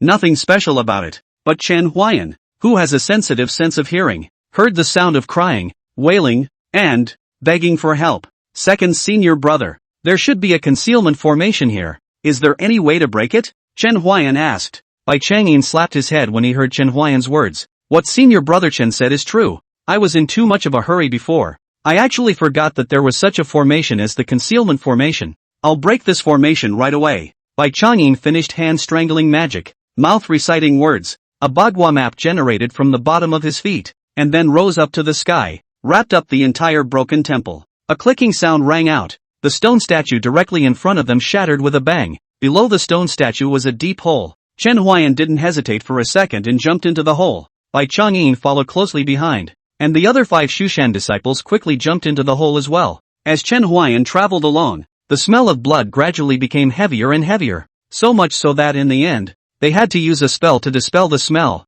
as they discovered that amongst the heavy smell of blood, there were grievances that confused people's hearts. If they didn't use their magic spells, they might be confused by the resentment in the smell of blood. Second senior brother, this place is too weird. Should we ask the elders to come out? One of the 5 Shu Mountain disciples following them asked. I've already used my jutsu to inform my master, but there seems to be a bit of a situation on her end. So let's figure out what's going on here first. Those 5 disciples nodded their heads gently. And Chen Huai'an couldn't help but sigh at the dependability of the second senior brother's work from the sidelines. The deeper they went, some white bones began to appear around them, and there were runes carved on top of those white bones, and even Bai Chang'in couldn't understand those runes. Bai Chang'in silently put away the white bone. He wanted to find some time to show it to Shangguan Yunqi. He might be able to decipher what was on it. They traveled deeper, and suddenly, a tripod appeared in front of them, and the copper-green tripod had completely turned crimson at this moment, and even some parts of it were vaguely blackened. Around the tripod, there are some 100 or so children. There must be more than just the children at the foot of Mount Shushan here. There are not so many children missing at the foot of Mount Shushan. At the moment they were all sleeping, without making a sound. Bai Chang'in knew at a glance that they had been hit by hypnosis. Otherwise, with their physical condition, they were definitely unable to fall asleep. Some of these children had broken their hands, some had broken their feet, some had turned into human swine, and some even didn't have the lower half of their bodies. If not for the faint breathing, Chen Huai'an and the others would have even thought he was dead. Really, a Shu Mountain disciple said. I don't know if it was because his voice awakened the sleeping children and they woke up crying. Second senior brother, what should we do? A Shu Mountain disciple asked. They have lost their souls, lost their spirits, their bodies are crippled, and the chi of yin and yang is in disarray. Even if, Bai Chang'in didn't know what to say in his next words, but Chen Huai'an understood what Bai Chang'in was talking about, and he had read many books during the 3 months he was in Mount Shu, so he had some understanding of this situation. Even if we take them out and save them, they won't live long, right? Chen Huai'an said. Bai Chang'in lowered his head, and those 5 Shushan disciples also lowered their heads. In the end, they are just cultivators in a sea of beings, not immortal, lost their souls. They cannot save them. Then kill them all, Chen Huai'an said. His words the others were shocked. They just wanted to open their mouths to stop them, but they were stopped by Bai Chang'in. He understood that they had to do this. Instead of letting them live on in pain and prolonging their lives a little bit longer, it would be better to give them a pain in the ass. I'll leave this place to junior brother. Let's go find Guan Guan. Alright, give me a sword, Chen Huai'an said, and a Shu Mountain disciple handed him a sword, after which Bai Chang'in flew deeper into the cave with 5 disciples from Shu Mountain. Chen Huai'an carried the sword and walked to a child without legs, and the child saw Chen Huai'an carrying the sword and cried, Please, don't kill me. I can beg. The child's voice was getting smaller and smaller and smaller.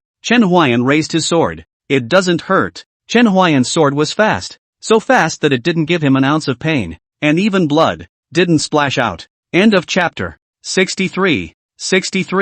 Every time Chen Huai'an swung his sword, he took away the life of a child. Some of them begged Chen Huai'an, some cursed him, but Chen Huai'an was unmoved. After a dozen breaths, there was not a single living soul around the tripod except for Chen Huai'an. I hope you may be blessed in the next life. Chen Huai'an left the place after finishing his speech. He didn't care about that tripod. This tripod will have the elders of Shushan to care about it. There is no need for him to worry about it. Chen Huai'an exploded his speed, chasing after Bai Chang'in and the others. However, Chen Huai'an hadn't been gone for long before he saw Bai Chang'in and the others standing in place, not moving at all. Seeing their strange behavior, Chen Huai'an went up to check and found that they were actually caught in a maze. Chen Huai'an didn't hit the mesmerizing array. He has always been immune to things like mesmerizing. Although he didn't know what was going on, he couldn't afford to think about it now. Guan Guan was still waiting for him to save. Chen Huai'an didn't understand why those people would hit on Guan Guan's idea. Guan Guan was just an ordinary mortal. No matter what the reasoning was, kidnapping Guan Guan didn't do much for them.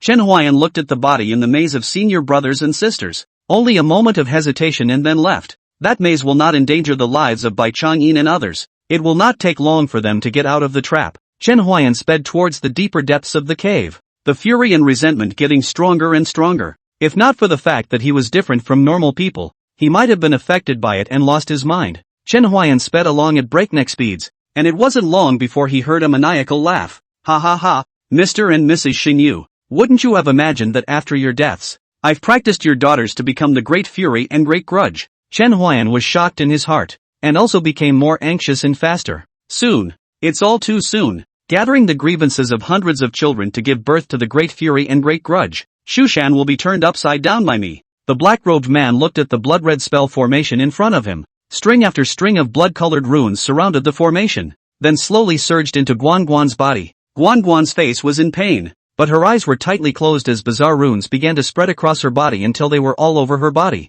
Mr. and Mrs. Xingyu, you didn't expect it. You tried every possible way to get me killed. even going so far as to die with me. But you didn't expect that not only did I survive, but my strength increased greatly. I used heavenly materials and treasures to buy off the third elder, quietly set up formations within this broken temple, abusing children and generating grievous fury, just for today. Chen Huai'an heard the man's words and instantly understood everything. No wonder this broken temple was blessed by the third elder, so he had long colluded with this maniacal laughter this man, and no wonder Guanguan's parents did not return. One last step to go, and from now on, you will no longer be you, but my incomparably sharp weapon. Suddenly, bang! A flute smashed on top of the formation, sputtering a burst of fire, and the formation shook as a result. The runic channeling was unstable, the formation briefly failed, and Guanguan fell to the ground in one fell swoop. The black-robed man was instantly annoyed at the sudden appearance of the flute. Who is it? The one who takes your life, Chen Huai'an said.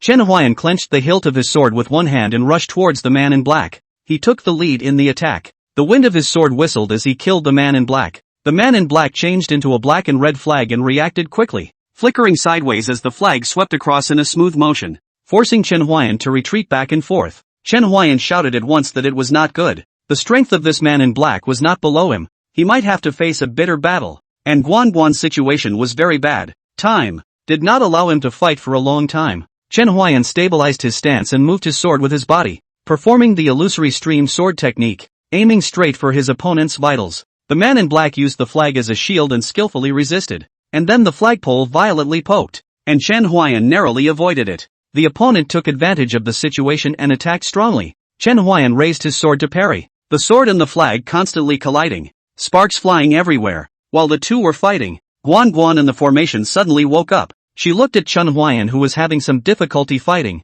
Tears of blood flowed from her eyes. "No bullying, brother Huai'an," she cried out, and a burst of black gas floated out from behind her, accompanied by cries that captivated the mind. And wherever the gas passed, the earth was corrupted. The black chi departed towards the man in black. The man in black was somewhat overwhelmed by this sudden change, being touched by that black chi, only for a moment. His body came with a piercing, piercing, piercing, piercing, piercing, piercing, piercing, piercing, piercing, piercing and piercing corrosive sound. His strength was extremely strong after all. He quickly reacted and moved away from the black aura. Guanguan fainted after releasing the black aura, and the black aura completely disappeared along with her unconsciousness. Chen Huai'an saw that the man in black was wounded. Just as he was about to raise his sword to end the man's life, the man in black was surrounded by mist. The man in black knew that he was no longer Chen Huai'an's opponent today, and his heart rose with the intention of escaping. However, this mist was useless to Chen Huai'an, who hastily stabbed the black-clothed man with his sword.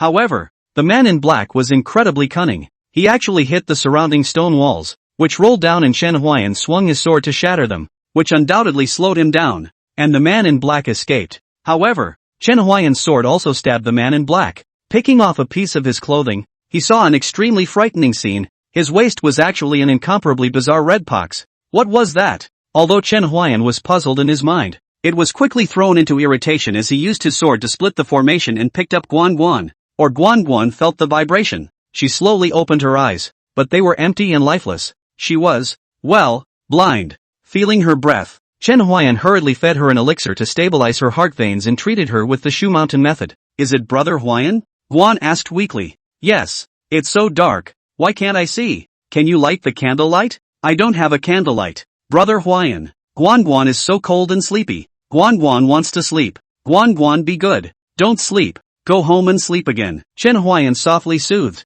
His voice was still gentle, just like the first time he met Guanguan that way. "But, brother Win, I'm really sleepy. Brother Huai'an, where are you? How can I not find you?" Guanguan's voice is getting smaller and smaller. His breath is like a swimmer, as if he is going to break in the next moment. Bai Changyin and others broke through the maze and came here. He looked at it, anger rose in his heart, and he cursed in the bottom of his heart, and then took the 5 senior brothers and left, and they had to go to do a very important thing. "I'm here," Chen Huai'an said and went to put to hold her hand, but before his hand touched Guanguan's head hung down. Chen Huai'an froze and his hand stopped in midair. "May I call you brother Win?" "Brother Huai'an, I eat very little. 1 steamed bun is enough to fill me up." "Brother Huai'an, I'm an immortal too, eh?"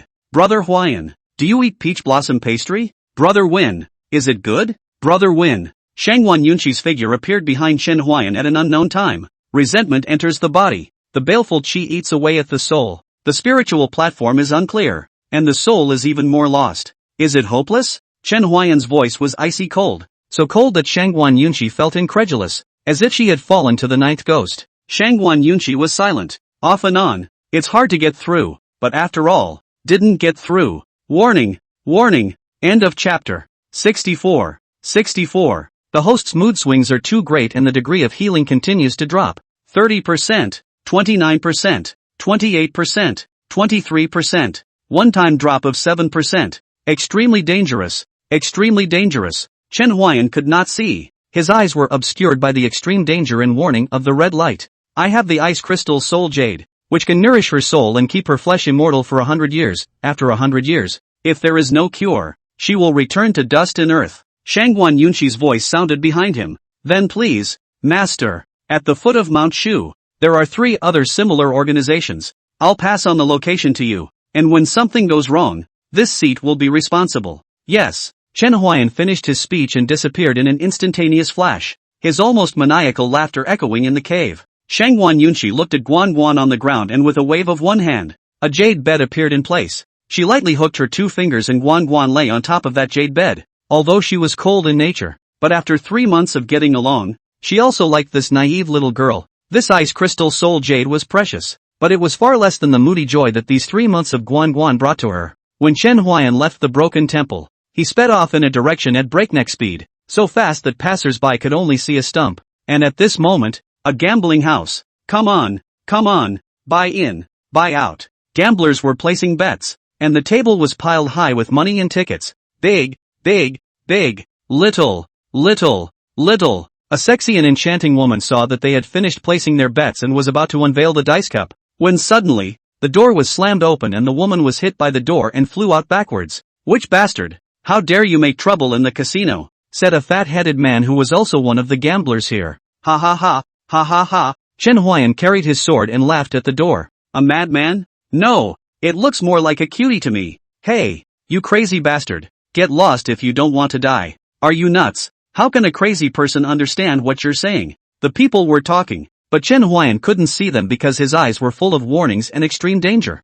In the information given to him by Shangguan Yunqi, all the people here could be killed because, for the sake of money, they were more or less involved in the middle of child trafficking. Ha ha ha, Chen Huai'an laughed loudly. His figure moved. A man's head was instantly cut off, blood flowing like a stream. He laughed endlessly. Inside the gambling hall, blood flowed. They fled in panic, but they had no chance of resisting in front of the epileptically laughing Chen Huai'an, who laughed epileptically, and no one survived in the gambling house amidst his laughter. Then he went to the greenhouse and the Good Harmony house. The women in the greenhouse would sell the children they gave birth to at a low price when they got pregnant, and all those children went under the broken temple, without exception. And the Goodwill house is nothing but a devil's den of heinous deeds in the name of sponsoring homeless children. These 2 places. Chen Huai'an did not slaughter the greenhouse. If not forced by life, who is willing to be a greenhouse girl? In the information Shangguan Yunqi gave him, those who abducted children and sold their own children at low prices did not have red ropes on their wrists and ankles. They,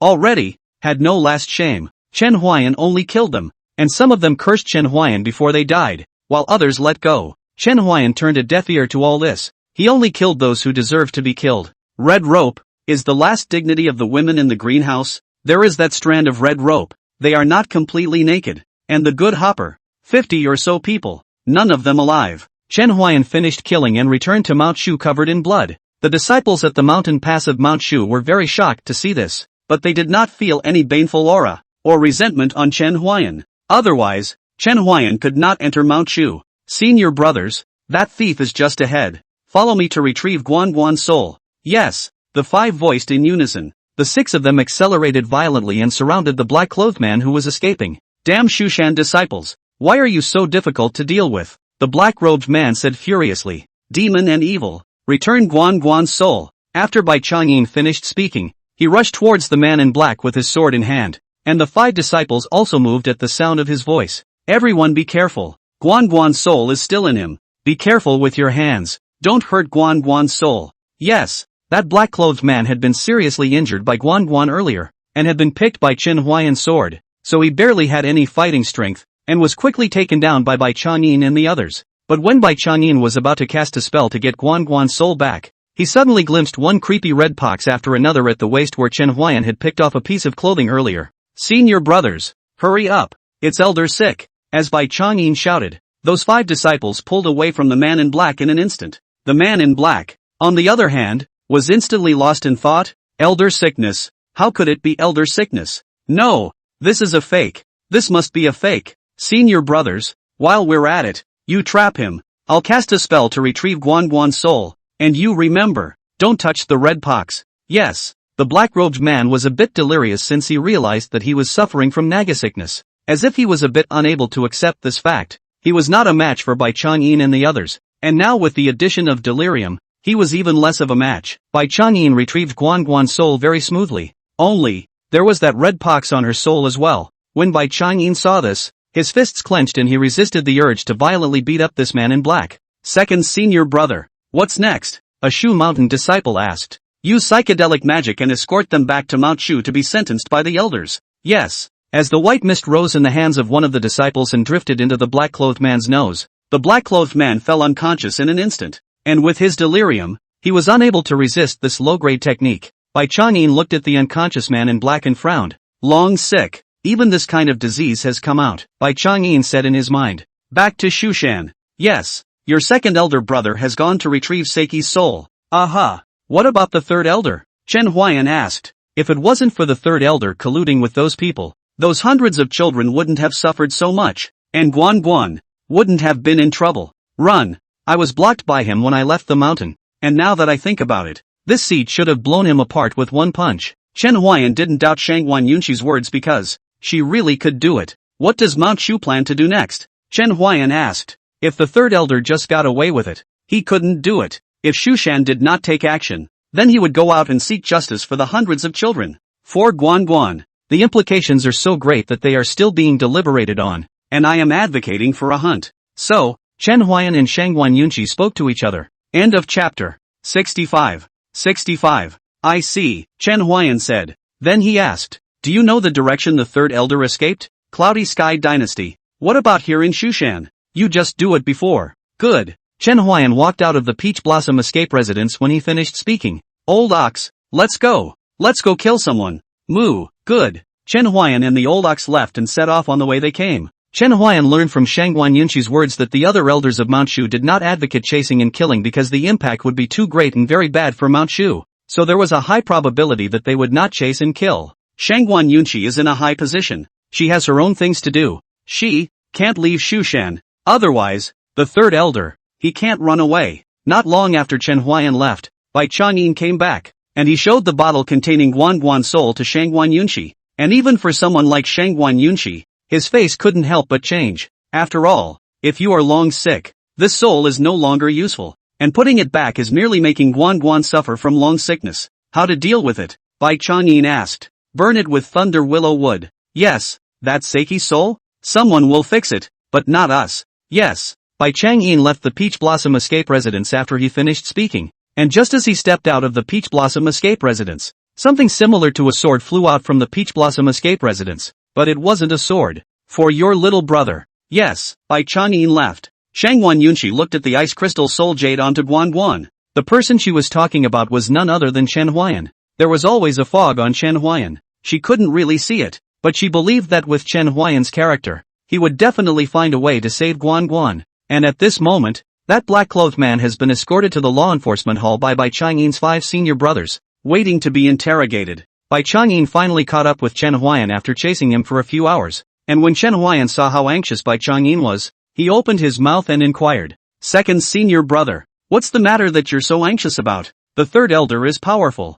You have to be careful. Aha. Also, watch out for people with red pox around their waists. It's a chronic disease that's nearly incurable and highly contagious. Bai Chang'in's words caused Chen Huai'an to think of that black-robed man violently, and he quickly asked, that black-robed man also had it on him. He has been captured by us, and we will use him to try to find a cure for the long sickness. That's good. Junior brother, be careful on this journey, Bai Chang'in admonished. The feeling he gave Chen Huai'an was more like a big brother telling his younger brother who was about to go out 1,000 times, just like an elder. Good. Chen Huai'an was about to leave when he finished speaking, but Bai Chang'in called out to him once again and handed him a walking stick. This is a gift from your master. Chen Huai'an took the walking stick. A warm feeling came from his hands, and he felt as if his restless heart had also been pacified at this moment. I don't know what material master teacher used to make it, but I'm certain that it's better than most of Shu Mountain's weapon materials. Thank the master for me. Okay, junior brother, take care. Aha. Chen Huai'an and the old ox left. Bai Chang'in looked at the back of that one man and one ox. He sighed softly. It's really an eventful time right now. After he finished speaking, he turned around and went back to Mount Shu. He wanted to interrogate the man in black. Bai Chang'in returned to Shushan. Almost no moment's rest, then immediately went to the law enforcement hall. Bai Chang'in interrogated for 3 days, only to ask some useful information. This man in black is called Chaos, an evil cultivator who was hunted by Guan's parents and survived, and was resentful. So this is why he wanted to train Guan to become a great fury and great grudge. But he didn't want to be sabotaged by Chen Huai'an. He came from an organization, but he was only the lowliest disciple and knew very little information. The only thing he knew was that those people were attempting to start a great war and make this world a place where people would live and die. When the elders of Shushan learned of this news, they immediately took action to find this organization. Shangguan Yunshi still didn't leave Mount Shu. She came to the top of the mountain where the 5 swords were hanging, and as soon as she got close, she felt the sword aura lashing out. Chaos has risen. It's inevitable. Name, Chen Huai'an. Age, 22. Lifespan, 88. Root, mortal bone. Technique, LV3 Phantom Flow Sword Technique, 70%. Skill, no return. Level, LV5, 60/100. Current effects, increase longevity, unblock meridians, to drive away the tide and warm the body, to increase enlightenment, and to seek the gods. Divination, 1 divination per day, which can be categorized as small auspicious, and large auspicious, and small adverse, and large adverse. Today's life increase, 3 hours. Disease, epilepsy, can blow no return gradually treatment. Current treatment progress, 25%. This is the 6th day that Chen Huai'an left. He looked at the panel. He had thought that he would not have any more big mood swings, but he did not think that he had overestimated himself after all. Those hundreds of children had really changed his heart, and then failing to save Guan had left him completely on the verge of going berserk.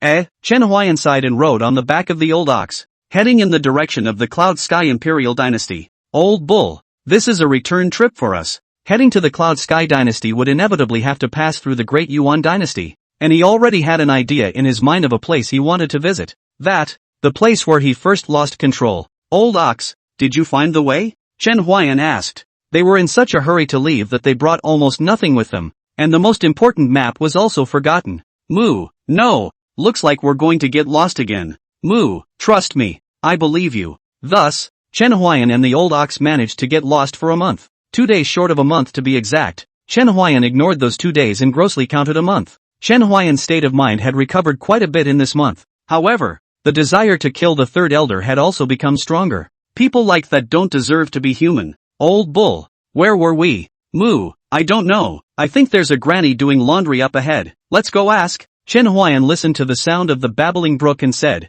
good. The old ox drove Chen Huai'an close to the granny who was washing clothes, and before Chen Huai'an could say anything, the old ox bellowed. Moo, hello, granny, we'd like to ask for directions. Chen Huai'an felt helpless at once. The old cow seemed to have forgotten that it was a cow. That old granny heard the old ox's call. She turned to look at Chen Huai'an and the old ox. She looked at Chen Huai'an and the old ox and asked, do you have something to do? The old granny's voice was very vicissitude, sounding like an old man on the verge of dying. Granny, my old cow and I are lost and would like you to show us the way. So, where are you guys going? Great Yuan Dynasty, Chen Huai'an said, his voice gentle and very courteous. The Great Yuan Dynasty. You guys just keep walking in this direction. With that, the old granny pointed a direction to Chen Huai'an and the old ox. Thanks a lot. End of chapter. Young man, can you guys take a message to my son when you go to the Great Yuan Dynasty? The old granny said hurriedly, fearing that Chen Huai'an would leave the next moment. What words I can find necessarily convey? Chen Huai'an said.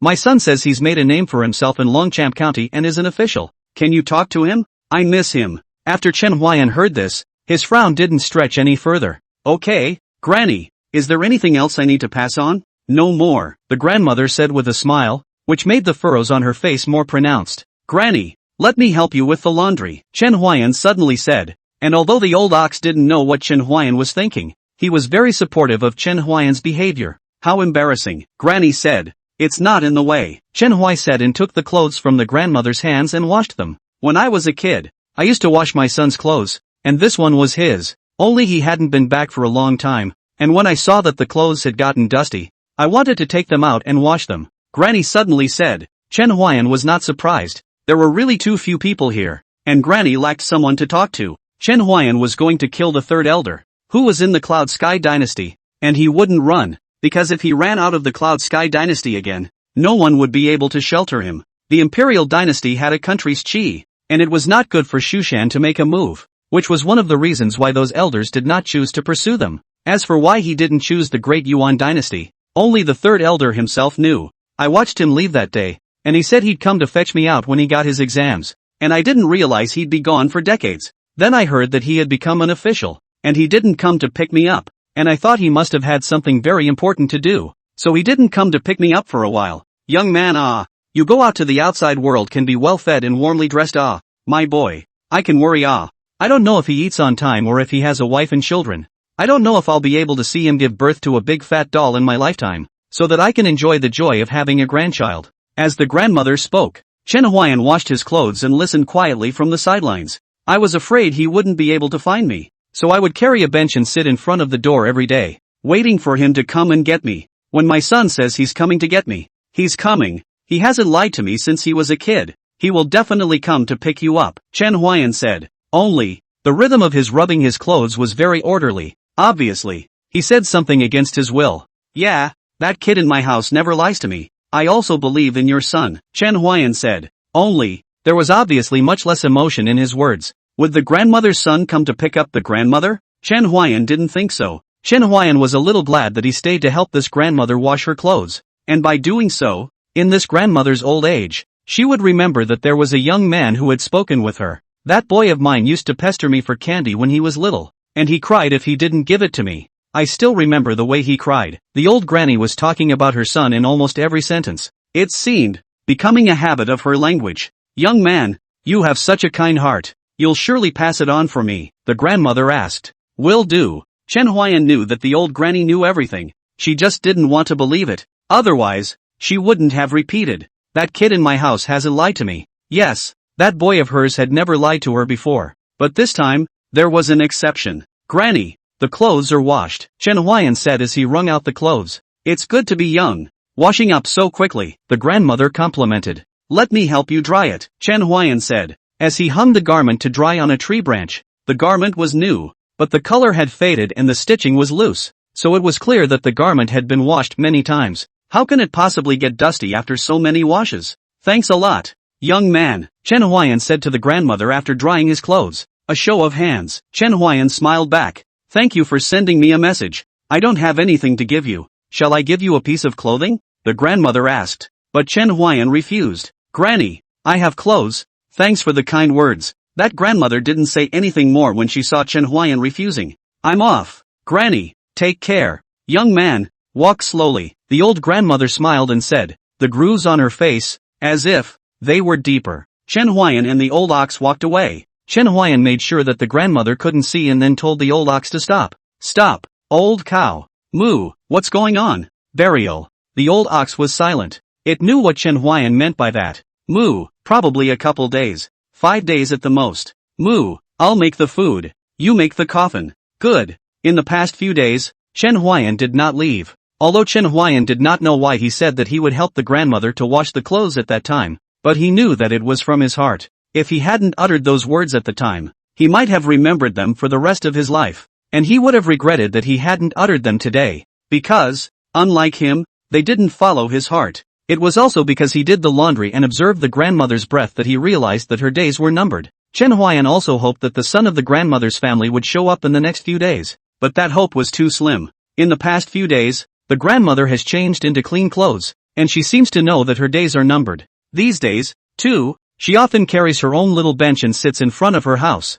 her cloudy eyes full of hope. She gave birth to a son who left her to die alone. Finally, on the evening of the 4th day, the grandmother lay down in her bed and passed away peacefully. Chen Huai'an appeared in the grandmother's house. It's a little earlier than I thought. Chen Huai'an picked up a strand of the grandmother's broken hair in the house, with which he was able to find the grandmother's son. The grandmother didn't say her son's name. Perhaps she didn't hope that Chen Huai'an would find her son and pass the message. The grandmother left with clean clothes. She was afraid that when she died, no one would give her clean clothes, and when she put on these clean clothes, she might have waited quietly for this moment to come. Chen Huai'an buried his grandmother right where she used to sit, the place where she was filled with hope. She remembers her son pestering her for candy when he was little, but, well, she was once that little girl who ran all over the village asking for candy. I'd like to see what kind of person could disregard an aged mother and let her pass away at home without a word. It's really a waste of time to be a son. Moo, I'm going to kill him with my bull's horns. Chen Huai'an and the old ox are gone,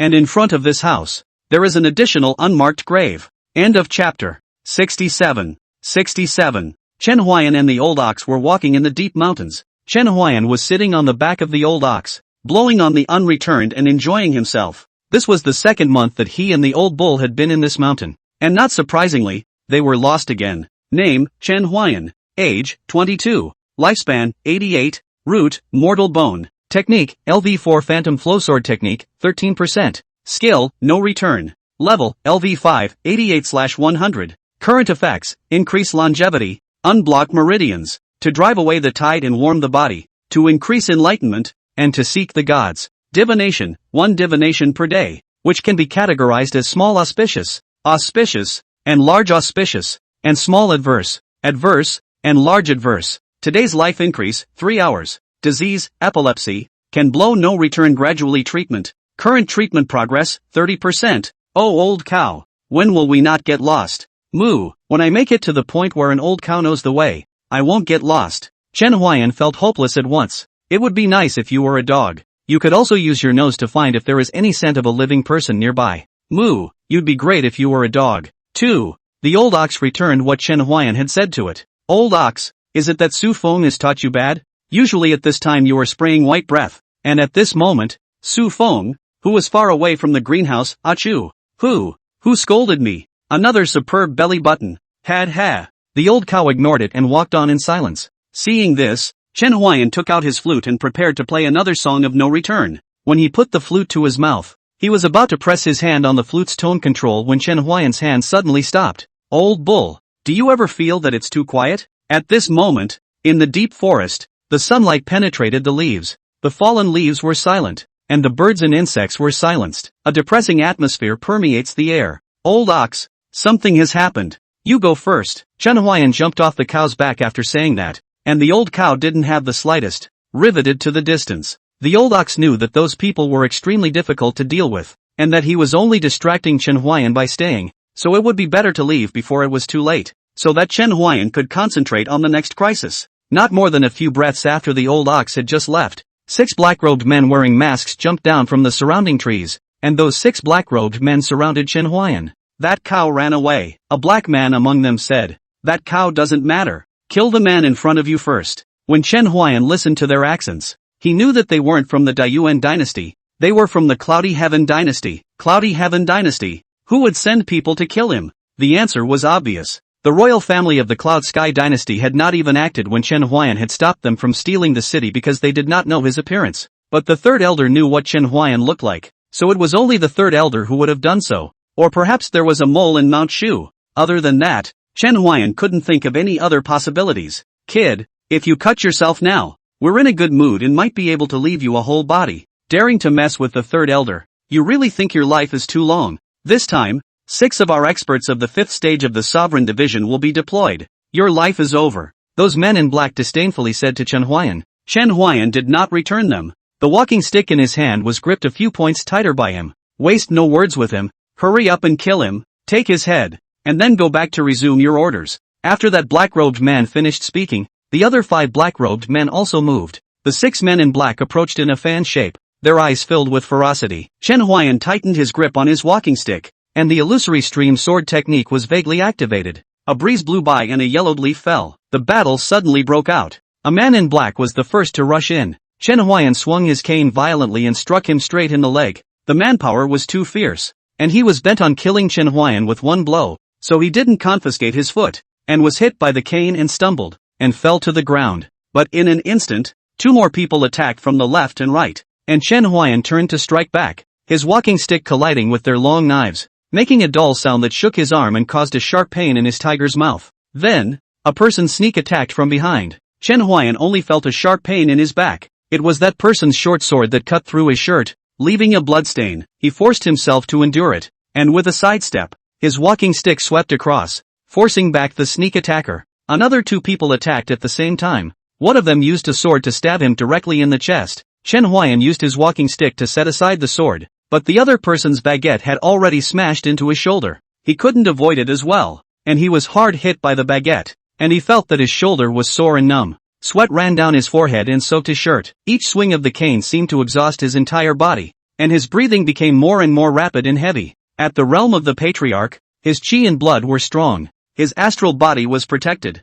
and it was difficult for ordinary martial arts to hurt him. So this battle was probably the hardest battle since Chen Huai'an had experienced it. Those 6 men in black no longer had the previous disdain in their eyes after the battle just now. They could sense that Chen Huai'an's strength was very strong, and even though he was also injured at the moment, they couldn't take him for a while. Didn't you say that you've only been in Mount Shu for 3 months? How could you have such a strong fighting ability? One of the black-robed men in the center asked in disbelief. Damn the third elder, to use false information to trick us. One of the men in black said indignantly. In fact, this had little to do with whether or not Chen Huai'an entered Mount Shu, as his strength was growing all the time. Can't be careless, we're all in this together. After that black-clothed man finished his words, the other 5 black-clothed men nodded at him, and then, together, they rushed towards Chen Huai'an. Chen Huai'an's ears twitched slightly as he executed the illusory stream sword technique and met them. This battle, they fought for a day and a night. This battle Chen Huai'an fought too hard and too difficult. In the end he was even swinging his cane with his own will. At the end of the battle, Chen Huai'an collapsed helplessly on the ground. His body was covered in blood, and there was even less of a piece of his clothes intact, and beside him, the 6 men in black lay sprawled out, their eyes filled with shock and disbelief. They probably never thought that the prey they hunted had become the hunter. Moo! Old Chan, are you okay? The old ox had actually never left. It had been hiding in the shadows, observing the battle, and when it saw that the battle was over, it rushed out at the first opportunity. It wanted to come out, but Chen Huai'an wouldn't let it, and it also understood that one of them or one of the cows had to be unharmed, or else it would be difficult for them to face the unexpected situation that would follow. Take me out of here, Chen Huai'an said incomparably weakly, as if every word he said used up all of his strength. The old ox got down, and Chen Huai'an slowly climbed onto the old ox's back, and when he did, he fainted completely, only that he was still holding the flute, and the walking stick tightly in his hands. The old ox sensed Chen Huai'an plopping onto his back, and without the slightest hesitation, he quickly left the place. It understands very well the reasoning behind the delay. Chen Huai'an did not expect that this coma of his would be 12 years, and the old ox did not expect that this load of his own would be 12 years. Ding detected that the host is in a life-threatening coma and has begun to maintain basic vital signs for him. Warning! Warning! An unknown being has struck across the karma. Warning! Warning! Note, starting to consume epileptic laughter healing level to fend off attacks. Currently at 30% epileptic laughter healing level. End of chapter. 68. 68. It's done. A shadow lingered in the void and faintly spoke. He was also real and illusory. His figure was unreal and indeterminate. After he finished speaking, his figure dissipated in the void as if he had never appeared. This is the first month that Chen Huai'an has been in a coma. I can't find my way around, and he doesn't wake up, and there's no one to play me a tune to listen to, so it's kind of lonely at night. This is the 3rd month that Chen Huai'an has been in a coma, and he actually doesn't need to eat, but he just doesn't wake up. It's amazing. This is the 8th month that Chen Huai'an has been in a coma, and I still haven't gotten out of these deep mountains, but it's a good thing that I didn't let Chen Huai'an get hurt. It's been a year since you were in a coma, and I'm finally out of that deep mountain, but you don't know how much longer you're going to be in a coma. The old ox briefly recounted the circumstances of Chen Huai'an's 1-year coma. Little did it know that it would go on to recount 11 years. I knew that our destination was the Cloudy Heaven dynasty, so I asked some of my animal friends who were in disguise, and they showed me the way, and that's how I walked towards the Cloudy Heaven dynasty, carrying you on my back. It's the 2nd year, and I'm lost again, and it's the desert, and it's yellow sand, and there's no water, and I feel like I'm going to die. In the 3rd year, I did not die in that desert, and by extreme luck I found a source of water, which I filled and set out again with you in tow. 11th year. I didn't think he would be unconscious for so long. I'm getting closer and closer to the Cloud Sky dynasty. I should be there next year or the year after that. If I didn't get lost, if you hadn't been unconscious, maybe we would have been there a long time ago. In the 12th year, you still haven't woken up, but I've arrived in Jua County, near the Cloud Sky dynasty, where a child kindly took us in out of pity, and I helped them haul goods to offset the cost of my food and shelter. This is the largest family in Juhua County. The Chu family. Big Black Bull. This person you're carrying has been in a coma for 3 months since you came here. Why isn't he waking up yet? A teenager asked. He was about 13 years old with clear eyebrows, and was currently looking at Chen Huai'an curiously. Moo, I don't know. The young man couldn't understand the old bull's words. He only knew that the big black bull in front of him would respond to what he said. Chen Huai'an was lying on a wooden bed, not moving at all. If not for the fact that he was still breathing, the teenager even thought that Chen Huai'an was dead. Big Black Bull, where did you come from? And also, who the hell is this person you're carrying on your back? Actually not eating for 3 months and still able to live. My father said that this kind of thing can only be done by immortals. Is he an immortal? Moo, we're from Shushan. His name is Chen Huai'an, a disciple of Shangguan Yunxi. As for why he can go so long without eating, I don't know. The young man didn't seem to care whether he understood the old ox's words or not. He then asked, Big Black Ox, does he know martial arts? Moo, Will, Chu Tian. It's time for us to go out of town and buy something. Outside of the house, a voice with a strong tone rang out, and the teenager called Chu Tian gave an O and then walked out of the room, followed by the old ox. Ah, Big Black Bull, this time it's going to be hard for you again. Moo, as it should be. Chu Feng provided it and Chen Huai'an with a place to stay and gave it food, so it was only right for it to do something. When Chu Feng saw the old ox respond, a gentle smile appeared on his face. Okay, let's go. Chu Feng brought Chu Tian and also the old ox, and left the Chu family. While in the house, Chen Huai'an was still lying quietly, but his fingers moved slightly without him realizing it. Still no word from your youngest brother? No. At this moment, at the Peach Blossom Yet residence, an ice-cold woman dressed in blue looked at the plaque, and Bai Changyin stood beside her, not saying a word after he finished speaking. Keep looking. Yes. Bai Changyin didn't retreat after finishing his words. Shangguan Yunxi didn't turn around. She asked, anything else? Third elder, this matter. Does Manchu really not pursue it? Bai Changyin asked. Even though the Cloud Sky dynasty has a country's qi, it's unlikely that the emperor of the Cloud Sky dynasty would be so foolish as to help a third elder use a country's qi. This matter, it involves too much. The third elder's matter. It's not that simple. Bai Changyin didn't say a word after hearing this. He believed in his master. If it wasn't for the intricate relationship behind this matter, with his master's temperament, he might have already thundered out and sent someone to kill the third elder. Based on the investigations over the years, the third elder may also have colluded with the 10,000 Laws sect. What? Bai Changyin couldn't help but be shocked upon hearing this. He didn't expect that not only did the third elder collude with demons, but he was also entangled with the 10,000 Laws sect, the border wilderness, a place full of dangers. And there was also a religion there, the 10,000 Laws cult, a religion that could be said to be the source of all evil cultivators. Shushan had sent cultivators, but the border wilderness seems to have the heavenly blessing in general. The cultivators who enter there, if not a firm heart or high cultivation, it is difficult to stay for a long time, or else they will be affected by the place, delirious, and gradually fall into the evil. And those manifestation cult evil practitioners are moving to sacrifice blood of 10,000 people and slaughter the people, leading to the destruction of the world's living souls. Therefore, 1,000 years ago, when there was still only one imperial dynasty in the world, the elders of Shushan united with the imperial dynasty at that time, casting the border city and carving formations to isolate those Wanfa sect evil cultivators. So far, there has been 1,000 years of peace. However, the third elder colluded with the 10,000 Laws sect, which indicated that the emperor of the Cloud Sky dynasty, the 10,000 Laws sect, and the third elder,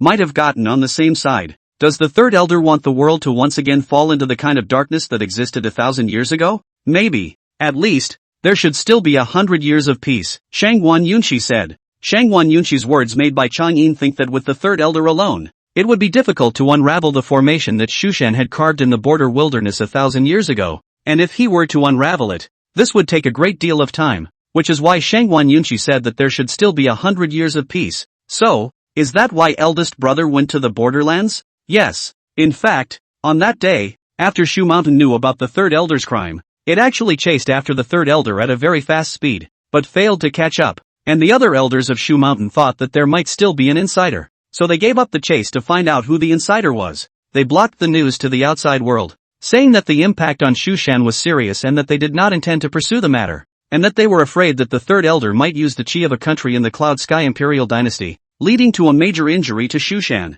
That was why Shangguan Yunxi had said those things to Chen Huai'an. It was all to find out that mole. As expected, within a few months after Chen Huai'an's departure, they had identified the mole, but at the same time, They had lost track of Chen Huai'an and Lao Niu. They had sent people to look for Chen Huai'an and the old ox, but they had no luck. Chen Huai'an and the old ox just seemed to have disappeared out of thin air. No matter how much they searched for them, there was not the slightest trace of them. Disciple has gone to cultivate, by Chang Yin said. The third elder's matter had been linked to the 10,000 Laws sect, and was of a serious nature, so he didn't need to be in charge of it for the time being. Moreover, he still had to search for Chen Huai'an's traces. Go on. End of chapter. Here. Where is it? Chen Huai'an sat up from the bed, covering his head in pain. Me? Who am I? His mind went blank, as if 12 years of slumber had robbed him of his memory. Ding, host awakened. Current epileptic laughter cure level is 6%. Who? What voice? Chen Huai'an was startled, not knowing where this sudden sound came from. He was alert for a long time before the voice reappeared. Hallucinations? Chen Huai'an walked out of the bed. He felt strange. He was obviously a blind man who could only see within half a meter, but walking around was nothing like that. He felt around the room and found a flute and walking stick, which he had no memory of, but his instincts told him were important to him. Why do I feel this way? Chen Huai'an asked himself. He picked up his cane and his flute, and the moment his hand touched it, a melody flooded his memory that felt familiar, like it was a part of his life. Is this my memory? Chen Huai'an blew according to that melody. It was the melody of no return, and the moment he blew, a pinch of pain came from his brain, and that intense pain made him immediately stop blowing the tune, and lie down on the ground, panting heavily. After a while he finally slowed down. He looked at the flute in his hand, and after a moment of contemplation, he leaned on his cane and headed for the door. He pushed the door open and felt the warmth of the sunlight that poured over him. It was snowing at the moment, but he didn't feel cold. Chen Huai'an turned around here. Not far from here was a study. Chen Huai'an smelled the unique paper fragrance of the book. It was very strong. You could tell that the owner of this house loved to read. Chen Huai'an didn't enter the study. He thought it was a very impolite behavior to enter without the permission of the owner of the study. Chen Huai'an stepped on the snow, making a crisp crunching sound. He turned around and he spotted an acacia tree. Besides that, there didn't seem to be much else here. He didn't know how much he had turned around, but he did get a general idea of the place, and he found that apart from the study and an acacia tree, the environment could be described as very bad, and even the food was even a bit moldy. Loves books like a life, Chen Huai'an commented, and just as Chen Huai'an was about to continue spinning around, he heard a cow mooing from outside the door. Moo, Chen Huai'an, you're awake. The old ox unloaded the cart full of firewood and ran to Chen Huai'an. A cow? Talking? Chen Huai'an was puzzled, but immediately afterward, a sharp pain came to his brain once again, and some fragmented memories appeared in his mind. Do I recognize this cow? The figure of a cow kept flashing through his mind, but he just couldn't recall any more memories. Father, that person seems to be in pain. Chu Tian looked at Chen Huai'an and said, let's go over and take a look as well. Chu Feng said, Moo, Chen Huai'an, how do you feel now? The old cow ran to Chen Huai'an and said excitedly, my name is Chen Huai'an? Chen Huai'an's words struck it with a blow to the head. Moo, you lost your memory? I indeed have no memories, Chen Huai'an replied back, and at that moment, the two fathers and sons of the Chu clan arrived in front of Chen Huai'an and Old Ox. How are you feeling right now? Chu Feng looked at Chen Huai'an and asked with concern. It's alright, it's just that I don't have any memories, Chen Huai'an said. His demeanor revealed a humility, which made Chu Feng instantly feel better about him. No memory? You really can't remember anything at all? Chen Huai'an shook his head. There were only a few fragmented images in his mind, almost equivalent to nothing. Let's just leave it at that. You've been with me for 3 months. You can stay with me and slowly recover in. Then thank you very much, Chen Huai'an said back. Chu Feng smiled faintly and said, there's no need to thank me. Your family's black bull will be helping me in these 3 months, so we don't owe anyone to each other. My family's black ox? Chen Huai'an looked at the old ox. Some scattered images once again flooded his mind. This time he didn't feel pain, but really recalled some memories. Your name is Old Bull? Moo. Yes. When Chu Feng and Chu Tian heard what Chen Huai'an said, they realized that this big black bull was called Old Bull, but they also admired Chen Huai'an's ability to pick names. What's your name? Chu Feng asked. Chen Huai'an pondered for a while. Just now he heard this black bull call himself Chen Huai'an. So he said, my name is Chen Huai'an. Huai'an. Huai'an. Good name, Chu Feng said. Let's go. Go inside. Good. Chen Huai'an and Chu Feng and Chu Tian went into the house, while the old ox was outside in the shed. It was too big and entering the house would make the already small house even more crowded. Where is this place? Chen Huai'an asked once he entered the house. This is Juhua County within the Cloud Sky Imperial Dynasty, and the place where we are now is the Chu family. The largest family in Juha County, Chu Feng responded. Cloud Sky Imperial Dynasty? These 4 words seemed to have touched Chen Huai'an's nerves, and once again, a sharp pain came from his brain, and his brows furrowed in pain, as if there was some very important memory that had been forgotten. What's wrong with you? Chu Feng inquired when he saw his painful appearance. It's fine. It's just that I feel like some lost memories are about to come back to me, but I've never been able to recall them. In that case, losing your memories is indeed a painful thing, so you'll stay with me for now, and I can still supply food for one more person. Then I am much disturbed, Chen Huai'an said with a clasped fist. He was still holding his flute when he clasped his fists. Chu Feng saw this and asked, "Is this flute important to Brother Chen? I've been holding it since I saw you wake up." Chen Huai'an shook his head as he returned. "I don't know, but when I picked it up a melody came to my head, and I think that it should be very important to me. I'm sure that before Brother Chen lost his memory, he must have also been a man of profound elegance. I'm flattered. Big brother, do you play the flute? Can you play it for me?" Chu Ping blinked his eyes and said curiously, "Nonsense." Chu Feng uttered a voice to stop it. Chen Huai'an waved his hand and said, "It's fine. I'll play a song just to add a little warmth to this cold winter day." As Chen Huai'an said, he put the flute to his mouth, and the melody of no return came out from the flute, and the old ox outside the house almost couldn't hold back his tears when he heard that familiar melody. It hadn't heard this familiar melody for 12 whole years, and it missed it so much that it wanted to rush into the room and ask Chen Huai'an if he had regained his memory just as soon as it heard this familiar melody, but it held back. It believed that Chen Huai'an would definitely come out to look for it when he recovered his memory, but right now it didn't, so Chen Huai'an hadn't recovered his memory yet. After a while, after a song, some fragmented images appeared in Chen Huai'an's mind once again, yet this time there was no sharp pain coming from his brain. "It seems that playing this melody helps me recover my memory," Chen Huai'an said in his heart. End of chapter. Good song. Chu Feng couldn't help but praise it. "I'm flattered. Big brother, you blow beautifully." Chen Huai'an laughed a bit after hearing this and didn't say anything. Chen Huai'an had a question he was very curious about, but he didn't ask it. He didn't find anyone else when he turned around here just now, although he didn't go out of this area. However, there was always such a question in his mind in advance. That's where Trudy's mother went. Although he was curious in his mind, he didn't ask. It involved someone else's family matter, and it was a very impolite behavior for him to ask rashly. Chu Tian left after chatting briefly with Chen Huai'an. He was going to cook. Chu Tian then stayed in the house and talked with Chen Huai'an. However, it was basically Chu Tian who was asking him questions, but having lost his memory,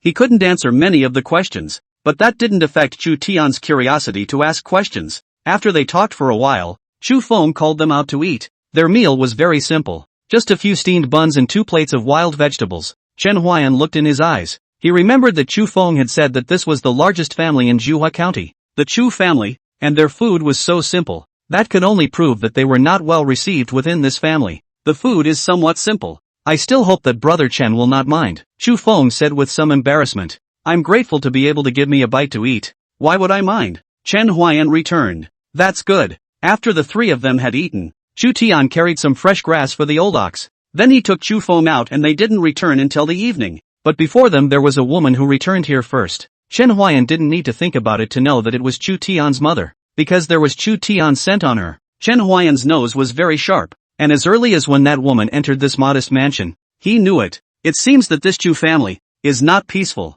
Chen Huai'an sat in the courtyard. The woman just looked at him and said nothing, then walked straight down to the house. It was the room across from Chen Huai'an, and the two didn't say a word. Not long after that woman returned, Chu Feng returned with Chu Tian. Chu Feng looked at the lit-up room, shook his head slightly, and did not say anything. Chu Tian was still just a kid after all, and he looked at the lit-up room with excitement. "Father, it's mother coming back." Chu Feng's tone was flat, as if the one who had returned was a stranger, not Chu Tian's mother. Chen Huai'an did not understand what had happened, but he knew that a character like Chu Feng would definitely not do anything to apologize to Chu Tian's mother. Then the problem could only possibly be in Chu Tian's mother's body. Chen Huai'an did not bother to ask. If Chu Feng wanted to talk about it, there was no need for him to ask. He would come to him to talk about it. In the following days, Chen Huai'an all resided in Chu Tian's mansion, and during this time he also looked for the old ox to understand his situation, and he asked why he had lost his memory. The old bull said that he had been in a coma for 12 years, and that the reason why he was in a coma was that he was in a coma after he had been seriously injured after a battle with 6 men in black. A lot of other things were told to him by the old ox. Their first encounter, him alone guarding the city, and the fact that they often got lost, and the village in the midst of that yellow sand, and the Shushan Mountain. The old ox told Chen Huai'an what it knew and what it remembered, and it thought that this would speed up Chen Huai'an's memory recovery. The truth was just as the old ox had thought. After he had finished speaking about them, many fragmented images surfaced in Chen Huai'an's mind. However, those memories were too fragmented to be strung together, so not much was remembered from Chen Huai'an. However, Chen Huai'an was not in a hurry because he realized that playing the melody in his mind with the flute helped his memory to recover. He believed that given enough time, his memory would be fully restored. In the days to come, as spring went by and fall came and went, Chen Huai'an would play tunes when he was free, and would also help Chu Feng with whatever he could. But Chu Feng wanted him to help so badly because he was a blind man. Chen Huai'an sometimes shook his head helplessly.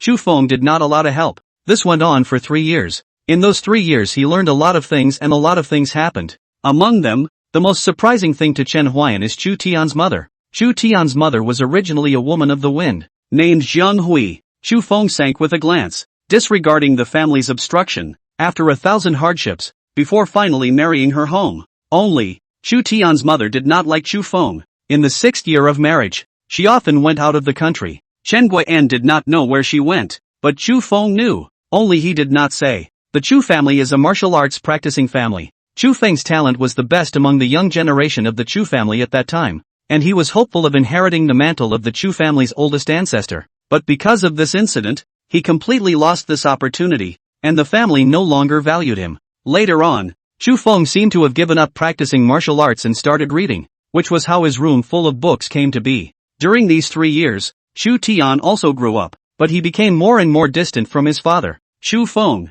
because his father always looked very weak with a pleasing demeanor in front of others. Growing teenager inevitably with arrogance, he could not look at his father's weak appearance. He hated it. He was practicing martial arts, but his natural talent is not as strong as his father's. He has been practicing hard, but never been able to attract the attention of the family. So much so, that later on, they shared less and less common language between father and son, until finally, they stopped even talking. Chu Tian would seek out Chen Huai'an from time to time to pour out his heart, and Chen Huai'an would be a quiet listener every time. He was silent, because he knew that Chu Tian would leave on his own after pouring out his inner thoughts. He understood that a father, if he didn't have any unavoidable hardships, he wouldn't show this kind of weak posture, at least not in front of his own son. It was another winter year. Chen Huai'an was blowing no return in the courtyard, and goosefeather snow was falling in the sky, but it didn't affect, because he didn't feel cold. After blowing the flute, a smile appeared at the corner of his mouth. The old ox saw that smile.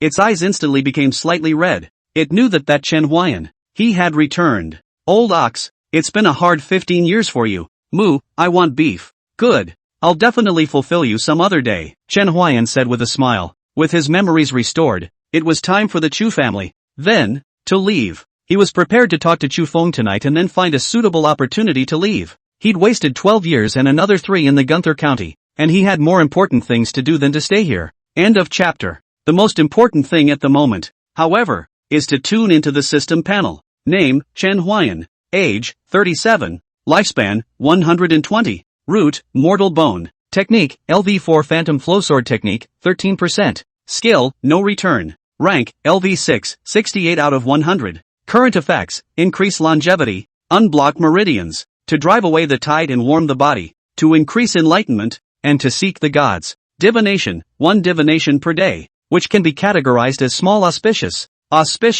and large auspicious, and small adverse, and large adverse. Today's life increase, 4 hours. Illness, epileptic laughing disorder. Kabuki Woji gradually treated. Current treatment progress, 32%. The Phantom Stream Sword technique has been lying fallow for 15 years, and the healing of epilepsy and laughter has declined. Chen Huai'an didn't know that the healing degree of epileptic laughter syndrome was lowered in order to maintain his basic vital signs while he was in a coma. Otherwise, after his 3 years of blowing tunes, his healing degree should have already surpassed 40%. It's getting harder and harder to improve Wuji's proficiency to the back. These 3 years, if not for special circumstances, I've been blowing tunes almost every day, and my proficiency actually didn't break through 7.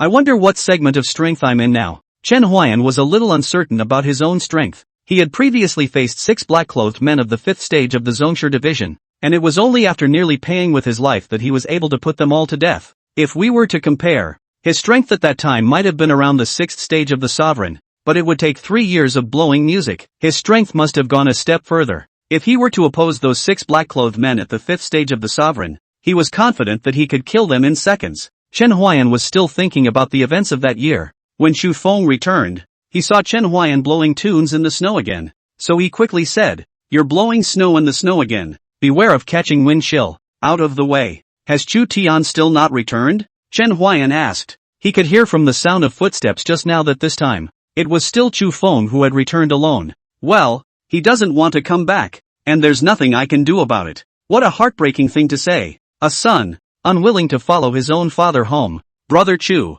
my memories have returned," Chen Huai'an said. Chu Feng's face did not show any surprises. After all, Chen Huai'an recovering his memories was something that would happen sooner or later. It was just a matter of the length of time. "Can you drink?" Xu Feng suddenly asked. "Will," Chen Huai'an said, knowing that Xu Feng had something to say to him. "Want a drink tonight? If you want, I'm free to do as I please," Chen Huai'an said. "Wait till I get back from buying 2 jars. After Xu Feng finished speaking, he left. After Chen Huai'an recovered his memory, he recalled the bits and pieces of these 3 years. He didn't think that Xu Feng was the kind of person who was weak and afraid of things. In the bottom of his eyes, there was a trace of an imperceptible sharpness. This was what the old ox had said to him. During Chen Huai'an's memory loss, the old ox had often gone out with Xu Feng, and over again. It had gradually discovered that this person Xu Feng was not simple. The old ox said that he is like a sword that hides the sharpness of its blade, and once it is sheathed, the Chu family will surely be shaken by it. Chen Huai'an had never seen the old ox evaluate a person like this,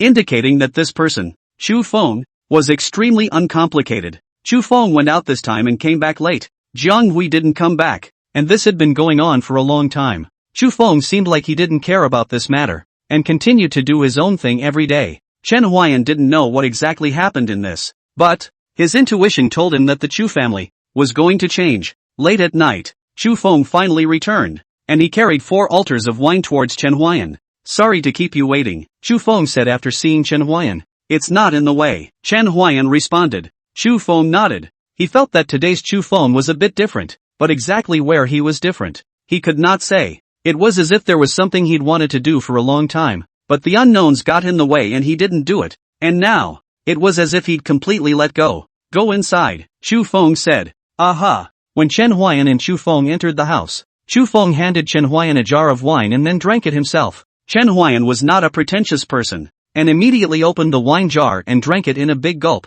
Xu Feng drank for a while and stopped his hands. He looked at Chen Huai'an and said, "Brother Chen, do you know what it feels like to like a woman but not be able to love her?" "I don't know." Chen Huai'an was telling the truth. He hadn't had a fling with any woman yet, and he felt that he probably wouldn't have too many encounters with any woman in his life. But there was an eventuality in all things. But with a nature like his, and the days of his residence, he thought the probability of that eventuality was also very small. "Are you willing to listen to my story?" Xu Feng said. I don't know if it was because he had been drinking or because he had suppressed things in his heart for too long, but his words were extraordinarily numerous today. "You wish to speak. I wish to listen." "Good." Then, Xu Feng began to talk about his acquaintance and encounter with Jiang Hui, getting married and having children. When he told this, his face was full of smiles and it was obvious that he really loved and adored Jiang Hui. "They all say that Jiang Hui doesn't deserve me, but I really love her, and I'd give up the mantle of the old ancestor for her. But she doesn't love me, and I'm waiting for her to come around.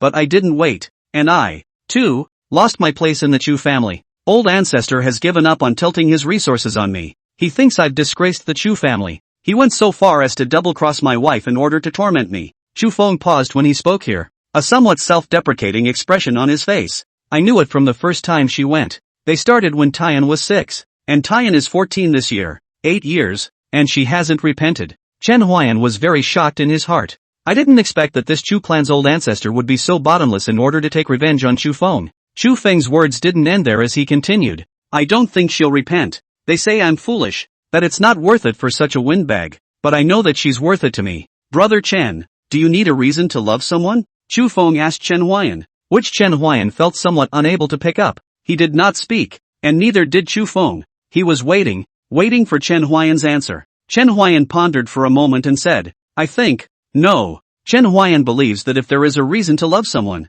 it is not called love, it is solicitation, and he feels that it may be because he does not have a beloved woman, and his understanding can only go so far. "Yeah, no need. I felt I owed her. I kept her from discovering other better people of all shapes and sizes, and I felt my love for her became a deficit. Chu Feng said. Chen Huai'an looked a few more points higher at Chu Feng. A good infatuated man. But your paranoid love has caused you to overlook that you are actually an extremely outstanding person as well. Chen Huai'an sighed in his heart. In the eyes of outsiders, what Chu Feng had done seemed very unworthy, but only he himself knew that he did not regret it. End of chapter. I've gotten word that old ancestor is going to refine my son into an elixir, to make me live in remorse for the rest of my life. Just because you married Jian Hui in the first place? Chen Huai'an asked. Yes, Chu Feng returned. Moreover, after refining my son into a potion, he will also train me to become a human swine, and then completely forcefully take over Jiang Hui. I know old ancestor's nature. If Jiang Hui really falls into his hands,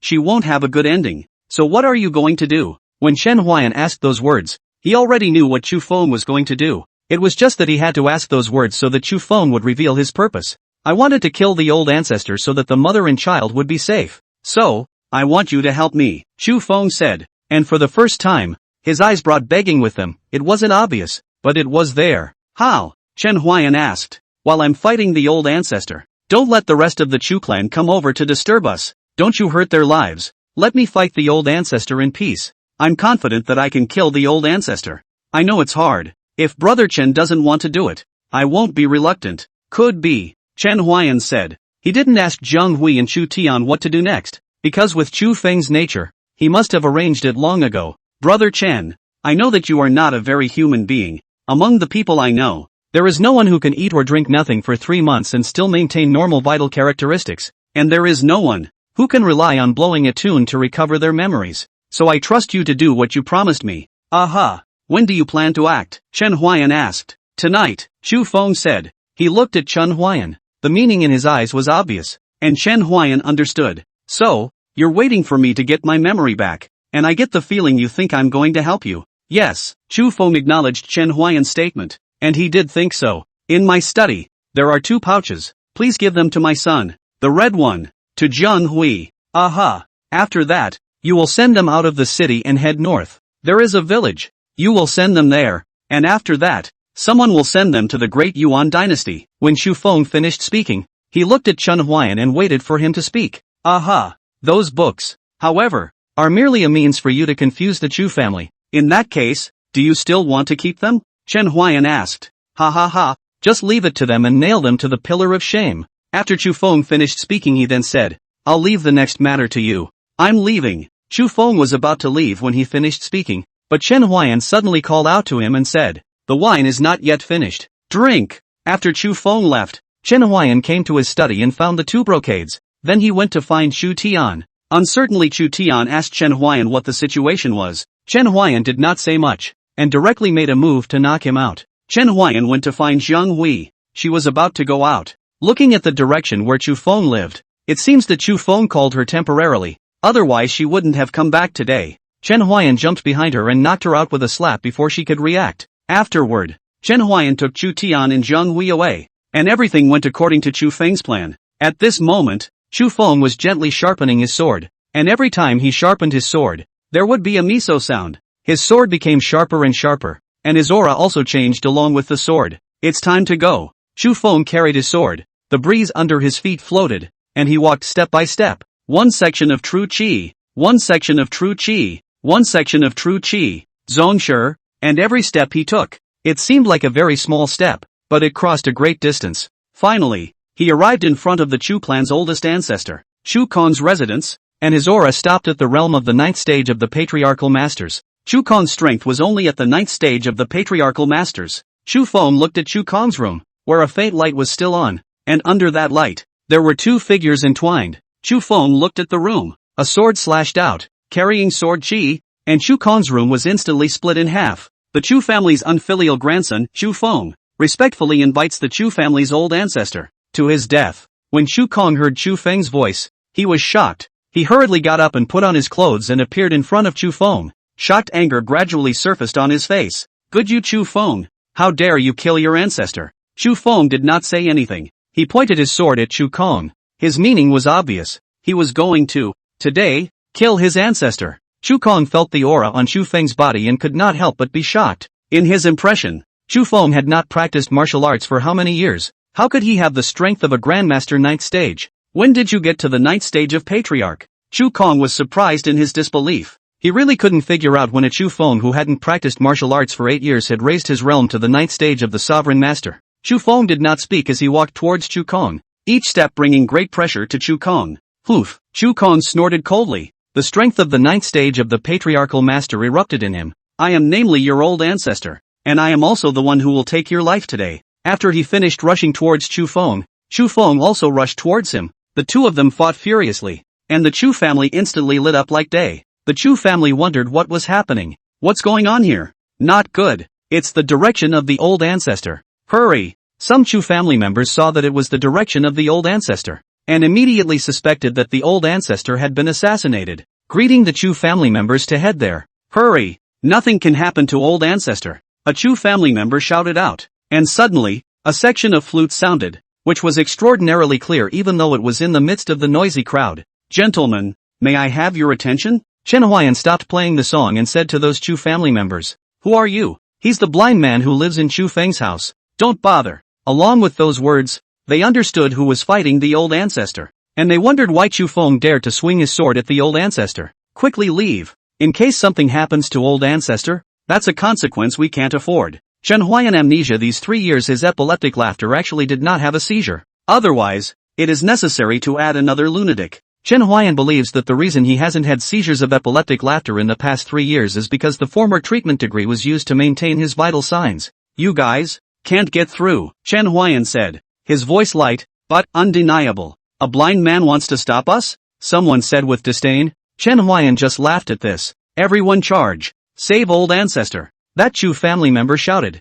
Then, those Chu family members moved. Chen Huai'an also moved. He promised Chu Feng not to hurt these people's lives. So, he used the flute. The battle between Chu Feng and the old ancestor continued. And so did Chen Huai'an's side, as more and more people fell around Chen Huai'an, until in the end, there were people lying all around him. He looked in the direction where Chu Feng was fighting with the Chu clan's old ancestor and murmured softly, What I promised you, I did it. End of chapter. 73. 73. You can't kill me. Chu Kong roared loudly. His body was full of wounds, and Chu Feng was not in a good condition. The sword in his hand had cracks appearing, as if it would break at any time. If we keep fighting like this, we will all die. Chu Kong roared. He didn't want to die yet, and he wanted to use those words to make Chu Feng put down his killing intent towards him. The moment I realized that you were going to take my son to make the elixir, I came here with the intention of dying with him. You made my wife cultivate with you, and took my son to refine pills. As a husband, and even more so as a father,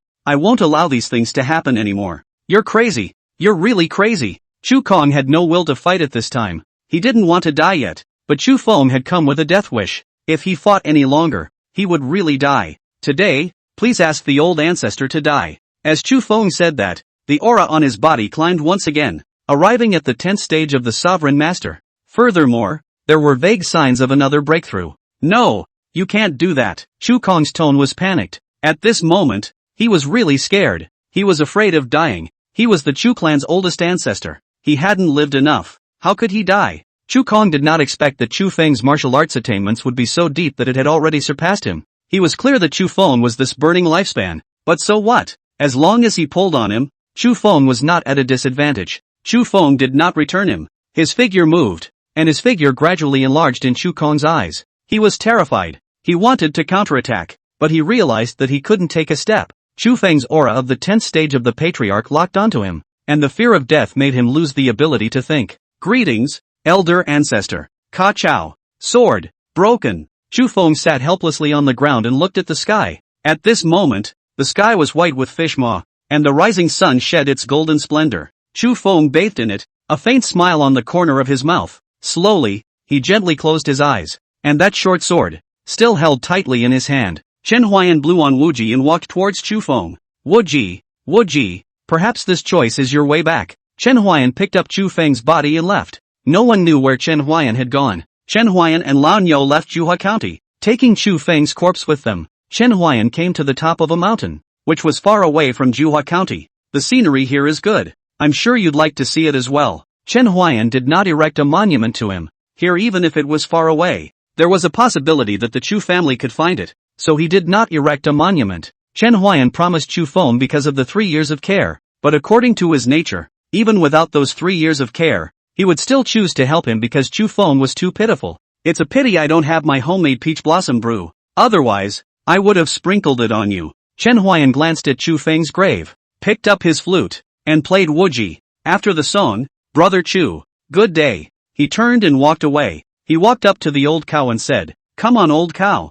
let's go. We've wasted too much time. Moo, go. At this moment, the unconscious Chu Tian and Zhang Hui woke up, and they both found a brocade pouch on their bodies, which was their last connection with Chu Feng. Chu Tian touched his somewhat sore neck. He wasn't sure what had happened. He only remembered that it was Chen Huai'an who knocked him out, and he didn't know anything after that. He endured the pain and opened the pouch, and inside were the words that Chu Feng had said to him. Tian, I've wronged you all these years. I'm sure you've already left Juhua County by now. You have to forgive father. Father had no choice but to do so. Old ancestor wanted to take you to make medicine, and father decided to swing his sword at old ancestor in order to protect you. What? Chu Tian was shocked as he read this. Was this still the weak and incompetent dad he knew? He read on. Also, at the time of the Qingming festival, if your mother is unwilling to visit her grave, Tian doesn't have to force her. Since we can't be together, forgetting each other in the jungle has been a blessing in life. Never blame dad for nagging and talking too much. It's really because I couldn't talk to you all these years. From now on, the grandson's name will be Qing Yun, and the granddaughter will be called Longchang. How about that? Over the years, my father has been browsing through ancient books, and I've had a lot of headaches trying to come up with a satisfactory name. Father hopes that in the future they will study if they want to study, and practice martial arts if they want to practice martial arts. Forgive father for not being able to be with you in the days to come. Chu Tian's heart had a lot of emotions at the moment. He couldn't say it clearly. He felt very hard. This was different from the father he usually knew. Is dad really a person who hides his sword in a seal? Up until this moment, Chu Tian still did not believe that his father was such a person. He looked to the side of Zhang Hui. He knew that she was double cultivating with the Chu family's old ancestor, and because of this incident, there was not much kinship between him and Zhang Hui. At the moment, she was staring at the note in her hand in a daze. Chu Tian was curious about what was written on there. He asked Zhang Hui, what did you write on there? His voice was a bit cold. Since he was 6 years old, Zhang Hui was rarely at home. The words between the two of them were too few and far between. Zhang Hui didn't say anything, but silently handed him the note. Chu Tian took the note and only 3 words were written on it. Not to be ashamed of you.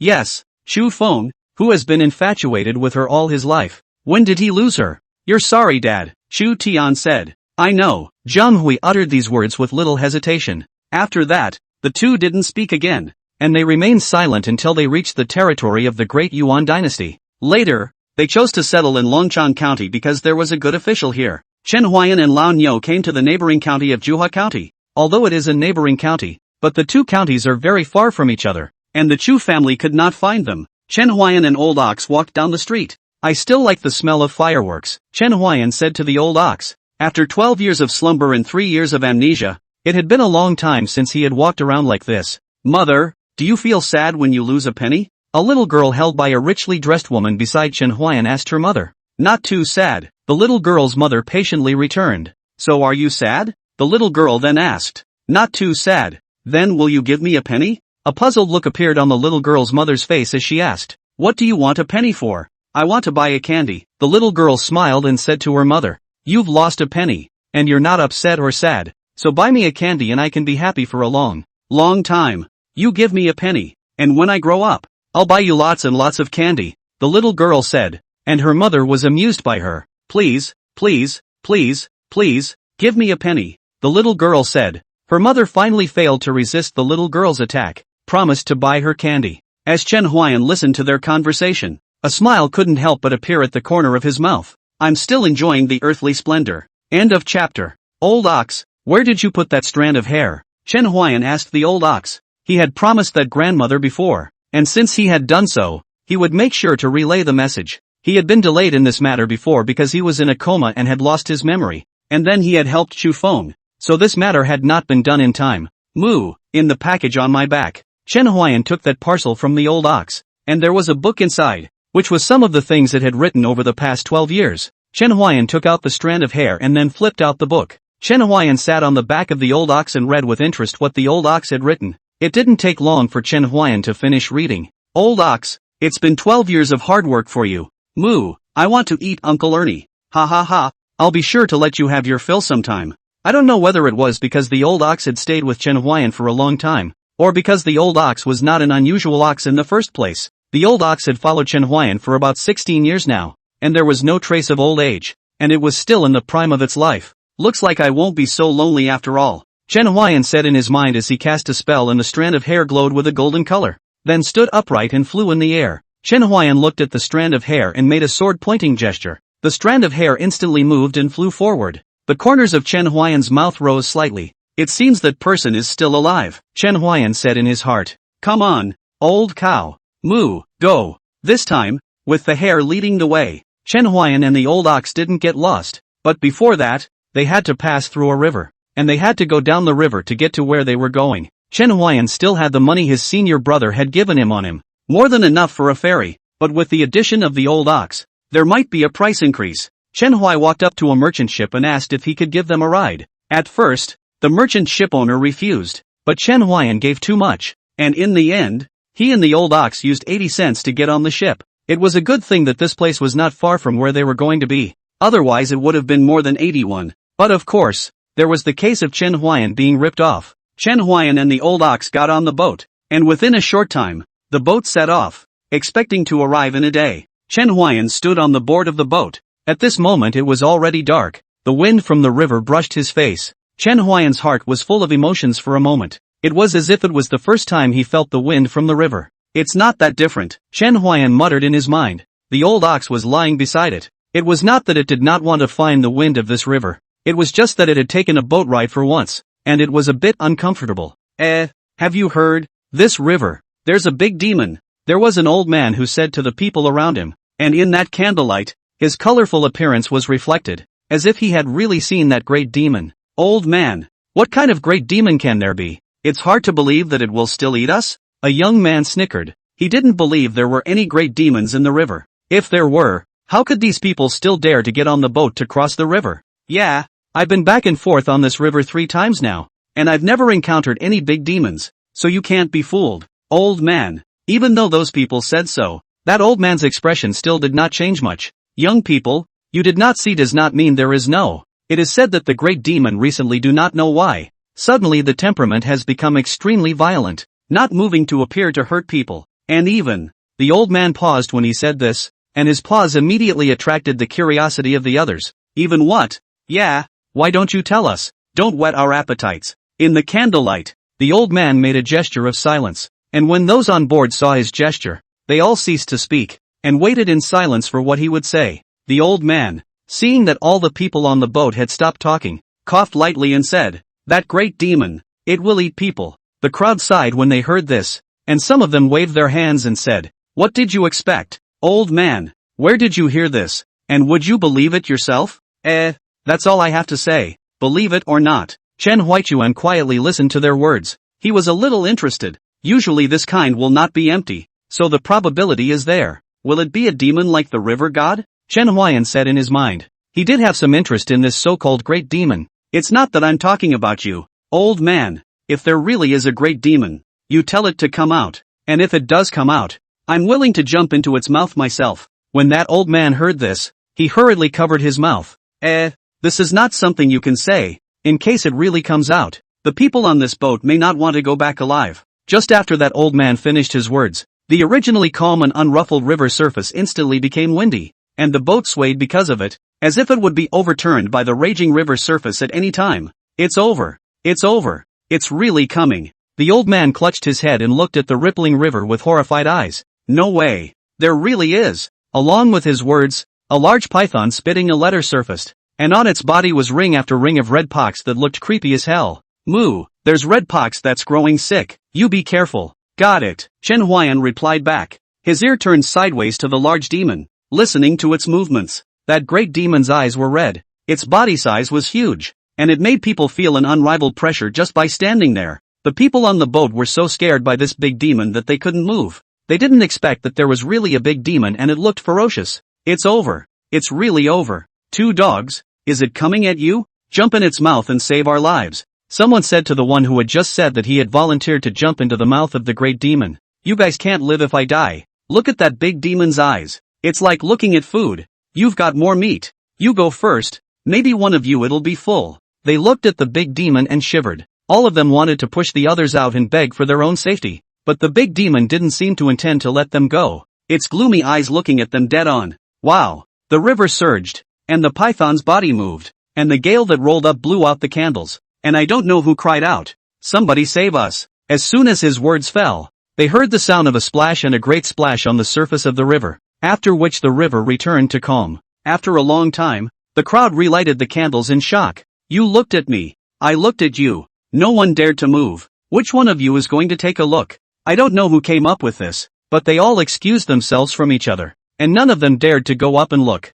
I'll go. The person who spoke was none other than the old man. He stepped forward slowly with a hunched body. His body shivered. He was also afraid, but more than that, he was curious. He went to the side of the boat, and by the faint light of the candle he saw the river, while his eyes suddenly widened as if he had seen an incredible sight. End of chapter. You guys, come on. The old man's voice trembled as he spoke. The people were unsure, but seeing that the old man was fine, and that the old man was telling them to get over there quickly, they thought something big must have happened. Bravely, they made their way to the ship's side, and when they did, they saw a scene they would never forget in this life. The body of that python was currently floating on the surface of the river, while its body was cut into two halves by some kind of sharp, acute weapon, and the river water around its body was dyed red with its blood. This, too, is horrible. Immortals. This must be the handiwork of an immortal. Otherwise who could cut this python in half in an instant? Yeah, it's an immortal. It must be an immortal.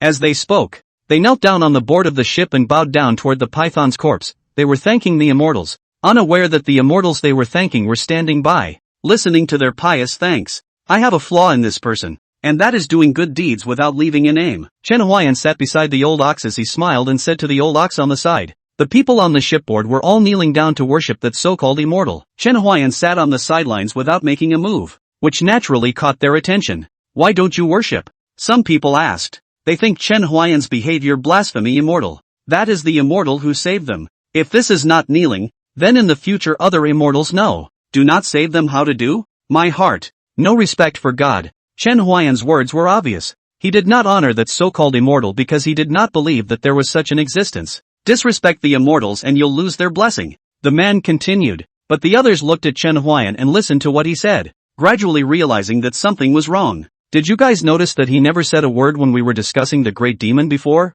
And he didn't seem to have any panic when that python came out. His face was calm, a little too calm. On the board of the ship, the person who had noticed Chen Huai'an earlier said that they had lowered their heads as they listened to the man's words, and the one who had said that Chen Huai'an was disrespectful to the immortals had also shut his mouth. They all realized one thing, that the one who saved them was most likely the blind man in front of them. Did you save us? In the crowd. I don't know who asked this. The others were immediately shocked. They didn't know if Chen Huai'an was the immortal who saved them or not. If he was, this question offended the immortals because of distrust. If not, it would be disrespectful to the immortals, as they went so far as to suspect that it was someone else who had saved them, and not the immortals. But Chen Huai'an didn't reply. He didn't think it was necessary. So what if it was for them? So what if it's not? After this time, it was possible that they would not see each other again in their limited lives. So to Chen Huai'an, it was not really that important to answer or not. When they saw that Chen Huai'an did not speak, they already had their own judgment in their hearts. It was very likely that Chen Huai'an was that immortal. It was just that he didn't want to say it. In their impression, immortals were all unearthly and didn't want people to recognize him, which was why Chen Huai'an didn't return to them. But in fact, Chen Huai'an did not think so. He simply did not want to go back. He was not disrespectful to them. But what is the impact of knowing or not knowing? Chen Huai'an didn't know how big of an impact he would have by saving them this time. For the rest of the journey, basically nothing happened. On the river there might be a gale blowing through, making the boat unstable. But with Chen Huai'an, none of this was a problem. Chen Huai'an arrived at the destination of his trip, Huai'an County. The next evening, Chen Huai'an and Lao Niu disembarked from the boat, and the people on the boat sent them away with respectful gazes. Do you think we and that immortal Chen will meet again? Don't think about that. Immortals all travel the red world. It's already a blessing to meet them once. Yeah, it's already a great blessing for us to meet it once. And you're presuming to meet it a second time. Also, I was greedy.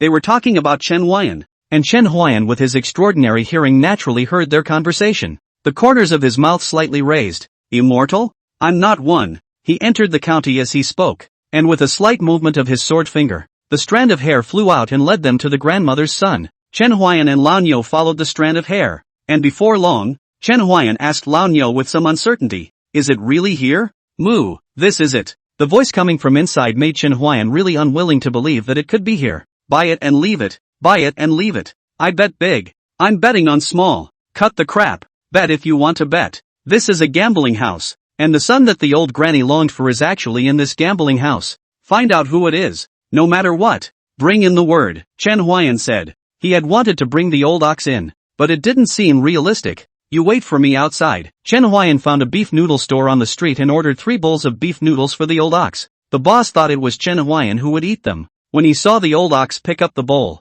gulp down the noodles, people look silly. Chen Huai'an did not care about the noodle store owner's look. He returned to the gambling house, ready to find that big filial son. Chen Huai'an walked into the gambling house. The noisy voices filled his ears. He held the strand of hair in his hand. He followed the vibration of the hair and found the grandmother's son. At this time, he was in front of a gambling table, betting with eyes full of madness. Chen Huai'an saw this and sighed, shaking his head slightly. Is this what it means to be an officer? Is this the child that Granny had her heart set on? Was the wait worth it for the grandmother? Chen Huai'an asked 3 questions in a row in his mind, but he had promised the grandmother, so he would definitely bring the words. He walked over to him, tapped him on the shoulder, and said, "A man asked me to give you a message." The man didn't want to pay any attention to Chen Huai'an when he saw that he was blind, but his eyes instantly lit up when he heard that he was told that someone had a message for him. He said excitedly, "Is it Mr. Zhang who promised to lend me money? I told you that with my luck and skill, I will definitely get my money back.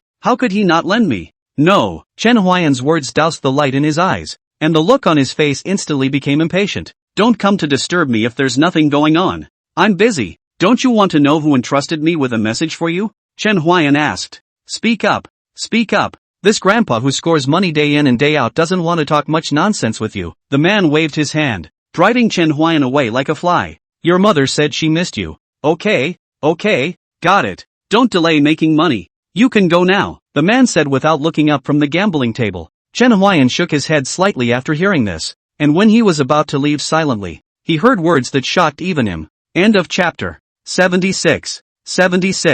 "No, I haven't lost yet. I'll take out my wife's deed of sale and I can bet again." The man's voice clearly reached Chen Huai'an's ears, and the walking stick in Chen Huai'an's hand almost forfeited. But soon, he thought of a better way. He was going to gamble, too, but it was to earn the man's money, and he was useful. "Ding Yu, that wife of yours is so beautiful and understanding. Are you really willing to part with her?" someone asked, but Ding Yu just waved his hand. "It's just a smelly. Big deal. I'll marry another one. Ha ha ha, good. Since brother Ding Yu wants to gamble, I'm willing to offer 100 taels to brother Ding, but if you lose, the deed of sale in your hand can be given to me, Boss Lin." "That's natural." After Ding Yu finished speaking, Boss Lin gave his men a wink and fetched Ding Yu 100 taels of silver tickets. Just as Ding Yu was about to go to the table to continue gambling, Chen Huai'an's voice rang out at that moment. "I'm coming." The crowd looked for the sound and realized it was a blind man. But so what? This didn't prevent them from making money. On the contrary, a blind man. They cheated, he wouldn't necessarily find out. So when Chen Huai'an said that he would also come, those gamblers were naturally happy to do so. They don't care if Chen Huai'an has money or not. If they don't have money, they will sell their bodies. This is something they often do. Although many times they sell the women. But the men are also not bad. Ding Yu looked at Chen Huai'an with excitement in his eyes as he thought to himself, a blind man also coming to gamble. That's not giving me money. Come on. Ding Yu shouted excitedly, as if his wife's being sold had nothing to do with him in the slightest. Or rather, not half of his heart was guilt. Chen Huai'an walked towards the gambling table. Although he was blind, but he had superb hearing. Listening to the points of a dice was not much of a problem. The betting soon began, and in the first round, Chen Huai'an bet on small, and he lost. However, it was on purpose. After losing several rounds in a row, when everyone thought that Chen Huai'an was just a gambler with a human vegetable addiction, an imperceptible smile gradually surfaced at the corner of his mouth. Lose before you win and make a lot of money. Chen Huai'an bet big this time. He bet it all. It's just this once. If you don't have it, you won't come. Chen Huai'an spoke. What kind of child cries every day and what kind of gambler loses every day? Chen Huai'an's words showed the gambler's mentality to the fullest. And the others followed Chen Huai'an, betting big, but they bet on small, and they didn't dare to bet on the ones Chen Huai'an had previously bet on when they had all lost. However, there was also a portion of people who had followed Chen Huai'an and placed their bets, only this portion was very small. Ding you or lose more. He didn't bet all of it, he bet very little, he bet small. When it came time to unveil the dice cup, everyone stared at the dice cup, except for one person, that is, Chen Huai'an. He has long known that the inside of the big, so there is not the slightest fluctuation of emotions on his face. When the dice cup was uncovered and the large points appeared in front of them, it was betting their entire fortune on the small ones, and it immediately felt like the sky was falling. Chen Huai'an excitedly said to continue. He was pretending. Only this is like a winner's demeanor, and the previous expressionless face. Those people will think that it is nervous. After all, the whole body is betting. Losing can be nothing. The next few times, Chen Huai'an won. Some people can't stand Chen Huai'an continue to win like this. They think he cheats and want to have him investigated. But Chen Huai'an didn't cheat. This is at best considered his extraordinary hearing. This is just his ability. The group of people checked for a long time, but did not find evidence of Chen Huai'an cheating, and finally someone got impatient and said, "Hurry up. I'm still waiting to make money." Yeah, if you don't play there's someone else who will. So off. Those few people who wanted to find evidence of Chen Huai'an's cheating couldn't bear the pressure of the crowd, so they had to leave it at that. For the next bet, Chen Huai'an lost small and won big. He intentionally lost when the bet was small, and won when it was big, so soon Chen Huai'an earned a lot of money. There were 3 people who saw Chen Huai'an win so much, got a crooked mind and wanted to cheat, but got they were known by Chen Huai'an before they could implement it, so the result was predictable. Those 3 people were induced by Chen Huai'an when they were cheating, and Chen Huai'an cast a spell to expose those 3 people's cheating behavior, and they were blasted out of the gambling house. Chen Huai'an proceeded to stay inside for an hour, finally winning almost all of Ding Yu's money. Seeing that he had lost all his money, he turned to Boss Lin. "Boss Lin, believe me, I just had a moment of bad luck. Give me some more. I can definitely win it back." Ding Yu. Boss Lin was not calling Brother Ding at the moment, but Ding Yu, who had lost his bargaining chips at the moment. "It's time to give me your wife's deed of sale," Boss Lin said. But what Ding Yu said next shocked even him. "Is it that if I give you my wife's deed of sale, you will continue to lend me silver?" Boss Lin forced down his anger and said, "Give me the deed of sale first. I'll give it to you later." When Ding Yu heard Boss Lin's words, the light in his eyes kept flickering, as if he thought of what he would look like if he were to rise again with this money. Boss Lin received the deed of sale and his attitude changed dramatically. "Someone, take this little cutie, blast it out." When Ding Yu heard Boss Lin's words, he looked at Boss Lin incredulously. "Boss Lin, believe me, I can definitely rise again. Just lend me one more time. Just one more time." Ding Yu shouted loudly as the others watched on like a show. The gambling house was quiet at the moment, and it wasn't until he was kicked out of the gambling house that the crowd returned to what it should have been. "Damn it, Boss Lin, you'll definitely regret this. I'm going to borrow money. Borrow money. I'll make a comeback. I'll make it," Ding Yu said loudly and stumbled away. Ding Yu left. Chen Huai'an did not have the heart to gamble again. He walked to Boss Lin. Boss Lin saw that the visitor was Chen Huai'an, and immediately changed his face. "Do you want to borrow money, or do you want to transform something?" Boss Lin asked with narrowed eyes. "Neither," Chen Huai'an returned. "I want that deed of sale in your hand." "Oh," Boss Lin listened to Chen Huai'an's words and immediately became interested. "A blind man, but he can enjoy himself, but it's a pity that he can't see." "No harm done," Chen Huai'an said. "Name a price." Chen Huai'an would like to just grab it, but then Ding Yu's wife could be in danger and have no peace for the rest of her life, so he decided to buy it, and it's winning money anyway. Using those men's money to buy a woman's freedom would be a bit of a sinister gesture for them. One price, 200 taels. Deal. When Boss Lin heard Chen Huai'an say deal in a single breath, he immediately felt that he had said less, and remorse rose in his heart. But the deed of sale had already been taken by Chen Huai'an, and he hadn't even watched Chen Huai'an's movements. Boss Lin was shocked in his heart. This person must not be messed with. Chen Huai'an ignored Boss Lin as he took the deed of sale and went out. He looked at the deed of sale and said to himself, "You are free." End of chapter. 77. 77. Chen Huai'an walked to the beef noodle store where the old ox was and said to the old ox, "I have some time before I have to do something, and they're about to close. So wait for me outside the West City gate, and I'll go over to you when I'm done." Moo. Good. Chen Huai'an left after saying that he was going to find Ding Yu's wife, who was still borrowing money, so he wouldn't go back for a while. Ding Yu's family could have known by casually inquiring, only that Chen Huai'an's source of information had caused Chen Huai'an to completely rise up to kill. "Are you there to take care of business as well?" This was the third passerby Chen Huai'an asked. "You can call me Auntie Zhang. I'm the middleman. I'll take you there if you want to go." lead the way. Chen Huai'an's voice was light, but when he finished speaking, the temperature around him plummeted a few points, and he had already guessed what was going on. After walking for a while, Aunt Zhang pointed to the wooden house in front of her and said, "That's the front." That? Chen Huai'an understood and took out a small tip and gave it to Auntie Zhang, who took the money and left with a smile. Chen Huai'an knocked the door. A woman opened the door. The woman is slightly shy. The appearance is very good. Chen Huai'an is not clear why this Dingyu is so unappreciative. Yes, was it Auntie Zhang who introduced you? Her clear, pleasant voice was like a silver bell. Chen Huai'an did not reply, but asked, "You, how old are you?" 10, 16, she returned timidly. My name is Shika." She said her name and half opened her clothes, walking over to Chen Huai'an, who reached out and interrupted her, and she was stunned, not knowing what the significance of Chen Huai'an's move was. Chen Huai'an grabbed Shi Xiang's hand, and the arm that was full of bruises was a source of pity. "Guests, don't worry, it's just a little bruise on the hand. It's not that kind of disease," Shi Xiang said in a panic, fearing that Chen Huai'an would mistake it for that kind of disease and leave. "I am very clean. The bed sheets will be changed every day."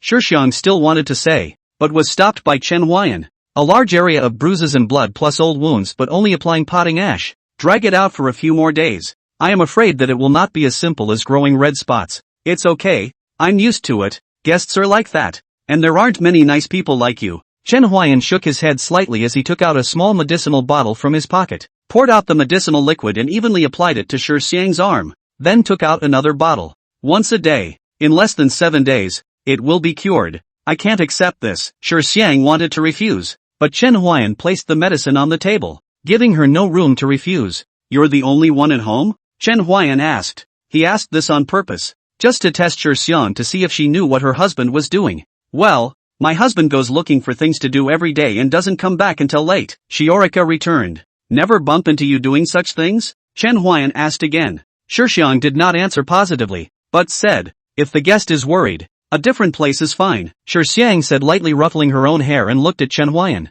seemingly waiting for his answer. "Why don't you accompany me to the casino to play a couple games?" Chen Huai'an did not reply back to her, but instead said that he wanted her to accompany him to the casino. And after Chen Huai'an said this, panic appeared on Shi Xiang's face that was visible to the naked eye. "My name is Chen Huai'an. I was originally commissioned to come and deliver a message, but I didn't expect to meet your husband in the casino, who, in turn, is the one being delivered?" After Shi Xiang heard Chen Huai'an's words, her pupils suddenly contracted, as if she couldn't believe Chen Huai'an's words. Chen Huai'an did not reply. Shi Xiang sat paralyzed on the bed, while Chen Huai'an turned to leave, because Dingyu was coming back. Not long after Chen Huai'an left, Dingyu returned, and he looked at his wife without the slightest hint of guilt on his face. "Have you eaten?" Shi Xiang looked at Dingyu, who had entered the door, and asked with a smile, as if Chen Huai'an's previous words were not on her mind. "Not yet," Dingyu returned. "Then I'll go make you dinner," Shi Xiang said and left. She went to cook for Dingyu.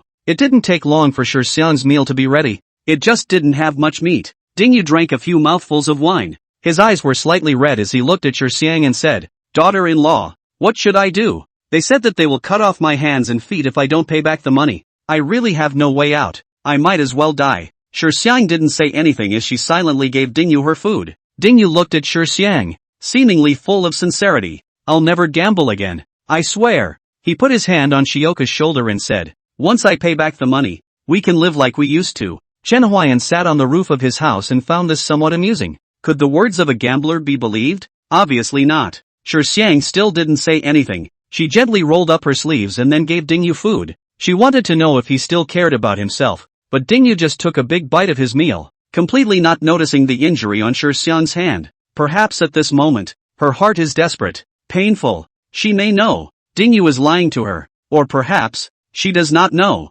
Chen Huai'an just sat still on the roof of her house, his flute twirling in his fingers. Lovers are eventually let down. Dingyu went to sleep not long after eating. Shi Xiang did not sleep. She took out a wooden box containing some jewelry that was her dowry. She took out a bracelet that was given to her by her mother. She picked it up and put it on her own wrist but then put it back. The complex look on her face made one wonder what she was thinking. After she had organized those jewels, she lay down next to Dingyu and softly called, "Ding Lang." There was no response from Dingyu, who had long since fallen into a deep sleep. Early the next morning, Dingyu woke up. He got up and prepared to get up. Shi Xiang felt the vibration and woke up as well. She did not say anything but silently got up and handed that wooden box to Dingyu. Dingyu's eyes glistened when he saw the wooden box. Sure Xiang, I knew you would give it to me. You wait for me to come back. I will give you the best life. With that, he snatched the wooden box from Xiaoyang's hand and walked out of the room without looking back. The purpose of his return yesterday was for Xiaoyang's dowry, as he had not borrowed any money. Sure Xiang chased after her as she walked out of the house, but she only saw Dingyu's back. Seeing this, Chen Huai'an clenched his hand and a white light attached itself to Dingyu, then appeared in front of Sure Xiang. Chen Huai'an looked at the direction where Sure Xiang was. He couldn't see it. He just judged that Sure Xiang was in this direction through the sound. Sure Xiang looked at the faraway Dingyu with an expectant look, as if she was looking forward to the return of her groom. Your husband sold you to the casino, Chen Huai'an said. And when Sure Xiang heard Chen Huai'an's words, she immediately retorted, no way. He wouldn't do that to me. Chen Huai'an was silent. He took out the deed of sale. Sure Xiang staggered over and looked at the deed of sale in Chen Huai'an's hand. Tears flowed in her eyes as if they would come out of her eyes at any time. She cried and chased after her. She wanted to question Dingyu, but before she could take a few steps she fell to the ground. She cried and looked ahead. Chen Huai'an walked up to her. His fingertips flickered with fire, and in the blink of an eye, the deed of sale was burned cleanly. From now on, you're free. End of chapter. 78. 78. Chen Huai'an's words rang in Sure Xiang's ears.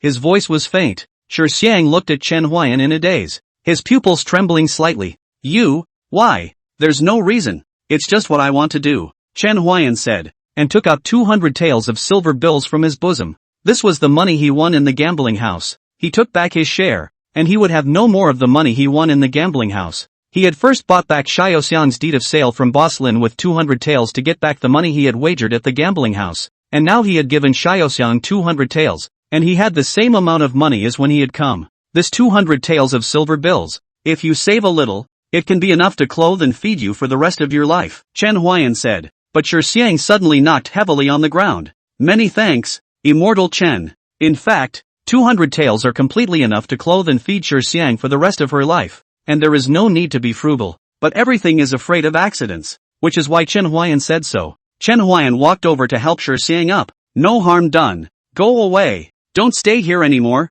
Go anywhere, as long as it's not here, Chen Huai'an said as he prepared to leave. But Sure Xiang suddenly grabbed his sleeve as she said tearfully, please Immortal Chen, can you help me get back the bracelet that my mother gave me? That's the last thing I have left to think about my mother. Good. As Chen Huai'an's words fell, his figure disappeared in place in an instant. He had left a mark on Dingyu earlier, so he knew Dingyu's whereabouts at this moment like the back of his hand. It didn't take long for him to find Dingyu, who left in the opposite direction from where Sure Xiang was. The place he was in was deserted at the moment, and there was a bit of madness in his eyes. Ha ha ha, it's just a woman. As long as I have money, do I still worry about not having a woman? No woman will always be 16, but there will always be 16, and now with all this money, I'm sure I can make a comeback. As Dingyu spoke, the pace under his feet unconsciously sped up a few more points. When I've made my money, I'll get out of here and find a dozen wives who will bear me children. Dingyu's face changed slightly as he spoke. It would have been better if it was a daughter. The taste? It must have been wonderful. As Dingyu spoke, he actually began to laugh lewdly, as if he had already thought of this picture in his mind. I don't think you'll get that chance. When Chen Huai'an's voice suddenly appeared, Dingyu was like a frightened mouse, fleeing in panic. He only heard the voice but didn't see the person. He had done so many bad things that he had an inexplicable fear of bulls and demons in his heart. Who are you? I've got money. I've got lots and lots of money, and I'll give it all to you, if you'll spare my life. When Dingyu finished speaking, Chen Huai'an appeared in front of his eyes. Dingyu lowered his head and sneered in his heart. Sure enough, there is no one who can refuse to think about temptation, and if there is, it's that money isn't enough. Dingyu raised his head, but realized that it was Chen Huai'an. Earlier, he hadn't even heard that it was Chen Huai'an's voice due to his nervousness. How is it you? Dingyu was a bit shocked. He looked around and realized that there was no one around, and remembering that Chen Huai'an had won a lot of money from him yesterday, a touch of sinister gradually surfaced under his eyes. But don't blame me. I blame you for being a blind man. In this world nowadays, whoever has the biggest fist has the right, Dingyu said viciously in his mind, suddenly raised his head and swung his fist at Chen Huai'an, who didn't move in place. Pay attention in your next life. Meet me at. Suddenly, Dingyu's eyes suddenly widened as he took several steps back, and the wooden box in his hand fell to the ground, scattering the jewelry inside. And the words he didn't say could no longer be said as he painfully touched his neck and pointed his index finger at Chen Huai'an. Chen Huai'an walked to Dingyu without changing his face and said softly, "In your next life, be a good person. Meeting Shixiang is truly your greatest blessing." When Dingyu heard Chen Huai'an's words, perhaps it was the walks of life that came to his mind. A flash of remorse appeared on his face, and he fought with the last of his strength to try to pick up the jewelry. But, before he could get to those jewels, he was out of breath. Chen Huai'an looked at Dingyu's expression. "You're not being remorseful. You're being greedy. You just haven't gambled enough." Chen Huai'an finished and picked up the jewelry on the ground. He didn't know which one was Shixiang's mother's bracelet. There were 3 in here. It's all Shioka's dowry anyway, so bring it all back to her. After Chen Huai'an finished speaking, he disappeared into thin air, and only Dingyu's cold corpse remained here. As he lay on the ground, his eyes full of remorse, which were in fact greed for this world. Suddenly, a man in black appeared beside Dingyu, his face wearing a mask of green fangs. "Extreme greed. Very well, it's you." His voice was hoarse, as if he hadn't spoken for a long time. After he finished speaking, he carried Dingyu's body and left, leaving only the blood on the ground. If not for the blood on the ground, who or knew that someone had died here? Here. Chen Huai'an gave Shixiang the wooden box. Shixiang cried and laughed as she took it. "Thank you, immortal Chen." Shixiang wanted to kneel down again, but was caught by Chen Huai'an's arms. "There's no need to. Live your life from now on." "Aha. I'm leaving, so get out of here. Go anywhere, as long as it's not here." "Aha." After Shixiang replied, Chen Huai'an turned around and left. Shixiang looked at Chen Huai'an's departing back and bowed deeply. "Many thanks to immortal Chen." In the time it took for her to bow, Chen Huai'an completely disappeared, and Shixiang looked at the wooden box in her hand, took out a wooden bracelet, and left with the 200 taels of silver tickets given by Chen Huai'an. As for the rest of the jewelry, she buried it all, and since she was saying goodbye, she would say goodbye completely. This wooden bracelet was not a dowry. Her mother had made it for her, and there was nothing else. Chen Huai'an stood in a corner Shixiang couldn't see. His sword finger was bubbling with golden light. "Alright, when you get to the next safe place, the spell formation on you will disappear by itself," Chen Huai'an said, leaving completely as he walked to a beef bun store. "The old cow must be hungry. Bring him some." After Chen Huai'an bought the buns, he walked in the direction where the old ox was. When Chen Huai'an found the old ox asked him what he had been doing last night, and then held the buns in his hooves and ate them one by one. Chen Huai'an and the old ox briefly talked about what happened between Shixiang and Dingyu, and the old ox was so angry that he raised his hoof. "Moo, asterisk asterisk asterisk asterisk ah. Really ah. I know.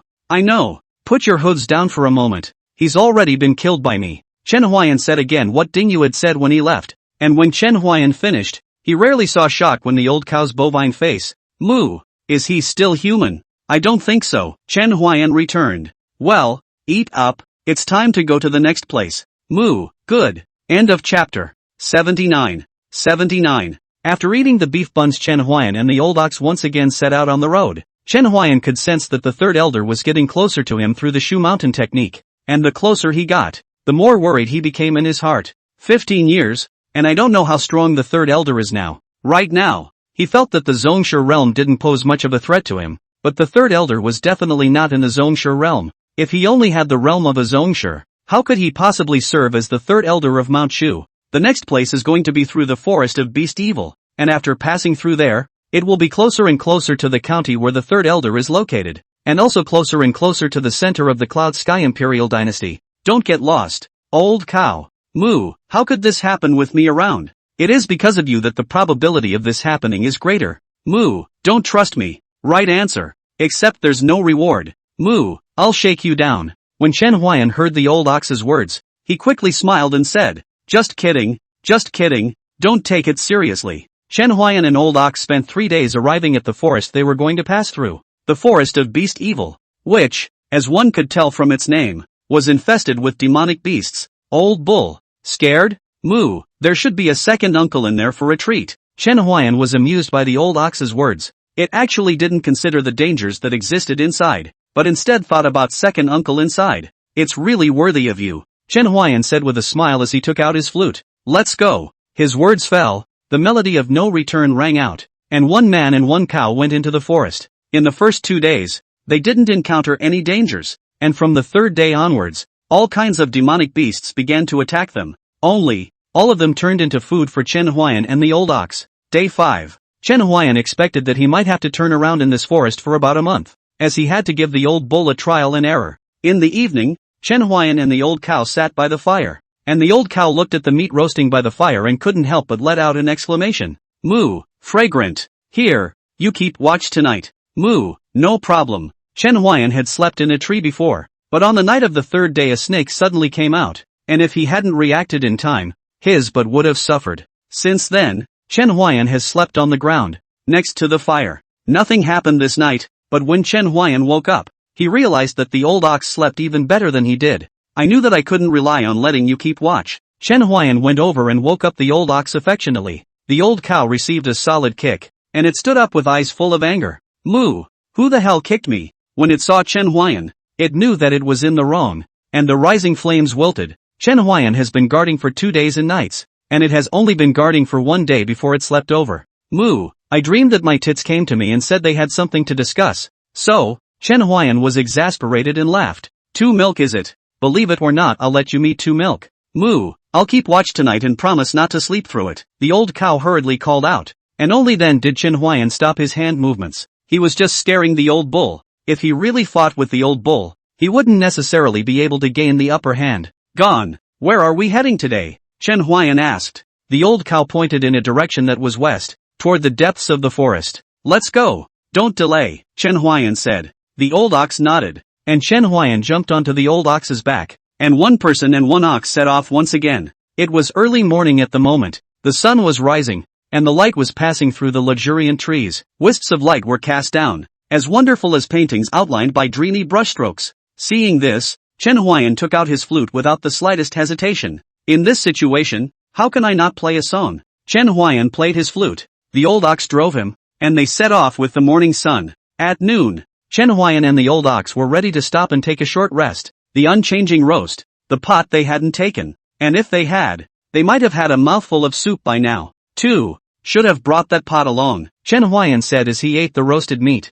Moo, I think you can get another one. Good idea. Why didn't you warn me before? Moo, I thought you knew. Chen Huai'an and the old ox were eating the roasted meat, chatting with you in it, when suddenly, the bushes around them made a rustling sound. Chen Huai'an instantly got up, his face covered in vigilance. The old ox silently stood behind him, its back facing Chen Huai'an. It was going to come to deal with the demonic beasts that might appear behind Chen Huai'an at any time. Moo! From among the trees, came a bull's roar, and when the old bull heard this bellow, its eyes instantly lit up. Moo! It's Uncle Junior. Got it. Extra food for you, Chen Huai'an said. But more and more cows bellowing made Chen Huai'an realize something was wrong. Old ox, quickly find a bush to hide. Maybe, it's a herd of cows. Before Chen Huai'an could finish, the old cow had already left. It revealed a head, its hooves waving at Chen Huai'an as if it was cheering him on. The corners of Chen Huai'an's mouth twitched slightly. The old ox selling his teammates was too fast. There was hardly any hesitation.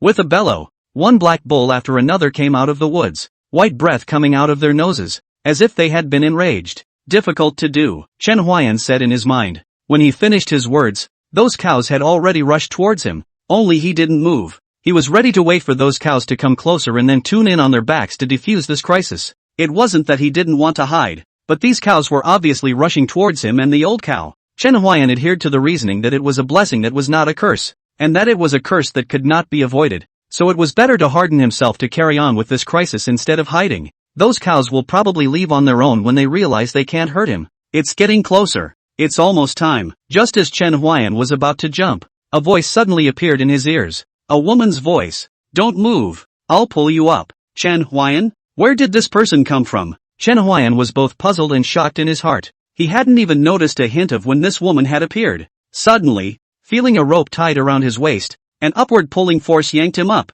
flying in the air to a tree. Chen Huai'an did not stabilize himself. He wanted to see who in the end was able to come to his side without him noticing. However, when Chen Huai'an was no longer flying in the air, he felt extremely uncomfortable, because he was being hugged. Moreover, he was still being hugged horizontally. If it was a man, he would have felt indifferent. The key was, it was a woman. The cattle below galloped by, while the woman seemed not to have sensed it, and gave Chen Huai'an a flick of her tongue, then said playfully, "How about it? I'm awesome." End of chapter. 80. You blind man. Are you scared, silly? Why don't you speak? The woman looked at Chen Huai'an, who was held in her arms, and said with a playful smile, her voice carrying 3 parts childishness and 7 parts playfulness, "Ahem, Chen Huai'an coughed awkwardly. I think you can put me down first. You blind man. You're actually still shy. However, she still put Chen Huai'an down. The woman just stood within the range that Chen Huai'an could see. Chen Huai'an seriously sized up the woman in front of her. She was not very old. Just the year of Jasper. I didn't really think that you would carry me across your arms. Chen Huai'an returned. When had he ever been treated like this? I wouldn't have struck if I hadn't seen you standing still. Don't blind men always have good hearing? Can't you hear them galloping? The woman looked at Chen Huai'an with a curious expression. She now felt that Chen Huai'an might have some brain problems. I heard it. Chen Huai'an returned. Then why don't you avoid it? Because it's not scary. Why aren't you afraid? The woman didn't understand. She was on the verge of being trampled into mincemeat by the bulls and still said she wasn't afraid. Not afraid. Just not afraid. Chen Huai'an replied back. He really wasn't afraid. If it wasn't for this woman telling him to hold still, he could have leisurely stepped on the back of a cow to get through this crisis. You are the blind man with the hardest mouth I have ever seen, the woman said. She just assumed that Chen Huai'an was being hard-mouthed and stopped arguing with him. My name is Muyo. Muyo as in Muyo. Muyo as in Muyo. What's your name? Miao asked Chen Huai'an. A pair of eyes that revealed a quirky spirit looking at Chen Huai'an as if she was very interested in him. My name is Chen Huai'an. Chen Huai'an replied back. After he finished speaking, he jumped down from the tree and called out to the old ox. Miao followed behind Chen Huai'an and jumped down from the tree as well. The cows had already galloped past. The dust rolled up hadn't dissipated yet. Chen Huai'an jumping down didn't have much effect. It was just that Miao was a little bit uncomfortable, covering her nose and waving her hand, driving away the dust. Moo, I'm so glad you're okay. I was worried sick about you. You run faster than anyone and would worry about me? Moo, that was so you could fight without fear, even though you didn't fight them. The old cow bellowed. It thought it could eat its second uncle, but it turned out to be a herd of demonic beasts, and the old cow that didn't get to eat its second uncle had an insatiable appetite. Miao Yu, who was on the side, saw Chen Huai'an conversing with the old ox. His head was filled with doubts. Your family's ox has quite a high spirit, but why can't it open its mouth and speak? I don't know about this, Chen Huai'an replied back. He really didn't know why this was. And what do you call the cow you call? Miu asked, feeling that it was a little too rude to keep calling your family's cow that. The old cow. Old bull? Miu's pretty face showed disbelief. Is that its name? Yes, Chen Huai'an replied back. And Miao couldn't help but feel a bit amused when she heard the old ox's name. Your ability to pick a name still needs to be improved. I think it's quite good. Don't believe me? Ask it, Chen Huai'an said, pointing to the old ox. Miao saw the old ox nodding its head. The words that came to her mouth were swallowed back. She wanted to ask Chen Huai'an if he wanted to change the name of his cow, but now it seemed unnecessary. That said, you're a blind man who brought along a big black cow and you dare to walk in the middle of this beast-evil forest. I don't know if it's because you're bold or you don't know the ferocity of this place, Miao said. She looked at Chen Huai'an. Chen Huai'an didn't reply. He felt that this girl called Miao must be a pearl in the palm of her hand that was carefully cared for by a big family, and was too shallow in the world. Seeing that Chen Huai'an didn't say anything, Miao thought that she was scared by the scene just now and hadn't come back to her senses yet. She patted her own chest and said, Don't worry, I'll protect you next, so just follow me at ease and I'll make sure you're safe. Many thanks, Chen Huai'an cupped his fists and said, humbly and courteously, and a sense of fulfillment rose in Miao's heart, feeling a sense of relief in his heart. Moo, bad, puts you on a soft diet. Seeing the old ox bellowing, Miao asked curiously, what did your old ox say? It said thank you, Chen Huai'an said back. He wasn't being truthful. The old cow heard Chen Huai'an's words and instantly widened her eyes. Moo, you cheated a little girl. Where's your conscience? There was something stirring about the old bull's bellowing, and Miao felt something was wrong, but couldn't tell. Looking at the direction you're going to fucking county, right? Miao looked at Chen Huai'an, who nodded his head. He was indeed heading to fucking county because the third elder was there, only he didn't seem to have moved, making him very suspicious. Now there's only one way to find out what's going on there. I happen to be going there as well, and with me to protect you. I'll make sure you're okay this way. Chen Huai'an smiled, and just as he asked Miao what she was doing in Fuqingxian, the ground they were on shook so violently that even the stones on the ground shifted. Bad. It's that herd of cows coming back, Miao shouted. Then she pulled Chen Huai'an and ran without looking back. Chen Huai'an's entire body flew in the air, which showed how fast Miao was. Old ox, keep up or you'll turn into a beefcake. Moo, wait for me. I don't want to turn into Uncle Junior yet. 2 men and a cow set out to escape. It took them 3 days to get rid of that group of demonic cows. In these 3 days, almost as soon as they stopped, that group of demonic cows chased after them. It was almost useless to hide. That group of demonic cows' noses were better than dogs. There was no other way. They could only use their speed to get rid of that group of cows. Since they were fleeing for their lives in the opposite direction from fucking county for the past 3 days, they were getting farther and farther away from their destination. However, it was good that they had shaken off the group of demonic cows. That group of demonic cows finally didn't catch up again, Miao Yu said with a palpitation in her heart. She had seen the terrifying destructive power of that group of demonic cows, and could not fight with them head-on to existence. In these 3 days, she had practically dragged Chen Huai'an on a run. So Chen Huai'an had practically flown through the air in these 3 days as well. So compared to Miao Yu, Chen Huai'an was somewhat relaxed. Miao Yu looked at Chen Huai'an and said, "Luckily there's me. Otherwise you'd be in deep trouble if you encountered this group of demonic cows. I'm here to thank Miss Miao Yu." Chen Huai'an cupped his fists and said with a smile, "It's fine. Who told me to be kind-hearted?" Miao Yu said indifferently, but Chen Huai'an's words gave her a great sense of satisfaction. Chen Huai'an couldn't help but smile when he saw the look on Miao Yu's face. When the old ox heard Chen Huai'an's words, he glanced at Chen Huai'an and thought to himself, "Just keep pretending. Soft rice is still something you would eat." When Chen Huai'an saw the old ox's eyes, he knew what was in its mind. Chen Huai'an didn't say anything. He handed the roasted meat to the old ox, and then handed the other piece of roasted meat to Miao Yu, who tasted a bite, and then her eyes lit up. "Wow, you're so good at roasting meat. It's just a craft to take care of your stomach when you're out and about." End of chapter. 81.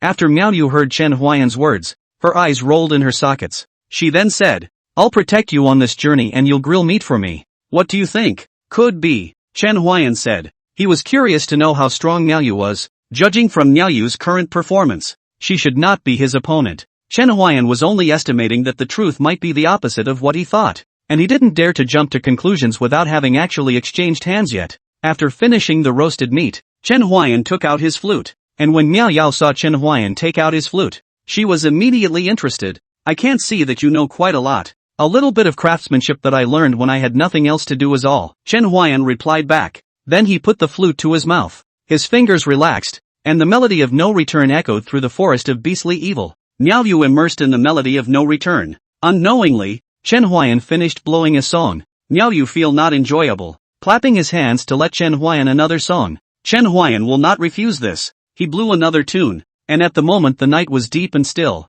with stars shining brightly in the vastness of the sky. Ink-colored mountains loomed in the night, and the 2 men and 1 cow sat around the fire. The warm light of the fire reflecting on their faces and dispelling the darkness around them. The gentle night breeze brushed by, carrying a slight coolness. Great song, Miao Yu said, and it could be seen that she really liked the song No Return that Chen Huai'an had blown. Miao Yu's words made Chen Huai'an smile and said, "It's good that you like it." On this night, the old ox quietly ate the roasted meat, and Miao Yu propped her head on her hands, quietly listening to Chen Huai'an blowing a tune. The next day, they began to set off in the direction of fucking county. And along the way, Miao Yu bounced around cheerfully, asking Chen Huai'an questions from time to time. "Chen Huai'an, do you know what this is?" "Chen Huai'an, there's a nice cute rabbit there. Would a roasted rabbit smell good?" "Chen Huai'an, this flower is so beautiful." "Chen Huai'an, this little fruit is so pretty. Can I eat it?" Miao Yu said as she pointed at a purple fruit. Chen Huai'an didn't have the time to stop it before Miao Yu ate that fruit into her stomach. "That fruit is poisonous." "What? Why didn't you say so earlier?" It's over. I'm going to die." "Chen Huai'an, I'm glad to meet you. Don't you remember me? I'm just a passerby in your life." After Miao Yu finished choking herself as if she looked like she couldn't breathe, she then planted herself on the ground and stuck out her tongue as if she was dying of gas. Seeing that Miao Yu hadn't moved, Chen Huai'an shook his head helplessly. "That will only give you some headaches. It won't kill you." Poked and prodded, Miao Yu hemmed and hawed, stood up with a carp, and made a face at Chen Huai'an. Slightly. On this journey, with Miao Yu, Chen Huai'an's journey with the old ox was a lot more fun. On the way to fucking county, with Miao Yu leading the way, they didn't get lost this time, and for the first time, they didn't get lost. It took them almost a month to get to fucking county, and during this month, Miao Yu and Chen Huai'an became more and more familiar with each other, and nothing dangerous happened during this month, so it was fine. Chen Huai'an also didn't ask why Miao Yu would appear in the forest of beast evil. After all, everyone had their own path to walk. Asking too clearly and entangling too deeply was not what Chen Huai'an wanted. Finally arrived. Miao Yu looked at the fucking county in front of her, stretched her waist, and said to Chen Huai'an, "Yes, it's finally here." Chen Huai'an's tone was somewhat emotional. "It's also finally time to put an end to this," Chen Huai'an said in his heart. Miaoyu did not hear the emotion in Chen Huai'an's tone. She pulled Chen Huai'an into fucking county. Go, go, go, I'm going to treat you guys to some delicious food. Miaoyu pulled Chen Huai'an and was about to walk into fucking county. Only when they reached the city gates, they were stopped by the guards at the city gates. Stop. Unidentified people are not allowed to enter. The first of the 6 guards standing at the city gate said, "We are all subjects of the Cloud Sky dynasty. How is our identity unknown?" Miaoyu asked. But the guard's attitude was resolute. And even though Miaoyu said so, he didn't have the slightest intention of letting them in. Miaoyu's fists were clenched, and by the looks of it, it looked like he was going to give the guard a punch in the face.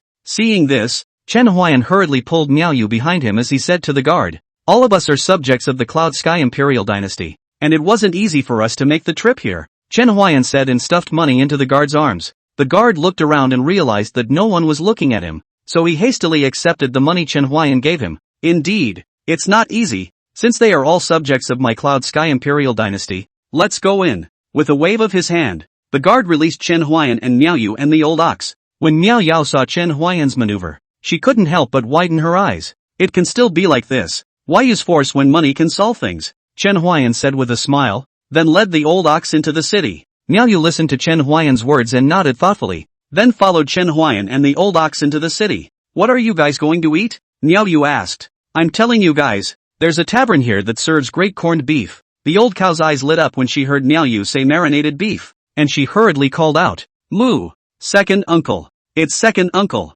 Lead the way," Chen Huai'an said. Hey, come with me." Miaoyu brought Chen Huai'an and Lao Niu together to the tavern she mentioned. Chen Huai'an stood in front of the tavern as he asked Lao Niu, "What is the name of this tavern?" "Moo, coming to the tavern. Come and go?" Chen Huai'an murmured the name of this tavern softly. Rather interesting. As Chen Huai'an spoke, Miaoyu heard Chen Huai'an muttering something under his breath, but she didn't hear what Chen Huai'an said. "What are you muttering about? After a month of eating roasted meat, it's time for a change today," Miao Yao said, pulling Chen Huai'an into the Come and Go tavern. They had just entered the tavern when the tavern waiter approached them with a smile. "Sir, what do you need to order?" 10 pounds of corned beef and another jar of good wine," Chen Huai'an said to Xiao'er. Then he looked at Miaoyu as he asked her, "What would you like to order?" "Let's have 2 more dishes." Xiao'er wrote it down and left. Chen Huai'an and Miaoyu found a seat by the window and sat down, while the old ox stood aside. Not that it didn't want to sit, but there was no stool it could sit on. It didn't take long for the waiter to bring up the food that Chen Huai'an and Miaoyu had ordered earlier, and when the old bull saw the marinated beef, he lifted his hoof and began to eat it. Chen Huai'an, on the other hand, poured himself a glass of wine without any panic, and after a glass of wine, Chen Huai'an felt soothed. Seeing that Chen Huai'an was drinking so comfortably, Miaoyu also became curious about the flavor of the wine. "What does the wine taste like? Is it good? Instead of asking me, you should taste it yourself," Chen Huai'an replied back, looking at Miaoyu, whose face was filled with eagerness to try. "Then pour me a glass and I'll taste it." Chen Huai'an smiled and poured a glass for Miao Yao. She smelled the glass of wine, sniffed it and said, "It really smells good." With that, she muffled the glass of wine in one gulp, and right after that, she spat out all of the gulp she'd taken in, spitting out her own tongue and continually fanning the wind out of her side with her hand. "So hot, so hot." Chen Huai'an was amused by Miao Yao and laughed out loud. End of chapter. 82. This wine isn't good at all. It's so spicy. Why do you like drinking this stuff?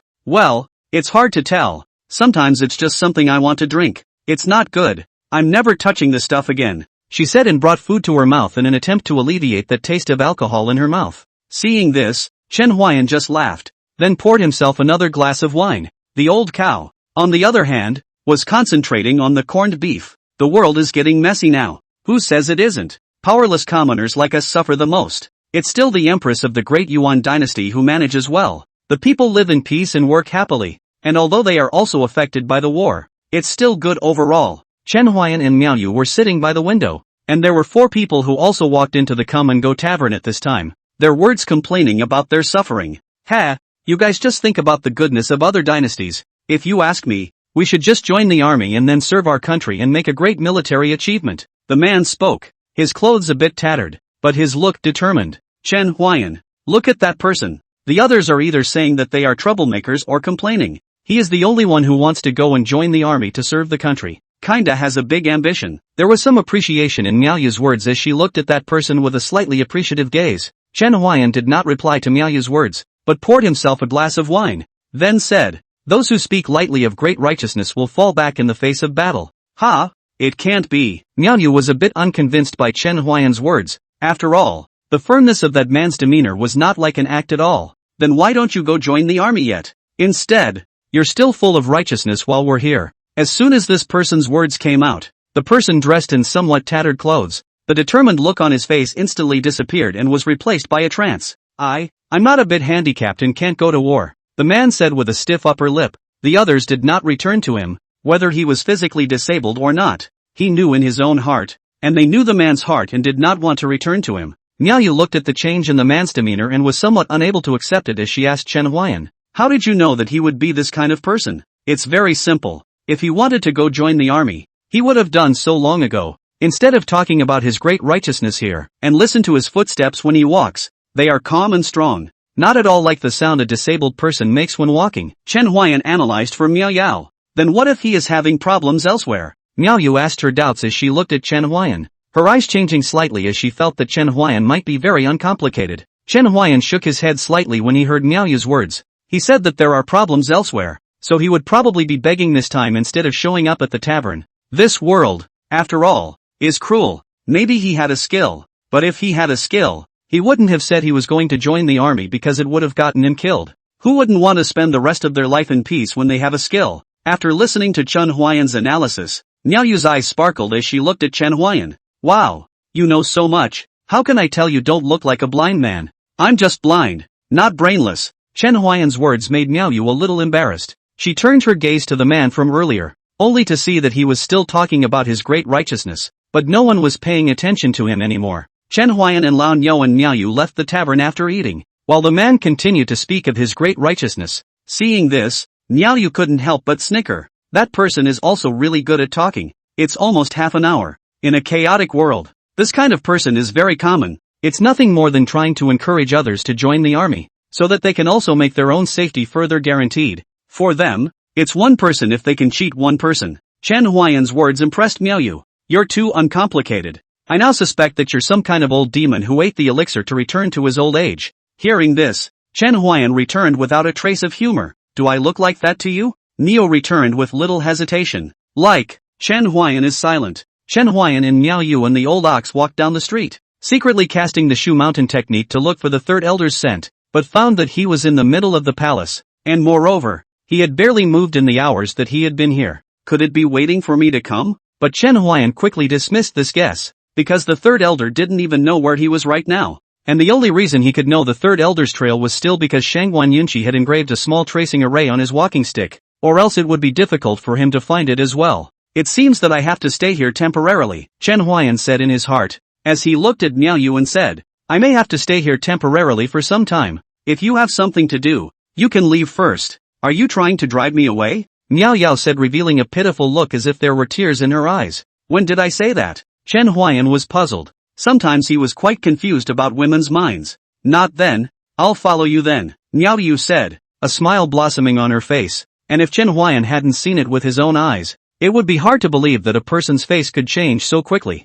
"As you wish," Chen Huai'an said and was about to leave. He was going to look for a house to live in. Luckily Bai Changyin had given him enough money. According to the current prices, he should still be able to live there for 3 months. However, they would have to be frugal in the meantime. "Good, I have money on me too. I won't starve you," Miao Yu said and took out her own money and threw it in her hand with a shake. Chen Huai'an felt that Miao Yu's mind was a little too simple. This behavior of hers was undoubtedly telling those thieves, "I have money. Come and rob it. Put it away. Be careful of being stolen," Chen Huai'an said. "This is the imperial city, and there are still people who dare to do such things?" Niu asked with little belief. Chen Huai'an didn't reply. Now that the court is in constant war, it is almost unable to take care of itself. How can it still have the heart to care about this? Chen Huai'an took the old cow and left, and when Miao Yu saw that Chen Huai'an didn't reply, she thought that he was pretending to be high and mighty as a way of not replying to her. But in truth, Chen Huai'an just thought that she was too simple and needed to experience something to understand,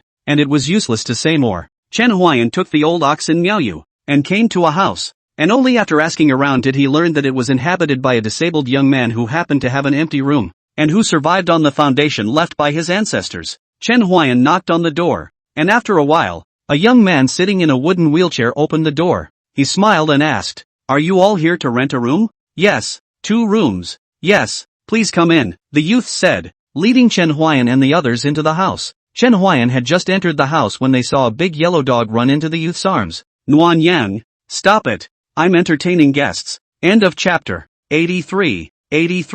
Now you poked Chen Huai'an's arm from the side. Look at the names people take. Learn from them. It's all called habit. There's no need to change it. Chen Huai'an returned. My name is Chen Huai'an. I wonder if your excellency could tell me your name? My name is Yu Yang. Yu Yang returned. You guys find a room, and prepare something on the way. It's going to snow here in a few days. How do you calculate the money for the room? Chen Huai'an asked. Yu Yang was handicapped, and in such a chaotic world, it was not easy to live. Chen Huai'an could not possibly pay him less. It's enough if you give me 100 cents a month. This is too cheap for you, Chen Huai'an said back. He had rented a room so many times, he was aware of the general prices, and the price that Yu Yang said was undoubtedly the cheapest of the prices he knew. I'm too lonely. I want to find someone to live with me and chat with me in my spare time, Yu Yang said. Some loneliness surfaced under his eyes. Can't you rent out the houses here? I see that the environment here is beautiful and the houses are quite nice, so it's only logical that they won't be unrentable.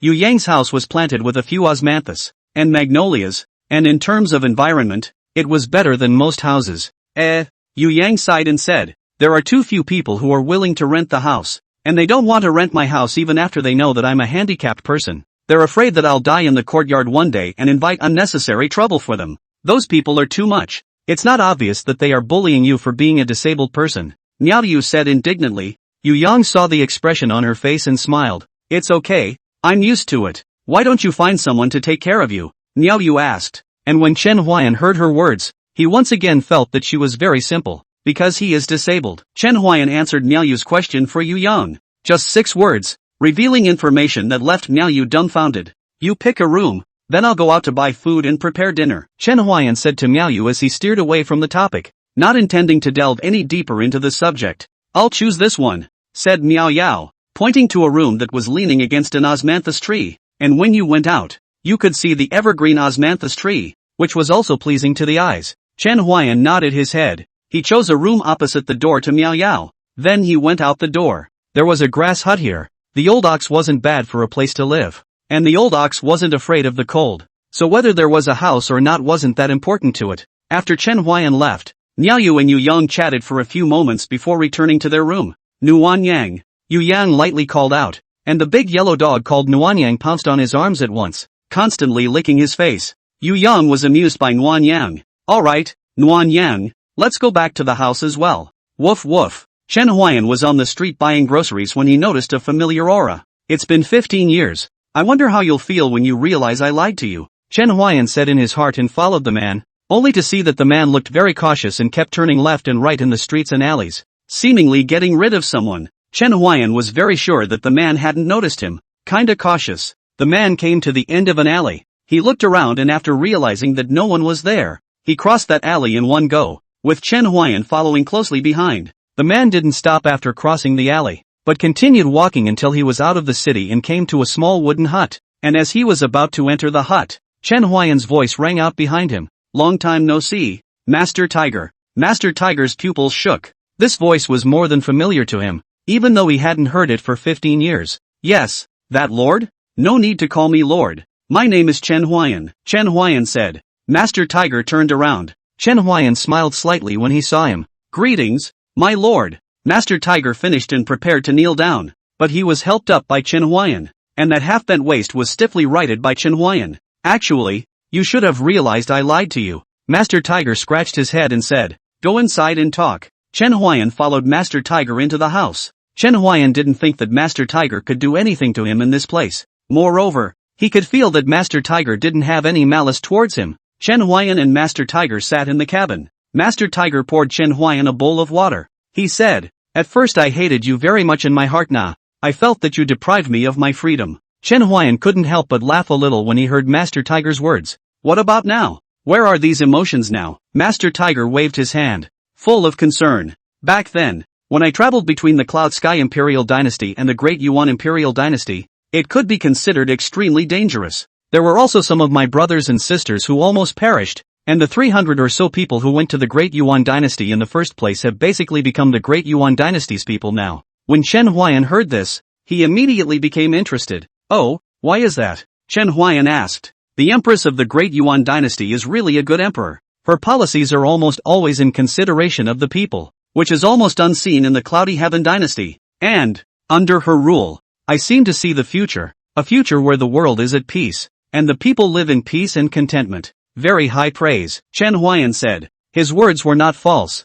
With Chen Huai'an's understanding of the imperial dynasties in this world, very few emperors were able to make it this far. It was not that they were incompetent, but the many factors were too many for them to do so. We were also impressed by the Empress of the Great Yuan dynasty. My lord, when I was actually captured in the beginning, it was the Empress of the Great Yuan dynasty who personally interrogated me. At that time I thought, the big deal is to die, and in 18 years I'll be a good man again. But I didn't realize that when I said it was your arrangement. She asked me if I was a blind man with a flute, and I said yes, and then she actually let me go. And she said that life was not for the faint of heart, and that I could be a new man now. I went away, and after I had gone, I thought again of your deeds in defending the city alone, and it was then as if I had seen hope in this country. So, I came back, and as a show of loyalty, I told the Empress everything about the Cloud Sky dynasty, and I also said I would like to become her dead servant, only she didn't agree. This is also in line with her character, although she is decisive in what she does. If it's not something that jeopardizes the Great Yuan dynasty, she's still very kind-hearted, Chen Huai'an said, and Master Tiger looked at Chen Huai'an and added, My lord, do you know? At that time, when the 10-year period was approaching, I was so scared because you never showed up. When Chen Huai'an heard this, his expression couldn't help but pause, because at this point, he was still unconscious and couldn't appear in front of him at all. There was a little accident in the middle of the day that prevented me from making it. It doesn't matter. That kind of feeling after a robbery. Really don't want to experience it a second time, Master Tiger said, a bitter smile appearing on his face. At that time, Chen Huai'an knew that this would happen, and he was thinking that it would be a lesson for Master Tiger. End of chapter. 84. Good thing. All these things have already passed, Master Tiger said. I don't care anymore. If only I could really see that day, but I feel like I can't see it. If I could, I would really like to bury myself in the world ruled by the Great Yuan dynasty. You will see that day, Chen Huai'an said with a smile. Master Tiger looked at Chen Huai'an and said, I'm not you nah. You're very human. I won't live that long, Master Tiger said with some melancholy, but this kind of emotion quickly passed. After all, people will eventually die. Look at it more openly. There are not so many emotions. His face took on a smirk as he asked Chen Huai'an, I wonder what you are here for, my lord? Kill, Chen Huai'an said indifferently. Those two short words but made Master Tiger feel a boundless killing intent, making his body shiver. He adjusted his emotions and asked, I wonder who you are trying to kill, my lord. Perhaps I can get a clue. Chen Huai'an heard Master Tiger's words. Who else could know more about the situation in the Cloud Sky dynasty? Other than court officials, it would be people like Master Tiger. More than 10 years ago, did a person with a very high level of cultivation come here, with a fairy-like appearance? Chen Huai'an asked. And after his words, Master Tiger fell into deep thought, and after a while, Master Tiger slowly opened his mouth. There was indeed one such person, but he had already left 5 years ago, and before he left, he blood sacrificed a city, and if it hadn't been for the fact that this matter was so influential, we wouldn't have known about it. When Chen Huai'an heard Master Tiger's words, his fingers couldn't control the slight trembling. Meaning he's not here anymore? Chen Huai'an asked with some reluctance. It may have already left. If you need exact information, you will have to wait another half-month. If you need it, my lord, I can investigate for you. Then I'll be obliged to you, Chen Huai'an said, handing him a bottle of medicine. This can heal your dark wounds. Apply it once a day, not more. Yes, Master Tiger respectfully received the bottle of medicine. His heart's reverence for Chen Huai'an deepened a few more points. Worthy of being an adult, just by spending a short time together.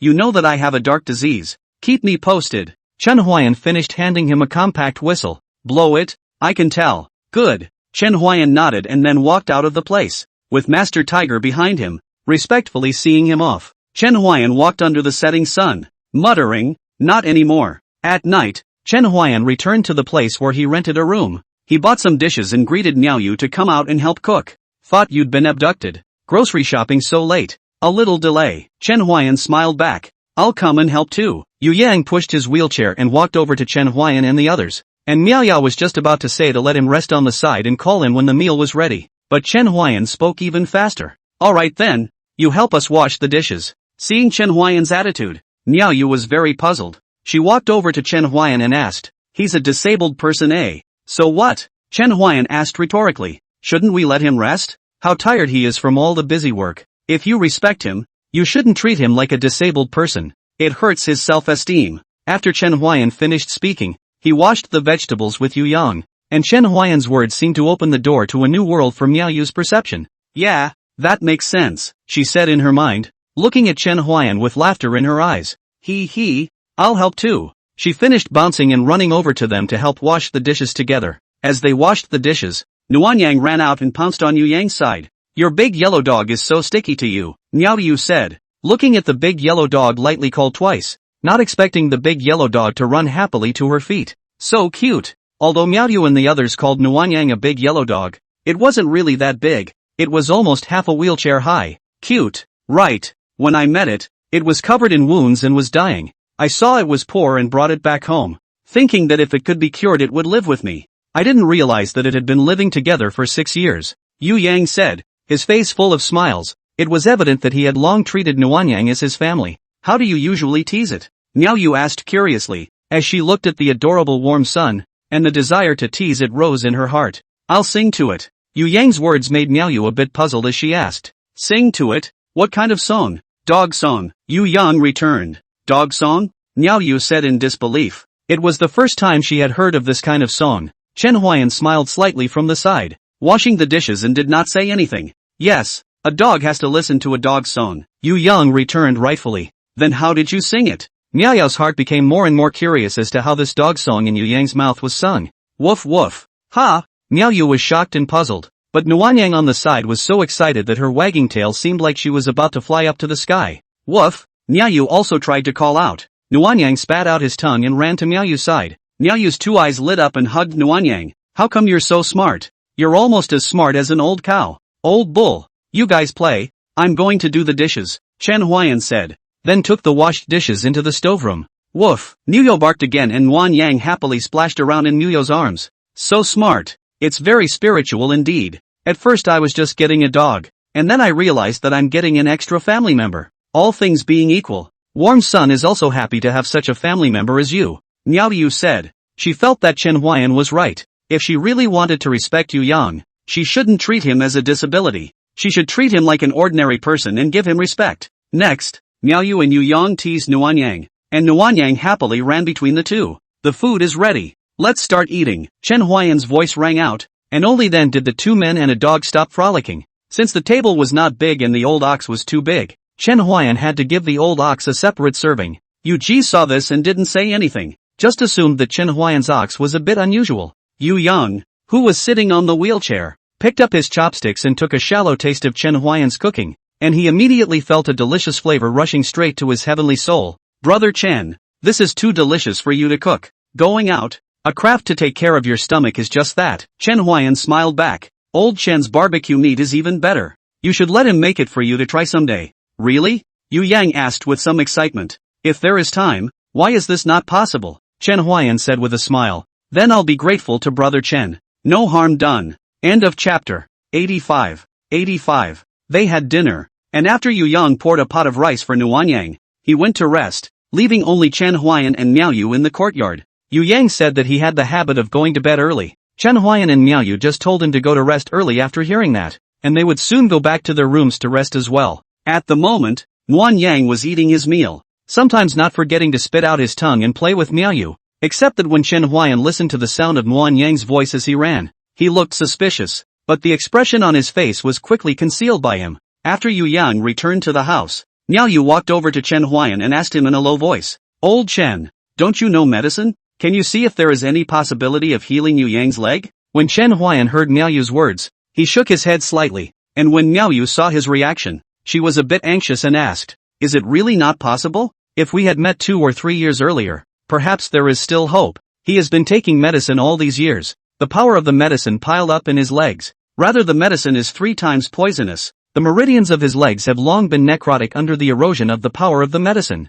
There is nothing I can do about this." After Chen Huai'an finished speaking, Miao Yu fell into silence. Chen Huai'an hadn't finished his words. If his master had come, this kind of disease would be very simple. But his master was unable to leave Mount Shu, and although he didn't know why, He knew that his master was guarding something very important. He was not strong enough at the moment. If he was stronger, he might be able to cure it, but he didn't finish his sentence. He could use acupuncture to treat it slowly, supplemented by spiritual power, or he could be cured. But that takes time, and he doesn't stay long, and he doesn't like to give people promises they might not be able to fulfill, which is why he says there's nothing he can do. As for his spiritual power, his true chi had long been transformed into spiritual power. As for when it was transformed, he didn't know. He thought that it should be the 12 years that he had been asleep. His true chi was transformed into spiritual power, and it was also a big part of the basis for him to heal Yu Yang. It's a pity. Big brother Yu Yang must be eager to stand up. Who doesn't want a healthy body? Chen Huai'an asked rhetorically. Chen Huai'an's words made Miaoyu nod her head gently. Indeed, if it was possible, who wouldn't want to have a healthy body? Perhaps they could never know what was really going on inside Yu Yang's mind. Perhaps he also wanted to run under the setting sun and brush his sleeves in the breeze. If I have the strength, I will definitely make the world free of disease, Miaoyu said, an incomparably resolute look appearing on her face. Maybe it will be realized one day. Chen Huai'an smiled in response to Miaoyu, who glanced at him. I think you have more of that. The greater the ability, the greater the responsibility. If it is possible, I would like to be like an idle crane, unrestrained, the world's greatness. Let me be fast. You have a free heart. But that's more like you. Chen Huai'an just smiled at Miaoyu's words and did not respond. I won't talk to you anymore. I'm going to go back to my room to practice my techniques, Miaoyu said and got up to go back to her room. Chen Huai'an saw Miaoyu leave and also got up to go back to his room. Only when he was returning to his room,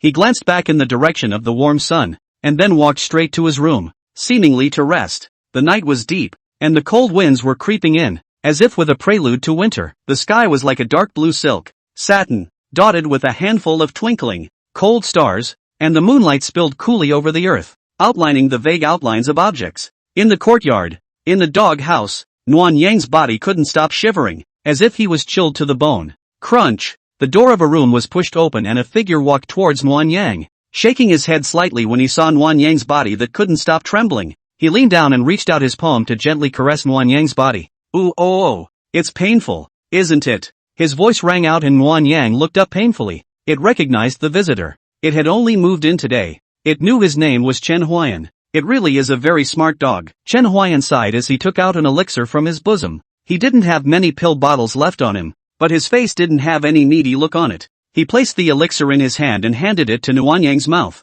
Eat it, it will ease your pain. There's nothing I can do about your illness. After Nu Yang heard Chen Huai'an's words, he stuck out his tongue and ate the elixir into his belly. Woo woo. You're welcome. Woo woo. I know. Chen Huai'an left after he finished speaking. Nuan Yang's disease was already terminally ill. Unless it was a strong person of his master's level who came. Otherwise, there was no way out. He heard Nuan Yang running with a very strange sound today. Heavy in the front and light in the back. Unsteady steps. Very staggering. Only under its extreme camouflage, Miaoyu and Yu Yang did not find out. But these could not be hidden from Chen Huai'an's ears. With the medicinal support, there should be half a month left. And at night, when I acupuncture for it, there should be a month left. Nuan Yang tells him that it wants to live and spend more time with Yu Yang. He is too pitiful and it doesn't want to die just yet. Chen Huai'an walked to the door and sighed softly. If I could have come earlier, perhaps everything would have been different. He closed the door after that. Chen Huai'an and Miaoyu had been here for half a month without realizing it. At the moment, they stayed in the yard. Snowflakes fluttering, like jade butterflies dancing. A white sky and earth. Snow falling on the treetops, like blooming pears, falling on the roof, like covered with a thick quilt. The warm sun was so carefree as it ran happily through the snow. Miaoyu looked at Nuan Yang's footprints in the snow as she picked up Nuan Yang in a hug. Nuan Yang, do you like painting? Woof woof. Nuan Yang barked excitedly, seemingly very interested in what Miaoyu said about drawing. Painting, Miaoyu said, lifting Warm Sun's front paw with one hand towards a snowy white patch of ground and pressed it down. He. Puppy painting plum blossoms. Woof woof. Nuan Yang barked excitedly, and Yu Yang looked at Nuan Yang's cheerful appearance and said, there's a dog painter in the snow. After Yu Yang finished speaking, Nuan Yang opened Miaoyu's hand and ran towards Yu Yang. It spat out its cheerful tongue and jumped into Yu Yang's arms, licking his face. Ha ha ha. Well, Nuan Yang, it's all in your mouth. When Nuan Yang heard Yu Yang's words, he jumped out of Yu Yang's arms and ran happily in the snow. Chen Huai'an watched from the sidelines, silent. Suddenly, his eyebrows arched as he looked at Yu Yang and Miaoyu and said, I have something to do. I'll go out for a while. Ha, What can you be up to? Miao Yu asked in puzzlement. Yu Yang also cast a puzzled look. Through this half-month together, he knew that Chen Huai'an and Miao Yu were both outsiders. They shouldn't know many people here, so why would they suddenly say that they had something to do? It's an old friend who met more than 10 years ago, Chen Huai'an said, and walked out of the courtyard on his own, no longer giving them the chance to inquire. Brother Chen is truly a strange person, but it's quite interesting, Yu Yang said. That's how he is, living a life that's more dashing than anyone else, Miao Yu said as she looked at Chen Huai'an's departing back. Chen Huai'an's sudden departure was due to the fact that he heard the sound of the whistle he had given to Master Tiger. It seems that there is news. Chen Huai'an out of the courtyard will be very fast speed to the Tiger Master's residence. Waiting for half a month. Finally have news. He desperately want to know. This third elder, where is it today? End of chapter. 86. 86. When Chen Huai'an arrived at the place where Master Tiger was staying outside the city, he found him already standing outside the door waiting. My lord, you're here. Quickly inside please. Master Tiger respectfully invited Chen Huai'an into the house, and before entering the house, he looked around, wary of Chen Huai'an being followed. No need to look. No one followed, Chen Huai'an said to Master Tiger when he entered the house. He had taken a long detour to get here, and he was sure that no one was following him, and his sensitive hearing could eliminate the case of someone following him quietly. Cautious and accustomed to forgetting that you, my lord, are so skillful that it is difficult for anyone to follow you. Tell me, what news did you get? Chen Huai'an didn't pick up on Master Tiger's words, but instead asked him directly what news he had gotten. It is the one you are inquiring about who left 5 years ago. It was after he had blood sacrificed his city that there was no more news of him. Already gone? After Master Tiger finished speaking, Chen Huai'an lowered his head and mumbled. And do you know why he made a blood sacrifice to the city? I don't know, Master Tiger respectfully replied. Chen Huai'an lowered his head with a thoughtful look. My lord, this news is very top secret within the court. Otherwise I wouldn't have taken so much time to inquire. Master Tiger suddenly opened his mouth and said, seemingly explaining why it took so long to inquire about this information. Thank you, Chen Huai'an returned. When Master Tiger heard Chen Huai'an's words, he smiled and said, where? It's an honor to serve your excellency. Master Tiger was now sincerely working for Chen Huai'an. If Chen Huai'an hadn't asked him to transmit all the movements of the Cloud Sky dynasty back to the Dayuan dynasty, he might still be living like a bandit. So be it, Chen Huai'an said and got up, ready to leave. Seeing this, Master Tiger quickly asked, my lord, are you leaving? Well, it shouldn't stay long. Then I wish you a safe journey, my lord. Aha! Chen Huai'an left, and Master Tiger stood behind him with envy in his eyes. How good it would be if I were as strong as your excellency. After a while, it's time to go. Chen Huai'an stood at the door and gently pushed it open. The warm sun rolled in the snow as if there was no sickness in it. Back so early. Miao Yu turned her gaze to the door when she heard the pushing sound, and she asked Chen Huai'an with some surprise. Well, there's not much going on, so naturally I'm back early. I thought there was something big. By the way, I'm telling you, I've entered the realm of the 8th stage of true Qi, and the world is so big that I'm free to roam around. Congratulations, Chen Huai'an said, with a hint of a smile at the corner of his mouth. When Miao Yao saw Chen Huai'an's reaction, she was a bit upset because Chen Huai'an was acting too flat. So she continued, do you know how powerful the 8th stage of true Qi is? I know, the world is a big place for you to roam. Then why are you still acting so flat? How could Chen Huai'an not know about Miao Yu's small mind? So he said, why don't we start over? How to start over? Miao Yu was puzzled. She kind of didn't understand what Chen Huai'an meant. I'll come back in and you'll speak to me again. Don't. You must be acting.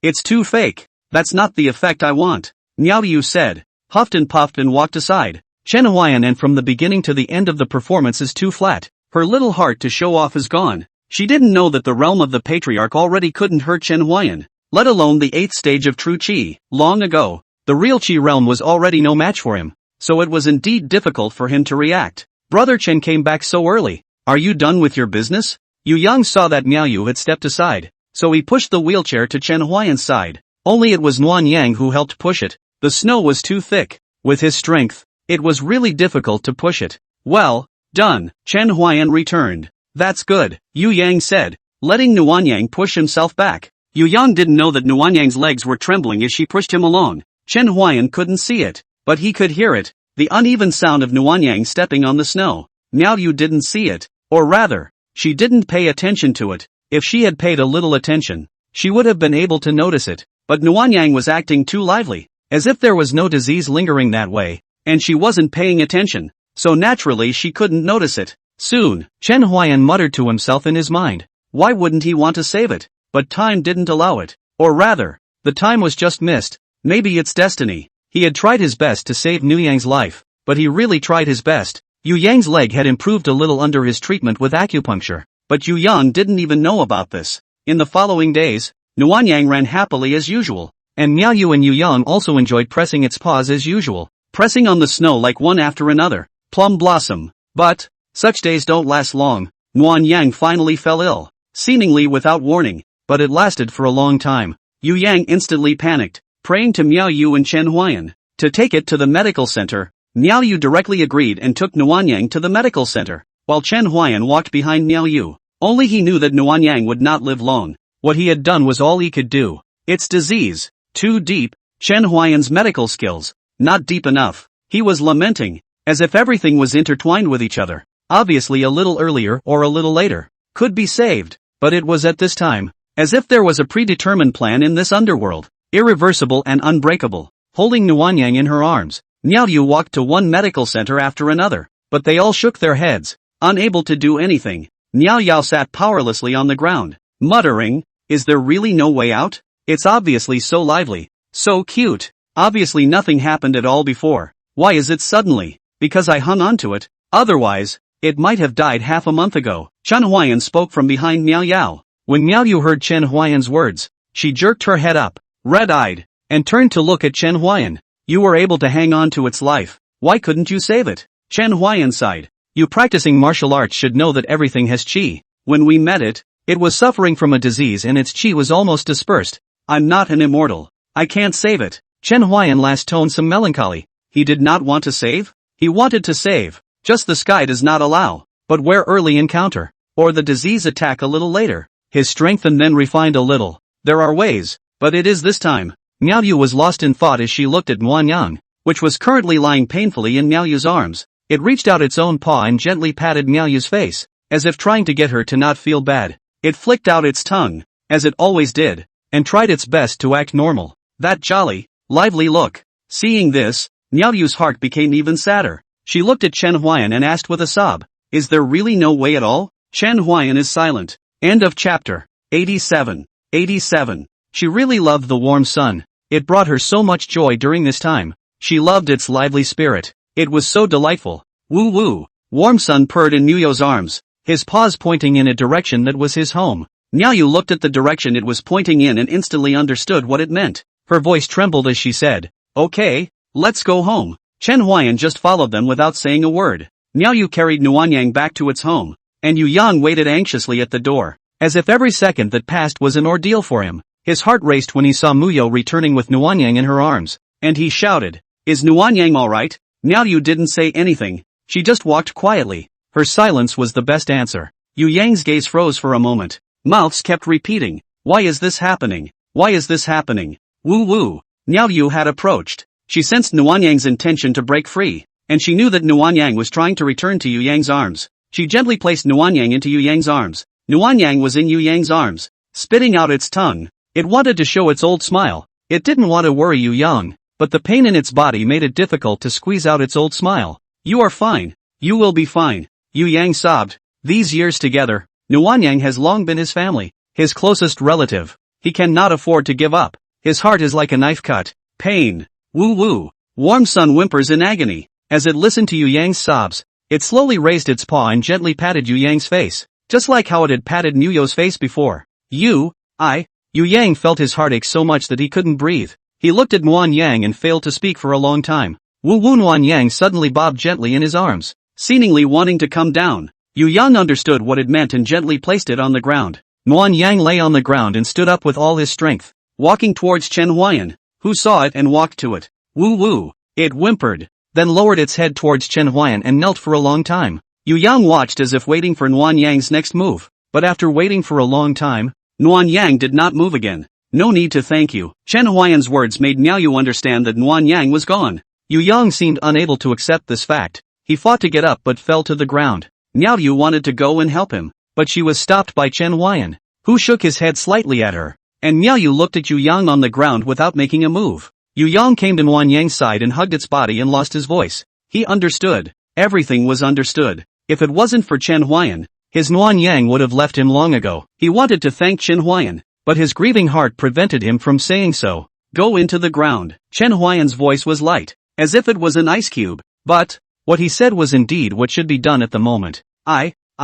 Yu Yang stammered. He couldn't accept the fact that Nuanyang had left him yet. This appearance of yours is not what Nu Yang wants to see. Chen Huai'an's words caused Yu Yang to be stunned for a moment. With trembling hands, he handed the warm sun to Chen Huai'an. Chen Huai'an left with Nuanyang, and Miao Yu helped Yu Yang back into his wheelchair and pushed him out. Chen Huai'an walked on the road, casting the qi-looking technique to find a good feng shui for Nuanyang. In the end, Chen Huai'an stopped at an uninhabited place outside the city, where there was wind and mountains and water, and in the spring, there would even be birds and flowers, and that was also the scenery that Nuanyang liked. When Miao Yu pushed Yu Yang to come here, Chen Huai'an had already done everything, and Yu Yang stared blankly at Nuanyang's grave for a long time without speaking.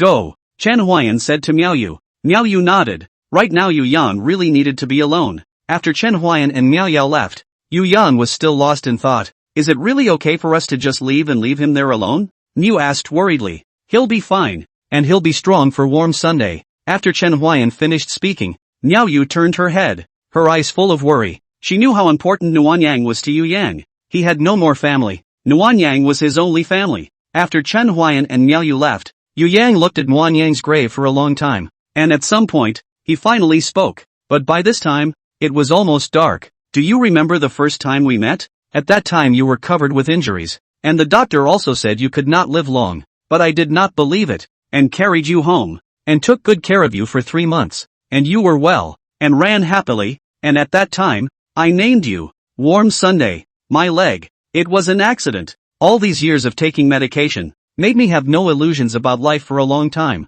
But your appearance, but let me see hope. You are like the warm rising sun, illuminated my dark life. I don't know how I would have lived without you during that time. Yu Yang said here paused for a moment, seemingly reminiscing, but also seemingly sad. You, for one, loved my petting and running merrily in the snow and listening to the dog songs I sang. By the way, has it been a long time since I sang you a dog song? When Yu Yang said this, there was a hint of a smile at the corner of his mouth. Then I'll sing it to you now, okay? Woof, woof. Yu Yang stopped singing and a tear crept down his cheek. I can't let you go. I can't let you go so much. Yu Yang looked at Nuanyang's grave and said with a hoarse voice, you are my only family in this world. He looked at the grave and said word by word, that just established grave. Still with the fishy smell of the soil, that motionless grave. Yu Yang seems to see the smile that Nuanyang once had from that grave. But that's all gone. Yu Yang stopped talking. He was silent for a long time. Looking at Nuanyang's grave, he slowly stretched out a finger. Go in that direction. That's our home. The dog wants to hear the dog song. The snow welcomes the little painter. It's raining puppies to go home. Straight ahead is home. Yu Yang said and left the place. He pushed his wheelchair and felt a fresh breeze blowing by. The breeze was soft and warm. How could this wind blow on a winter's day? Yu Yang felt the wind and looked up sharply. His eyes trembled slightly as he made to turn the wheelchair, changing direction and returning to Nuanyang's grave. You, don't, forget me. As Yu Yang finished his sentence, he seemed to vaguely hear Nuanyang's call. The grunt seemed to say yes. Yu Yang walked away, walking in the middle of the night. Time has passed, and in the days that followed, Yu Yang always came to visit Nuanyang, as if Nuanyang had never been far away. Later, on that small mound of earth, dog-tail grass grew. As soon as Yu Yang came near, it gently shook and shook and shook and shook, like it once did. End of chapter. 88.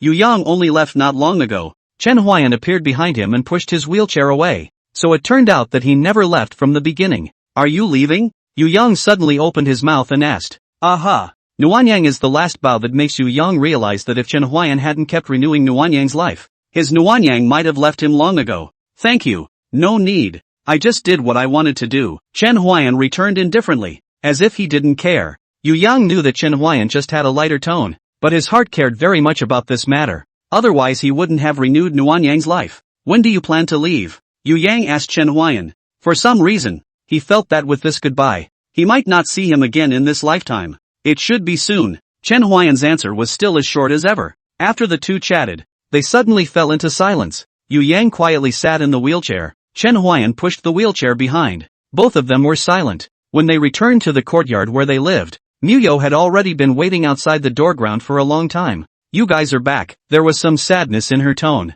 "Aha," Chen Huai'an hummed, while Yu Yang kept his head down and did not say anything. Usually at this time, Nuanyang would run out excitedly and jump into his arms. When Miao Yu saw Yu Yang's look, she didn't say anything. Chen Huai'an pushed Yu Yang into the house. There were a few bowls of food on the table. Chen Huai'an knew that it was bought by Miao Yu, for no other reason than she didn't know how to cook. "Wait a while, the food is getting cold. I'll heat it up." "No need, just eat," Chen Huai'an said. Yu Yang nodded on the side. He really didn't have any appetite for eating at this time. The dinner was very short. Yu Yang went back to his room to rest after eating, and it was just a moment in the courtyard for Chen Huai'an and Miao Yu. When Miao Yao saw Yu Yang return to the house, she asked Chen Huai'an, "What are your plans after that?" "Let's leave after a while." "What about you?" Chen Huai'an asked rhetorically, feeling that Miao Yao should not be traveling with him. "I'm going to visit other places and enhance my strength, so maybe the next time you see me, I'll have already stepped into the realm of the sovereign." "Then here's an early congratulations."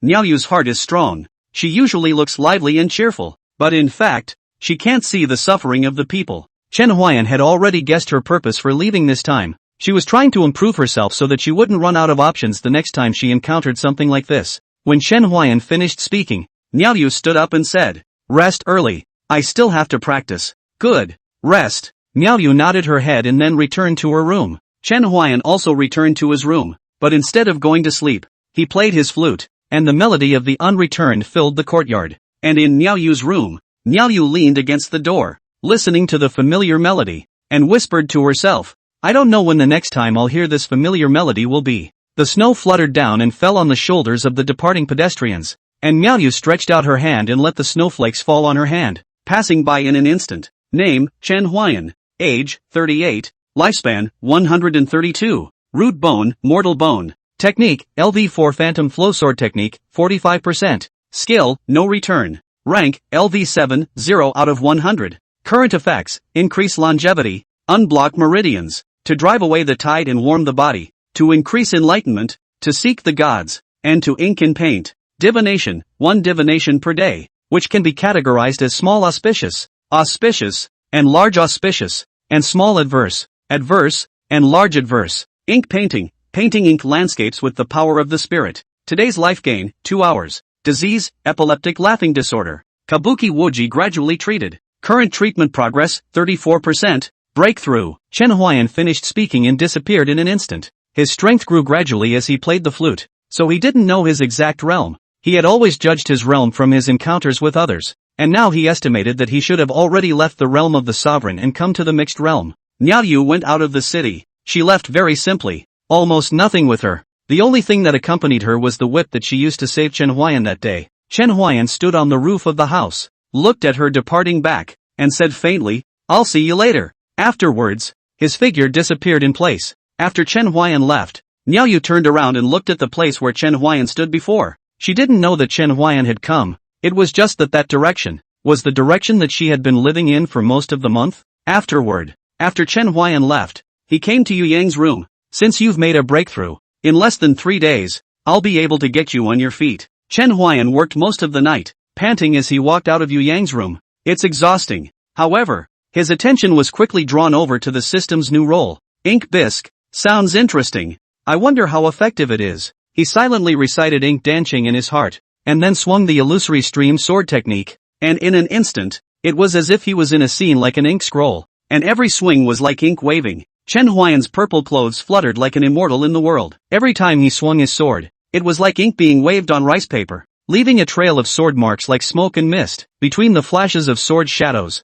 it was like a swoosh of ink. As his figure turned, the sword moved with him like a flowing ink painting. The light of the sword and his figure intermingled with each other, and it was impossible to tell if it was the sword or the ink. Ancient ink scroll. I like it. He realized that if he used the ink in tanzanite, the power of the illusory stream sword technique was even greater than before, at least more than 3 times that of before. It seems to be an increase of a kind. However, he didn't think that the skill given by the system would be just a single increase. It was just that he wasn't allowed to use it in a good way right now. I wonder what skills I'll get when I upgrade later. Chen Huai'an became more and more curious about the skills given by the system, but he realized one thing. It seemed like he had never used seeking divination. This skill has such a low presence that I almost forgot about it. Chen Huai'an put away the ink and dancing and walked into the house. It was only then that he realized that while he was performing the illusionary stream sword technique, he entered into the realm of forgetfulness, and the day, without realizing it, had brightened up. Technique, LV4 Phantom Flow Sword Technique, 50%. It seems that the proficiency growth of the corresponding feats will also become faster after using ink and tanzanite. Chen Huai'an became more and more fond of ink painting. This skill was very apt to his character in every way, as if it had been specially created for him. Chen Huai'an returned to his room to meditate. He didn't really need to sleep right now. If he wanted to sleep, it should just be that he simply wanted to sleep. After all, sleeping is what makes you look like a mortal. Chen Huai'an never regarded himself as some exalted cultivator, nor did he regard himself as some immortal. In his mind, he was a member of this multitude of people. End of chapter. Not long after dawn, Yu Yang woke up, and he was surprised to find that he seemed to have a little feeling in his legs. He exclaimed out in shock, "How is this possible?" He gripped the bloody flesh of his thighs so hard in disbelief that the flesh of his thighs became black and blue, and he didn't stop moving his hands because, well, he actually felt a twinge of pain. My leg. Really? Is there any hope for a cure? He cried tears of joy, but then a greater sadness swept over him. He had no one with whom he could share his joy. If only warm sun were still around, he said, struggling to get into the wheelchair. He froze in it for a moment. Usually at this time Wan Yang would run to him cheerfully and help him into the wheelchair. Yu Yang sighed and pushed his wheelchair out of the room. At this time Chen Huai'an also walked out. The moment he saw Chen Huai'an, he understood what was going on with his leg. How could one's legs get better for no reason? Yu Yang thought of Wan Yang and instantly understood. He looked at Chen Huai'an. Only Chen Huai'an acted as if he didn't know anything and just greeted him normally as usual. Yu Yang smiled and responded to him. The more he felt that Chen Huai'an was so mysterious and unfathomable. "I'll go you make breakfast while you take a break," Chen Huai'an said and walked into the stoveroom. He knew that Yu Yang would not be able to come out from the grief of losing Wan Yang in a short period of time. "Okay, thanks," Yu Yang replied to Chen Huai'an. It was almost always Chen Huai'an and Miao Yu who took care of him for most of the night. Thinking of Miao Yu, he suddenly realized something. Miao Yu actually hadn't gotten up yet.